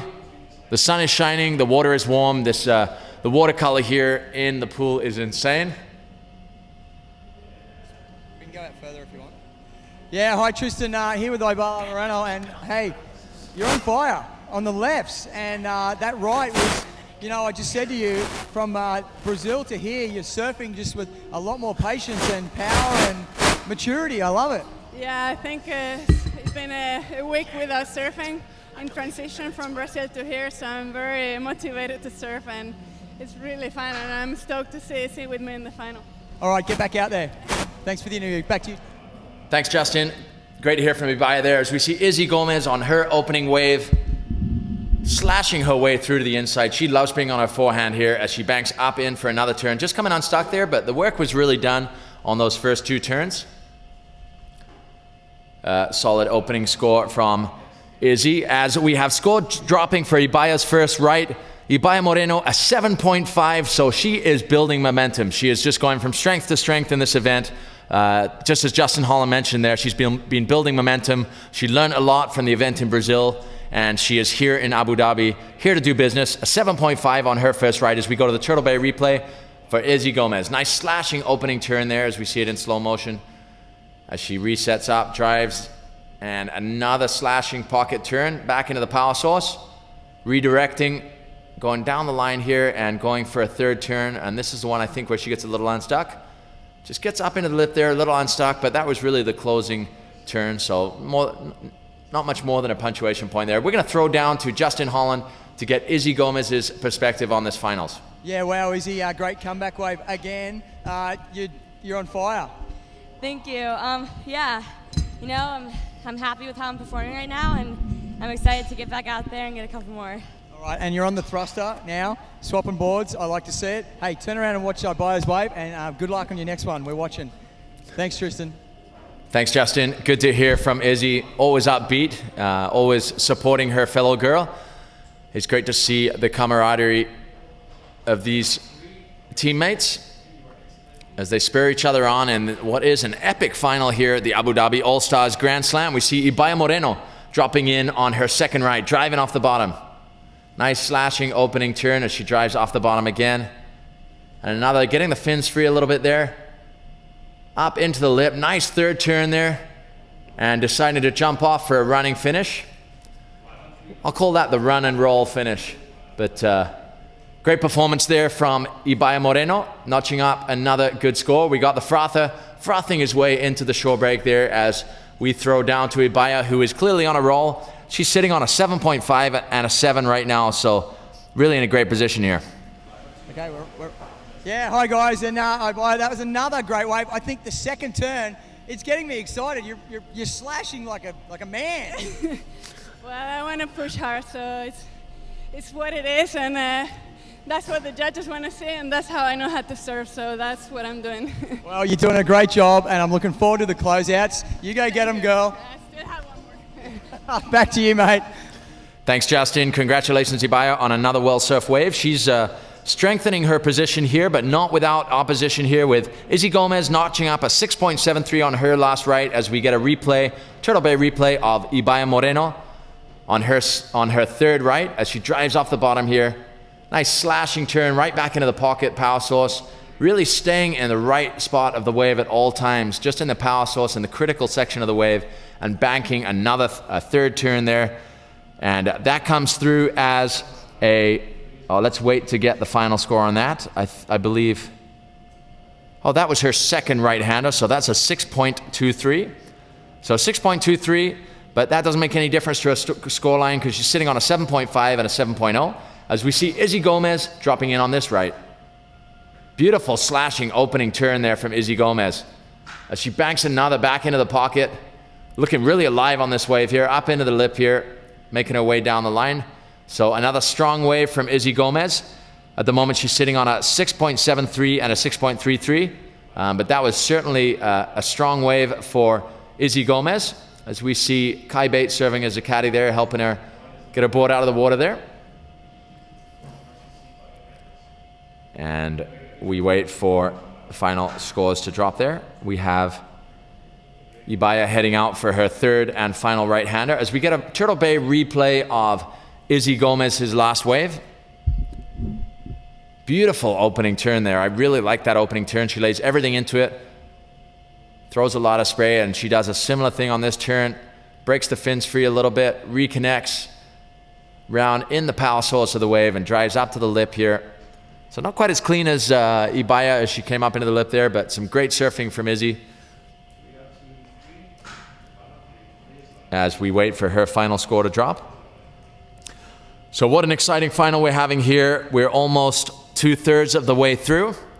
We're coming to the last right-hand wave for each athlete, at which point we will change the direction and go on to closeouts for the final and climactic showdown of this final heat of the Abu Dhabi All-Stars Grand Slam. This is the Women's Stand-Up World Tour. What a great day of action we've seen. What a great 3 days of action we've seen with phenomenal performances from all the women. A big congratulations to all the women as the performance level continues to go through the roof. We see Ibaya Moreno dropping into this wave, driving off the bottom. Nice slashing top turn. Off the bottom again and a slashing turn. Up into the lip, so another well-surfed wave. I'd say probably not as good as her last waves. With her last wave coming in at an 8.17, Ibaya Moreno just building momentum here. I'm sorry, that was Izzy Gomez's last wave coming in at an 8.17. My apologies. 8.17 for Izzy Gomez. So currently, Izzy Gomez sitting on an 8.17 and a 6.73. As we go to the Turtle Bay replay of Ibaya Moreno's last wave. Great drive off the bottom there for Ibaya. Nice top turn. As she drives off the bottom again. And slashes back into the power source. And sets herself up for this next turn here. She drives down the line again. And up into the lip here. And connecting to the inside section there. So we do have a scoring update for you. We're waiting for the last wave of each athlete to drop, but the second right-hander for Izzy Gomez coming through at an 8.17 that moves her up into first place for the moment. So Izzy Gomez with an 8.17 and a 6.73 takes the lead for the moment, but only just. We have a score waiting to drop for Ibaya Moreno, but as it stands for the moment, she has a 7.5 and a 7.0. For a heat score total of 14.5. So Ibaya Moreno, you need a 7.41 to move into first. Izzy Gomez, you have an 8.17 and a 6.73. As we see Izzy Gomez dropping into her third and final right-hander. as we wait for the final score of Ibaya Moreno to drop. Nice opening turn for Izzy. Slashing back into the pocket there. Working her way down the line, up into the lip. And a little closing turn there for Izzy Gomez, athlete in yellow. But we have another score dropping for Ibaya Moreno. So this is the final right-hander coming through for Ibaya Moreno.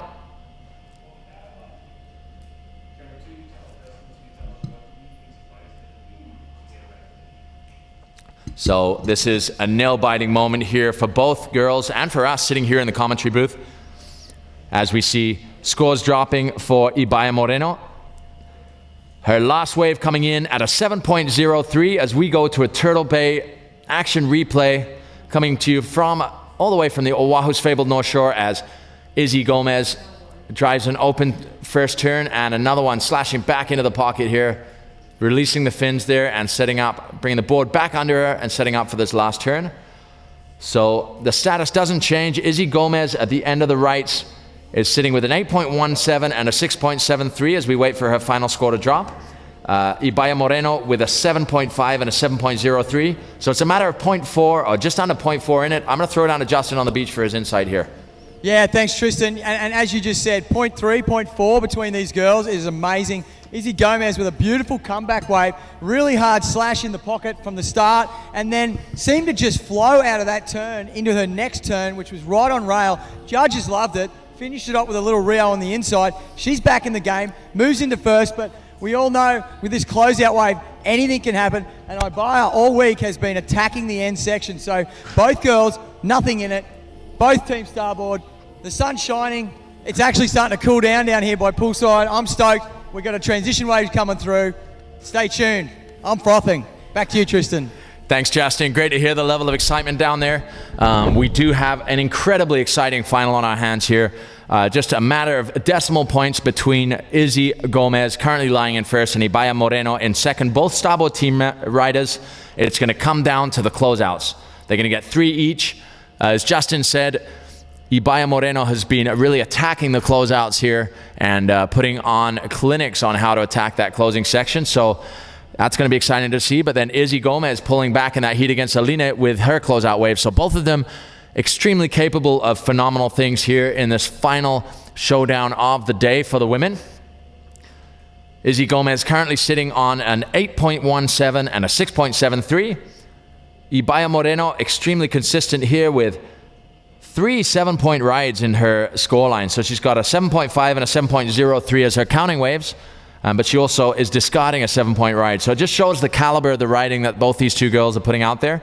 As we see another high-scoring wave coming in from Izzy Gomez. This is going to push her forward a little bit here as she put on another good wave at the end of the rights there. So let's see how that comes through.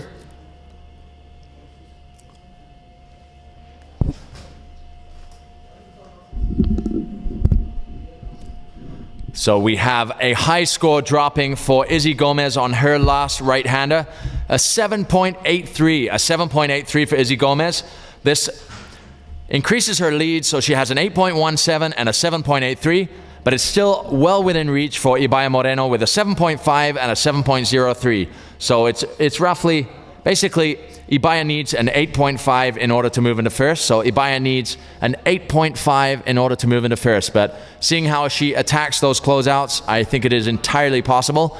And let's see, I think we've got an amazing last showdown of the day for us on our hands here between Ibaya Moreno and Izzy Gomez. Both starboard team riders, friends, traveling together here in the Middle East. It's been a momentous occasion here as we are coming to the close of day 3 of the Abu Dhabi All-Stars Grand Slam.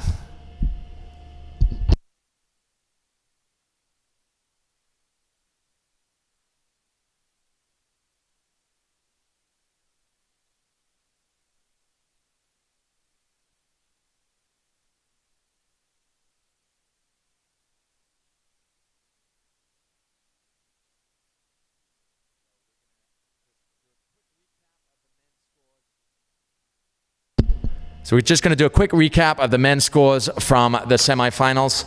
Unfortunately, our mic on the beach somehow conked out during that time, so we'll just give you guys a quick recap of the scores.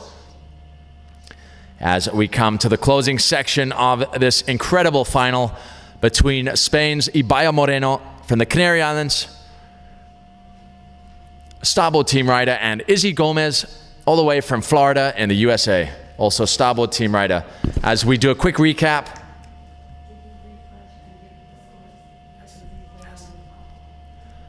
the scores from that second semifinal,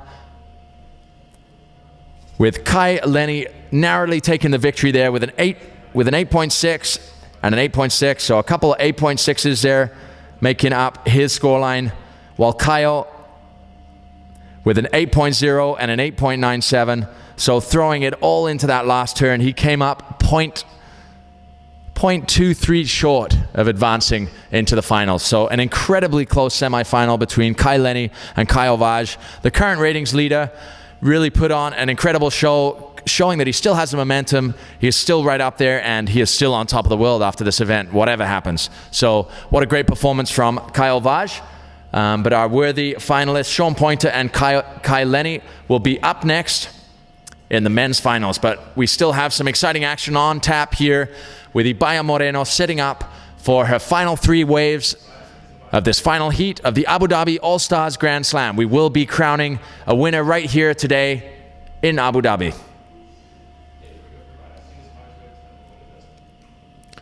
So here we see Ibaya Moreno dropping in, just getting a little caught up on that opening turn, but regaining the speed and cracking that end section, unfortunately coming unstuck. That was unfortunate. She got a little caught up on that opening turn, slowed it down a little bit, meant that her timing was on, but she didn't have quite the speed she wanted going into the closing section. So she'll be looking for something better on her waves 2 and 3 as Izzy Gomez heads out for her closeout wave. So as we recap also Sean Pointer's and Mo Freida's semifinal number 1. Actually, before we do that, I'm going to throw down to Justin Holland on the beach, giving us the inside scoop. Yeah, thanks, Tristan. And just on the last exchange there from the girls on the right, we've seen Izzy Gomez come right into the beach, so to speak, and not using a leg rope. Obviously, a little bit of drag out there, trying to be a little faster. Actually snapped out one of her FCS fins, and they had a frantic, I suppose, 90 seconds to 2 minutes to change one of her fins. So a lot of the starboard team riders got in here, whipped the fin out, and I suppose traveling with these boards, it's one of the beauties of being able to use removable fins for all you guys back home. It's like a pit crew for a Formula 1 car. Back to you, Tristan.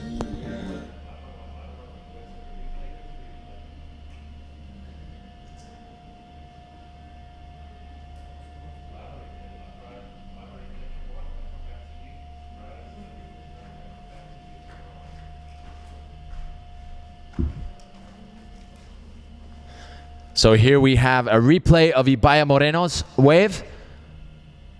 So getting right up into the lip there, really late hit there for Ibaya Moreno. Perhaps not having quite the speed to be able to ride out of that one. But a great effort nonetheless from our Spaniard from the Canary Islands.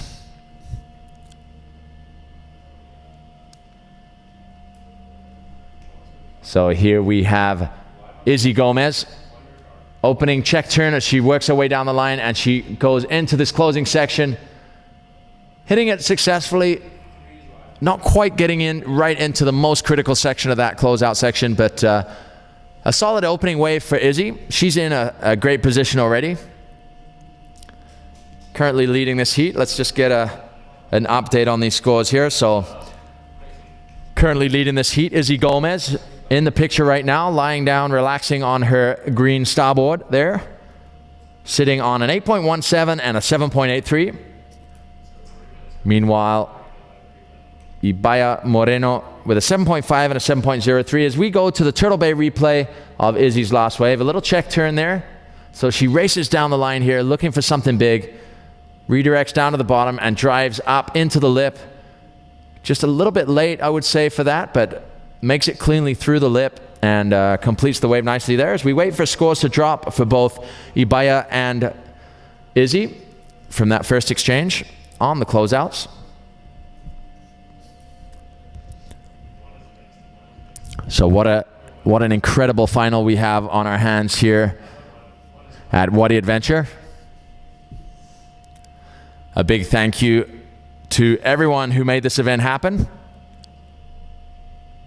We've just been graced by the presence of Riley Heffernan and his family. We're super happy to see him here, one of the founding partners of this incredible event, the Abu Dhabi All-Stars out here in Abu Dhabi. So a big thank you to Riley for all his effort in making this a reality. So Riley still very much involved with the organization of ESSA with Timmy, who was online with us earlier. So big thank you to all those making this event happen. And of course to His Highness Sheikh Ahmed, as we see Ibaya Moreno taking off on her second closeout. Dropping down, driving off the bottom. Nice slashing opening turn, back into the power source, looking very alive on this wave. Comes down off the top. So a complete score from Ibaya Moreno, but we'll wait to see how the judges see that. As we have scores dropping for both of their first closeouts. Izzy Gomez scoring a 3.93 on her closeout. Ibaya Moreno on her first one, where she went down. Even with the wipeout, she scored a 2.33. Obviously getting some score for commitment there, so we'll wait for these next scores to drop as we go to Turtle Bay replay of Ibaya's last wave. Driving off the bottom here. Really nice slashing turn here, back into the power source. As she weaves her way down the line, she goes straight up into the lip there. And that's a great wave by Ibaya Moreno. As we're gonna throw down to Justin Holland live poolside. Yeah, thanks Tristan, and it's finally starting to cool down here in Abu Dhabi. The sun's sort of going behind the building, and it's all down to probably the next wave for Ibaya Moreno. She really needs a score on the next one to overtake Izzy with her last closeout wave coming up. Izzy Gomez is out there sitting pretty comfortably on her second wave, just about to come through. So all the pressure's on Ibaya. Back to you in the studio. Thanks, Justin. So Ibaya Moreno needing an 8.5 in order to take this. She needs an 8.5. We're going to wait for her second closeout score to come through. I'm not sure whether that was an 8.5, but we'll soon find out.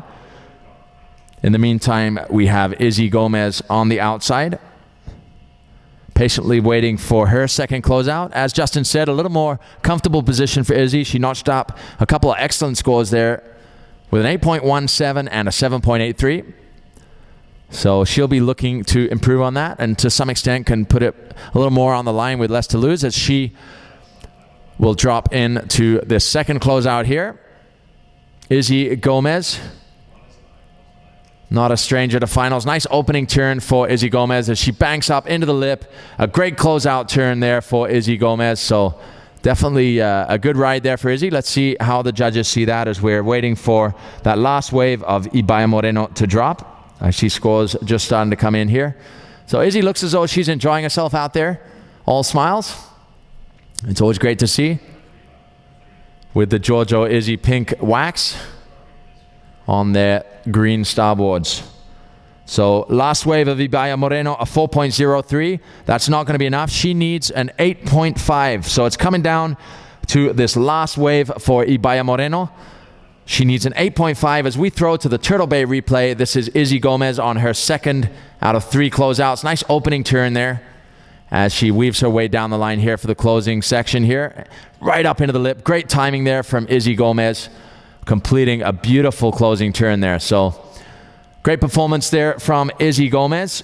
Really coming back strong in this heat. Started a little slower, but now really gaining momentum. Waiting to see what her second closeout comes through as.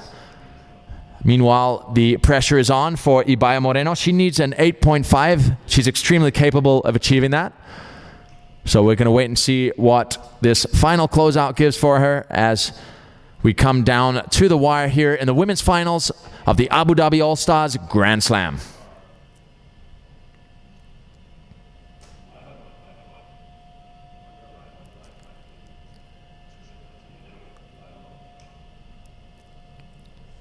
So Ibaya Moreno patiently waiting for this final closeout. So after this, these final 2 waves for both Ibaya and Izzy, we'll be going straight into the men's finals. So stand by for the men's finals as we see Ibaya Moreno driving off the bottom. Slashing turn. Up into the lip there. Unfortunately just coming unstuck. it's not going to be enough. That was Ibaya Moreno's last-ditch effort there to get the score she needed. She needed an 8.5. A little bit of frustration there for the talented Spanish representative here on the Stand Up World Tour, but a great performance nonetheless. I think she's happy with her performance here.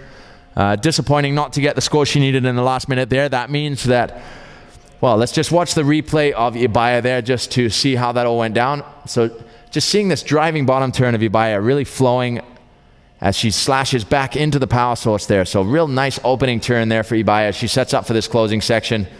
Just coming unstuck there as she gets the wrong side of the lip and goes down. But a big congratulations to Ibaya.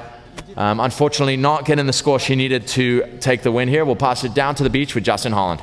Yeah, thanks, Tristan. And hey, you know, all smiles. You know, you gave it your best shot. And, you know, 3 days ago, if I had said you'd be here in the final, truthfully, would have thought you were going to be here? I don't know. The level of the girls have been going high. And really stoked to be in the final with Izzy. And that's it. What can I do? Let's watch her last wave. Hey, congratulations. Congratulations to her too. Great surfing. Back to you up there, Tristan. So big congratulations from the Starboard team there. Zane representing with the Team Starboard t-shirt there, coming to congratulate his team member, Ibaya Moreno, for a great performance here at the Abu Dhabi All-Stars, but somewhat of a victory lap for our champion here at the Abu Dhabi All-Stars Grand Slam, Izzy Gomez. This will be an exciting finish for Izzy. Another win for her here on the Stand Up World Tour. A 4th win out of 7 events. That is an incredible, that's an incredible performance here for Izzy Gomez as we see her about to drop in for a 3rd and final closeout. Victory lap, what she got for us? Nice opening turn as she heads up for this closeout wave.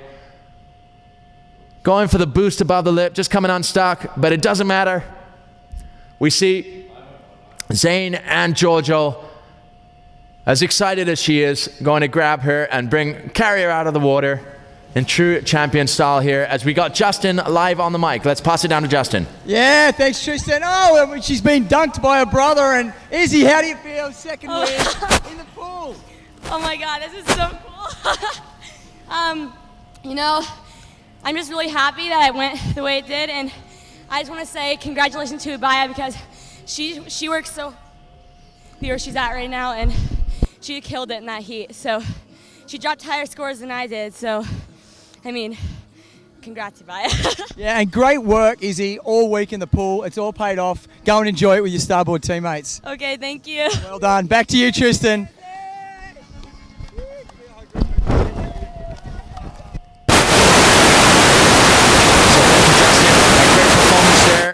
From Izzy Gomez, Abu Dhabi All-Stars champion here at Wadi Adventure Park. What a performance as we see Izzy getting carried up the beach. Super excited. She's not a stranger to winning here on the Stand Up World Tour. Extremely excited. What a performance from this young athlete. Starboard team members congratulating her. What a performance, but a very worthy other champion in this final heat, Ibaya Moreno. What a performance from her. Unfortunately, just coming short in the final heat as Izzy gets the scores she needs to take another win here on the Stand Up World Tour.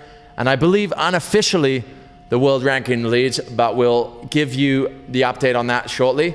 That is unofficial at this point. We need to go through the rankings and make sure where we're at. But that will be in the official release tonight, so stay tuned. What an exciting moment for this young champion from Florida.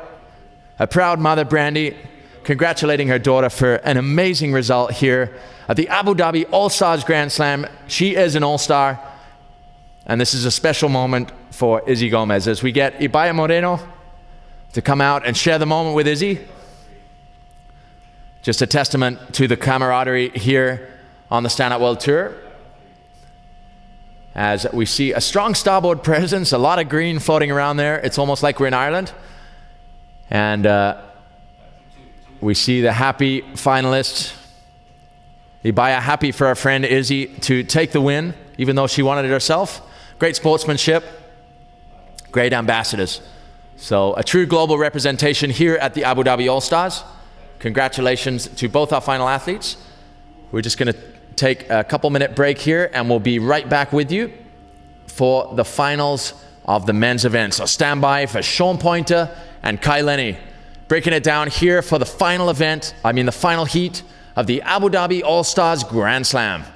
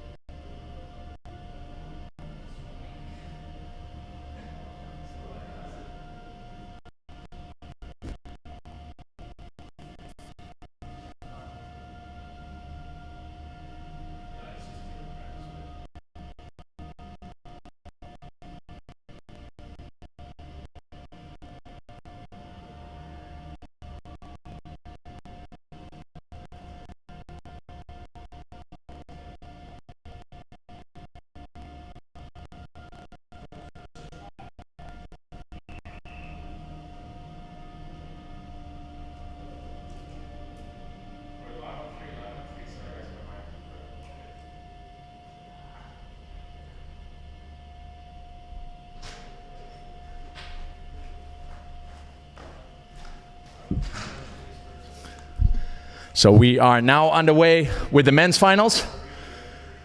We're going to throw to a Turtle Bay replay of that first wave of Sean Pointer on the left, driving off the bottom there. Look at that commitment. Banking back into the white water, back up into the lip there. So another great start for Sean Pointer. Just looking really sharp and on point in this event.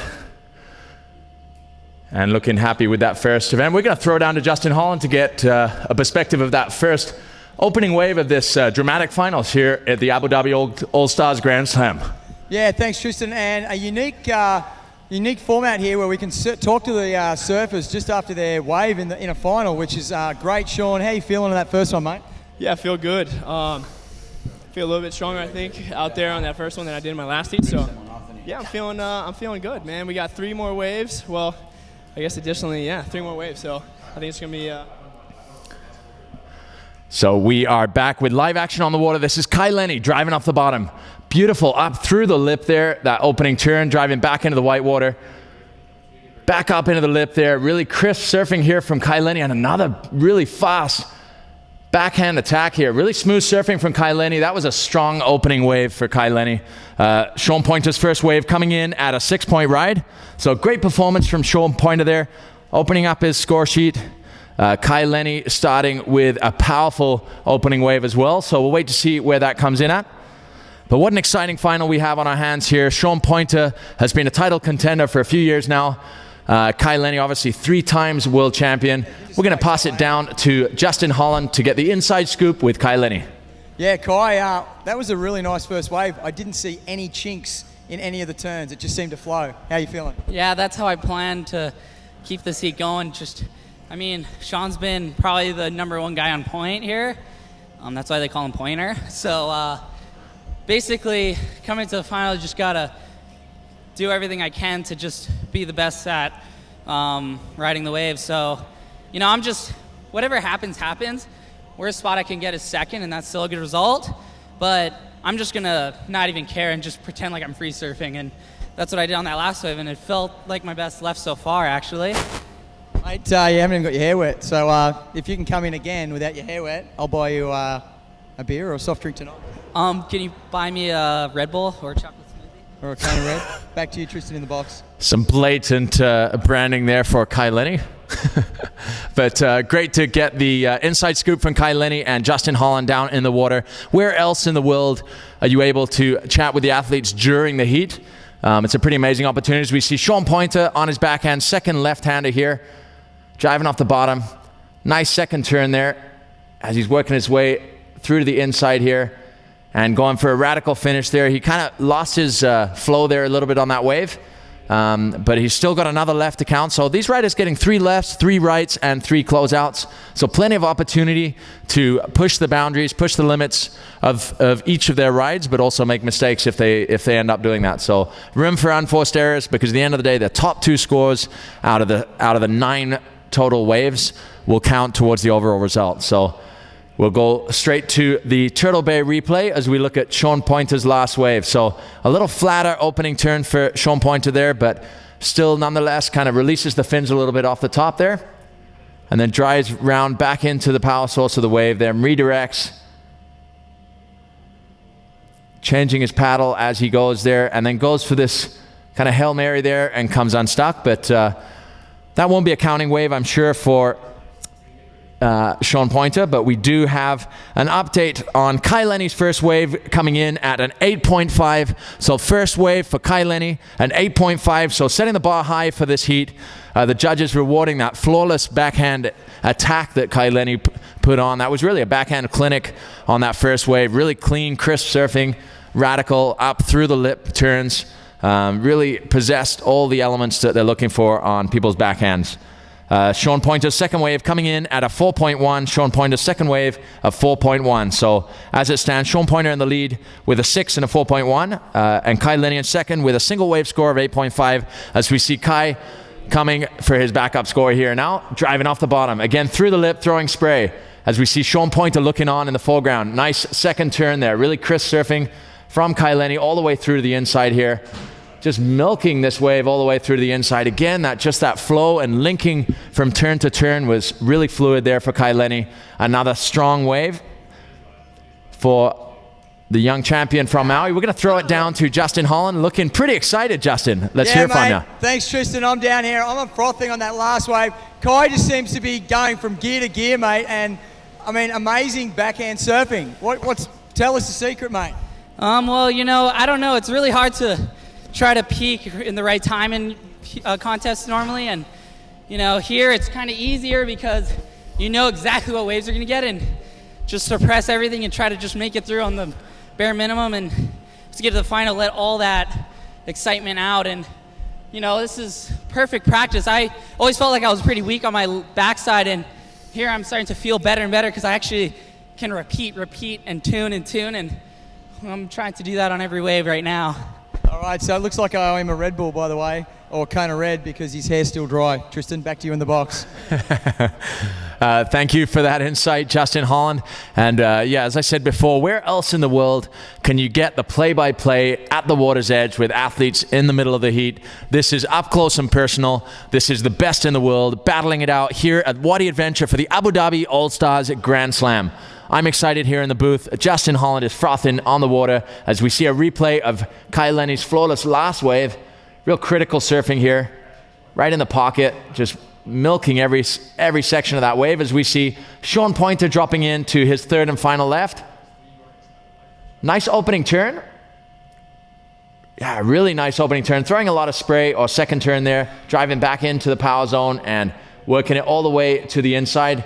Really taking some of the energy that Kai Lenny was portraying in that last wave and putting it into his ride. I do have a new score. Kai Lenny posting an 8.57 for his wave number 2. So an 8.57 and an 8.5. We're looking for record-breaking heat score totals here. We're only 2 waves in, and we're at 17.07 for Kai Lenny and 10.1 for Sean Pointer. But that last wave, I'm sure, will improve Sean Pointer's situation as we go to the Turtle Bay replay.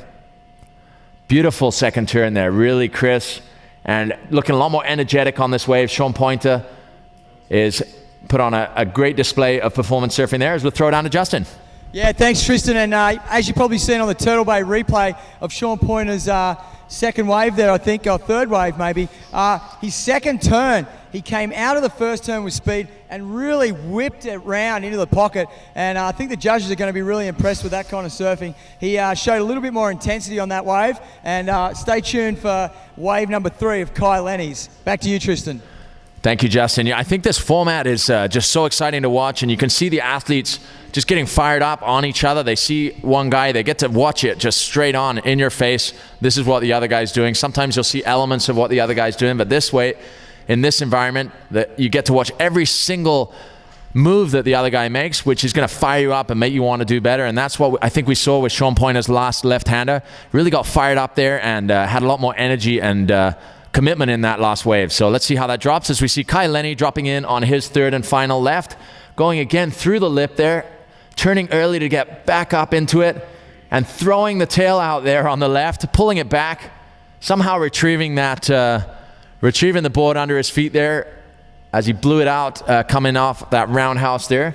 Not sure that's going to make any difference to his overall scoreline, but we'll wait and see. At the moment with an 8.5 and an 8.57. Sean Pointer's last wave drops in at a 6.83. So Sean Pointer sitting with a 6 and a 6.83, making for 12.83 overall heat score total. As we go to the Turtle Bay replay of Kai Lenny's last wave, that first turn is pretty magical through the lip there. Just really quick off the mark to get right up into the lip, and he drives that powerful, aggressive cutback, like a roundhouse into a cutback, pushes the tail out. Foot completely comes off the board, but somehow manages to get up over the board. Looks a little relieved to have been able to ride out of that one. We'll wait to see what the judges think of that third wave as we now move into a transition, as we'll move on to the right. So both riders preferring the rights on their forehand. I think we're going to see some exceptional level scores here. I would love to see a 10-point ride here today. So Sean and Kai, if you're listening, let's see something here. I want to see a 10-point ride, whether it be on the rights or the closeouts. I know you're both capable of it. I look forward to seeing it.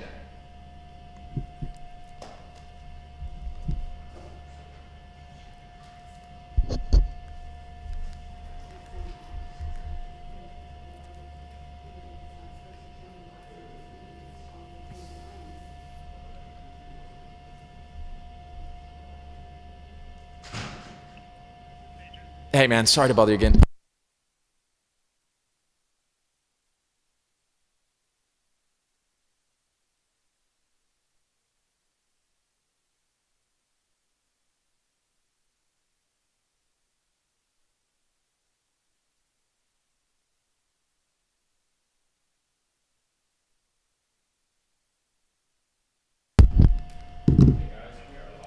So we were just issuing instructions or requesting that the floodlights be put on to floodlight up our arena here at Wadi Adventure, as we are now in the final of the Abu Dhabi All-Star Grand Slam here at Wadi Adventure, the Stand Up World Tour surfing component of this Grand Slam event.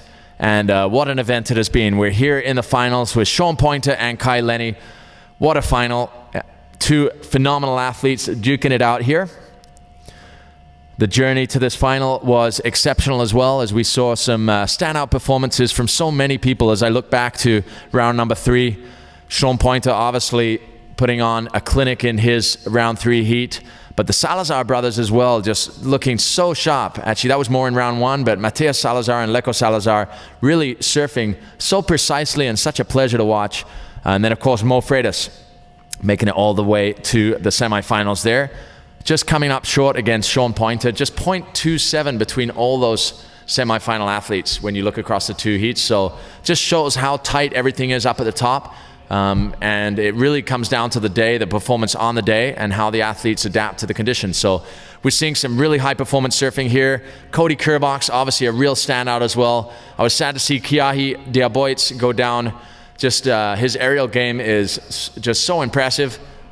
Just fell short against Cody. Cody had some really critical surfing throughout this event, so he's definitely been a standout. And then of course Kyle Vaj, our current rankings leader, he just went down in the semifinals in an incredible battle with Kai Lenny, just coming up 0.23 short of making it through to the final.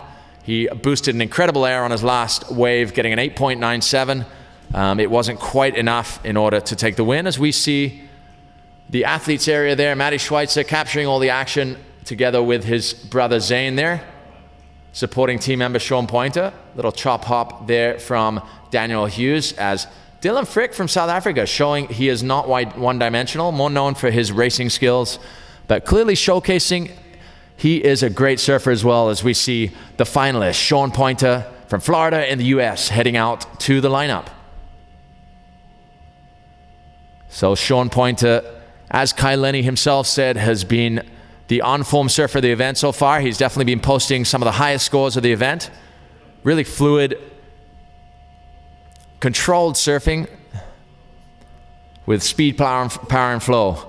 So he's looking for a big result here. He hasn't had a win since Tahiti in 2012, but he's always right up there. Definitely one of the key contenders here on the Stand Up World Tour. As we transition over to the right-handers, Kai Lenny, obviously with his 3 world titles, reigning world champion right now. He was sitting in 3rd coming into this event. We'll see how the world rankings adjust on the completion of this event. I have a feeling he will move into 2nd.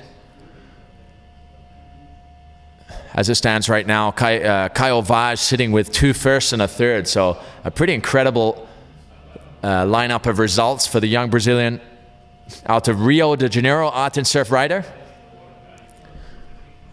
But just seeing the performance level both here and in Brazil, it's clear that we have a deep field of talent now, all vying for the title. I'm excited to see Mo Freitas through the year as well. I think he's a Focus SUP rider, has a lot of potential, as we see Sean Pointer dropping in here on this first right. Beautiful opening turn, slashing, pushing the tail out, and another fins free turn there, driving off the bottom, up into the lip, throwing the tail out, and just pulling it round. So a nice radical opening and aggressive wave for Sean Pointer, Starboard team rider from the USA. So Sean will be happier with that opening wave on his rights. He's definitely stronger on his forehand at the moment. Seems like that's where he's really posting his high scores. It'll be interesting to see how the judges view that last wave. I'd like to say a big thank you to our international judging panel here at the Abu Dhabi All-Stars Grand Slam. We have representation from all the major surfing regions, from Europe, from Australia, from Hawaii, and from South America. So excited to have our judging panel doing such a great job here. I'm going to pass you down to Justin Holland down on the beach to get the inside scoop. Sorry, we got to switch the audio on here. Stand by, Justin, and here we go. Yeah, thanks, Tristan. And as you just seen, Sean Pointer a little behind on the lefts after Kai Lenny's explosive start, but more of the same from Sean Pointer. First turn, very explosive. Second turn, explosive. Third turn, explosive. So nothing but power from Sean Pointer, and I'll be interested to see what the judges think of that one. Back to you, Tristan, in the box. Tristan in the box, Boxford, coming to you live from the Abu Dhabi All-Stars Grand Slam. We're going to throw to a Turtle Bay replay as Sean Pointer, what a committed bottom turn there, driving off the bottom, throwing the tail out in a fins-free turn there. And again here as he drives, completely burying his inside rail, throwing the fins free, and that is the completion of that wave. As we see Kai Lenny taking off on his first right, driving off the bottom. A nice whip back into the white water and driving right back into the white water, traveling backwards, almost a little cover up there, and throwing the tail out again. Wow, that was a great opening wave for Kai Lenny. I'll hazard to say that was the first little head cover up, head dip however you want to put it, on the wave yet. Looked more like there's an impressive maneuver there from Kai Lenny, but Sean Pointer posting a 7.8 on his opening ride on right. So Sean Pointer, a 7.8 on his first right-hand wave. We'll wait for the first wave of Kai Lenny to drop, but as it stands right now, let's throw to a Turtle Bay replay. Beautiful opening turn for Kai Lenny as he drives off the bottom, drives back into the white water, travels backwards down the wave. A little head dip into the white water there, and then throws the tail out all the way around again into a little reverse. So 2 reverses on one wave, showing variety, speed, power, and flow, and being able to link all the turns together. So a great show of performance riding there from Kai Lenny, 3 times world champion. And we have scores dropping. So it doesn't look as though it's going to be up there with his opening scores or the first ride of Sean Pointer, but we'll wait to see the final score on this as the final judges come through. So 7.8 for Sean Pointer on his first right-hand wave. He's now lining up for his second. He just caught up Kai Lenny quite a lot there with his 7.8 combining with a 6.83, making it a 14.63 heat score total, as Kai Lenny drops a 6.8 on his first right-hand wave, as we see Sean Pointer dropping in on his second right. Driving off the bottom. Just gets a little caught up there up the top, but goes out wide, banks it round into a nice roundhouse, wanting that sliding 360 there, but unable to pull it through. So that will be a no count for Sean Pointer. I mean, he'll get a score for it, but it won't be one that he'll keep in his final scoreline, as we await Kai Lenny's second right-hand wave. So what an exciting final we have on our hands as we throw to the Turtle Bay replay, brought to you all the way from Oahu's fabled North Shore. Beautiful drive-in bottom turn from Sean Pointer. Just gets a little caught up at the top there. His foot slips. So he goes wide and does this roundhouse into the white water, banks off the white water and tries to throw it around into the 360, reverses for a little bit and then comes unstuck. So unfortunate slip up for Sean Pointer on that second right, but still has another right to come as Kai Lenny prepares for his second right. As you can see, I think it looks as though the judges have adjusted their scale because they are expecting really high scores in this final with both Kai Lenny and Sean Pointer really just constantly being up at the top end of the scoring range. So it's exciting to see where they're at. Sean Pointer, you currently need a 9.27 in order to take the lead. Sean Pointer, you need a 9.27. Obviously, if you get 2 waves higher scoring than your current waves, then that'll help you get up there too. But at the moment, you need a 9.27 as a single wave to take the lead here. So the caliber of surfing just through the roof here throughout this competition, this Abu Dhabi All-Stars Grand Slam, as we see Kai Lenny taking off on his second wave. Dropping in, driving off the bottom, through the lip there, and driving roundhouse back into the white water as he sets up for another turn, throws the tail out, and just comes unstuck in the white water there. But the work was done there. I think those first 2 turns, extremely critical, went right through the lip on the first turn, and then driving that second turn, throwing the fins out. It'll be interesting to see that on the Turtle Bay replay. And we look forward to seeing the score there. But yeah, what an advantage here at the Wadi Adventure Park. You know, what a competitive forum where each of the athletes get to spur each other on by watching all of each other's waves. So get them fired up, really get those competitive juices going as we see Kai Lenny on his second right-hander, driving off the bottom, just driving right through the lip there as he goes wide and banks this roundhouse back into the white water. Just speed, power, and flow here, linking his turns together as he drives off the bottom here and just throws the tail out here over the lip, pulls it back, pulls the board under him, and then goes for the third turn, but just comes unstuck. It looks like his back foot might have slipped off as he was trying to get around that section there. But we'll wait for that score to drop. Sean Pointer on that incomplete wave at 2.73. We'll wait for that last score of Kai Lenny. We're going to throw down to Justin Holland to get the inside scoop from Kai Lenny. Yeah, thanks, Tristan. Kai, just saying, that was the first time I think I've seen you really get it up into the lip really early and drive around for your roundhouse, like before you even got to the wall. Yeah, no, that one I felt like I got up there early, and I did my next turn, and I wasn't in sync with the wave because it goes soft, so I had to really do a long cut. And so, yeah, that one it felt So we are now back with live action. Sorry to cut Kai Lenny off there, but we have Sean Pointer driving off the bottom. Beautiful opening turn. Driving another slashing turn in the pocket right into the power source. And again, so really a live looking surfing here from Sean Pointer as he throws the tail out over the lip there. So another nice wave from Sean Pointer.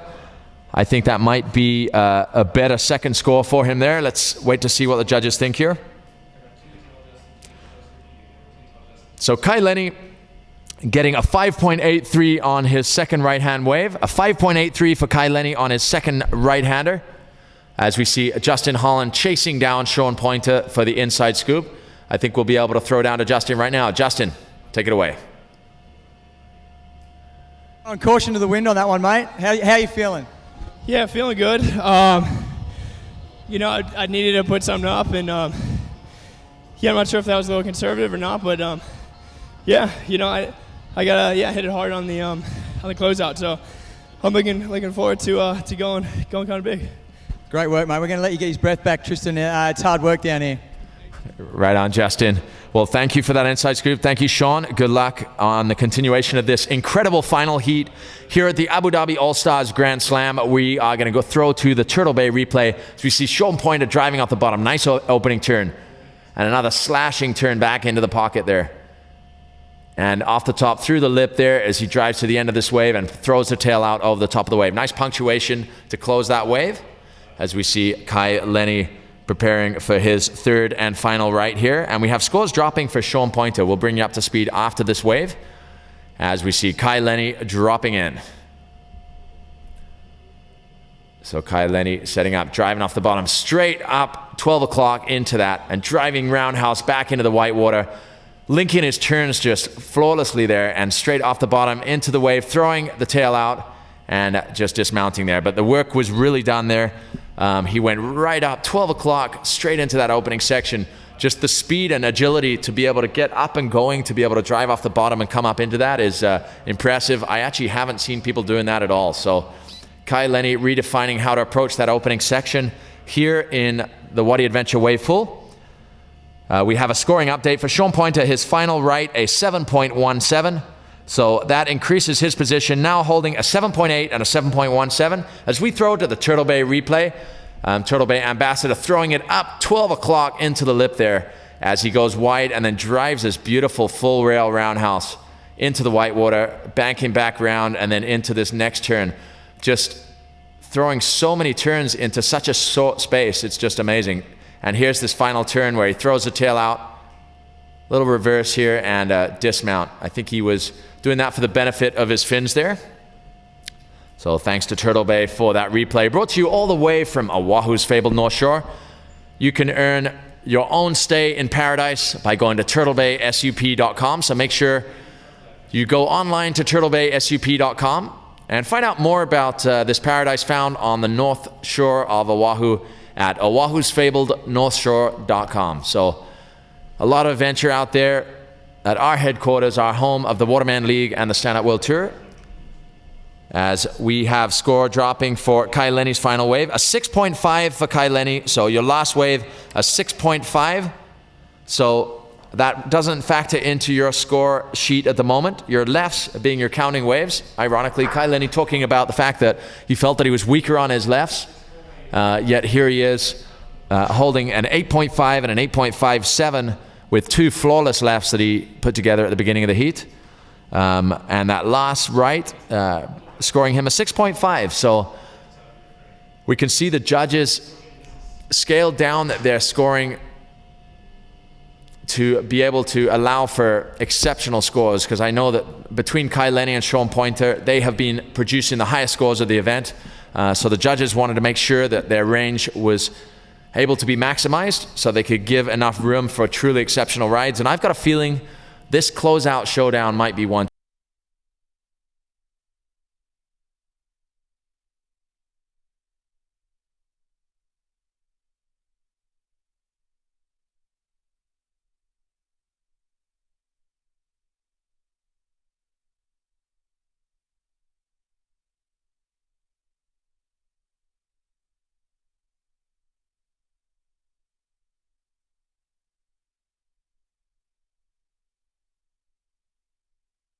the backdrop, wadiadventure.ae. We are back with you. Our apologies there. So yeah, what an exciting climax to this incredible event, the Abu Dhabi All-Stars Grand Slam. We hope you're enjoying the show here at watermanleague.com. It's a pleasure to have you with us. We're here for the third full day of the Abu Dhabi All-Stars Grand Slam. It's an incredible week of action here in the UAE. This is just the beginning here. We're wrapping the Stand Up World Tour event today. We'll then be moving over to Yas Marina for the opening press day tomorrow. And all World Series athletes, stay tuned. There is an athlete meeting, an important athlete meeting on Thursday morning. We will send out a mass email for the time and place for that meeting. It'll be in Yas Marina at the event site or thereabouts. And then long distance racing getting underway on Thursday afternoon. We have pushed the time back just due to the exceptional heat here in Abu Dhabi. We are pushing the start time for the long distance later in the day to allow it to cool off a little bit, make the racing a little more comfortable. And then we'll be underway with the sprint racing and the open racing, the 3-kilometer open race for Friday morning, as we see a free-for-all family wave here. 3 guys crossing over, Kai Bates, Daniel Hughes, and Giorgio Gomez on the shortboard. So great to see the camaraderie again between all these guys. Daniel Hughes laughing his head off over there. A great kid, Daniel Hughes from Huntington Beach, California. But yeah, so for all of those who are watching, who are planning on taking part in the open race, the 3-kilometer race on Friday morning as part of the World Series in Yas Marina, the briefing will be, or the check-in will be at 8:30, and we will be going for around a 9:30 start for the open race. For the pros, we will be the afternoon. We will get past the middle, the hottest part of the day for the World Series sprints. And if we do go on into the evening, which is kind of what we're looking for in a sense, because it's such a great environment there, such a social environment at Yas Marina, with restaurants, bars, a lot of activity. It'll be an exciting stop on the 2014 World Series, stop number 2. We're just coming from another Grand Slam event in Brazil, in Maceió, the Alagoas Pro Grand Slam. To those of you watching in Brazil, a big aloha. Thank you for your hard work, making such a great event for us over there. As always, a pleasure to be down in Brazil, and a big mahalo to Hotel Ponta Verde, to the region of Alagoas, of course, our presenting sponsor of and a hosting location for this incredible event. And a thank you to all our partners, Fleur Magazine, obviously my good friends Alvino and Kiko. A big aloha to you guys. Our representatives, our Waterman League representatives over in Brazil. I'd like to also say aloha to our representatives in Japan.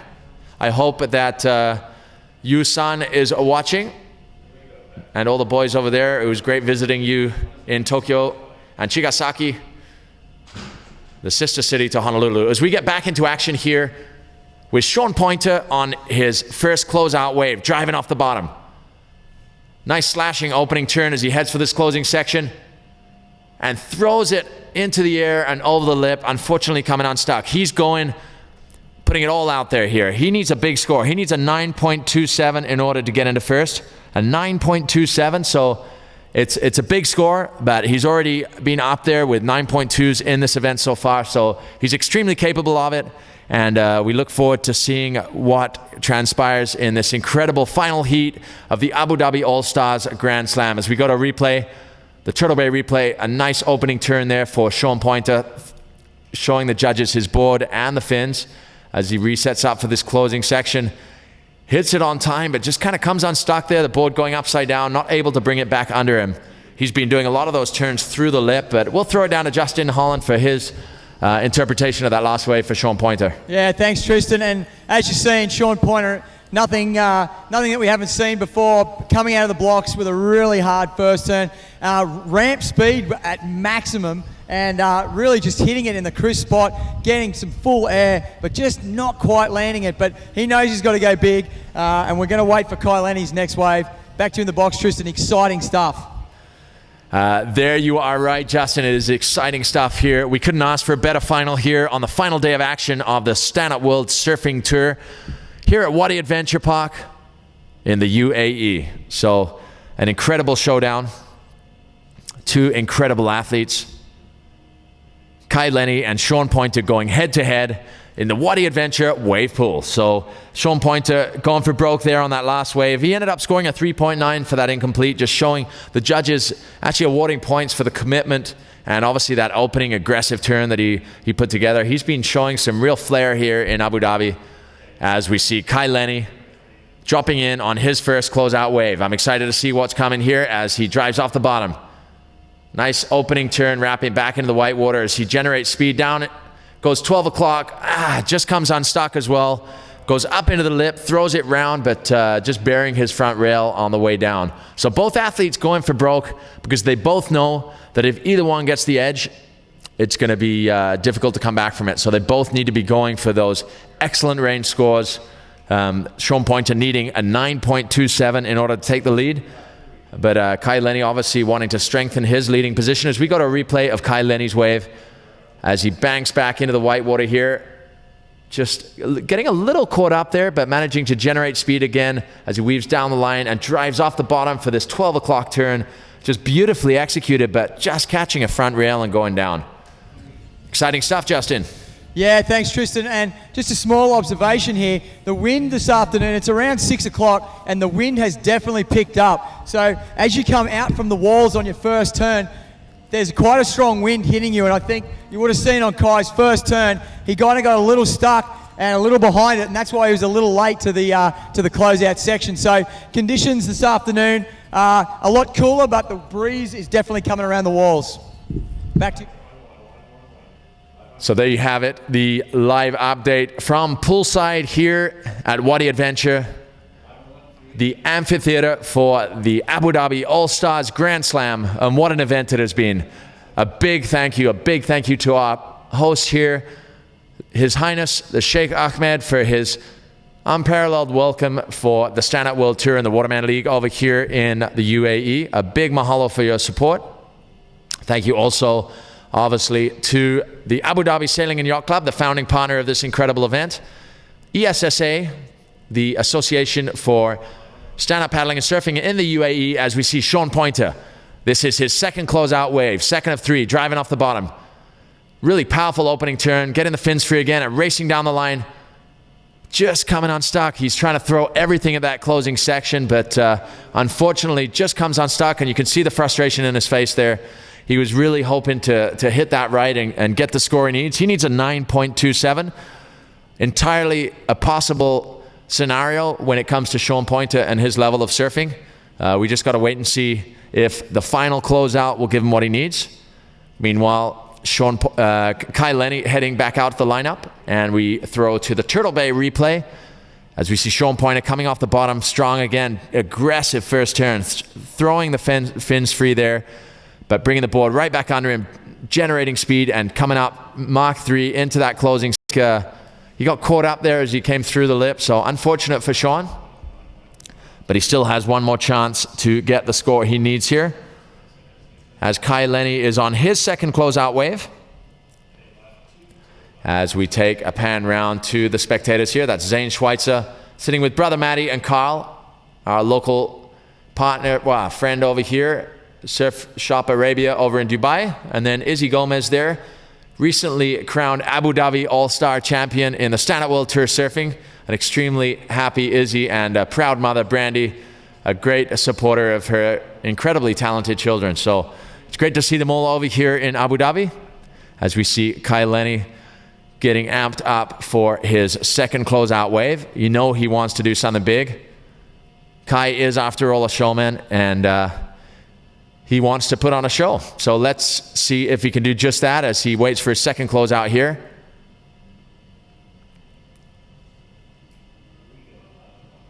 So Kai Lenny, here is the wave coming through. Kai Lenny paddling into his second closeout,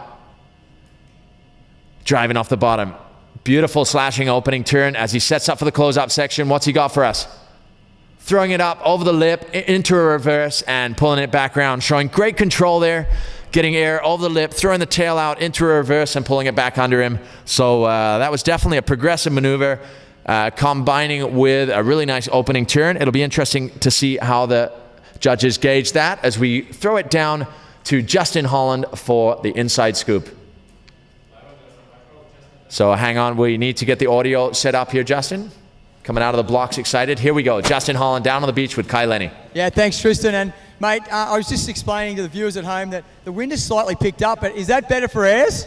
Oh, that's a lot better for airs. I mean, with a stand-up, since it's so big and this wave is so soft, the more wind, the better, because there's just like a big wing and can float. So looking forward to this last one just to go hopefully mad. It all depends on what Sean does. If he does something that gets a high score, I'll probably just try to improve on that. But, you know, if he doesn't... Sorry, mate, he needs a 9.2, so we're about to watch you maybe win the title here. I don't know.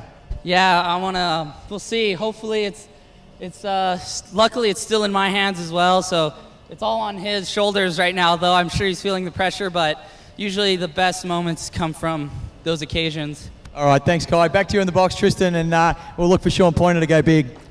Thank you, Justin. Thank you, Kai. So what a great performance there, and wise words from Kai Lenny.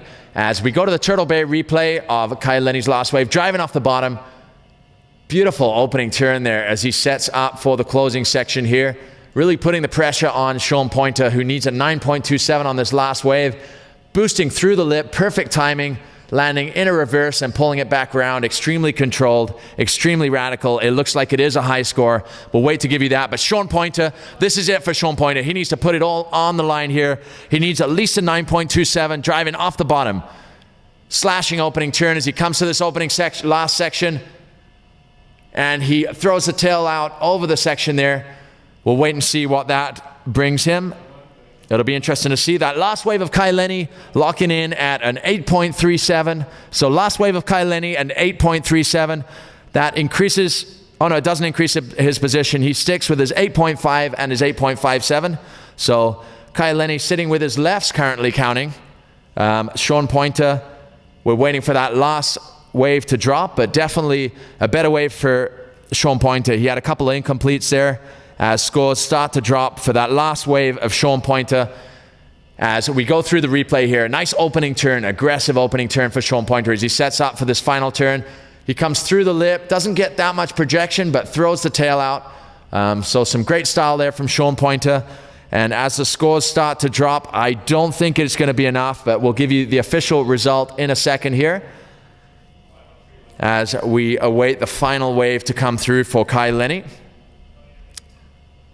So we have scores dropping for Sean Pointer, but we'll wait to give you that result as we've got Kai Lenny in the wings here, waiting for this final wave. Scores have dropped for Sean Pointer. We're on the edge of our seats here as we wait for this final wave to come through for Kai Lenny. The pressure is still on Kai Lenny. He's got a 17.07 total heat score right now with an 8.57 and an 8.5. Sean needed a 9.27 in order to take the lead. We're going to wait until this final wave comes through. So you know Kai Lenny is going to put it all on the line here to get the biggest score possible. As the pumps fly out the top, Kai Lenny paddling to get into this final wave. So a nice check turn. You can see he's just teeing up for this closing section. Throws it into an air reverse and all the way around into a 360, and he pulls it off. A phenomenal closing performance from Kai Lenny, and I can tell you that Sean Pointer's wave was not enough. It came through as a 6.6. Kai Lenny takes a bow. What an incredible performance. A worthy champion here at the Abu Dhabi All-Stars Grand Slam. We have Justin Holland waiting to give you the scoop from the poolside from Kai Lenny. An incredible performance. Yeah, thanks, Tristan. And amazing last move from Kai Lenny. He come from the foam from that one. Kai, how you feeling, buddy? I feel really good. Just feels good to win again. You know, I was kind of in a slump for a little while. I had a pretty bad event down in Brazil, and both on the racing and the wave. So it's kind of nice to hopefully be turning it around here. Great surfing, Kai, and I'll let you enjoy the moment, mate. Number one here today, and well done. Thank you. All right, Tristan, back to you in the box with Kai Lenny. Thank you, Justin Holland. So a worthy champion. What a victory lap there for Kai Lenny. Just pulling off an incredible air reverse there. A phenomenal performance from Kai Lenny in the yellow jersey with his Nash board. An excited Kai Lenny getting back on his winning roll. we'll see how this goes into, if he can carry it on into the race in the World Series later this week in Yas Marina. But what a solid performance by Kai Lenny. But nothing to take away from Sean Pointer's incredible performance throughout this event. He was definitely the on-form surfer of the event, so going through the rounds. Just falling short of a win here against Kai Lenny in the final there, but put on a solid performance nonetheless with a 7.8 and a 7.17. Kai Lenny with an 8.57 and an 8.5, so a 17.07 overall heat score for Kai Lenny. We're waiting for his last score to drop. As he gets to the shoulders, we have our new Emirati friend. I believe he used to be Brazilian, but Tony Freitas putting on a new costume out here with Cody Kerbox on the side and Casper Steinfath holding up the distinctive yellow Nash board. Kai Lenny, a true champion here at the Abu Dhabi All-Stars Grand Slam. It's his first time to the wave pool, but boy did he adapt fast and made it another title to add to his pool of titles as Casper Steinfath, the Great Dane, gives him a celebratory pat there. So it's great to see Kai Lenny back on form here. As he said himself there, a bit of a slump in Brazil. Didn't get the result he wanted in the surfing event and likewise in the racing event. So happy to get back into the groove here, into his winning form. So we're going to go down and have some celebrations poolside here at Wadi Adventure. But for all of us here at the Waterman League, it's been a real pleasure for you to have you with us for this incredible event at the Abu Dhabi All-Stars Grand Slam. A huge congratulations go out to Kai Lenny and Izzy Gomez, our Abu Dhabi All-Star champions in the surfing component. But still to come this week, obviously the World Series Racing, but also the overall Abu Dhabi All-Star title. There's some first-class tickets in the balance here for the winners of the title, not to mention the big prize purse here for both the surfing and the racing. So what an incredible event here. A big thank you to His Highness Sheikh Ahmed, the Abu Dhabi Sailing and Yacht Club, the ESSA, the Organization for Stand-Up Paddling and Surfing here in the UAE, and of course Wadi Adventure, our host for this incredible World Tour surfing event. Thank you also to all our patrons. It's been an incredible event. This is Tristan Boxford signing off for the Waterman League. Thank you for joining us, and make sure to come back to join us later this week, and stay tuned to Waterman League for highlights, recaps, galleries, and much more. Aloha and a hui ho.